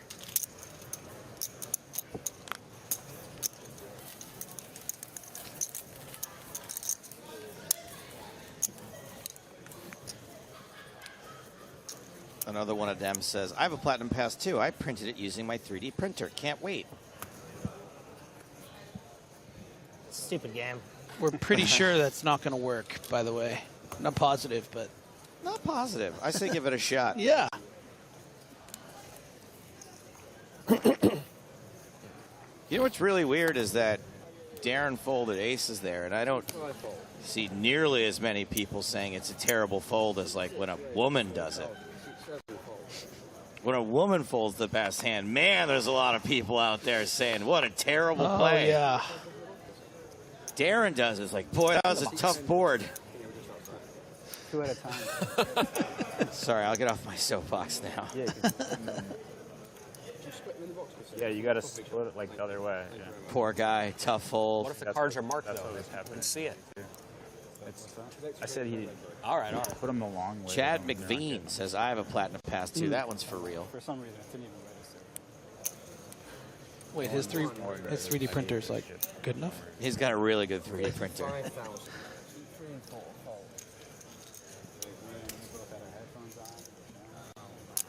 So dumb later. Yeah, you are. Just kidding. Everyone feels bad. We are Darren All Rabinowitz. the biggest tests right now, like they 2 tables. You know, they're like. Oh, we have one person on Twitch saying, Juwanda is my uncle. Ask me anything. I don't know if I believe you. Tables from day one to start. So like. Pretty much all the time. You gotta Little with the ace of hearts, maybe. Not super unhappy with this. Everything's always Jack 7-7, 2 heart flop. Yeah. I believe, by the way, now, Darren did ensure a pay jump with that fold. So there's something. Yeah. It makes everything more stressful, more tiring. Yeah, it makes Jonathan sticking around for one more streak. Calls the bet from Amiri. Really hot. 9 on the turn. Yeah. So, but Pokerville, I don't really. It's hard to complain because like they do. Have you ever played in there? Yeah. They do so much for us, and it's so nice that like Check, 3 on the river. Like beyond the stream, just like the production is crazy and stuff. But here, I love it. Like these are some of the last remaining stops where you can just play like a giant final table in the random corner of the room, which is amazing. You know, like they've Now, finished 100 Jonathan Little in the back corner. He's going to bet the river, and nothing. Yeah, that's the best. That bet is 60,000. Pretty strong line from Jonathan Little as the aggressor pre-flop with that really strong range under the gun 1, electing to check call on the flop, and now coming out for that half pot bet on the river. I don't think that Jonathan's really going to do this with just, you know, ace-10 off. First couple days, there's like You want my chimney? Could be something as strong as 2 9s or 2 jacks. Maybe even something like aces, kings, or queens. Especially ace on jack. day one of these. Especially on one, like day one when it's, yeah. What are the bluffs? Maybe something like ace 10 of clubs, to be honest. Trying to fold out hands of this nature that you're losing against. The 5 6s, maybe the 8s. Yeah. But it looks like value On day to one, me. I totally agree. Now you're What playing little like, bluff? Ace king high here? Ace queen high? I'm not sure. 30 starting. But if he has any one of ace king, ace queen, ace 10, I will do the robot voice. I'll bring it out of retirement if we see a call here, but we need a lot of things to go our way. It's just like poker 2. An app? So anyone can play? Well, you gotta go. It's funny, I can see half of the hold cards, and I still don't know if he's supposed to call 5s or not. Does make the call. And Very is going to nice. muck the 5, so Little with the best of it. Shows. You can always make a new chimney. Shows. I put so much effort into that chimney. It is the aces. A rub down. Double bricked and everything. Value Pocket hands. aces. Nicely That was one of the played. hands you said, right? It That was was. one of the 50 hands you just listed. It was, yeah. Every time Blue that bricks. happens, it's usually the first time. Nice pot for Jonathan a little there as we head back to the main feature table for the last few minutes of this level. Fewer than 15 minutes to go.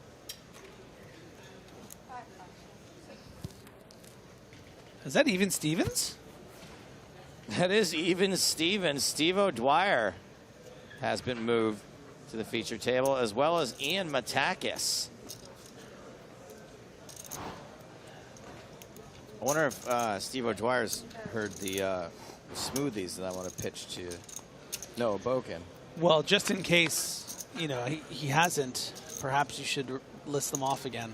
Yeah, I should probably do the I'll bid keep an eye again on the hand. You before list off, he- because also viewers might have just come in Right. and not heard about the ace high bowl, etc. The ace high bowl is a good one, yeah. Yeah.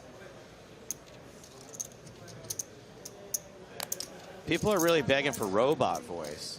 Maybe let's find a way to tee up robot voice in the next couple minutes. Okay. Landa called the raise from big. King 10 suited. Buchan with the queen jack. He's going to close the action from the big blind.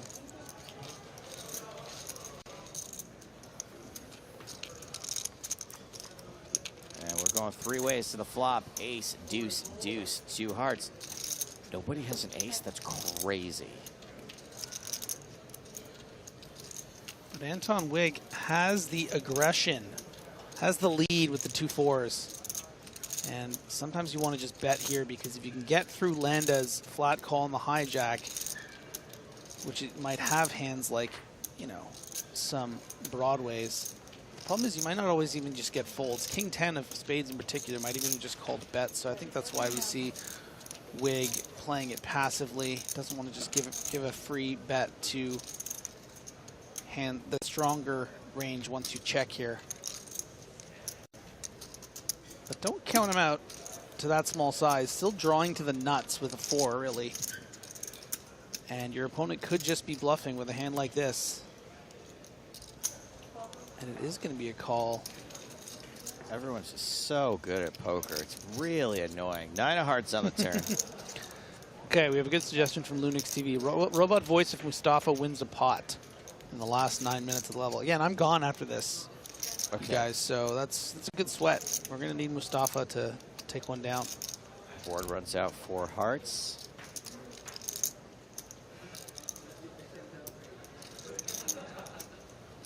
Lando's shirt is awesome, no cap. I like Lando's shirt. Where do you think he got it, says Dilly Beaner. Dan Flashes. Dan Flashers, yeah. I was going to say a Yeah. store. But Dan Flash qualifies Yes, as a store. I mean, the Where is pattern it? is insane. The Steamtown Mall? The no, the Shops by the Lake? Shops by the Creek. Shops by the Creek. Yeah. You guys are wondering where you can pick one up?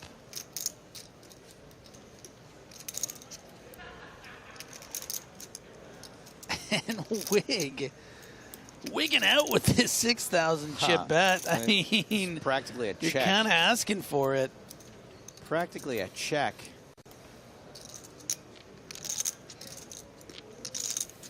I mean, what a great bet to get paid off by King High.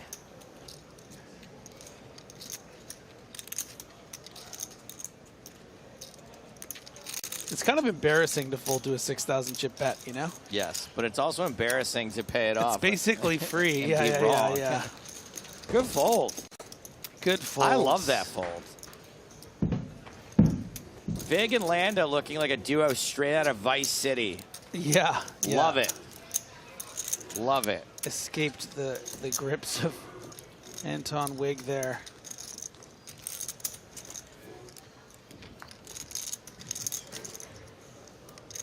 Okay, 7.5 minutes, according to my clock. We're counting on you, Mustafa Kinet. I would love to hear the chip counts in robot voice. Okay. Michael Rocco with 1.26 million. Chip leader of the table, Anton Wig, 843,000. Mustafa Kinet, 500,000.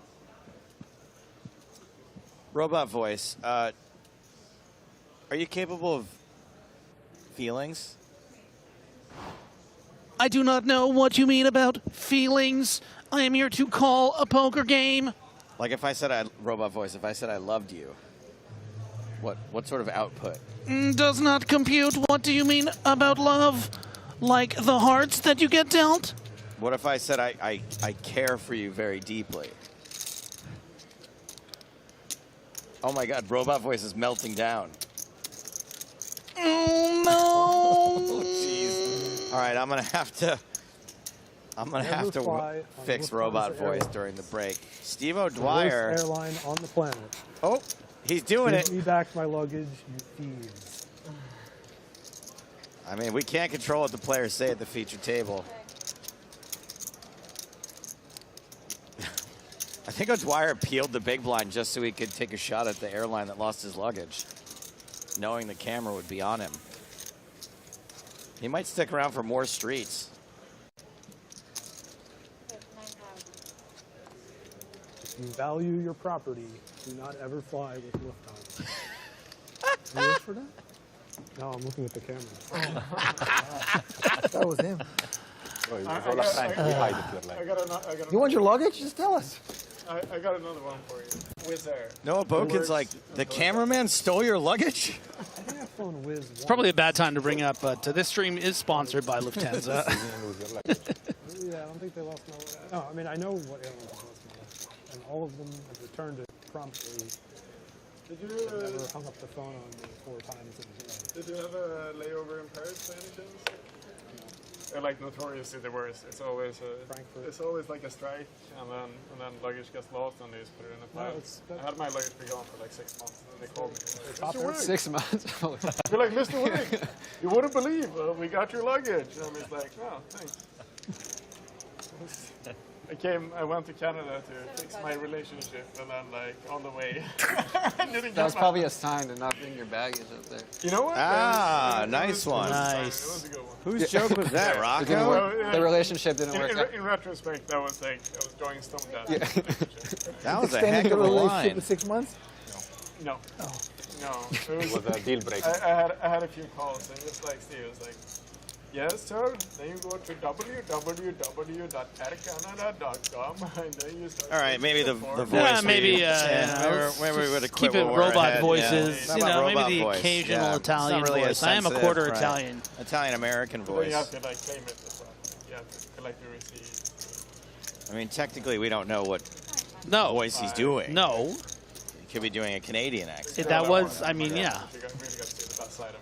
Celowan with ace-king in the big blind. Angry. Buchan with 6-4 with the button raise. Buchan on the button. gonna charge.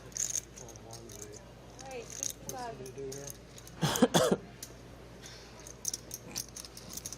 Really holding grudge to the flank. It's been 6 days. Are Malta lost grudge. But now you know, like, prepare for the next time. Like, lawyer up, you know? Get, like, an airplane lawyer. So, like, whenever this happens, you're like, it's Yeah, getting yours. there's an airplane lawyer watching at home. Let me know. Bukin checking out Cello on stack. Almost identical to his. I didn't bring any keys. Up there is the guy who has Bukin wants to almost be broken if he messes this up. Lost your luggage.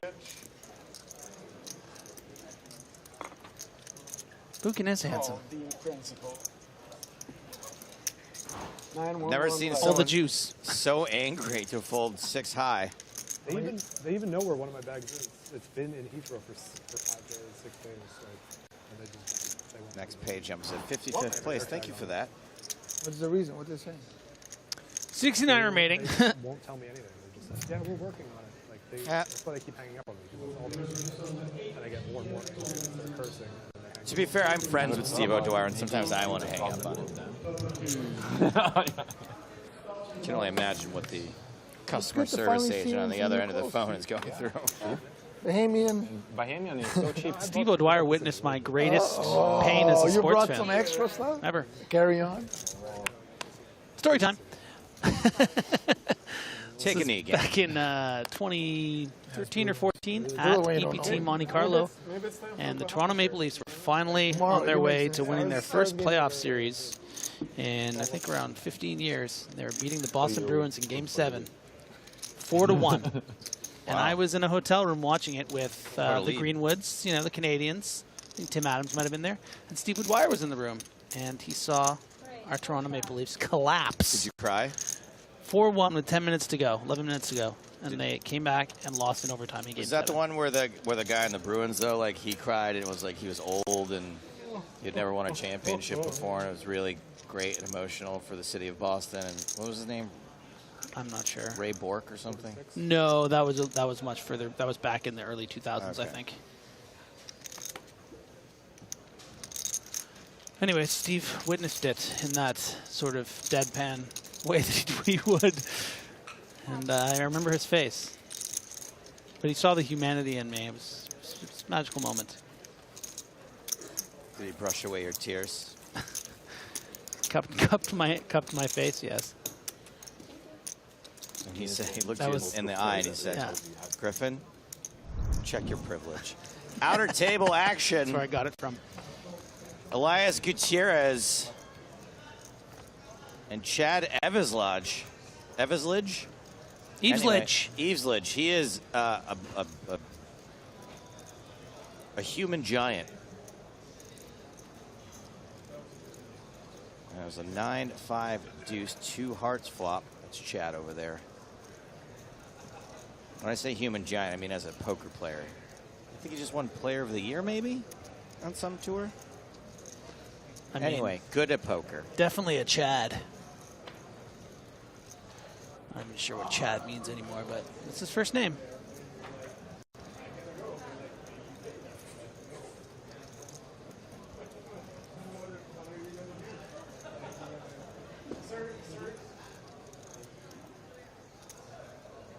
And Chad is betting 80,000. And Gutierrez is betting nothing. He's folding.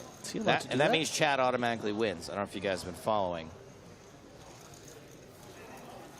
And I think most of the room's going on break, but there is still a hand in progress here. Mustafa Cannet might be the last chance for Griffin to do for Organic Robot Voice to make an appearance. Trip Queens for Cannet. But the backdoor flush draw and the straight draw And for the straight Landa. draw. Sorry. 10,000. Cannet. Betting those trips.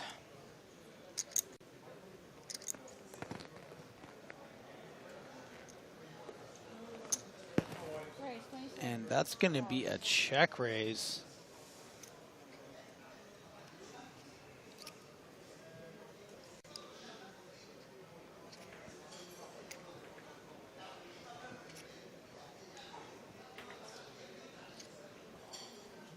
What a time to raise.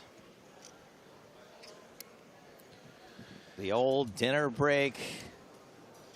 Yeah, and with 50 big blinds behind, I don't think Cannett's going to do anything but just call here. You keep in the bluffs, and you don't cooler yourself the odd times that your opponent has a better holding. And Cannett's loving life right now and loving it even more on that non-spade, non-straighty turn card.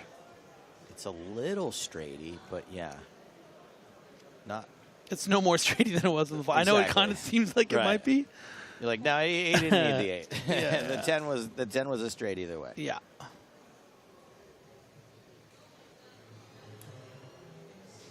Jonathan Silva, congratulations. You will be hopefully the last ban before the break. You banned. What a bad check raise, says Jonathan. Hit the showers. Go ahead and get something to eat early.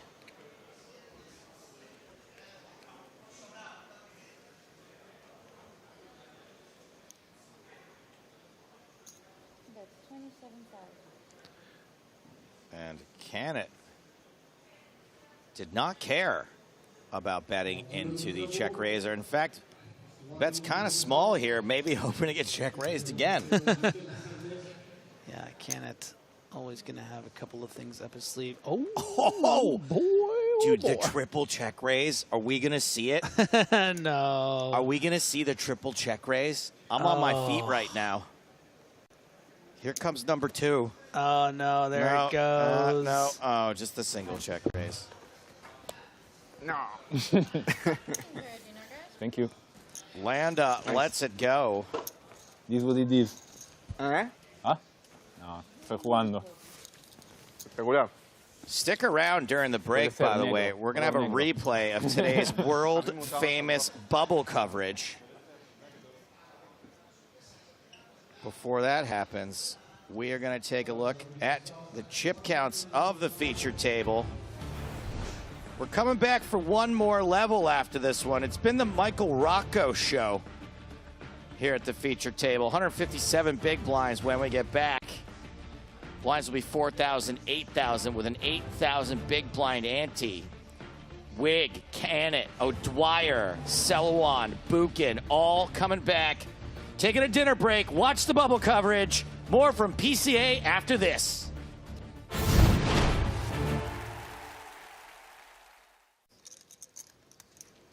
Ace Jack of diamonds for Dean. The Dean. Dino. Murph. Dean Murphy. King Jack for Sam Grafton.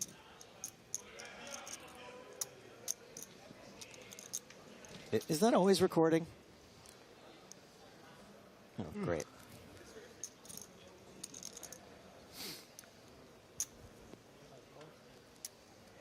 Sam flatting in position. Andrus Namath, Queen Jack of clubs on the button. Any more jacks about? Yeah, I think he's going to call here. And next hand.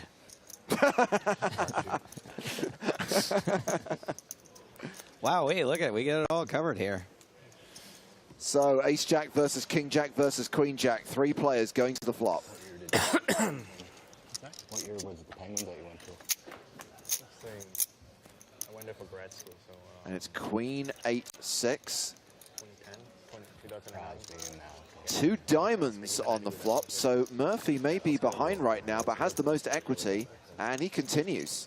He can certainly put Namath in a tough spot by the river here.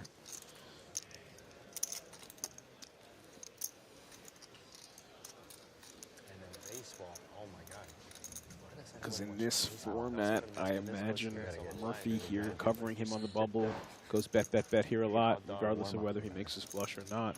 Because it's over. I'd rather leave that. Go ahead. Football is fun, though. I like football. I don't mind watching football at all. Yeah. Namath calls the 16K, heads up to the turn, which is the deuce of hearts. Namath now better than a 3-1 favorite.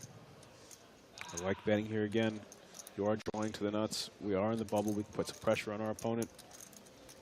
He fires. Nice shooting, son. What's your name? Murphy. My name is Murphy. But he only goes for half pot here. I think that's small enough bet where Namath can't fold top pair here just yet.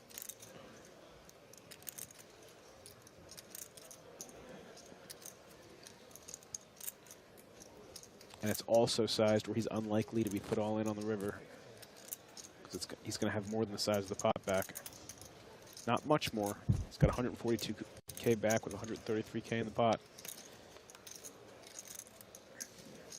Now this is going to be the moment of truth. Is Murphy going to fire that third bullet in there? Nope. He's going to give up. Doesn't seem like the type.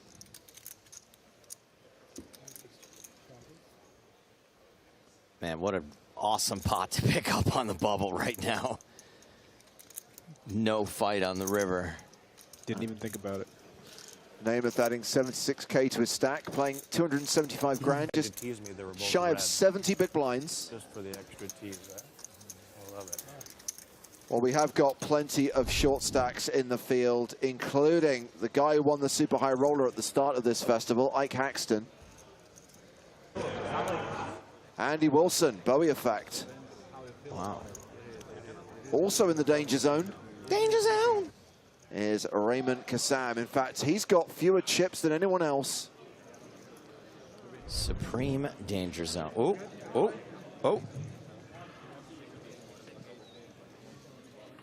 Well, this is Justin Steinbrenner against Anthony Hu. And I can see a triangle in front of Anthony. He is the at-risk player here.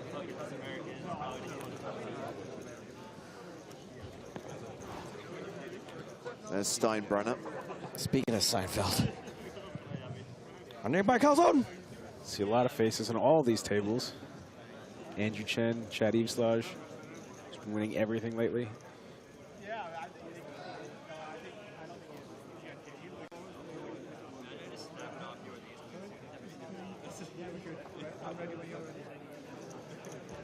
Okay, Toby, do your thing. Looks like plays concluded at every other table. Next hand.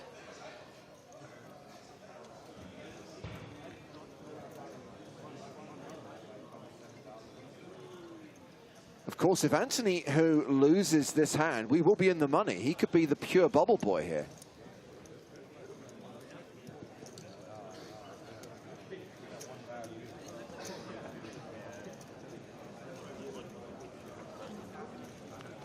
Okay, so we are on our third all-in call over on table number 4. There's Anthony no who? flop and 2 players. We have Justin and Juan. Juan is our all-in player. Apologies, we have Justin and Anthony. Anthony is our all-in player. Okay, so Justin, let's see your cards, please. Justin shows 2 kings. That's 2 a strong black hand. Kings, and Anthony shows 2 aces. That's a stronger hand. Once again, Wow, those are Anthony 2 with top 2 3 aces hands. is our all-in Classic player. stone bubble matchup. Yeah. The aces versus kings. Wow. Okay, let's see the flop, please. So Anthony's at risk, but has the aces. Correct. All right. Flop is That's a king! King 8. No! Justin has trip kings. Horrible spot for Anthony Hu. Aces cracked on the bubble. If he has aces cracked, you could at least say his last Okay, name. flop card, please. Next card. Turn card. Okay, the flop card. It's an ace! Domination restoration. The ace Justin has trip kings, and Anthony has trip aces. from See the space. king for the highlight reel. No. No case king on the river. Come on. Shush, Scott. Do not. Okay, final card, please. And the final card is a 6. We haven't lost a Aces player. hold the hard Anthony has way. doubled up. And that is a double Still up for Anthony Hu. So we are still 128 on the bubble in the PCA 2023 main event. And dealers, next hand, please. Can we start the clock? I feel like aces versus kings in the bubble is like ace king versus queens on any other time. That's how often it comes. Yeah, right. It's just so common. Wow, that was unnecessarily dramatic. And he's left, it looks like, with around 21,000. I had to because the problem is if you play like more than 2 tables, your computer just fucking freezes. Yeah, that happens to me all the time. I get the little spiral of doom where like I see the spiral and I just wind up. So on to the next hand. Still got 70 minutes left on the clock, by the way, for the 2K, 4K blind level. The clock being paused every time we are dealing out an all-in and a call.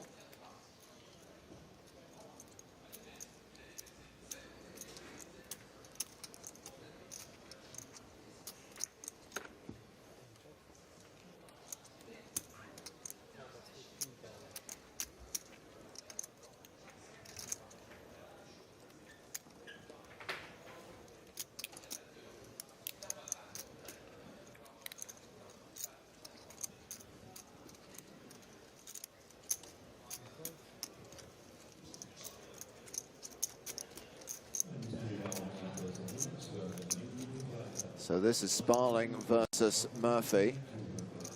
Murphy with second pair and the nut flush draw. Sparling with a pair of fives and a pretty ropey flush draw.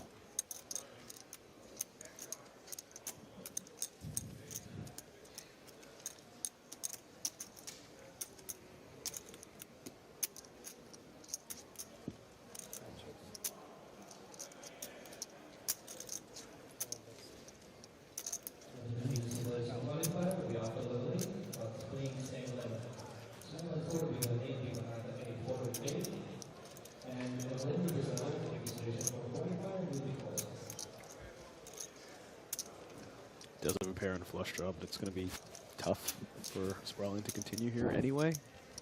Might call.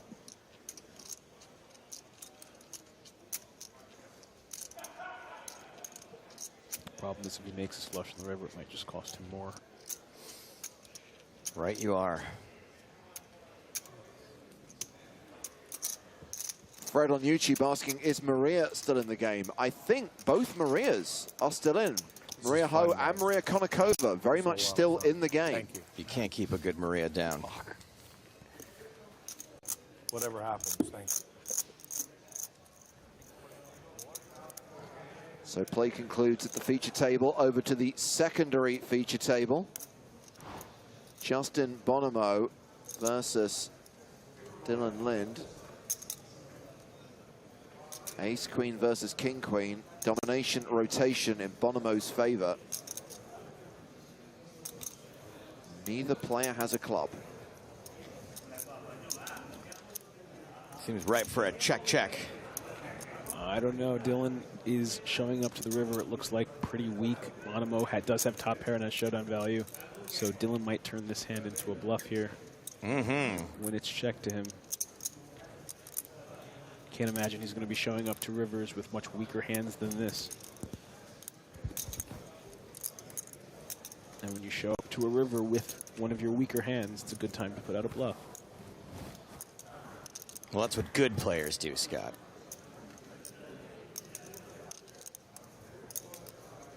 Unlike the two chumps in this hand. Yeah,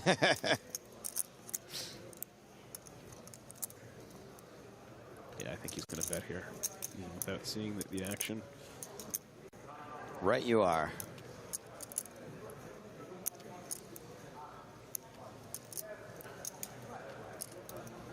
$40,000 in the pot, and Dylan bets the river. 32,000.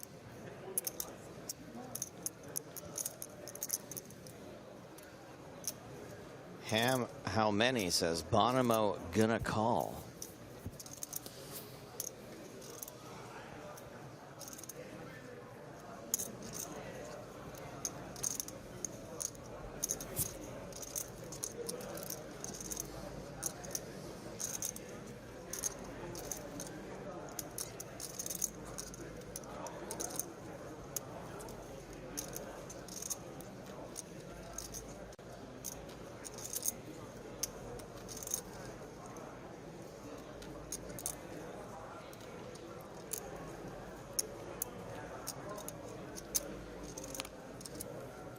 Bonomo folds the best hand. Not this time. Okay, so play has concluded at both feature tables. There are still hands in progress in the field as we continue our world-famous bubble coverage. 128 players remaining, 127 get paid. Next player out leaves with nothing, and we do have an all-in. I see a red triangle of death in front of Alessandro Siena. And he has been called by Andrew Moreno.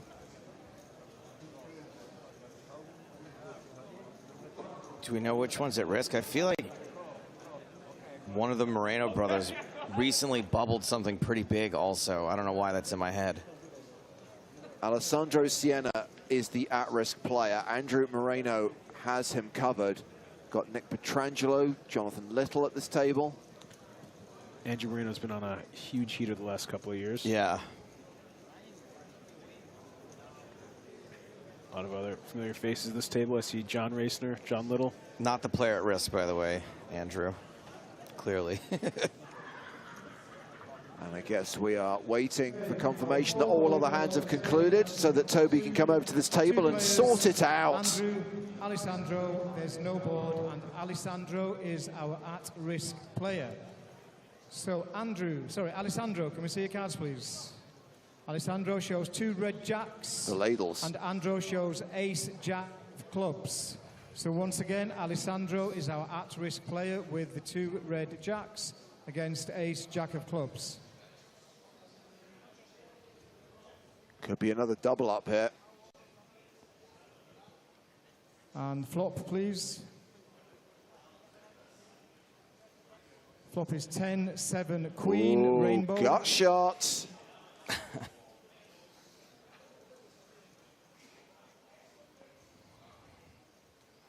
How about a club on the turn card, for an please. extra sweat?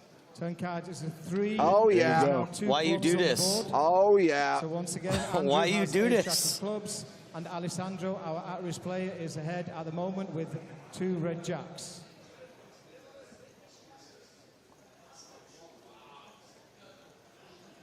And the final card, please. Final card is 7. Jacks hold. And that's another double up. Alessandro has doubled up. We are still 128 remaining.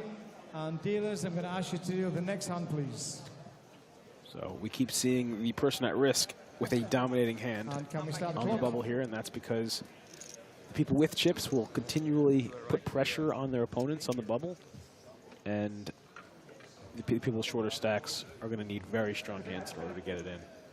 So when we see these all-ins, those short stacks generally have some of the best hands. We were talking about some of the famous faces at that table. John Juanda's at that table Yeah, as well. I saw him in the 8th seat there.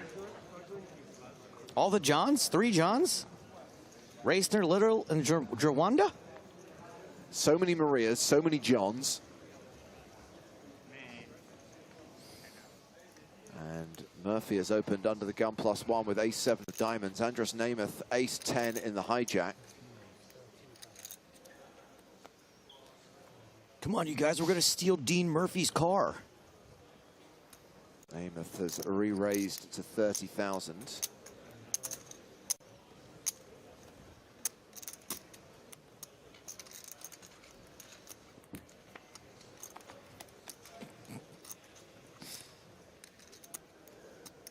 Namath still ahead on a 9-5-4 flop with just the 1 diamond.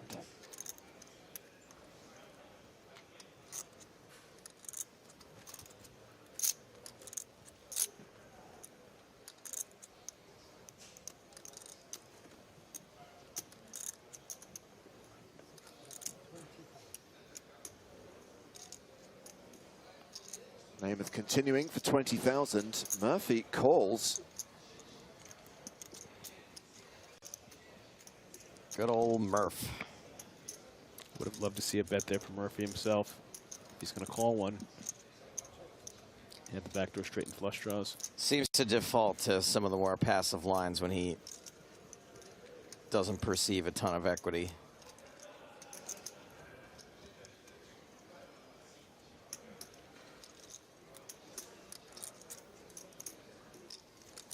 Pro Bears loading up to fire another barrel.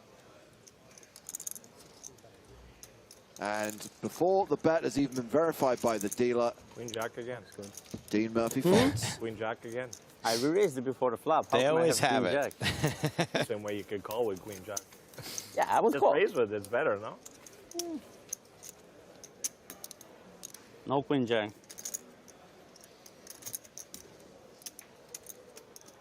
Seven. When are you going to look at me like and say like, Andras, I think you had it this time? Like, No, what's going to happen? I've never seen you with it. Very, very rarely. There are actually some people who never had it. Who's number one to never have it? Ramon, who do you think never has it? Who's the person that bluffs the most?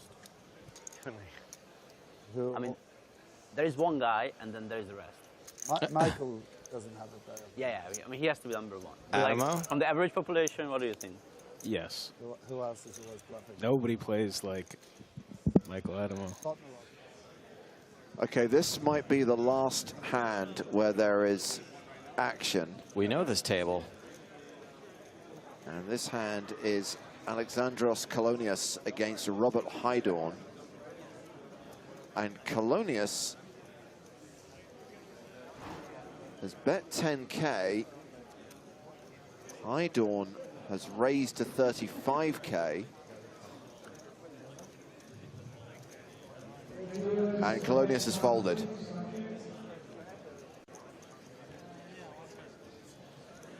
And Toby has instructed dealers to go ahead with the next hand.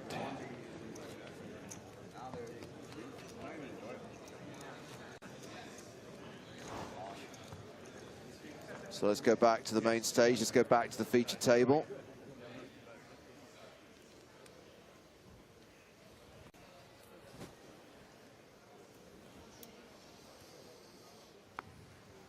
Sam has opened with Jack 8 of diamonds.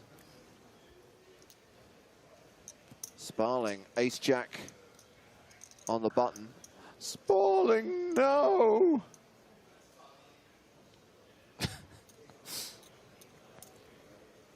Sparling, you'll get nothing and like it. Well, we have the button and our opponent covered here on the bubble. We can call or raise. 22. He elects for the latter. 3 bets to 22,000. Can you kind of ignore the fact that you're playing against one of the best players in the world when you have them covered on the bubble? No. We're Okay. never going to ignore that fact in general. Okay. But ace Jack still strong enough to continue here. So, I mean, he's going to mix in some calls and some raises. I think they're both pretty reasonable. I think you're going to do both things in this spot. But if you're not on the bubble, you're less inclined to do that. I think even Right. Sam's going to feel some pressure here. And he does have one of his weaker hands opening +1, Jack 8 suited, but they're deep enough where he can also just peel one off. The 3-bet isn't that big. They're relatively deep. He's just going to fold. See? Power of aggression. Oh, sorry, bud. And I think that's just a function of it being one of the worst hands that Sam is going to open here in this particular spot. Where we're going to choose some hands to fold, some hands to call, some hands to raise with.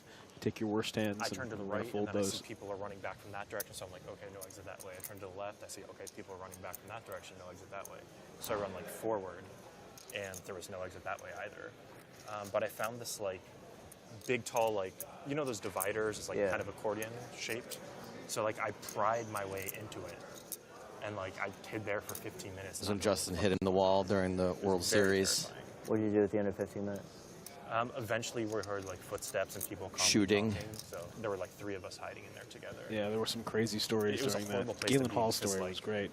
Did he go up in the ceiling? Is that what I heard? Yeah, it was a crazy story. He was busting down walls. And I found it really difficult to breathe in there. Not a pleasant experience.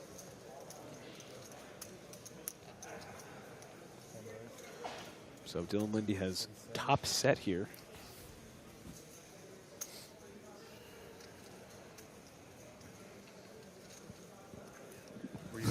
I like this comment from Lord Pierre. Says Bonomo is a Avenger. Did anything happen?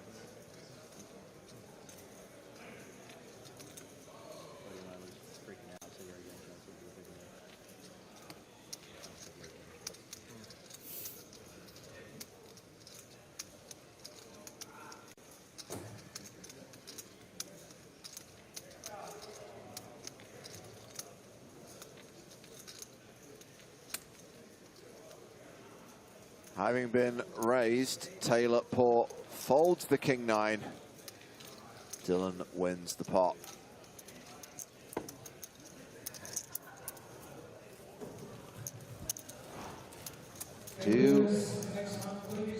I was about to ask, do we have any hands still in action, but no. Toby confirming that we're dealing the next hand.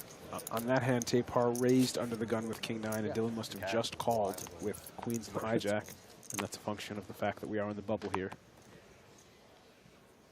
Still just under an hour left to play on level 15 as we continue to follow the action hand for hand on the bubble. And Andrus Namath opening with ace-8.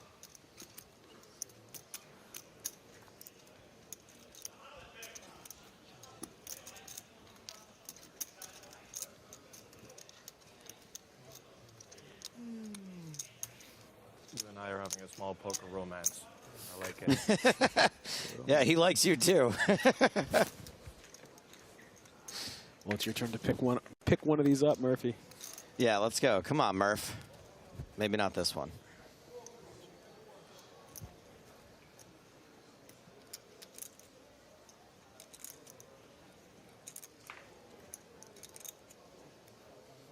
A bet and a fold. Small C bet for a small romance. Yeah. Starts with a kiss. I was It starts with. I was curious if the situation Starts was going with to a heat up a little bit. Kiss my chips goodbye. That's what it started and finished with.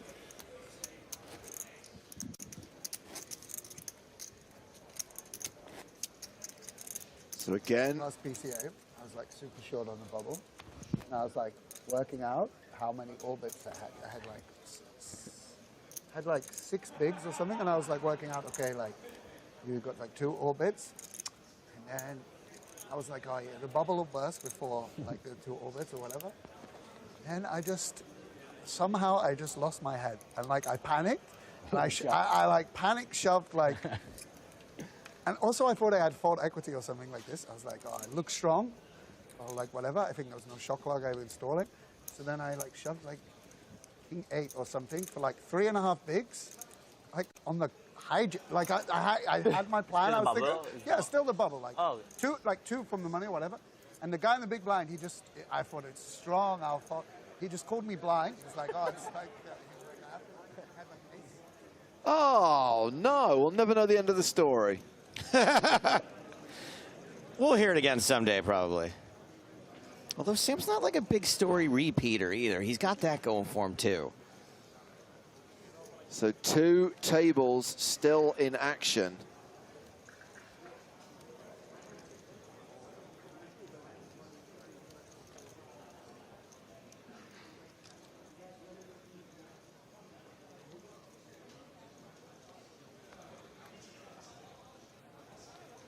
And these are just hands being played through the streets. No all in at either of these tables yet.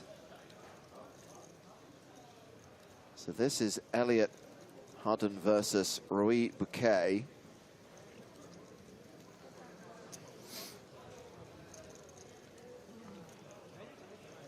Bet and a call takes this hand to the river. And that is the 9 of diamonds completing the board, which is ace, queen, 10, 9, 8.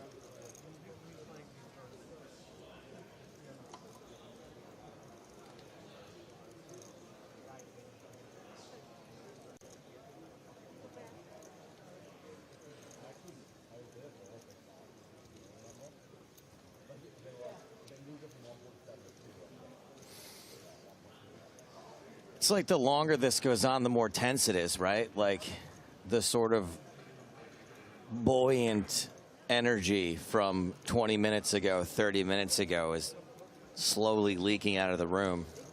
Yeah, the novelty starts to wear off. Yeah.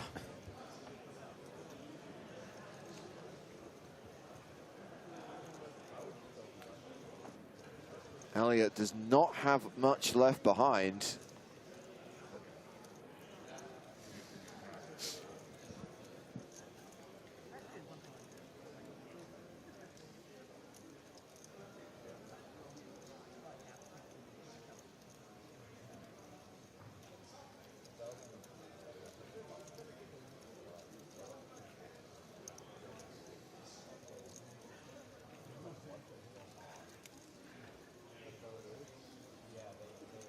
He checks.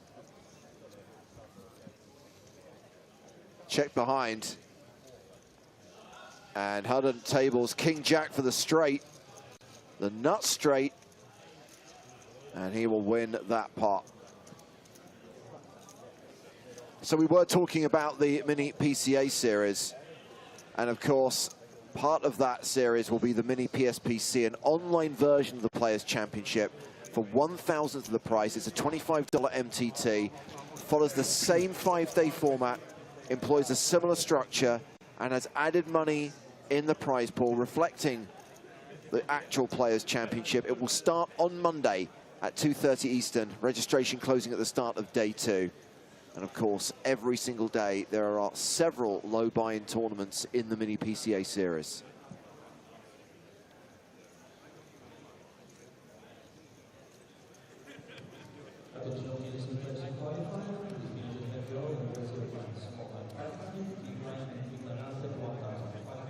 Guessing we're dealing the next hand. Okay,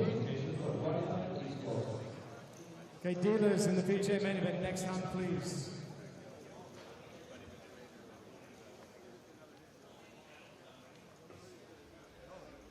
Go for it. You see those videos. This one where- did. Yeah. Oh, this one. I hope so. There will, Action on Pro Beers.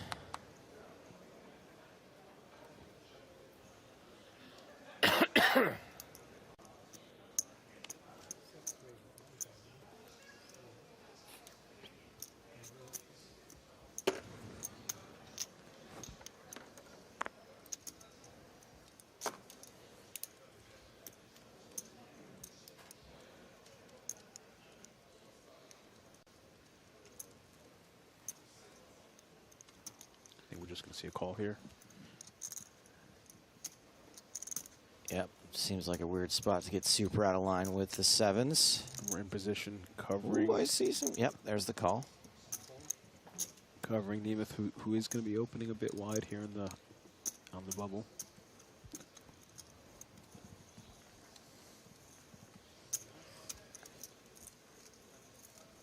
If I have 9-4 suited, I have to squeeze, right? Like as well as aces and kings. If there's 9-4 suited, it like has to be done for the straight. Right? It in.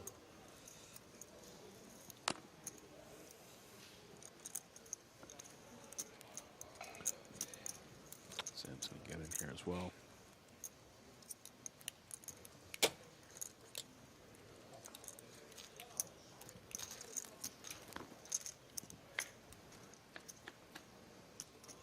All right, 3 ways to the flop. 8, 8, 4, 2 spades.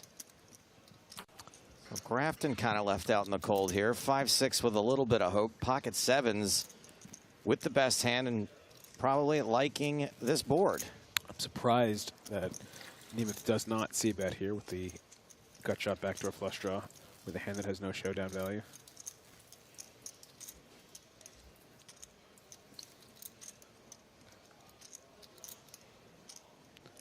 This board favors Sam Grafton's range in the big blind here because he can have a lot of his 8s here. The problem, if you're sparling and you bet here, sort of looks like the type of hand that he has, these middle pocket pairs that he's going to be flatting with in this spot and position. He rarely has an 8 in his hand that isn't exactly like quad 8s or like ace-8 suited. And Nemeth knows that. Being the short stack is much better to have the mid stack. Keep fumbling with it. Ironically, 7-7 feels like the most in Neiman's shoes, most likely hand he's up against because he has a 5 and a 6 in his hand. So he has some big overcard combinations, and he has some pairs like 7s and 9s, and some flush draws that made it there. And maybe Sparling's spady sense is tingling. King of spades on the turn.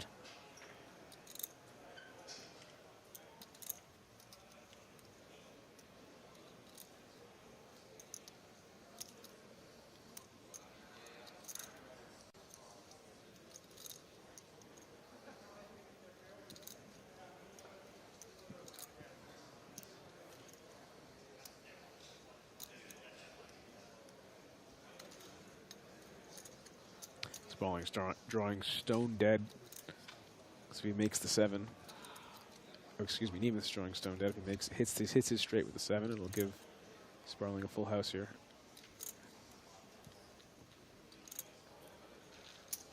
He's just going to give up here on the turn. And Sparling picking up a nice little pot here. Still on the bubble, over 500K now. Still chip leader at this table. Yeah. Team Canada. Team Canada. I love the Canadian contingent every time we do the PCA. Yeah. What team does your sister play? Always so happy to be here. Say it again, please. Did you see the pie chart? I don't know if that'll translate. I did not. I saw it was emailed to me, but I haven't had a chance to look at it. Who's the biggest piece of the pie? Not far off. Which country do you think is the biggest piece of the pie? That's rude. I think it was USA. USA would be my guess, yeah. 27%. Next single biggest chunk? I would say UK. Canada.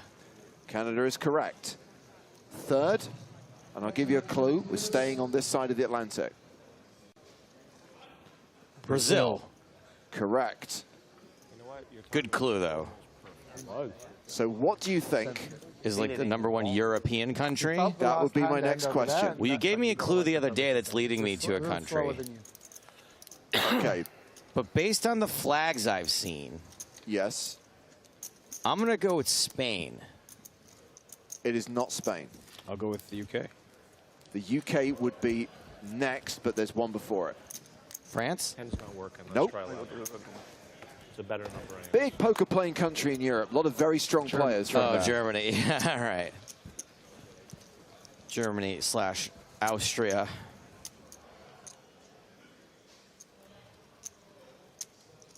But yeah, I think if you combine the US and Canada, you're looking at near enough 40% of the field. Canada is always very well represented in poker given the size of that country.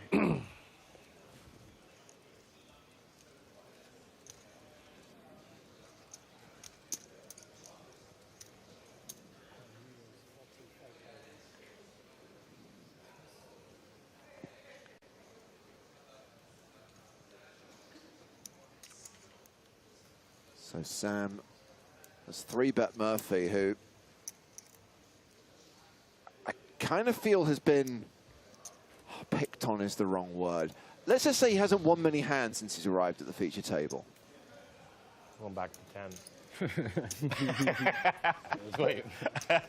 Going back to 10. 11's not working either, and it's more expensive.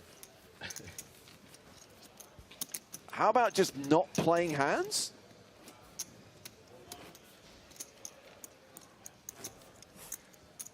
Yeah, he definitely got unlucky here, got a bad seat. Yes, that is for sure. Although, as we've established over the last few days, Scott, there's no such thing as an easy table draw in this tournament. There are not a lot of good seats left in this tournament. I think one person on Twitter, although I don't really agree with the sentiment, was like sarcastic. It was like, there's no easy tables in this tournament, and then showed their table, and I was like, okay, I don't recognize but maybe one person there. So there might have been an easy tournament. Well, over at the secondary feature table, it's King, Queen versus Jacks. That is top pair for Ribeiro.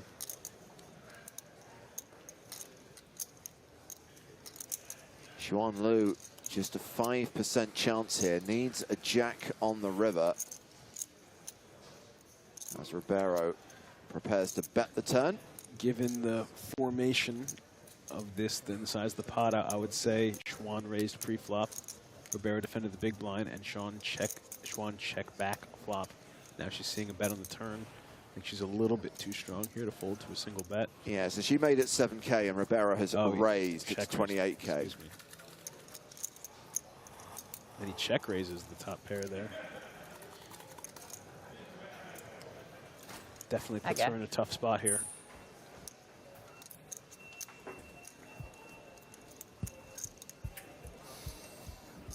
Everybody loves pocket jacks.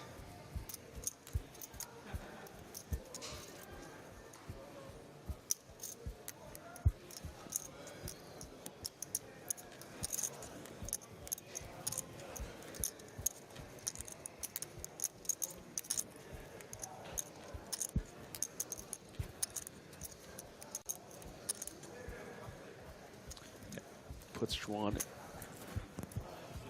in a very difficult position here. But she has the right jacks to call with. If she had the jack of spades, she'd be less likely to call and might fold her jack-jack combinations that had a spade in them. Ooh. Like I said before, always nice to improve. Sometimes I guess it's a bit of a buzzkill, right? You lose a little bit of value, but for a fish like me, I'd rather just be more confident in my hand. When the spade rolls off the river, I do not see her calling another bet here. Yeah. One of the reasons why we choose to call with our combinations that don't contain that flush card on the turn is it allows your opponent to have one more possibilities of these flush draws, which is the only major draw on the turn. And now that flush draw gets there. Now you're losing to both that turn draw and the king. So when you take this line with this hand, and you're calling with that hand on the turn for that reason, you do generally fold to the river when the spade gets there. I like her call on the turn, even though she was behind. I think it was probably theoretically correct, and now I don't see her calling this bet on the river. That is bound to come. Here it come. Have some of that.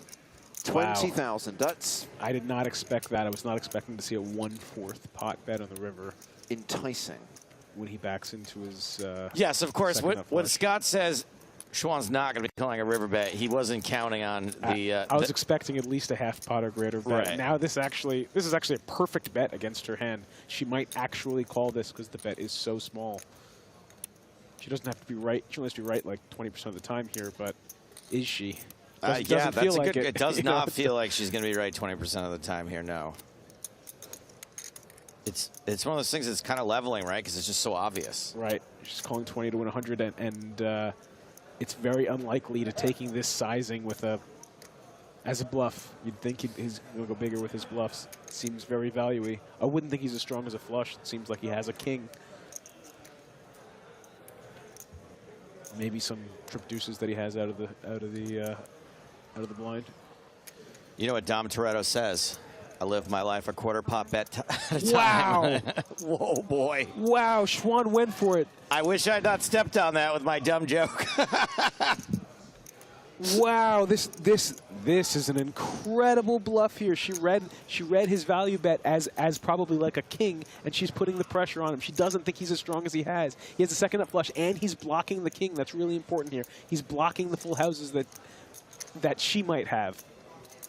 She was the opener. He's blocking her having king-king or like king-deuce suited, and he has a great combination to make this call with. But wow, he makes the call. Don't turn your hand over. Calls all in. Now, obviously, we know that Ribeiro is about to double up through Xuan Liu and will have more than 250,000 chips. But we need to wait for play to conclude at every other table before the cards can be revealed and Xuan Liu can be delivered the bad news. That was a fantastic bet on the river by Ribeiro. He bet a quarter pot, so he gets called sometimes by hands that she has, and he also sometimes induces her to bluff, which she did. And he has a great hand to call with. He has a second nut flush and great removal. Fantastic bet on the river. And I give props to Schwann as well, because it is not easy to pull that trigger in that spot. Can we give him credit for intentionally offer any more? You're going to take it. Getting this all in? The 1 in a million I needle think that's what was happening here. Yeah. I mean, I don't know him, but Because at You first take I that was like, line- oh, he's just trying to get like a crying call. But it's a combination of those two things. It can be Sometimes- both, okay. Sometimes you get some weaker hands to call with, like Jack-Jack, which might call you. And on the flip Just in side of that, case. you do induce some bluffs there when you do that. And he looks like a guy who knows what he's doing. I don't know him, but I'm gonna give him credit to say that this was. Oh, he is. That's the guy, right? He's an incredibly accomplished player, both live and online. $4.99 and 88 cents or something. Fantastic bet on the river.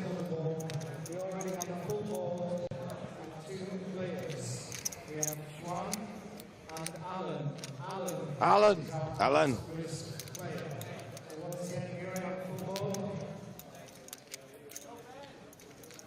Schwan was trying to get him off of a Not type me. of hand like maybe king queen with Thanks, babe. without the spades, or maybe 3 deuces. Okay, so we're just going to ask both players to turn over the cards at the same time, please. Turn over your cards, please, guys.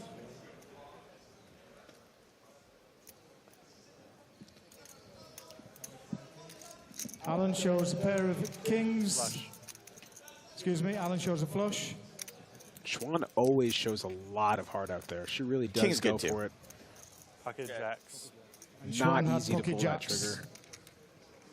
I think she finished in, I want to say, So 3rd place. still in the PCA Main Event. 128 players remaining. So dealers, next hand, please. On we go. I mean, we said that there would be world-famous bubble coverage this level. I didn't realize that all of level 15 was going to be about the bubble.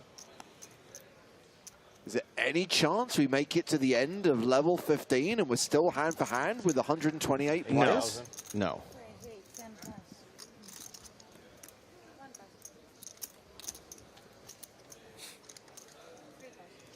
You know that was a great hand because I can't keep up with all the chat pros. There's some very, very confident people out there that Schwan specifically played it bad. You know, because she lost the hand. That's how it works. She's a hero if, he just has King Jack offsuit and folds. Right.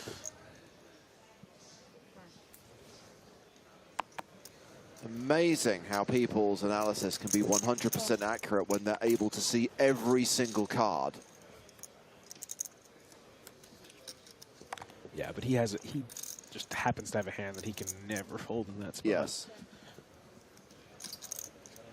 Well, by the way, Joe, what day of the week is it? I lose track of time when we're on these trips. It is not Chat Pro Saturday. Yeah, it's a Thursday, so zip it. 6,000.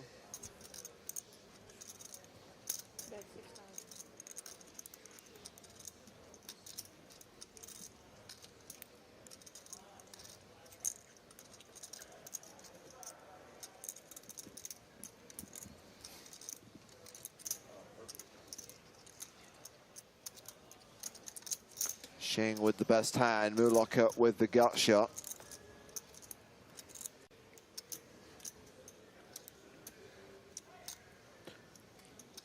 I expect Phil to check back here.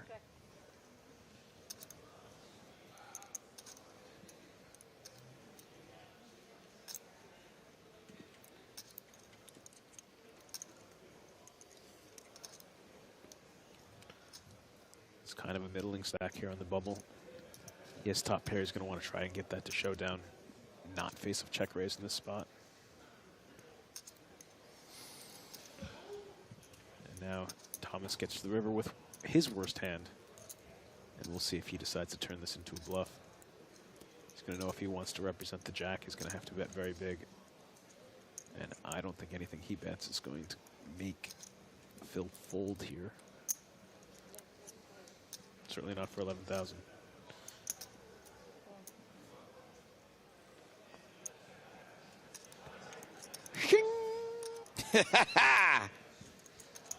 That's when your last name is the sound of a knife being sharpened.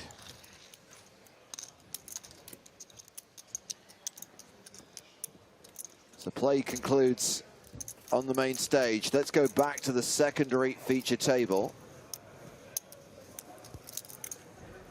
Looks like Alan is back in action again. Alan Ribeiro. He's got 8 high. Dylan's got a pair of 10s.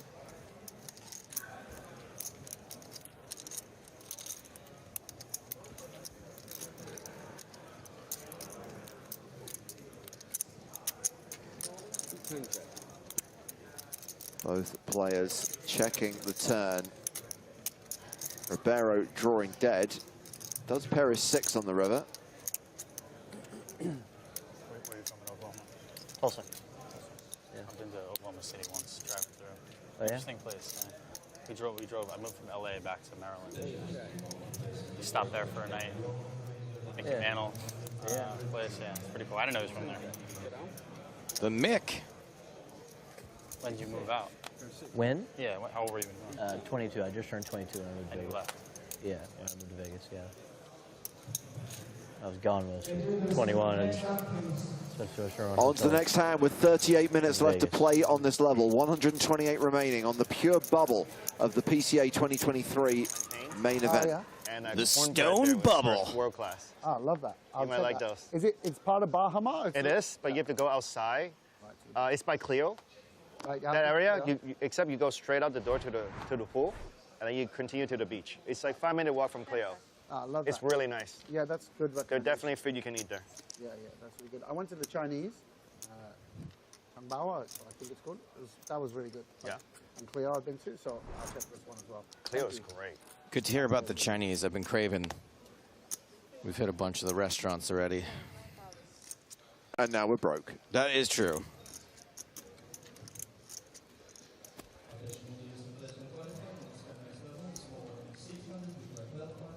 Is Murphy going to win a hand? I kind of feel I'd like to see him just, even if it's a raise and take it, I want to see this guy win one pot at this table.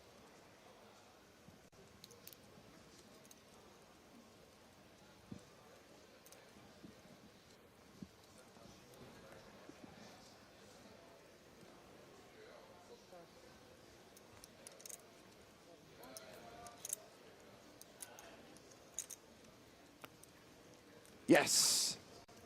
Murphy. That's enough. I see this one? That's this Dean one? Murphy to you. No. Other one? If you want to graduate on time, you better get it right. The other thing about It's also Eden George's Atlantis is name the when food he was options the are, like, head of the way, Aryan way, Nation. Oh yeah? I've never been to Atlantis. Dean Murphy? But so far everything Murphy I've been here. It was definitely Murphy and O'Brien and Murphy, right? It's swimming pig because it opens late. Looks like we've got a hand out here. This table, Mustafa Canet and Jonathan Proudfoot.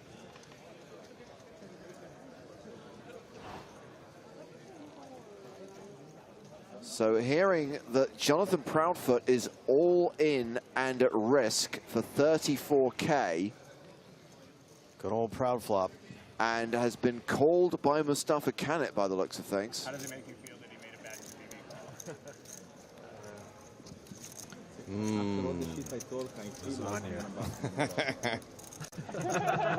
I couldn't fold, you know, like it was really 25 to ruin him the dream.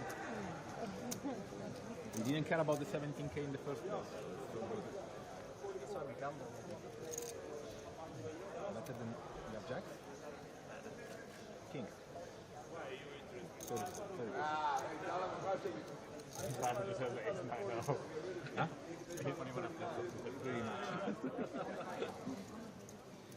So I guess we're waiting once again for play to conclude at every other table before this all-in is dealt out. But just to confirm, Jonathan Proudfoot, Proud Flop Online, is all in for 34K and has been called by Mustafa Canet.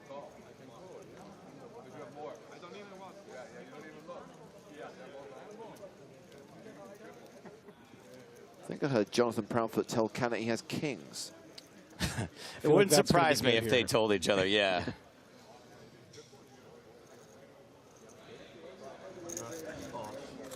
Double suited. Double suited. I see it coming. I invited Mustafa's double suited. He's got Ace queen off double suited versus kings. Taking a stab here. James, did we have Jonathan on the podcast? Yes. That must have been so long ago. I barely remember it. It's about 6 months ago. No, get out of here. He has to look it up. I don't feel so bad. It was either around W Coop last year or Scoop last year. Just last year? 2022? I'm going to say it was 2022. No. Okay, Okay, it wasn't around W Coop. We got an all-in triangle here, too. Is this the same table? Just the backs of their heads? Okay, it wasn't around Scoop. You're right. It wasn't last year then. It must have been the previous year. All right.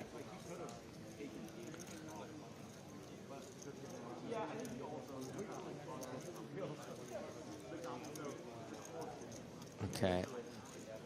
It was August 2021.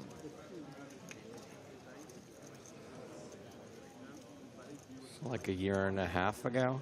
Yeah. Okay. It feels more recent to me because I remember the first time we caught up with guys like Proudfoot, Bowie Effect. I'm not convinced 2021 happened at all. That's Andre Akari showing a lot of back. It's my worst nightmare is getting massage and then just having a jib fly by with my gross flabby back exposed. Not that Andre has a gross flabby back. He's looking very, very slim right now. Yeah, no, if I had like lost weight like he had, I'd be like, yeah, let's show the world. Sometimes you get a shot of a little bit more than their back. That is true, and I wish you hadn't put that in my mind. We're heading back to table 5. We're heading back to the Canit Proudfoot hand. Jonathan Proudfoot all in, called by Mustafa Canit. Toby's in position. Looks like we're getting ready to deal this one out. And obviously, if Proudfoot loses this hand, we will burst the bubble of the PCA main event.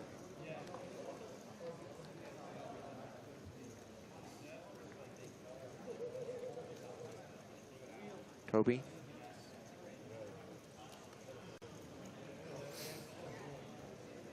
Smooth and controlled. Smooth and controlled.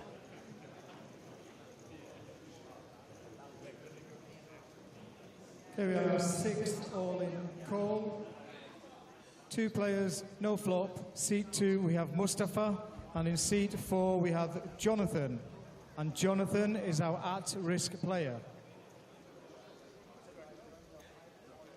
All right, so let's see your cards, please. So Mustafa shows ace 9, and Jonathan shows 2 kings. He was telling the truth. Once again, Jonathan is our at-risk player with 2 kings. Double suited. Let's see the flop. Thank God. Please. Flop is 2, 6, 6. Not much of a sweat here. It's only an ace. You can't really have a sweat here. It's either Turn, please. an ace or not an ace.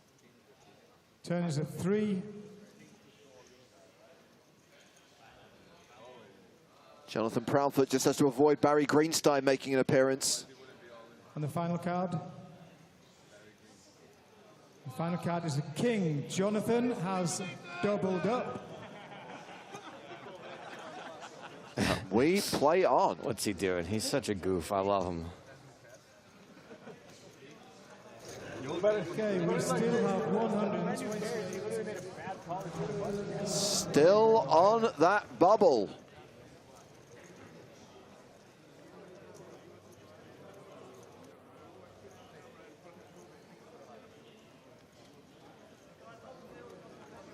Oh, sorry. I'm sorry, dealers, please stop.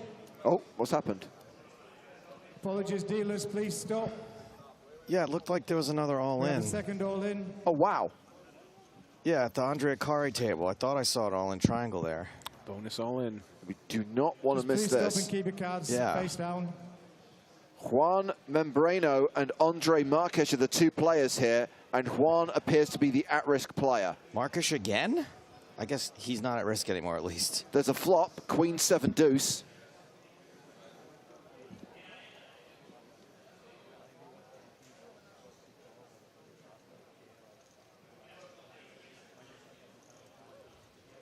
Queen of hearts, 7 of spades, deuce of hearts on the flop. But obviously we don't yet know what Juan Membrano and Andre Marques have. Okay, we're on table number 13. We have a board of 2 of hearts, 7 of spades, and the Queen of hearts. We have Juan and Andre. Juan is our all-in player. Okay, let's see the cards, please. Yeah. Juan shows 9, 7 of hearts for a pair of 7s and a flush draw. Nice. Andre shows ace, queen, so 1 he's heart, ahead. So top pair with an ace kicker. He's Once got again, Juan ace of hearts blocker. is our at-risk player with a flush draw and a pair of 7s. Did you just say blocker? Turn That's card, how you know James please. has been doing this a long time. Turn card is 8 of diamonds.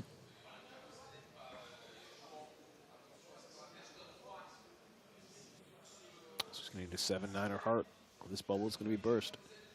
Final card, please. Final card is a queen.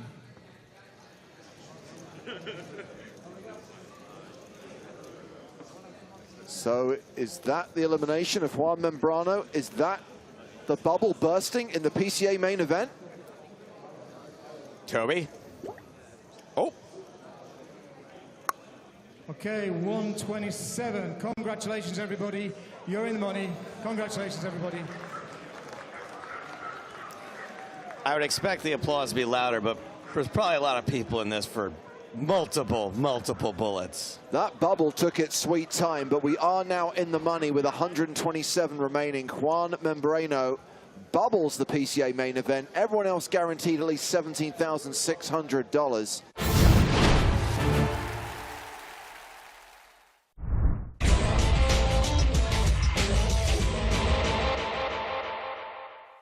Back to the main stage. Blinds are up to 600, 1200 with a 200 ante. New player has come to the feature table, Jonathan West. He folds. Andre Akari gives up the 6-4 off. Marius Patro is out. Blanco and Nachtigall fold. Jonathan Jaffe's on the button with Queen 10. Oh, yeah. He raises to 3,000. Gets a fold from Gallon in the small blind. Russell Carson is in the big blind with 5-4.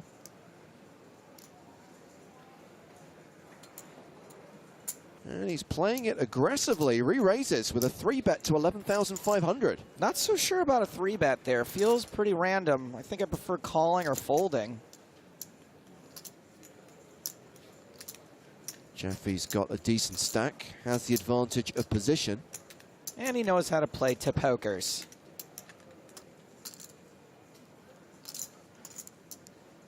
He calls, and these two will see a flop. So far, this isn't going the way Carson wanted. And it's still not going his way. Trip 10s for Jaffe. Yeah, boy. No C-bet from Carson. I like the check. Jonathan is going to have a lot of hands here that won't fold to 1-bet. Jaffe checks behind. Turn card. Ace of clubs. It's actually a really bad card for Carson because he's pretty much got to try to rep this. He is officially drawing dead.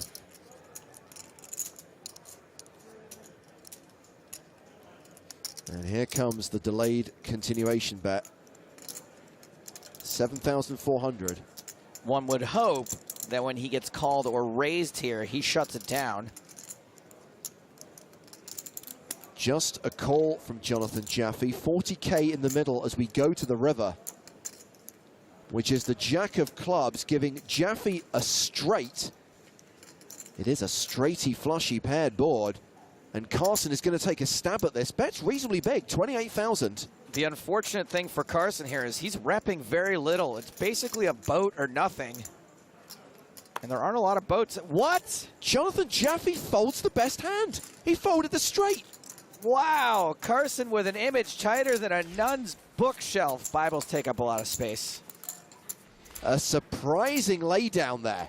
Back to the main feature table where the action's on Harrison Gimbel.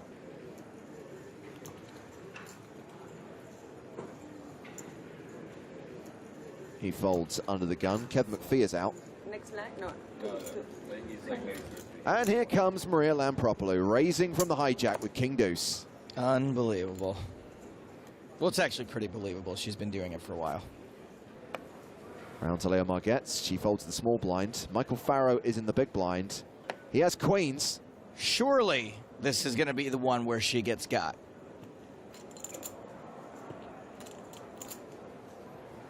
No re-raise from Farrow, just a call. Just giving himself some room to fold later. A 7-6-6 two-spade flop. Looking good for Farrow. Checks to Maria.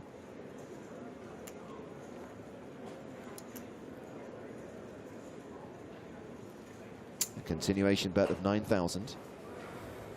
He's like, I can't believe I'm thinking about folding queens. He calls. The turn card is the 10 of spades. Maria picks up a flush draw. I do not expect her to stop betting anytime soon. I think she's probably still firing on the brakes.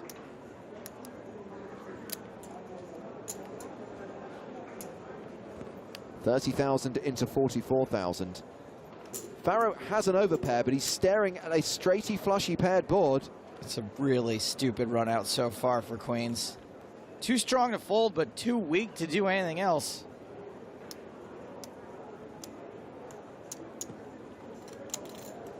There's the call. This hand going to the river, which is the ace of hearts. Oh, no. We can see that Farrow is 100%, but trust me, he hates this board. And he's going to hate this. Maria has just shoved on him. It's all into call. This girl is such a maniac, she could have an entire horror movie franchise.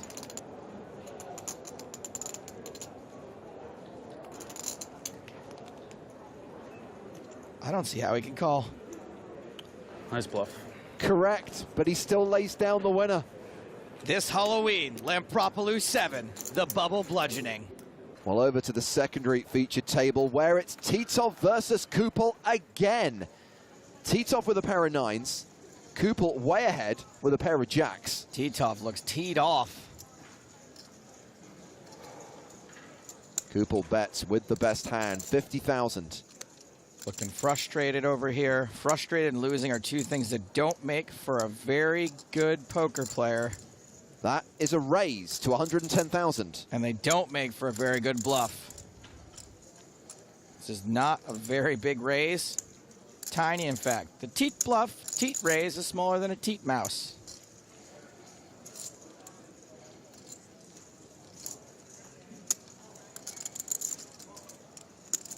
Kupel calls, and this hand is going to the river. A lot of money in the middle.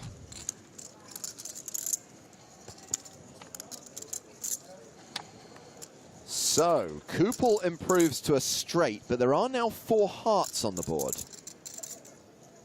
He checks to Titov, who only has a pair of nines. Oh. And he shoves. Oh. Wow, his frustration may actually help him here. The bad news is that a lot of the hands that are be calling the turn are going to have good hearts. The good news is, obviously, Kupel doesn't have one. So this is probably going to work. It's all into call for Kupel. Just crazy enough to get the job done.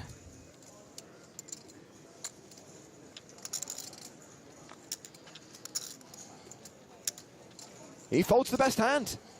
Kupel doesn't like it one bit. Titov now 1 and 2 against Kupel. Not one bit. Blinds are 60,000, 120,000 with a 20,000 ante. Action has been folded to Sean Buchanan in the small blind with ace-7. He completes. Corey Aldemir has pocket threes in the big blind. He's raising. Yeah, 375,000. Not sure I love a raise. When Sean limps in the small blind, he's almost always going to call. And then you're making the pot bigger when you're only ever really going to be flipping at best. Well, there's the call from the chip leader. The flop is ace, king, 8. Top pair for Buchanan. Checks to Aldemir. Not good news for Aldemir. I think he's going to feel compelled to continue. 270. Yep, fires 270,000.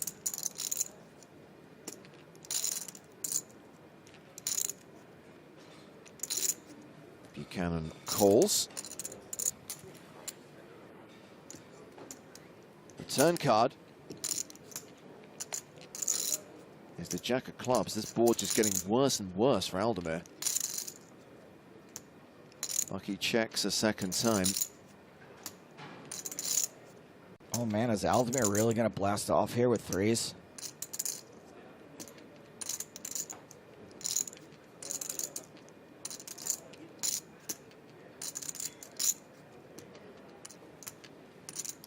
Loading up a second barrel.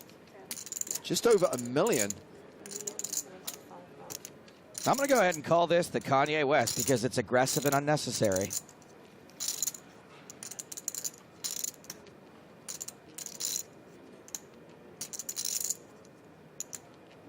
We can see that Buchanan is a 95% favorite. He makes the call. 3.5 million in the middle. Aldemir has 3.9 behind. The river card is the 7 of hearts. That's 2 pair for Bucky. There goes any chance of Bucky folding. He checks a third time.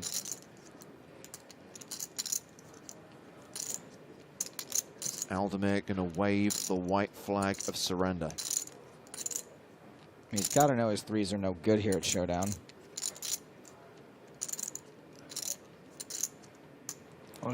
Wow, he shoves a huge bluff. And Sean doesn't like it. Which is it? He's actually given this a think. Sean's beating King Jack. He's beating Ace Queen, Ace 10. Lots of draws missed.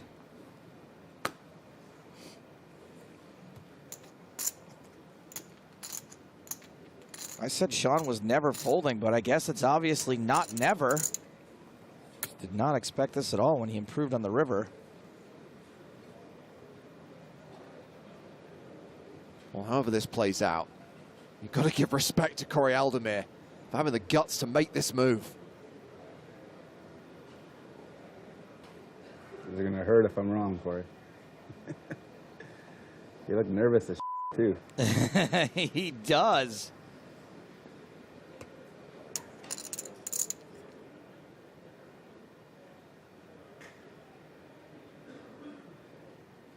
He folds the best hand. O-M goodness. Be a hero, that's it. See the 10 jack.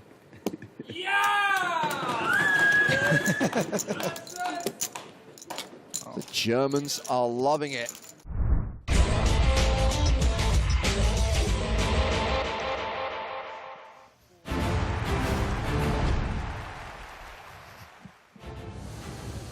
Welcome back to the Bahamas and the PokerStars Caribbean Adventure 2023. Day 3 continues. One more level to play tonight as 68 players return from dinner. How many will we end the day with? We'll know in 90 minutes. These are the chip leaders coming into the final session of play. And we have someone with a 7-figure stack. Michael Rocco playing 1.2 million. We have an EPT champion in the top 5 in Artem Martirosyan, Anton Wig, Alex Kulev, Sergey Reitzak also among the chip leaders as we go to the 4,000, 8,000 blind level with an 8K big blind ante. I'm James Hartigan, alongside me Joe Stapleton. Hello, my babies. And Maria Ho. Good evening. Maria putting in the hours at the tables, putting in the hours in the booth. Sticking with the same feature table, we've got the chip leader, we've got Anton Wigg, we've got Canet, we've got O'Dwyer, we've got Salowan, we've got Lander, we've got Boken. If it ain't Boken, don't fix it. Boken.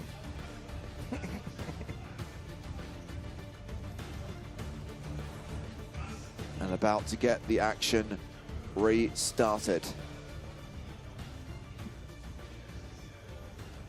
So Maria, to use Joe's well-worn expression, congratulations. Thank you. I fought as hard as I could off the short stack, so happy to be in the money and happy to be in here with you guys.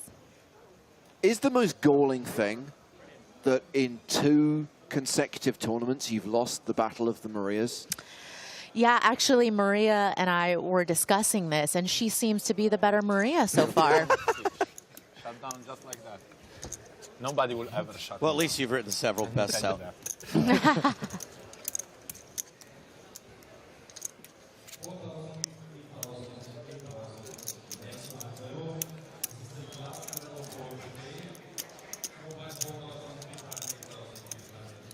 So, of course, you know many of these players because, again, we've referenced this so many times. It is a very stacked field looking at the final 68. So these are people you would have come up against at various live events over the years. Is there anyone at this table who you encountered for the first time during this event? No, actually, you know, all of the familiar faces I played with either during this event or, as you mentioned, at other live stops. Yeah. But I would say I'm not that familiar with Ian, Rodrigo, Lucas. I think they're all bunched up and sitting next to each other. Noah, Mustafa, Steve. I mean, Rodrigo Salowan we know is an online beast. He's one of those players who is frequently at final tables we cover during the online series. And he... Was it Prague in March, Joe, where Salowan was like putting up a lot of big scores? I'm going to say yes, just because betting with you is probably the smart money. StatTricks nodding at me.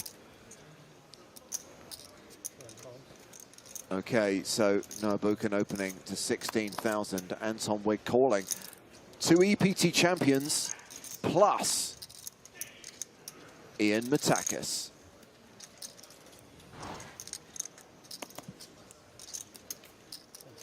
Good move, Ian. That's just because we could see the whole cards. I mean, most people would take one off there. Against these two, I don't know. I'd probably fold. I'd probably regret it now. And I'd probably be happy with it by the river.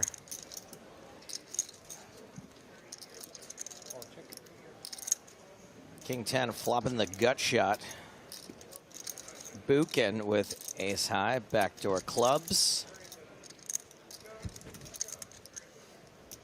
So James, are you saying that I don't need to get on my soapbox about you? Not that I ever needed to, but the ranting and raving about James Hardigan being nominated is not useful anymore, if it ever was. I believe nominations closed today. I believe that people who were sent ballots for the Global Poker Awards had until today to return them. Because I licensed the music from Independence Day. Oh my God. To do a last-ditch speech. Joe, I very much appreciate the campaigning that you did. Honestly, it still wasn't enough. I still slept on it for too long. It's a very quick process. It's so short. And also, you know, I appreciate you're reaching out to a lot of fans out there in the poker world. I don't know how many people who actually can vote in these awards. Yeah, I know. But the voters are watching. They're just quiet. They're watching this live stream, which, by the way, better also be nominated.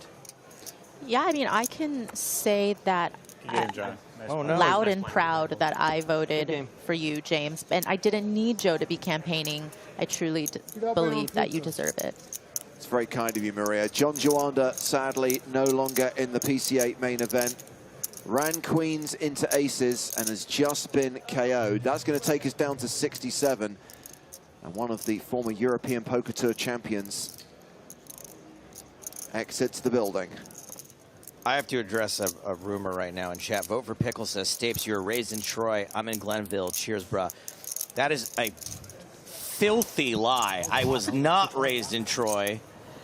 And if you've ever been to Troy, you would know that. I mean, 2 is fine. Okay. Yeah, I went to high school in Schenectady, in Nice Niskayuna, not Troy. Ask Sean Deep. He's from Troy. You should have called faster. So I don't know, with the nominations closing today, when the shortlist is revealed. I imagine it's either tomorrow or the day after. Yeah. I have no personal expectations. I will be fours, but it's never beyond disappointed Okay, more than miffed. if the live stream is not up for favorite live stream. Fours and they turn into aces. It's Well, always the other way there are around. 45 other live streams on that list. If people didn't read all the way down to the letter E, we could be screwed. Sorry, while we're on the subject of that, EPT Live was on that list. Where was WCoop Live? Where's the Sunday Million? Where's all the other stuff we've been doing? Stadium Series, huh? That was some of my. That was some of our work. First of all, I believe these awards are for content produced in the year 2022. So you're absolutely right. Scoop, WCoop, Sunday Million, eligible. The other stuff, no, because it's beyond the statute of limitations. If like Des Moines Chowder House Live was on there and WCoop isn't. I've been just getting the hands. Queen Jack spades on that all diamonds board. I mean, you know how much Eric Danny loves getting abuse about the process. I would never and the abuse nominations. Eric specifically because those guys work their butts off. Yeah. And it's all good. Yeah, so when you fold, they don't show. And I only make a big deal about things that I genuinely think are really great products that we put out there. Notice I don't make a big deal about not being nominated for Twitter or something like that because I don't deserve it. You are nominated for Twitter on the 45 name list. I was? Yeah. I don't think I was had access to that category. Oh, yeah, I think you might not be able to. Yeah, okay. Well, No, you were. That's weird. I definitely don't deserve that one. I can't remember if I should. I'm telling you, that doesn't bother me at all. I don't tweet about poker. No, I mean, I think I did, though. I just always like your tweets. I think you're funny. You're hilarious. Hold on. We are coming back from the secondary feature table up to the main stage because it looks like we have an all-in. Rodrigo Celoan, 3-bet pre, continued flop for 40K, and now Noah has shoved for 198K. And he has been looked up. Noah is behind, but is a statistical favorite right now. I love those. How do we not have a name for that? 15 outs. No, that doesn't work. Same outs needed, but one last chance to hit.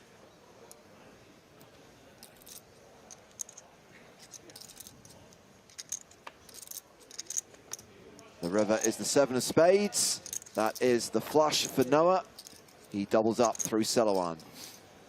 And Noah now playing 516,000, more than 60 big blinds. Rodrigo Celoan hovering around the 10 big blind mark.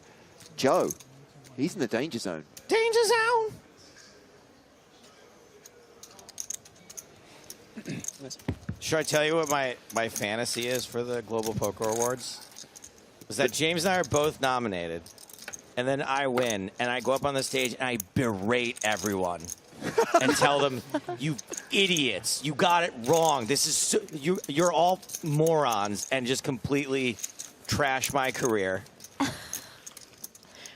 But you'll have gotten your point across, though. So And it's worth it. I'll still have won. Really, I think I can't take that away from me. And seeing as you lost last year's trophy. Wait, it should be. You saw my tweet about that at least, right? Yes, yes. I guarantee I'll be leaving with a trophy this year. The one I left behind last year. Which also, you know, it's 50-50. I remember it. Paul Campbell said it's on his desk. This is why James needs to be there, so that he can be responsible for making sure Again, that the trophy actually leaves the premises. It was not my fault. For once, it wasn't my fault. Paul took my trophy, and then I was like, well, I'm not going to take his. That's where you went wrong.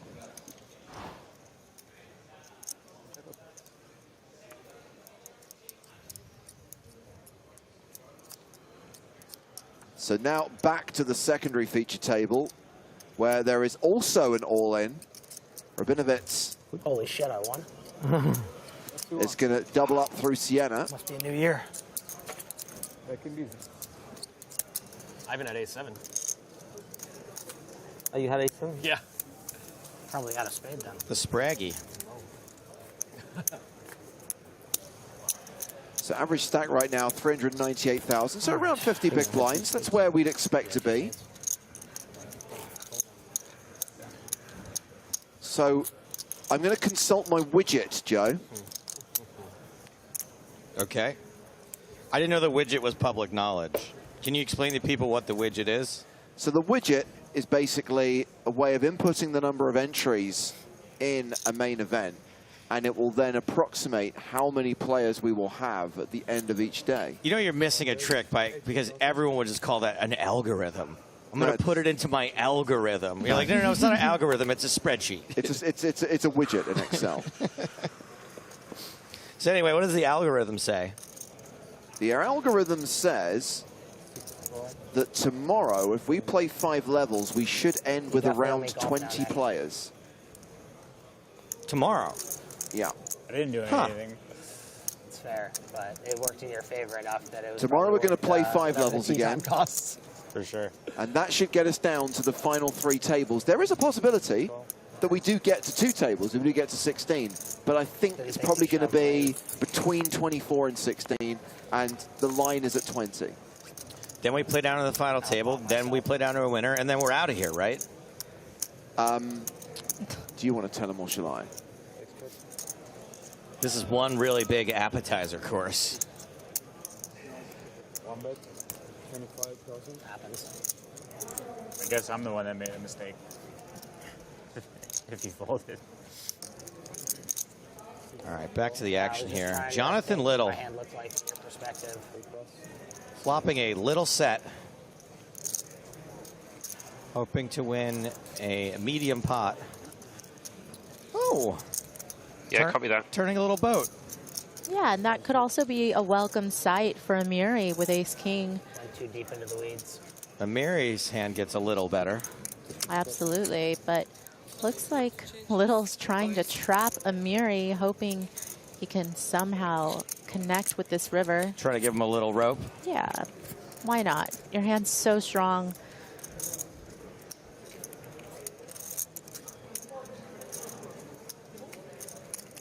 I just realized how we could have ultimately trolled the Global Poker Awards if I'd revealed my position as casino manager of Bahamar a couple of days earlier. I could have won, or at least been nominated for Industry Person of the Year.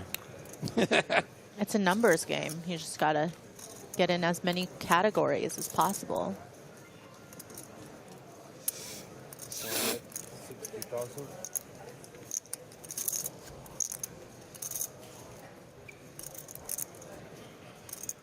Amiri not electing to take showdown value with ace high, trying to get Little to fold out a hand like 6s, 5s, 3s, you know, the hands that you can't beat at showdown, but I think at this point Amiri's going to know that that's a little all in. He can't call. Queens, huh?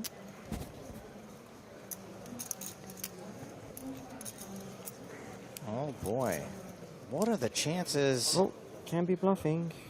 Can't be bluffing. I think that's a astute observation. Not be bluffing.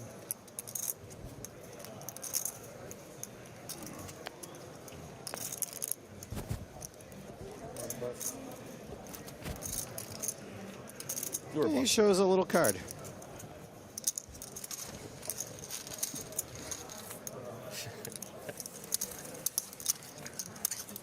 Not bluffing. Okay. Didn't think you were. Good river? A little needle. No? No, you were just dead.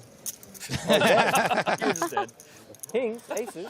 66 players remaining, and we're heading back to the main feature table. All in. I heard the words all in. Solo on? No. Oh, Rocco shoving on can it.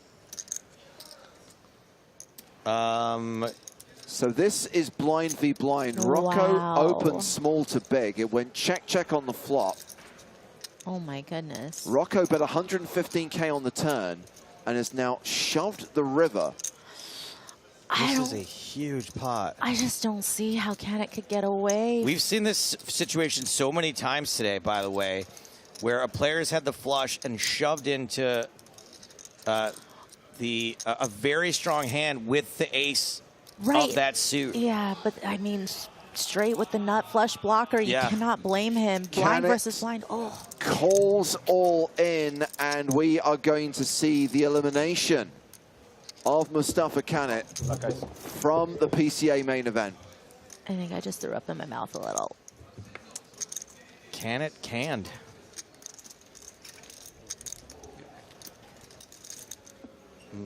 What are you about to throw up? Lasagna? Lasagna. Lasagna, sorry. Lasagna is a different guy.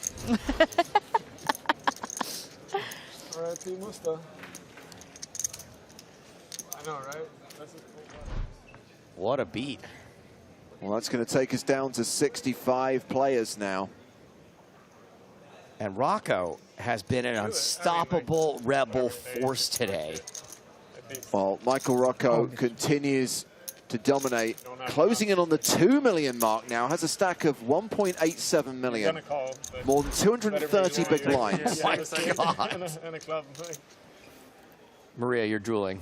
I mean, one thing I do know about Rocco is he knows how to accumulate a stack, and when he does, he is incredibly dangerous. Why have I never heard of him before? Is it just me? Really? Yeah. It is kind of just you. What's his stomping ground? Vegas? Yeah, I believe he has like a WPT title under his belt. Okay. He is quite accomplished. I don't have a TV. But you do have a computer. Yeah, but it's mostly for, well, you know what it's for. Live streaming, Joe. That's right.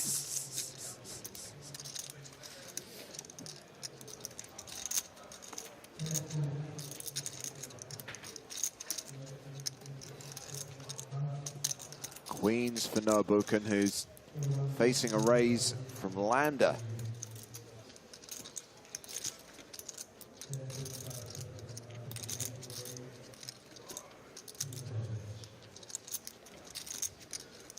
Like 300?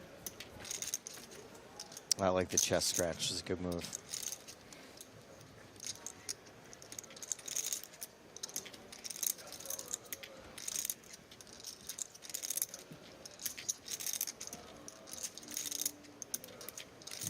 $72. Three bet from Noah to 72,000. And Lander is done with the ace-9. Lander.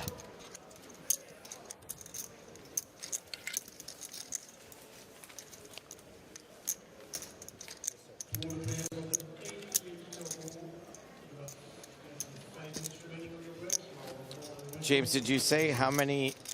Do you mind if I test your widget?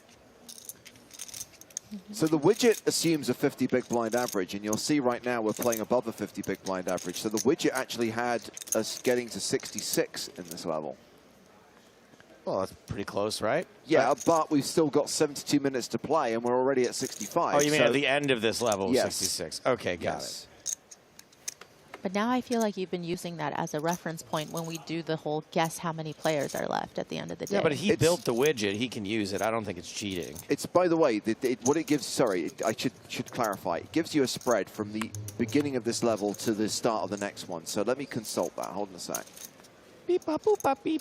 So it was between 67 and... No, that's the wrong document. That's not going to help, is it? You're going to want to close those tabs before you go to work next time. Okay, so basically between 67 and 53. That's the spread. All right, cool.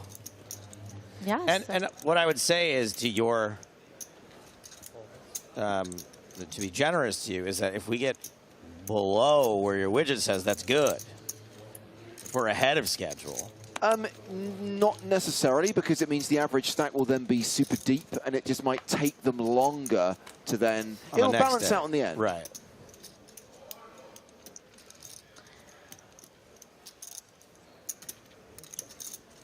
Top pair for Landa. So what's the median of that? 57, sorry, 67, 53. So around 60 59, 60 players is where we should really be ending the day. But anything inside that kind of bracket, 67 to 53 is fine, is normal, is standard. Rocco does not improve on the turn. Landa exercising some pot control. Effectively top pair right now with that type of texture is really more of a bluff catcher. Certainly don't want to get involved in a huge pot with top pair, no spade for backup.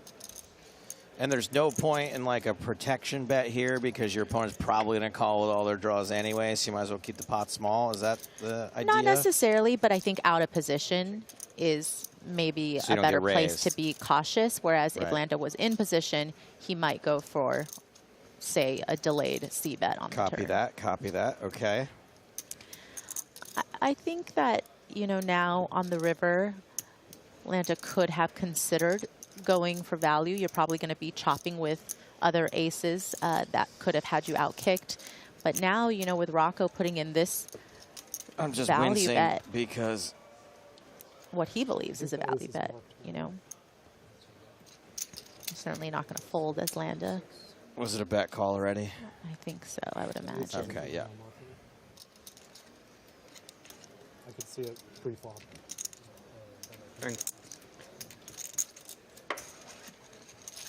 Got a marked card, do we? That was happening at my table in the main where this one guy, he just kept squeezing the cards in a way that we had to get, we got 3 setups in 30 minutes and it got to the point where the dealer had to find out who the culprit is. So he would watch every person Oh, muck wow. and then check the 2 cards that they had mucked.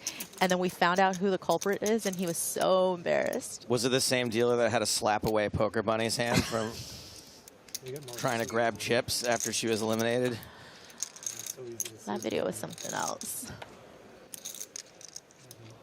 Anyway, what the point I'm making is we got some awesome dealers on this tour. Always have. What shocked me about that is that Scott Baumstein was with us and he wasn't at all surprised and said this is normal behavior. In which case, how is this person allowed to play in tournaments I do around the remember world? hearing another story about her trying to force her cards into the muck before when called, and it might have been another all-in situation. But Statrick made a really astute observation in that he thinks that she reached for the chips to distract the dealer so that she could get the cards into the muck. Oh, she's clearly trying to do something with the pot, but ultimately it's like,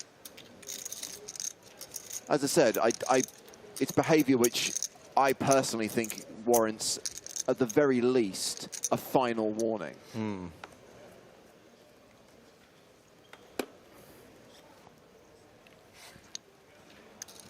Yeah, it's unfortunate but sad that people get away with things that they shouldn't be getting away with. Well, And she didn't get away with when- it, to be fair. I mean, but in the sense of how James is saying that there Yes. hasn't been consequences or repercussions after the fact.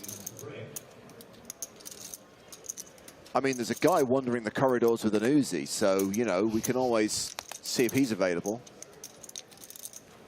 I will admit that those guys definitely have me on my toes.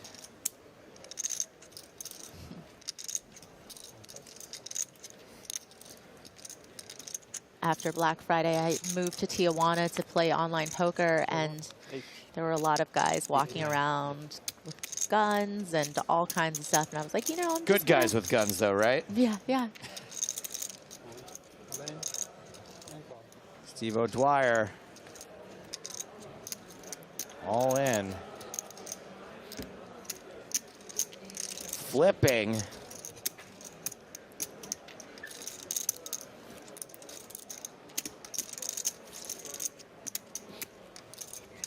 Like basic versus mid. One of these two things has a slight mathematical advantage. Celoan, super short, looking to double up in this race against Steve O'Dwyer, but there is a jack on the flop, and Rodrigo Celoan has 1 out. He is drawing to the 4 of hearts. So it wasn't O'Dwyer who was all in, obviously. One last chance to hit a 1-outer.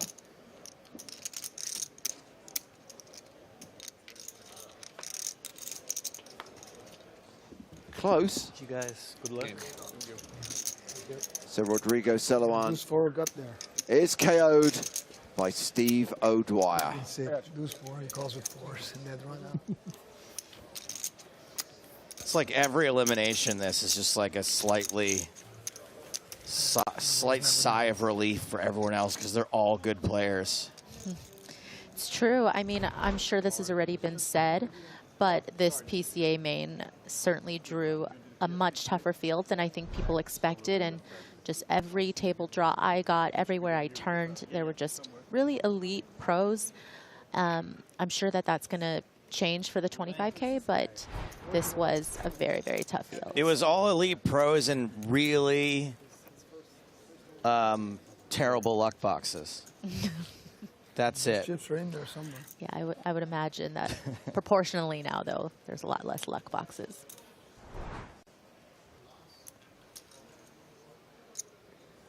Anyway, we got sidetracked. You're talking about how there was someone that was squeezing the cards so hard that they were, we'll say, accidentally marking them. Mm-hmm. That's, was it an American player? No, actually, I think he was English. Okay. He was All European, for sure.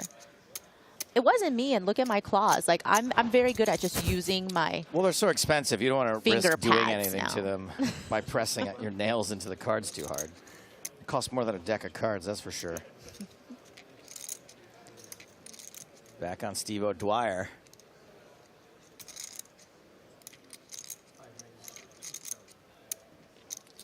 Disgruntled vet wants to know, Maria, when you're heading back to Poland.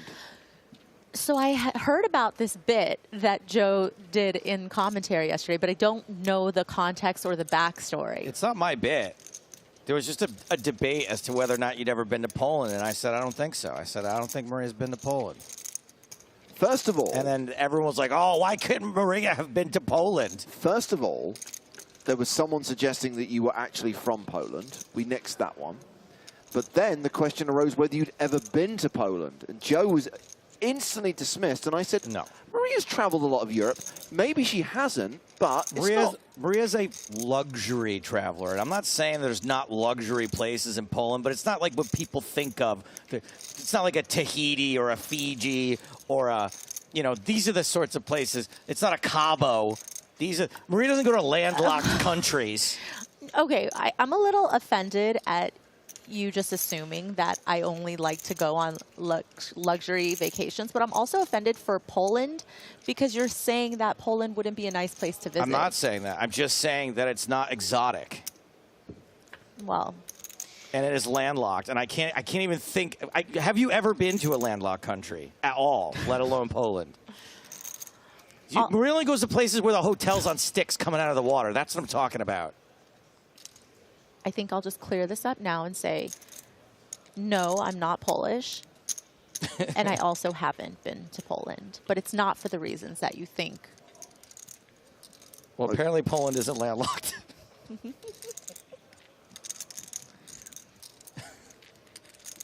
I'll take the L on that one.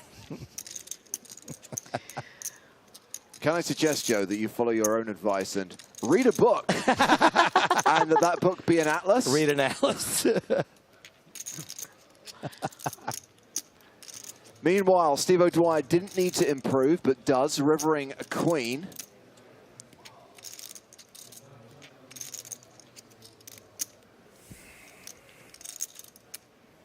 Wig, though, feeling like his hand doesn't quite have showdown value, is going to bluff at it.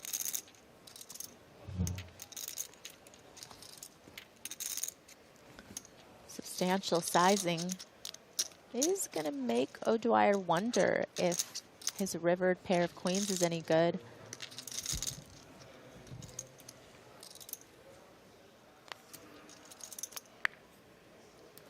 Given the action, Wig certainly can have some ace-X's. You know, he's not going to necessarily 3-bet pre all of his ace-X combos, and also could have sets. But I think O'Dwyer believes his hand's just a little too strong to fold. Only because people are saying, oh, but newsflash, Americans aren't good at aren't good at geography. What does that say right there?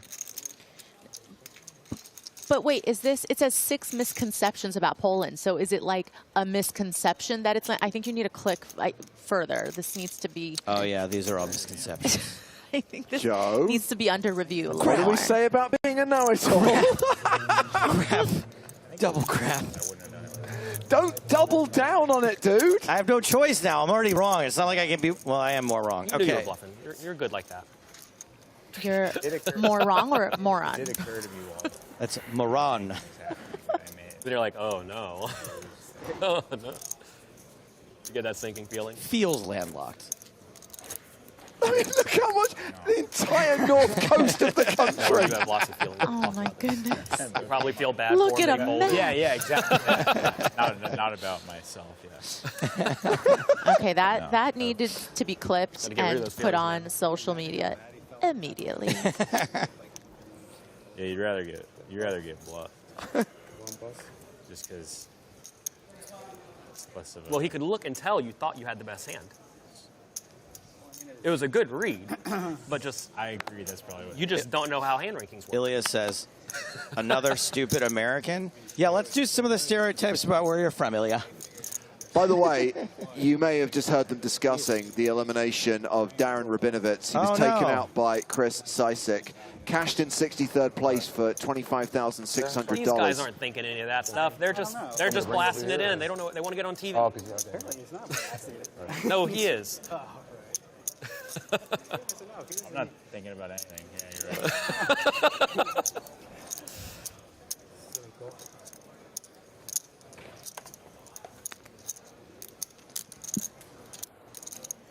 You got to be sharp to turn queens into a bluff. That's next level.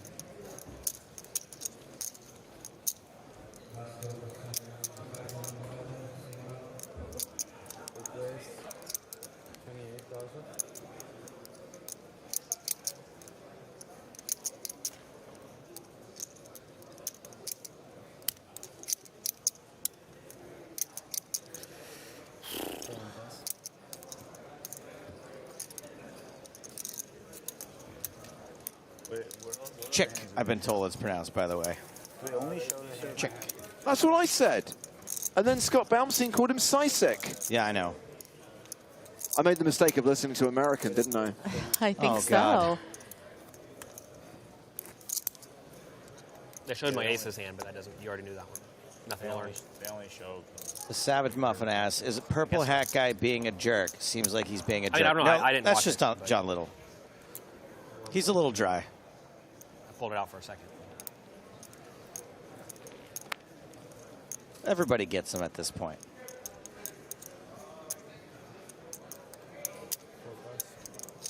The production is insane. Like, it's crazy. Look how many cameras. I commentated this thing like before COVID, and at the end they had all the production crew take a picture together, and it was like 80. Try 130, buddy. Like, think about it. Like, how much money do they make if they're paying 80 people? 80 people for 2 weeks. 130 people. Good on them, I guess. Sure. I I'm not really sure that's the takeaway is how much money it's raking in. They think we make money from this event? I know. I wasn't counting like any dealers or anything. That was only. No, I know. I know. The TV. Yeah.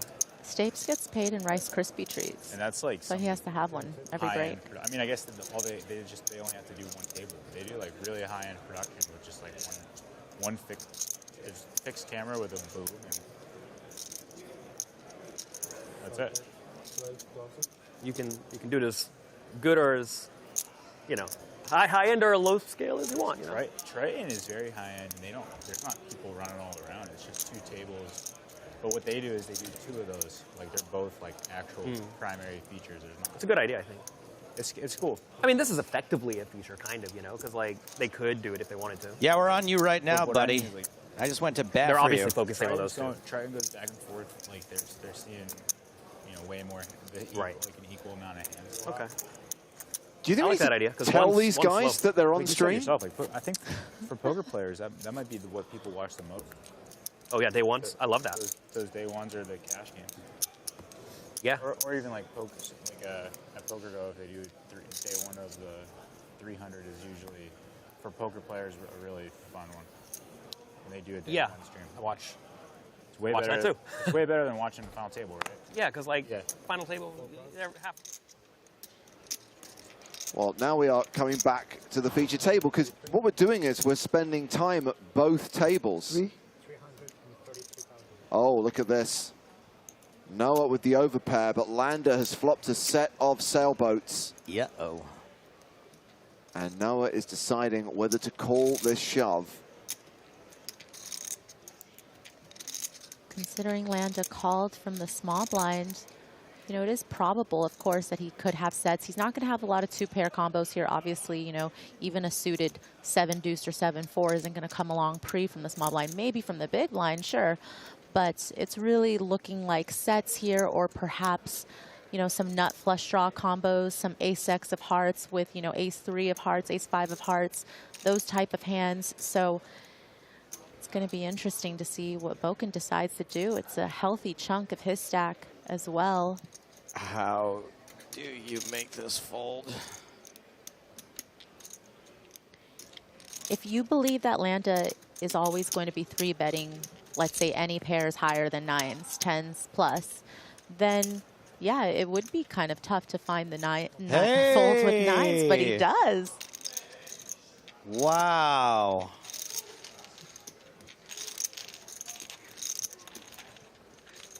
Habuken.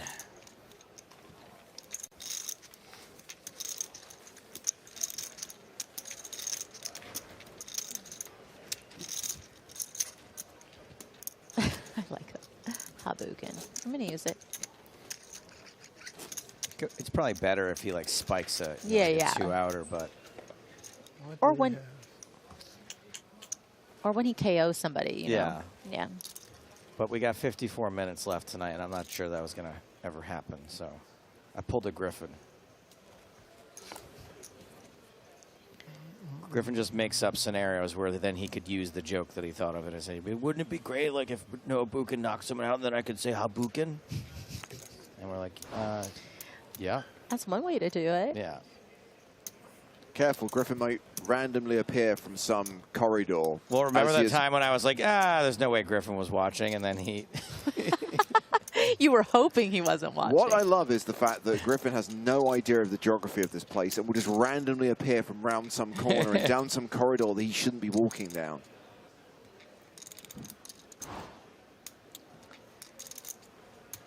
Theo Dwyer with another hand. The old Queen. You know, we've had some really hard-to-get guests on the podcast. You know, we had John Hamm, Aaron Sorkin, Eric Seidel. Steve O'Dwyer is one with Jungle Man. Steve O'Dwyer is one I'm most proud of. Doesn't do a lot of interviews. How was he in the interview? He was good. He was very honest about how difficult he can be. He had just checked into his hotel room in Prague, which I remember had to be an outward-facing room, not too far from the elevator, with bespoke pillows. I basically was like, hey, Steve, you still making hotel workers nuts? And he was like, yep. We got an all-in at the outer tables. Oh, hold on a second. Still action. So it's Andre Akari versus Anthony Hugh, and we've got Akari betting 17K on a Queen 8-5 flop, 2 clubs. And who has just raised it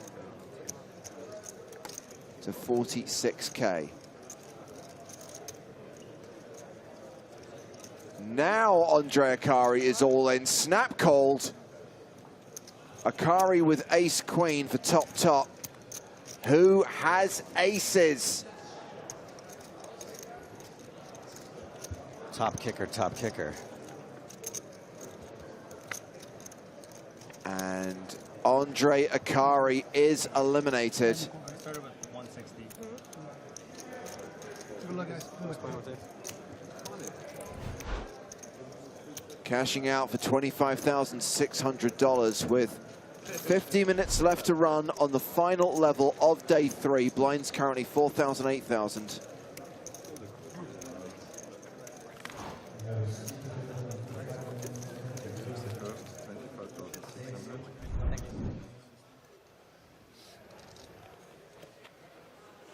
That makes me sad. Always love to see a deep run from Andre Akari. He's a very affable, friendly face out there. Okay, so status report. Who is still representing the red spade in the PCA main event? Papo's out, Spraggy's out. Finton is he vomiting? Alive? Yeah, what's going on with him? I think he's back at the tables. Okay. Tonka's out.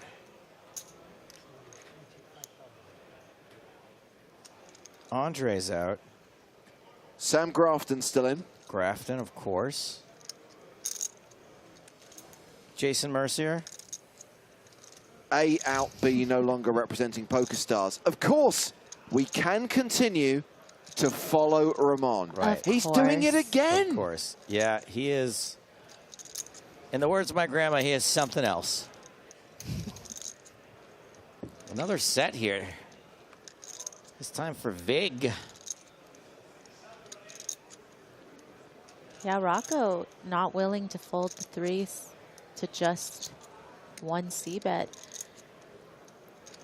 Now picking up some straight outs, but not as many outs, clean ones at least, because, you know, if it were a diamond, he might feel some type of way about, you know, perhaps not necessarily wanting to fill in one of the obvious draws from the flop against an aggressive opponent that's been betting, because surely we're going to see Wig size up here on this turn.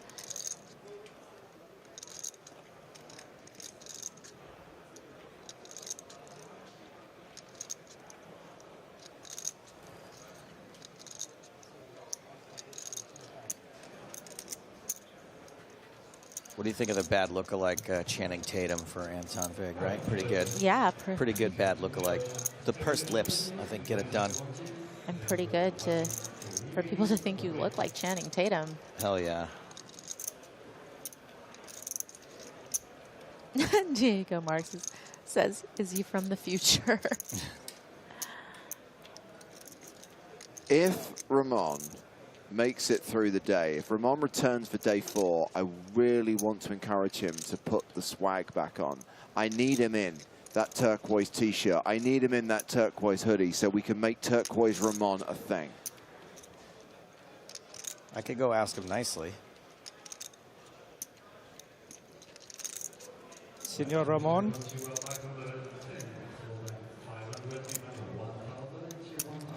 Wig betting just slightly over pot, really making it tough for Rocco to realize his equity. But, you know, if Rocco even believes threes is good here and wants to get sticky, you know, with or without the straight draw,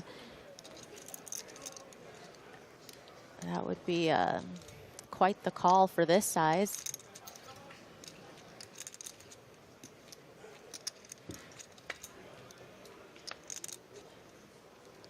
River is a queen. Doesn't complete any draws.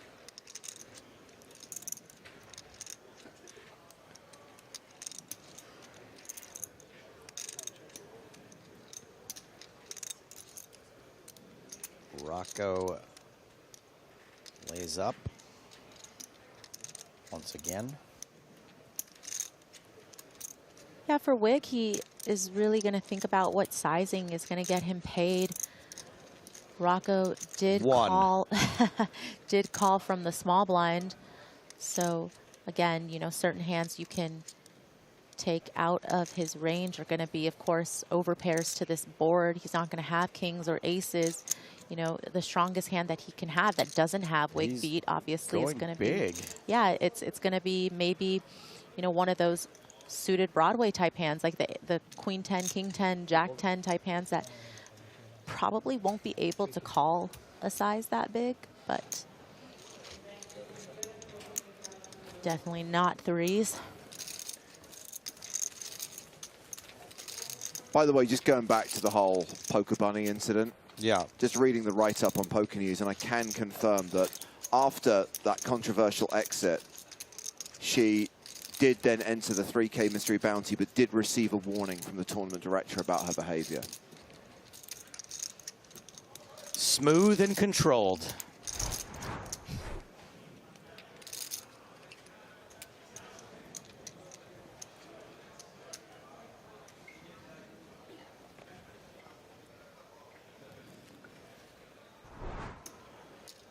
Maria, you've just revealed to the YouTube audience that you had a steak dinner, so you must be now $500 worse off. I'm not going to lie.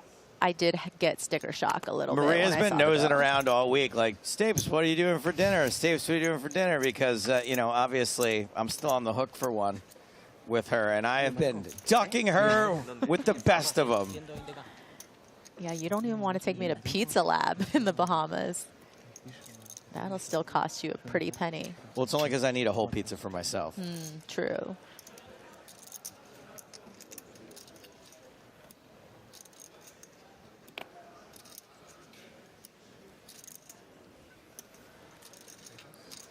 Aren't you guys grateful, though, that poker is full of so many colorful characters? Full of bunnies. Just everyone. It's never a dull moment. No, it definitely keeps things interesting, but if it disrupts play or is against the rules, that's obviously a different story. Correct. No, it's the same story, and it's a great one. I'm not even saying that to be a troll. Like, some of the most interesting things that happen in poker are people misbehaving. I'm not saying it's good. I'm just saying it's interesting.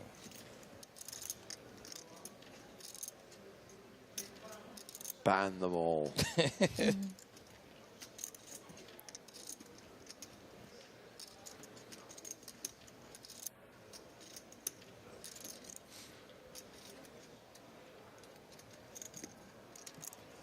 Looks like we're coming back to the secondary feature table. And we've got Justin Zaki all in with ace-9, Jonathan Little with ace-king, and look at that flop. Oh, wow. Yikes. Got there. I got there. Dead. That's fine. Jonathan, a little dead on the turn.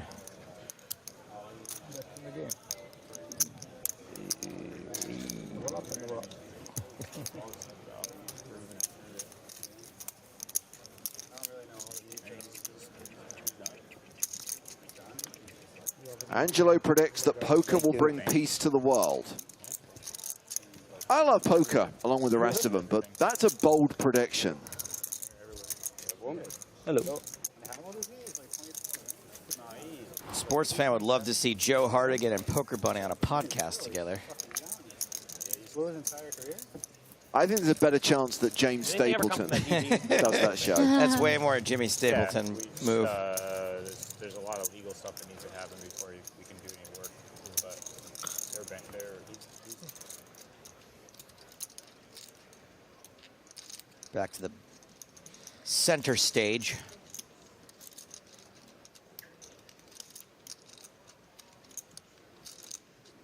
You know, we talk about old school pros that have stood the test of time, and we mentioned Seidel and Jawanda and Negrano. And I think Boken deserves to be in the conversation. Doesn't play all the time, and when he does, goes deep, cashes pretty regularly.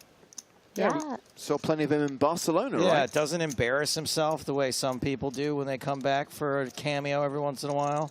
I get it. You're still pitching smoothie names for his smoothie shop. Yeah, I mean, I can run him down again if you really want me to. I have the list right here. Rocco going for the second barrel because he turned that equity with the gut shot to a wheel, putting a lot of pressure on Boken, who just has second pair and didn't turn additional equity with that backdoor flush draw and is going to fold under that pressure. And this is what I'm talking about what someone like Michael Rocco is able to do with that stack. Never yielding. He's one of those players where when you think about, oh gosh, if I call this second barrel on the turn, am I going to have to face a river bet? The answer is almost always going to be yes, and if that you're is smart, why. you think about that. And that is why people fold to him. Right. There's certain people that you're like, oh, they'll give up. If I look them up on the flop in the turn, they'll give up by the river. But Michael Rocco really strikes fear in people because he triples a lot.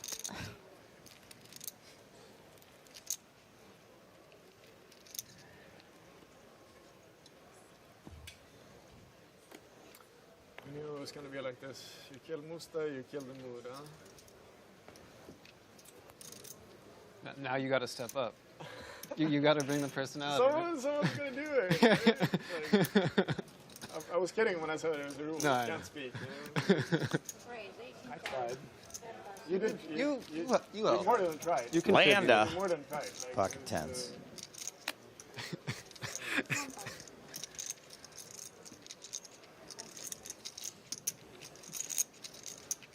Philip asks, where did Maria place? I'll handle this one.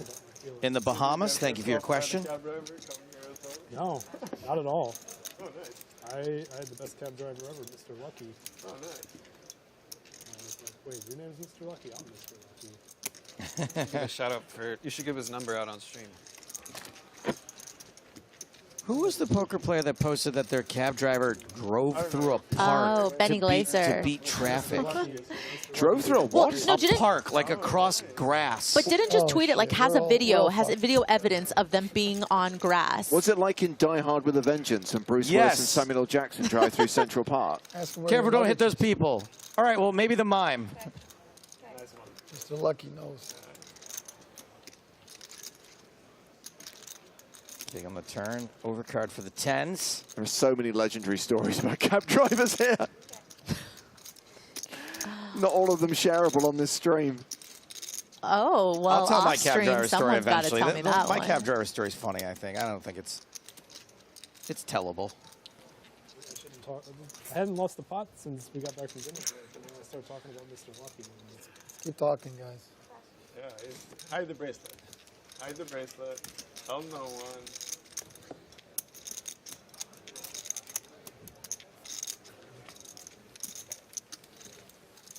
Hide the bracelet in case they order drinks and expect you to bop it.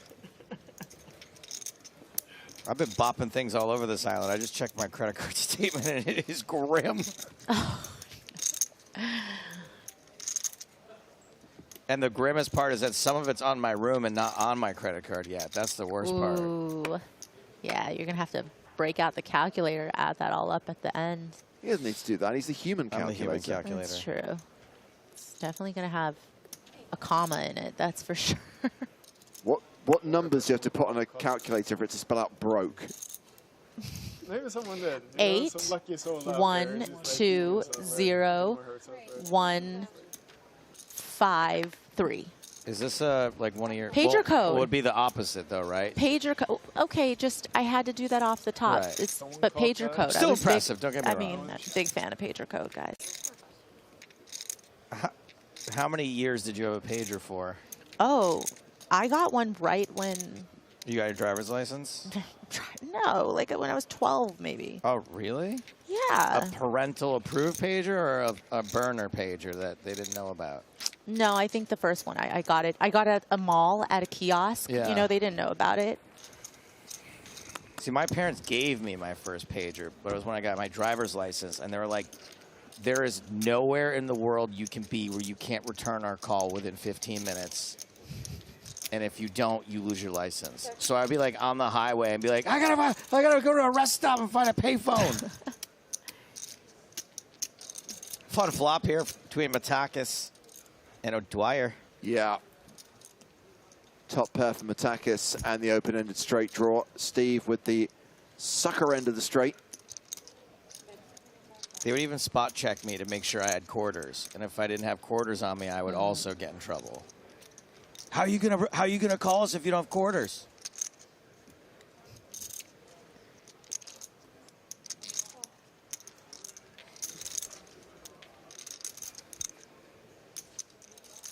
Diamond's not a factor. Neither player has a diamond.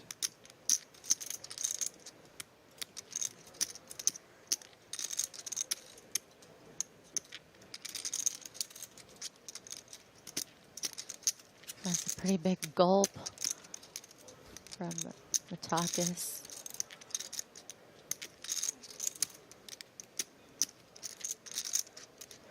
Oh, that's a straight for Steve. Well, Mr. Lucky strikes again. Luck of the Irish.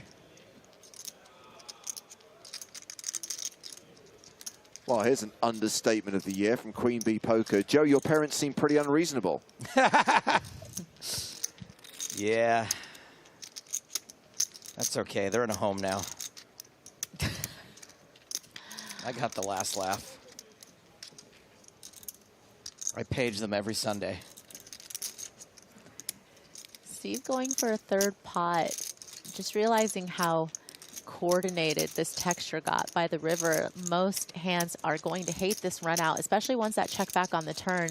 You know, very unlikely to have flushes here, obviously, and the straight comes in as well. So you really want to just get paid by one pair type hands, which is why you have to go small with the sizing, enough to entice them to be curious.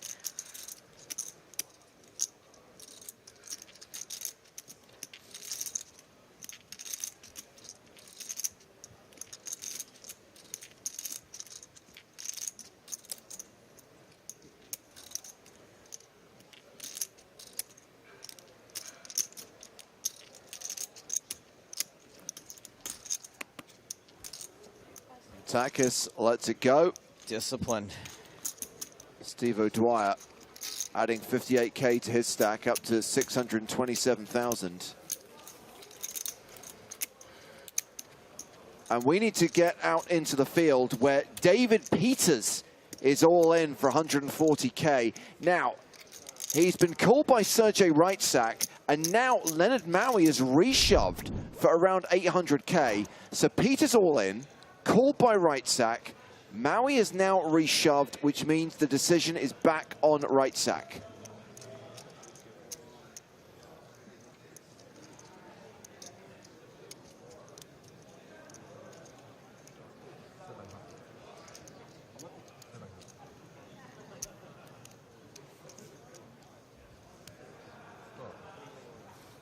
And that looks like a call, which means we have a three-way all-in here. Wow. David Peters tabling King-Queen. Reitzak with queens, and Maui's hand is Ace-King. The flop is 7-deuce-deuce.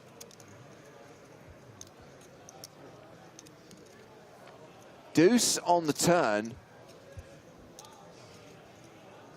3 on the river, and that is a double KO.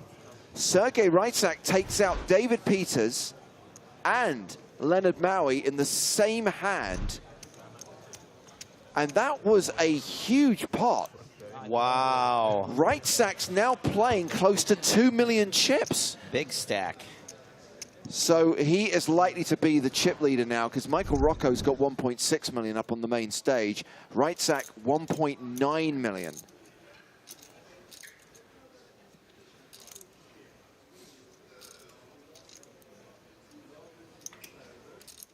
Does that count as one of the classic deep heaters for deep heaters? I think so. Top 60 in a nearly 900-person field? I think so. So this hand on the main stage is Boken versus Matakis. Matakis raised under the gun. Noah called in the cutoff. Check, check on the flop. We've got the king of diamonds on the turn. Haven't seen the cards of the players just yet.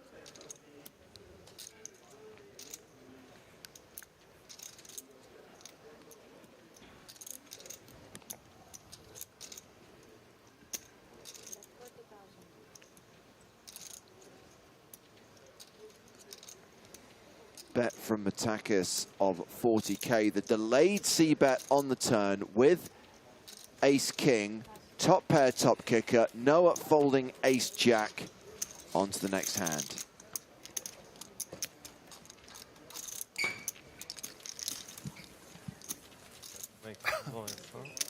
Signore.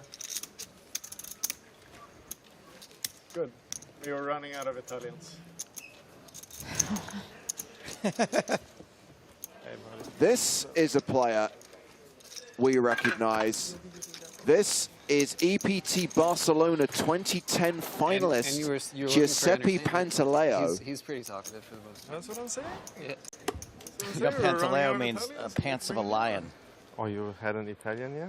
Pantaleo involved in one of the most infamous hands in EPT history, Quite cold. What do I have to do? Like where he mucked in a situation where it would have been a chop. Oh, okay.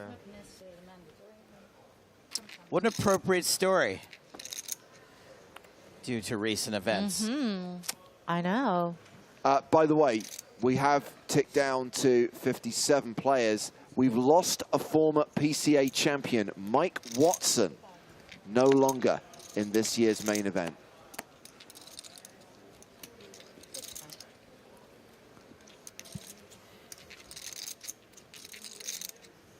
Poor Mad Dog.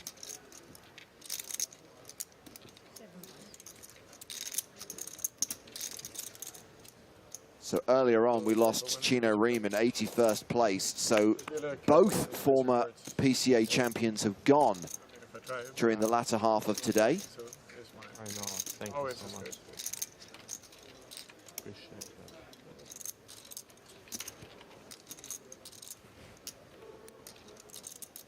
The funniest thing in Vegas. I was like, I was playing the wind. 20,000 raise from O'Dwyer, called by the big blind, who flops top pair. Gut shot for O'Dwyer. I really want to tell this guy, but I know that if I do, he's just going to be so fun. Disgruntled Vet asks, Stapes, do you commentators watch live with us, or do you have inside knowledge that we don't have? I don't even know that Poland isn't landlocked. I have no information that you don't have.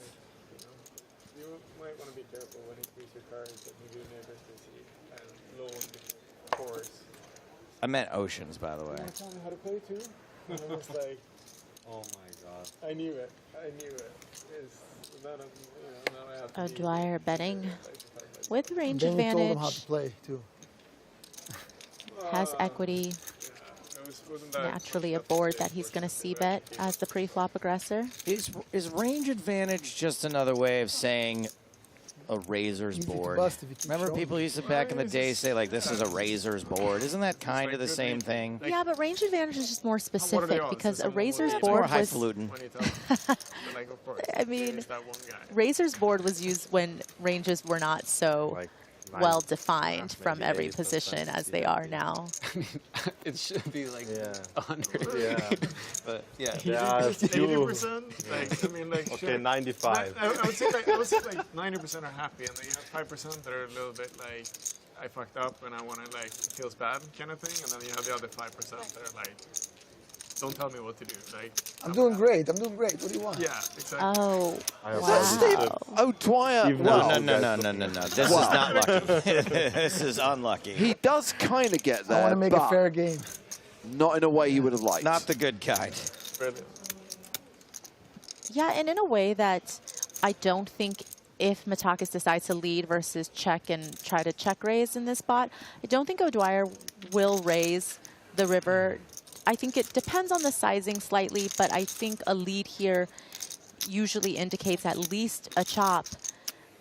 And O'Dwyer would just end up calling, but ooh, Matakis checks though. This could cost O'Dwyer a little more. Can you imagine? Talk us about Willis. Okay. Can you imagine if Steve O'Dwyer found a check here? I can imagine Steve O'Dwyer finding a check here. He's not going to, but I can imagine it.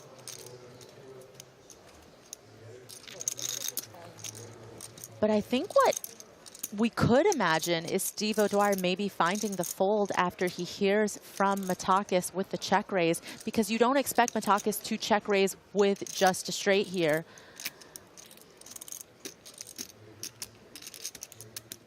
So that is definitely more probable. That's right, nut flush. That's what you've got. Time for Matakis to attack us.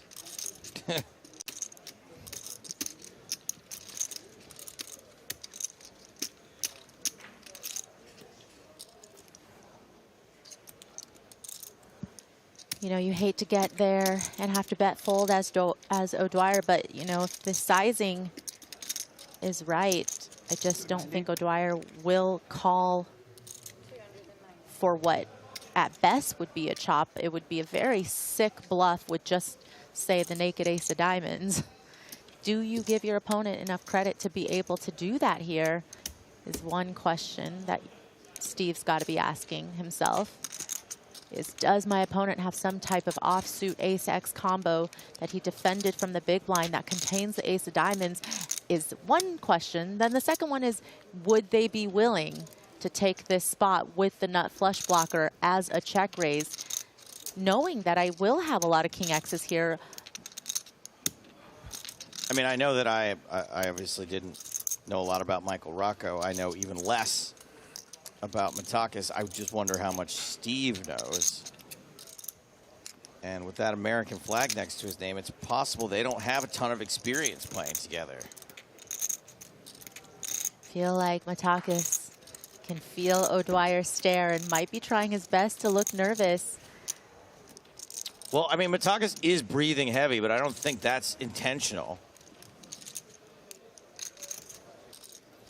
Yeah, I've definitely misread what I thought was, you know, either heavy breathing for bluff. Whoa. Which is, Just a call.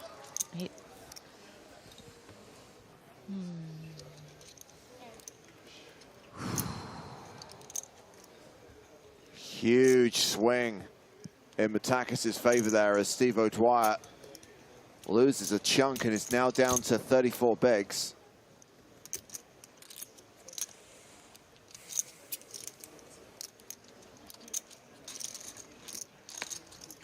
Where are you from? Portugal. Portugal. Oh. Yes. I never know. Yeah, this is awkward. Start talking amongst yourselves.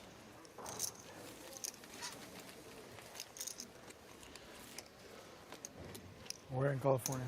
I grew up in Southern California. Like, So Michael Rocco remains the table chip leader with 1.68 million. We believe that Sergio Reitzak is still the overall chip leader with close to 2 million. And 56 players remaining as we come to the end of day 3. And as we observed yesterday, this is where things really should start to slow down as players just think about bagging and tagging, coming back for a whole new day tomorrow. From the Matrix. We should be getting the draw for the final hands in around 10 minutes. Yes, my friend, but don't tell anyone. Yeah. I don't want to cause disturbance.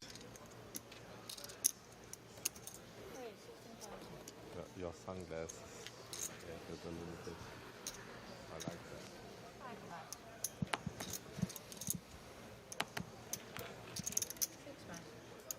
So tomorrow, day 4, we'll play another 5 levels, should get down to the last few tables. Then on Saturday, we will play down to the final table, and that will be played on Sunday.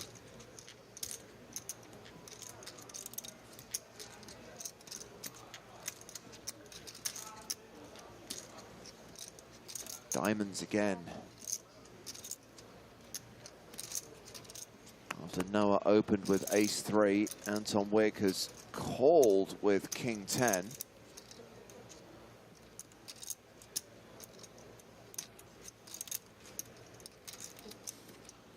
Lucas Lander on the button.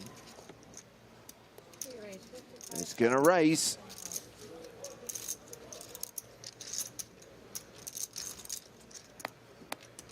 It's a 3-bet to 55,000 with ace-jack of hearts. Ace-jack of hearts, a hot hand today. Hot hand. yeah, good spot to squeeze, kind of with or without it.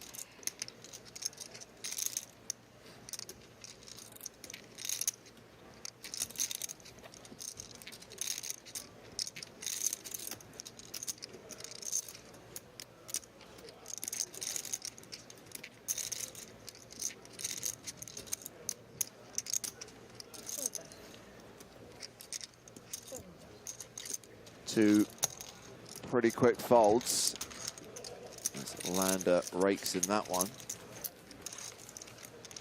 No, Master, there is absolutely no chance they will reach the final table tomorrow in the 5 levels that they have to play. It is not that dumb of a question, though, just because it does seem like it, right? You're like, there's 56 players left. Like, how many players did we lose today? Yeah, but 200? according to James's widget. According to math.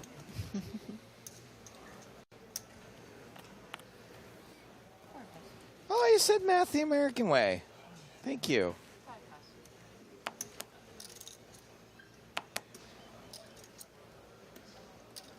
I know my audience. I know I have to pander. Wow. What do you think? You're talking to a black and white bear? I'm not even laughing at what you said, but just the face you made after it. Woof.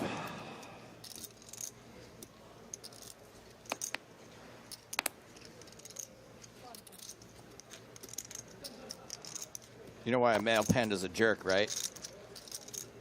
He eats, shoots, and leaves.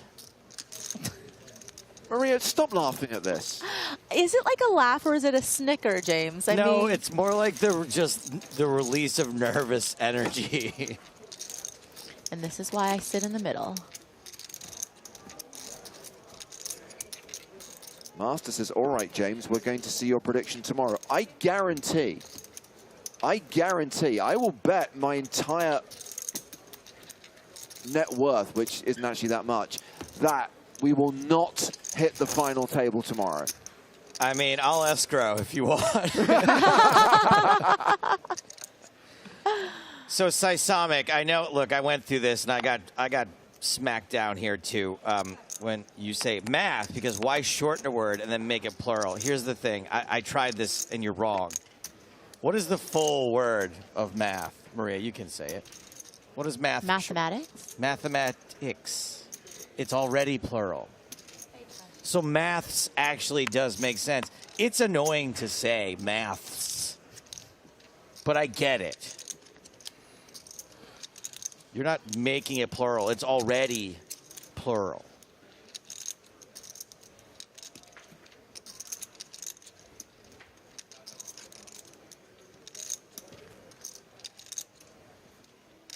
Surely with that stack, regardless of what Rocco's second card is, almost any King X is going to be fair game on the button.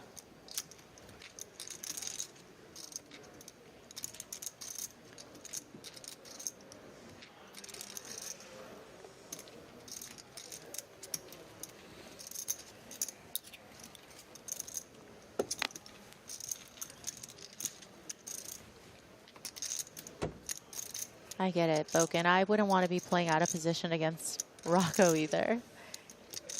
Or in position, or with or without aces.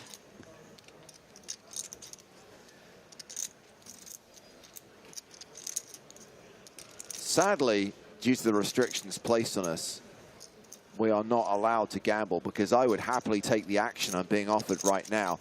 What you have to remember, guys, is if there was some freak occurrence that resulted in us getting down to 16 players, we'd stop. We wouldn't play all the levels. That's how I can say with 100% certainty we won't reach the final table tomorrow.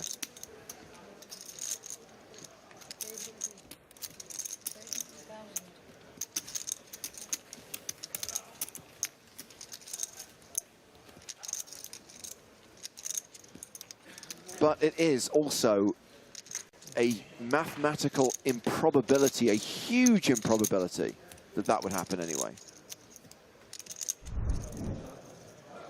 Heading out into the field. Ramon versus Sam Grafton versus Sergej Reichsak. We're on the river, and Ramon has bet 60K. There's the board. 10, 9, 6, deuce, king with 3 spades.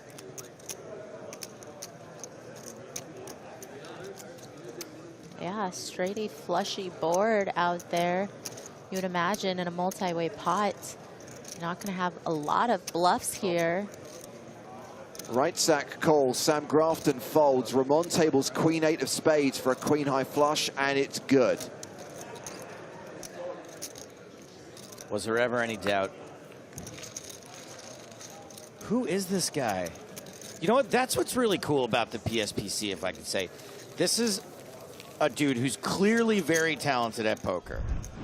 And if it hadn't been for the Platinum Pass, he might still be playing the Majorca leaderboard or wherever he came from in the first place.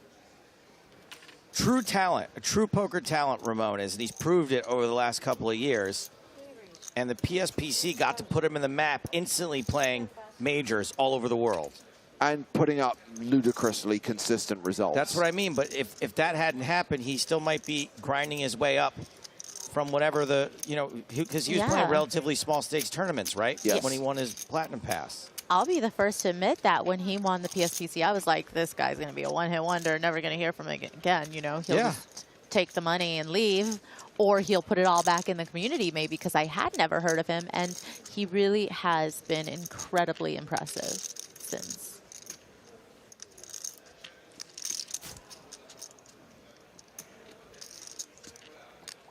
Absolutely.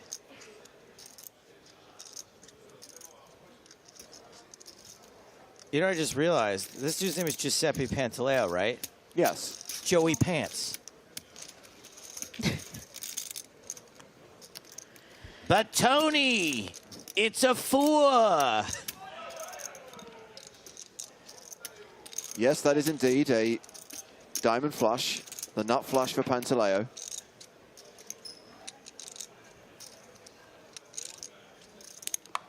Papiga from New Jersey got that one.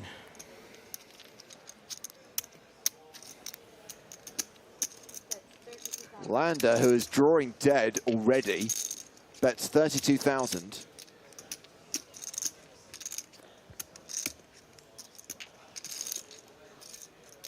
Yeah, on these monotone boards, you could usually go somewhat small as the pre-flop aggressor, and a lot of the times you'll be able to take it down without much contest from your opponent. But you know, Pantaleo obviously going to want to milk this for everything, just because his flush is not vulnerable to a 4 flush on the board.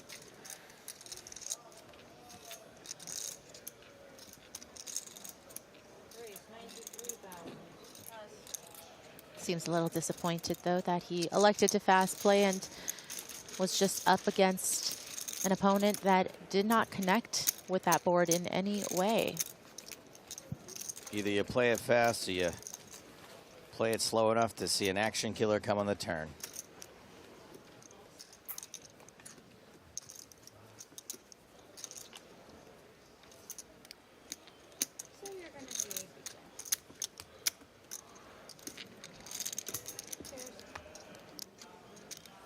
All right, Christian Hiller.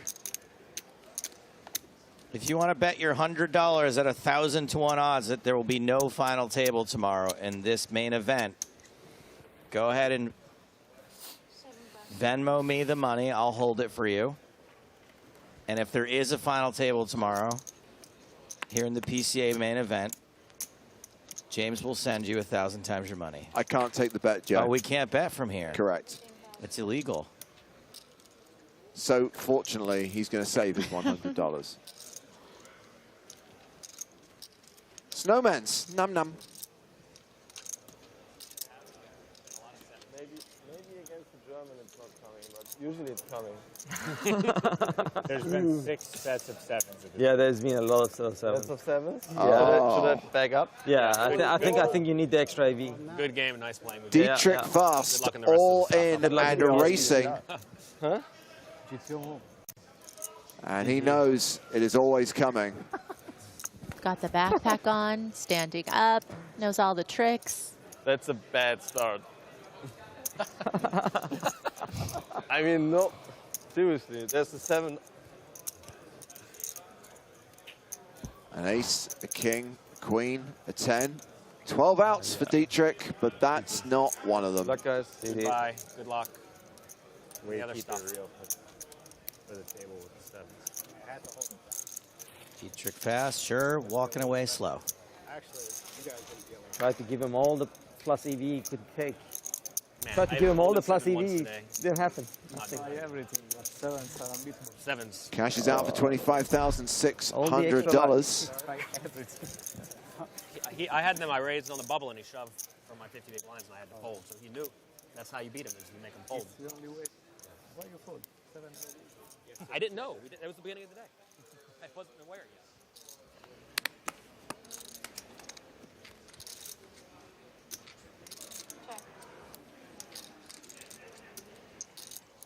So we come back to rejoin this hand. 8s versus ace-king, and a set of 8s on the flop for Mateos.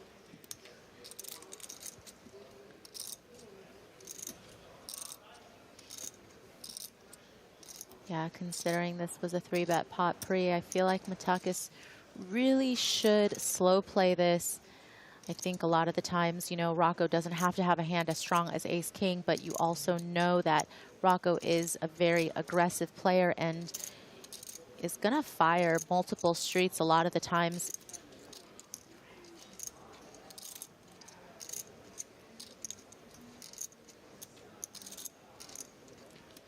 John Frost on YouTube asking what time play starts tomorrow. Same every day unless it's a final table. 12:30 Eastern is when the stream goes live.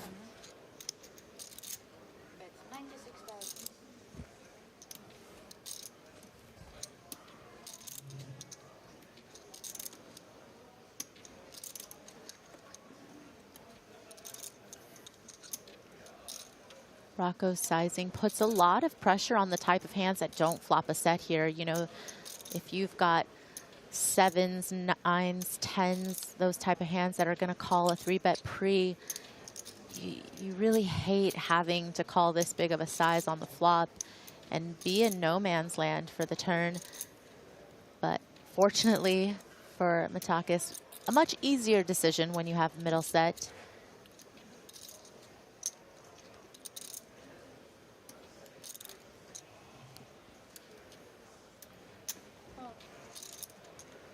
You want to keep all of your opponent's bluffs in there. You know, of course, Rocco could have real value here, could have an overpair, but again, knowing Rocco, knowing the fact that he's the table chip leader, knowing how active he's been, you're not going to just give him the value part of his range when he 3-bets pre. So just another reason to find a slow play against this particular type of opponent that will have quite a few 3-bet bluffs pre.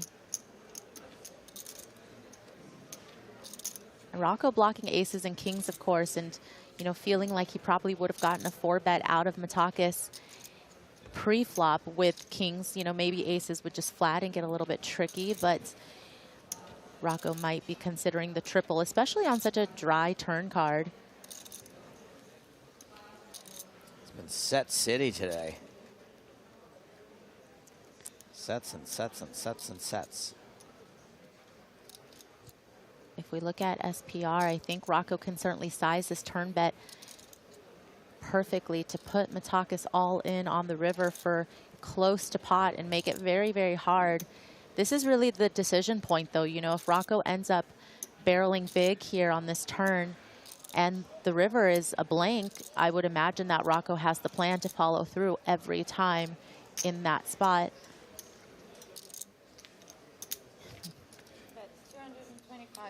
Here we go.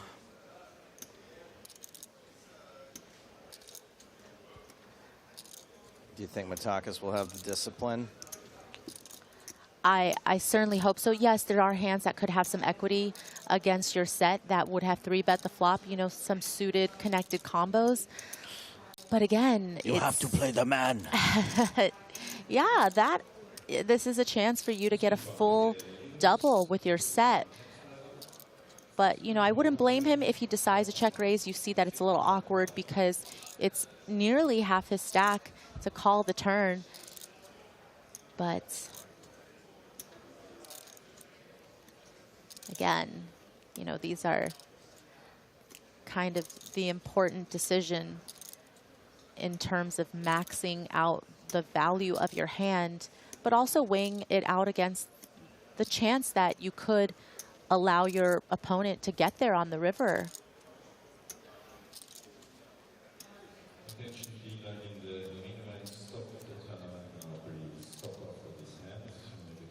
Okay, so the clock has been paused. We've reached that point where they're going to draw to see how many more hands we play tonight. That'll be hands in addition to the one being played out on the main stage right now. Shoved, right? It's going to be 4 today. Said that before too. No. Always wrong. Oh, there's a call, 225. All right. 3, 4, and 5. We're going to the river. All right. I've No, seen it's it. just 3 threes. That's it.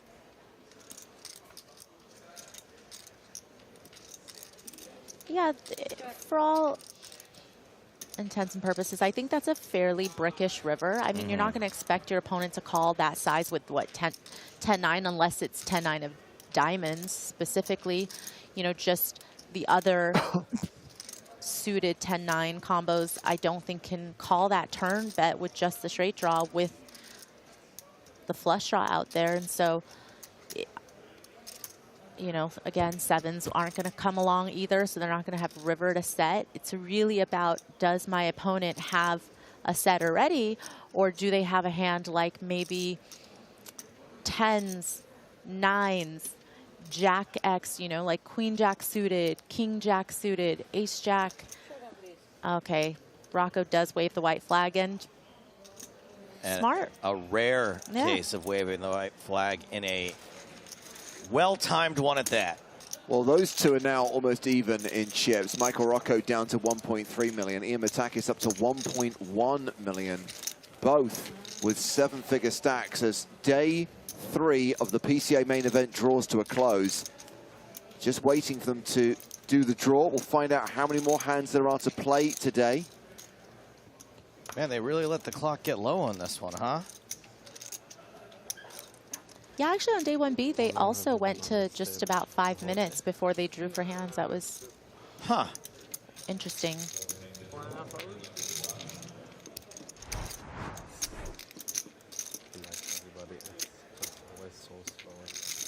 I didn't hear the number. What was the number? Was it announced?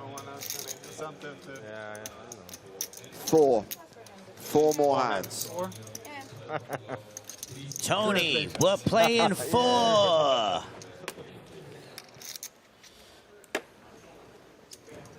Okay, someone keep count because I lose track really easily. I can't do it. I can't do it. Oh wait, what was the? Maria's good at this, I think. I'll keep track, but I It's also 4. want to know. Yes, but what was the range on the widget for how many players? Oh, we're dang close. Was it 53? Was that the low end? How good is your widget? His widget's pretty good. I'm going to have to reopen it. Hold on. I've give no idea how many documents I have in my Bahamas folder. Okay, so the spread was 67 to 53, and we are at 55 right now. Impressive.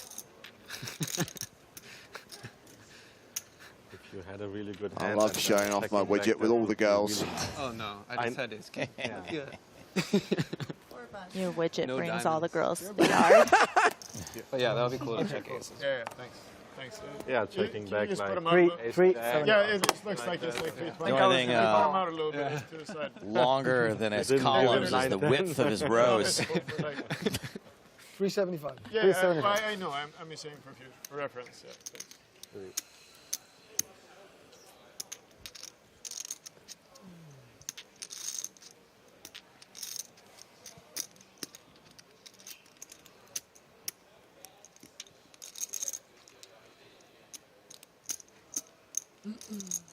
Stalin asks, do you think people go big in the last hands of the day or hold tight? Yes. Thank you for your question. That could have happened. If I were a big stack right now and there were 4 hands, I would be raising a lot of them. Let's just put it that way. Most of the other smaller to medium stacks, they just want a bag. Against most people I fold. Bag it, tag it, stack it. 10 years ago, I was never for that.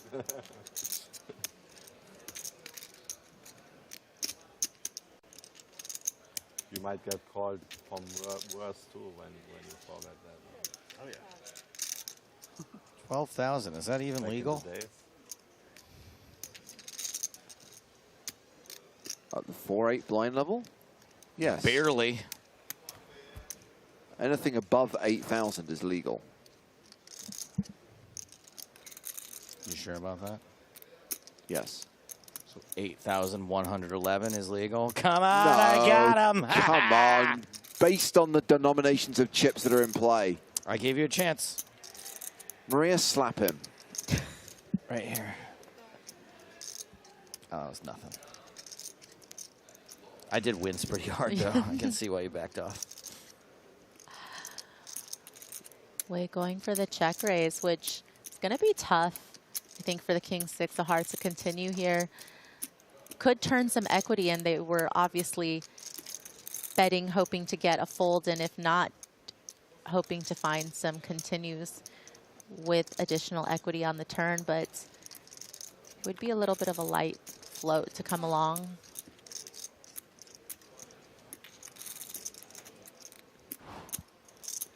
So that was hand 1 of 4, right? Feels like that was at least 3 of them. Yeah. So still 3 more to play.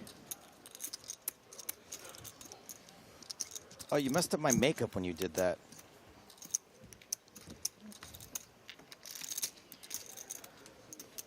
Do you wash your face every night, or do you just leave on the makeup from the night before so that Trish doesn't have to do it again? I don't believe in washing my face. Oh, first you're of all. such a disgusting human being. I don't like to mess up the natural oils. It's a nice homeostasis here on my face. I will allow Trisha, the makeup artist, to take the makeup off my face when I remember, but I forgot today. So I like run my face under the water in the shower in the morning. Does that count? You go to bed at night with makeup on? I go to bed with a lot more grosser stuff than that. I will say there is something I slept next to a pizza box 3 nights ago. There's something to your logic for sure, just about how actually some face washes do mess up the natural oils. It becomes more oily the next day. Yeah. I'm not saying you're completely wrong, but when you have makeup on your face, Yeah. you do need to remove it. Yeah. First of all, it's very little makeup because, as Trisha says, it's easy to polish a diamond. I don't require a lot The of expression makeup. is polish a turd. No, she says, I go, oh, thank you. That didn't seem like a lot of makeup. But she goes, it's easy to polish a diamond Yeah, because I I'm think I was nearly hearing that. flawless to begin with. Penultimate hand, 2 more to play. Oh, good, because I lost track. I'm glad that it says that up there on the Hang on, top you left had corner. one job, Maria. I was actually reading all the funny widget comments in the chat.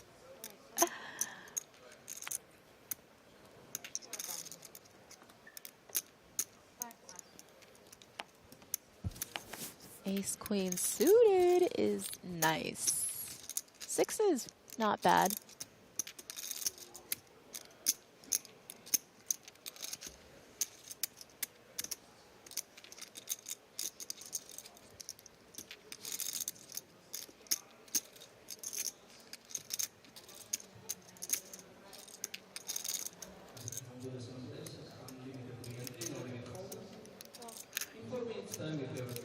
I'm guessing all the people asking about why Joe has makeup applied weren't here for the start of the show. Shame on you.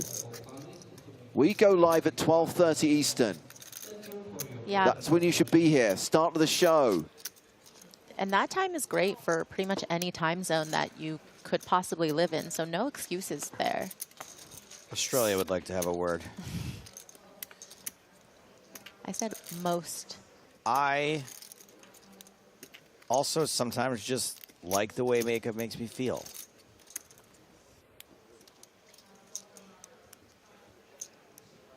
This is going to go on a while, isn't it? This hand? Yeah. I think so. A little something for everyone. Tomorrow, shot clock time. Ooh, yes. I'm excited.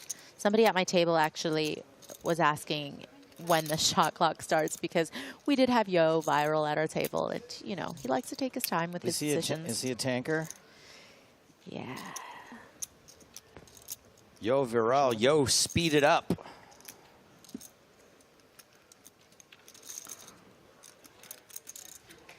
He's probably like leaving room for commentary, right? For when he vlogs about it later.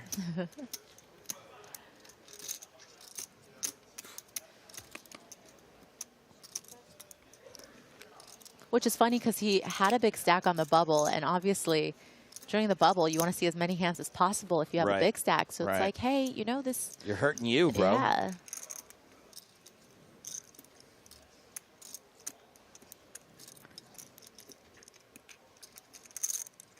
We're not really allowed to talk about what we might have tried to nominate for Global Poker Awards, but his big laydown was one of my favorite hands of the year. Yeah, I agree. I thought that was a very, very impressive laydown. Some additional equity being turned for the sixes, but we did see a 5 get folded out.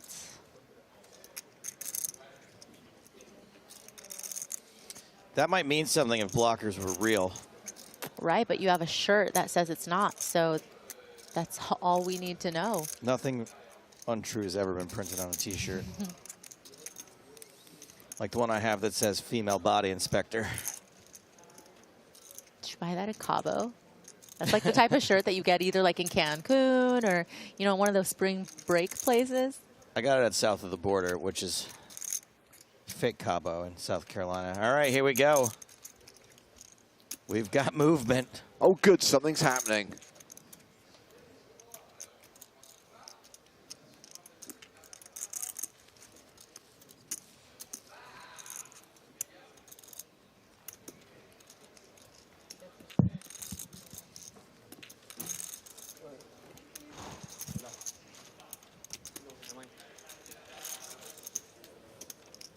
Ace Queen successfully denying sixes equity there with the bet on the turn. The sizing gets it done. That was good. That's gone.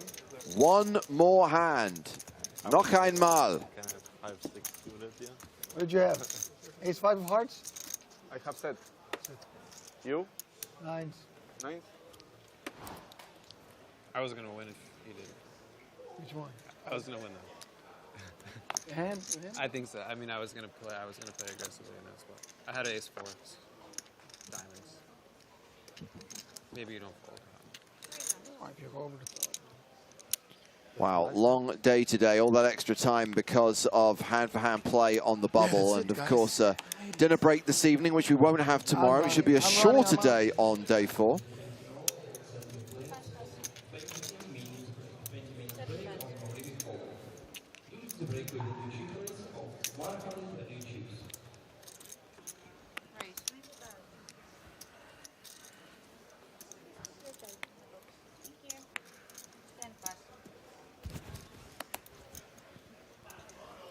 Landa going for the light raise on the button for the last hand of the day. Just trying to get one through.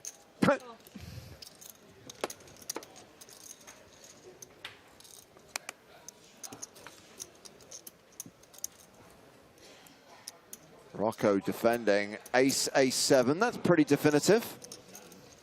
Check, bet, we go home. James, I know you're tired, but I do feel like it's not going to end so quickly with Rocco having king high against a button opening range.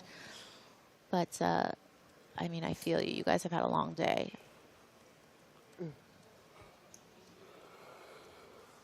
It might not last past the turn, though. So, you know, maybe just 45 more seconds added on.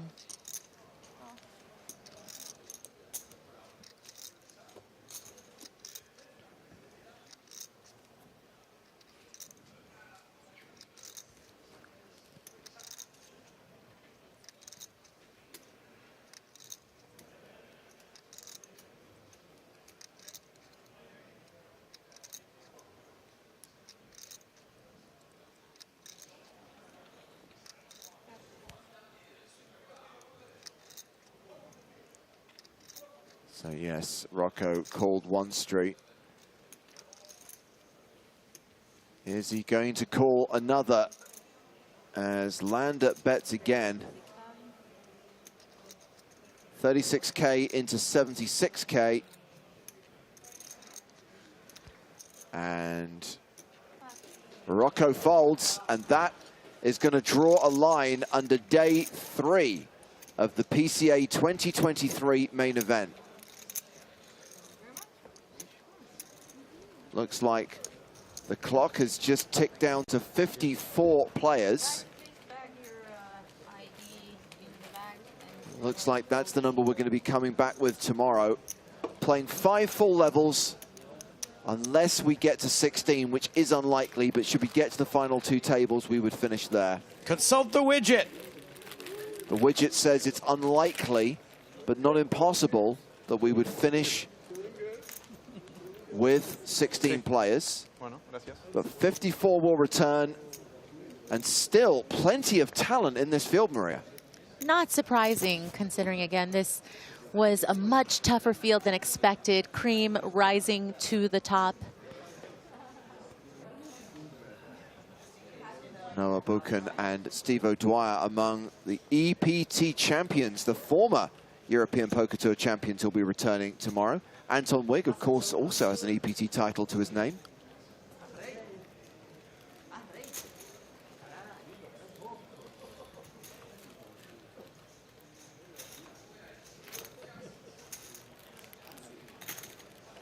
Nice, even blinds level tomorrow.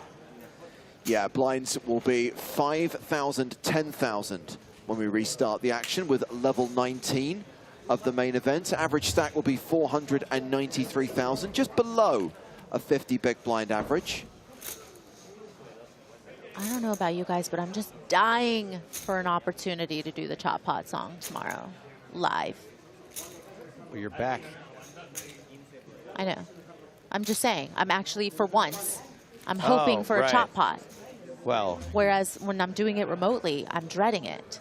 But I'm excited. Gonna have a nice tea with lemon and honey tomorrow before I come in to warm up the vocal cords. It's not really a vocal issue. It's a, you know. It's a timing issue. Yeah. So a reminder, if you download the PokerStars Live app, you'll be able to see the chip counts of all the remaining players and also the seat draw for tomorrow. Right now, we can check on the stacks of the players we've been watching for the last couple of levels. The players who were at our main feature table. A good session for Matakis, who ends the day with more than $1 million. 1.26 million chips for Michael Rocco, putting him among the chip leaders. And let's look at the top 10 stacks in the tournament.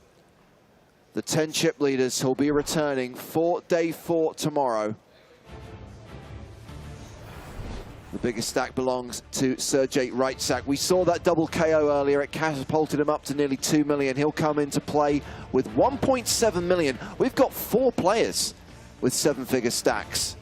Anton Wigg, Artur Martirosyan, former EPT champs who find themselves in the top 10. Andre Markish, Pedro Neves and Evan Sparling rounding out the top 10. A reminder, blinds will be 5-10 when we come back tomorrow and continue to play for the big cash money, the $8.6 million prize pool. Most of the big money being awarded on the final day, including the runners-up prize of $1 million and the winner's prize of $1.5 million. So hopefully you guys are following the live updates, not just from the main event, but also the side events here at PCA 2023, courtesy of Poker News, plus our colleagues on the PokerStars blog doing sterling work. Go to the PokerStars blog for updates and stories from this festival, of course previewing the PSPC, which is just days away. And we will be back tomorrow at the usual time, 12:30 Eastern, with day 4 of the main event. Join us on Twitch or YouTube. Thank you for watching today. We will be back tomorrow. For now, from Joe Stapleton, Maria Ho, Nick Walsh, Griffin Benger, Scott Baumstein, and me, James Hartigan, it is good night from the Bahamas.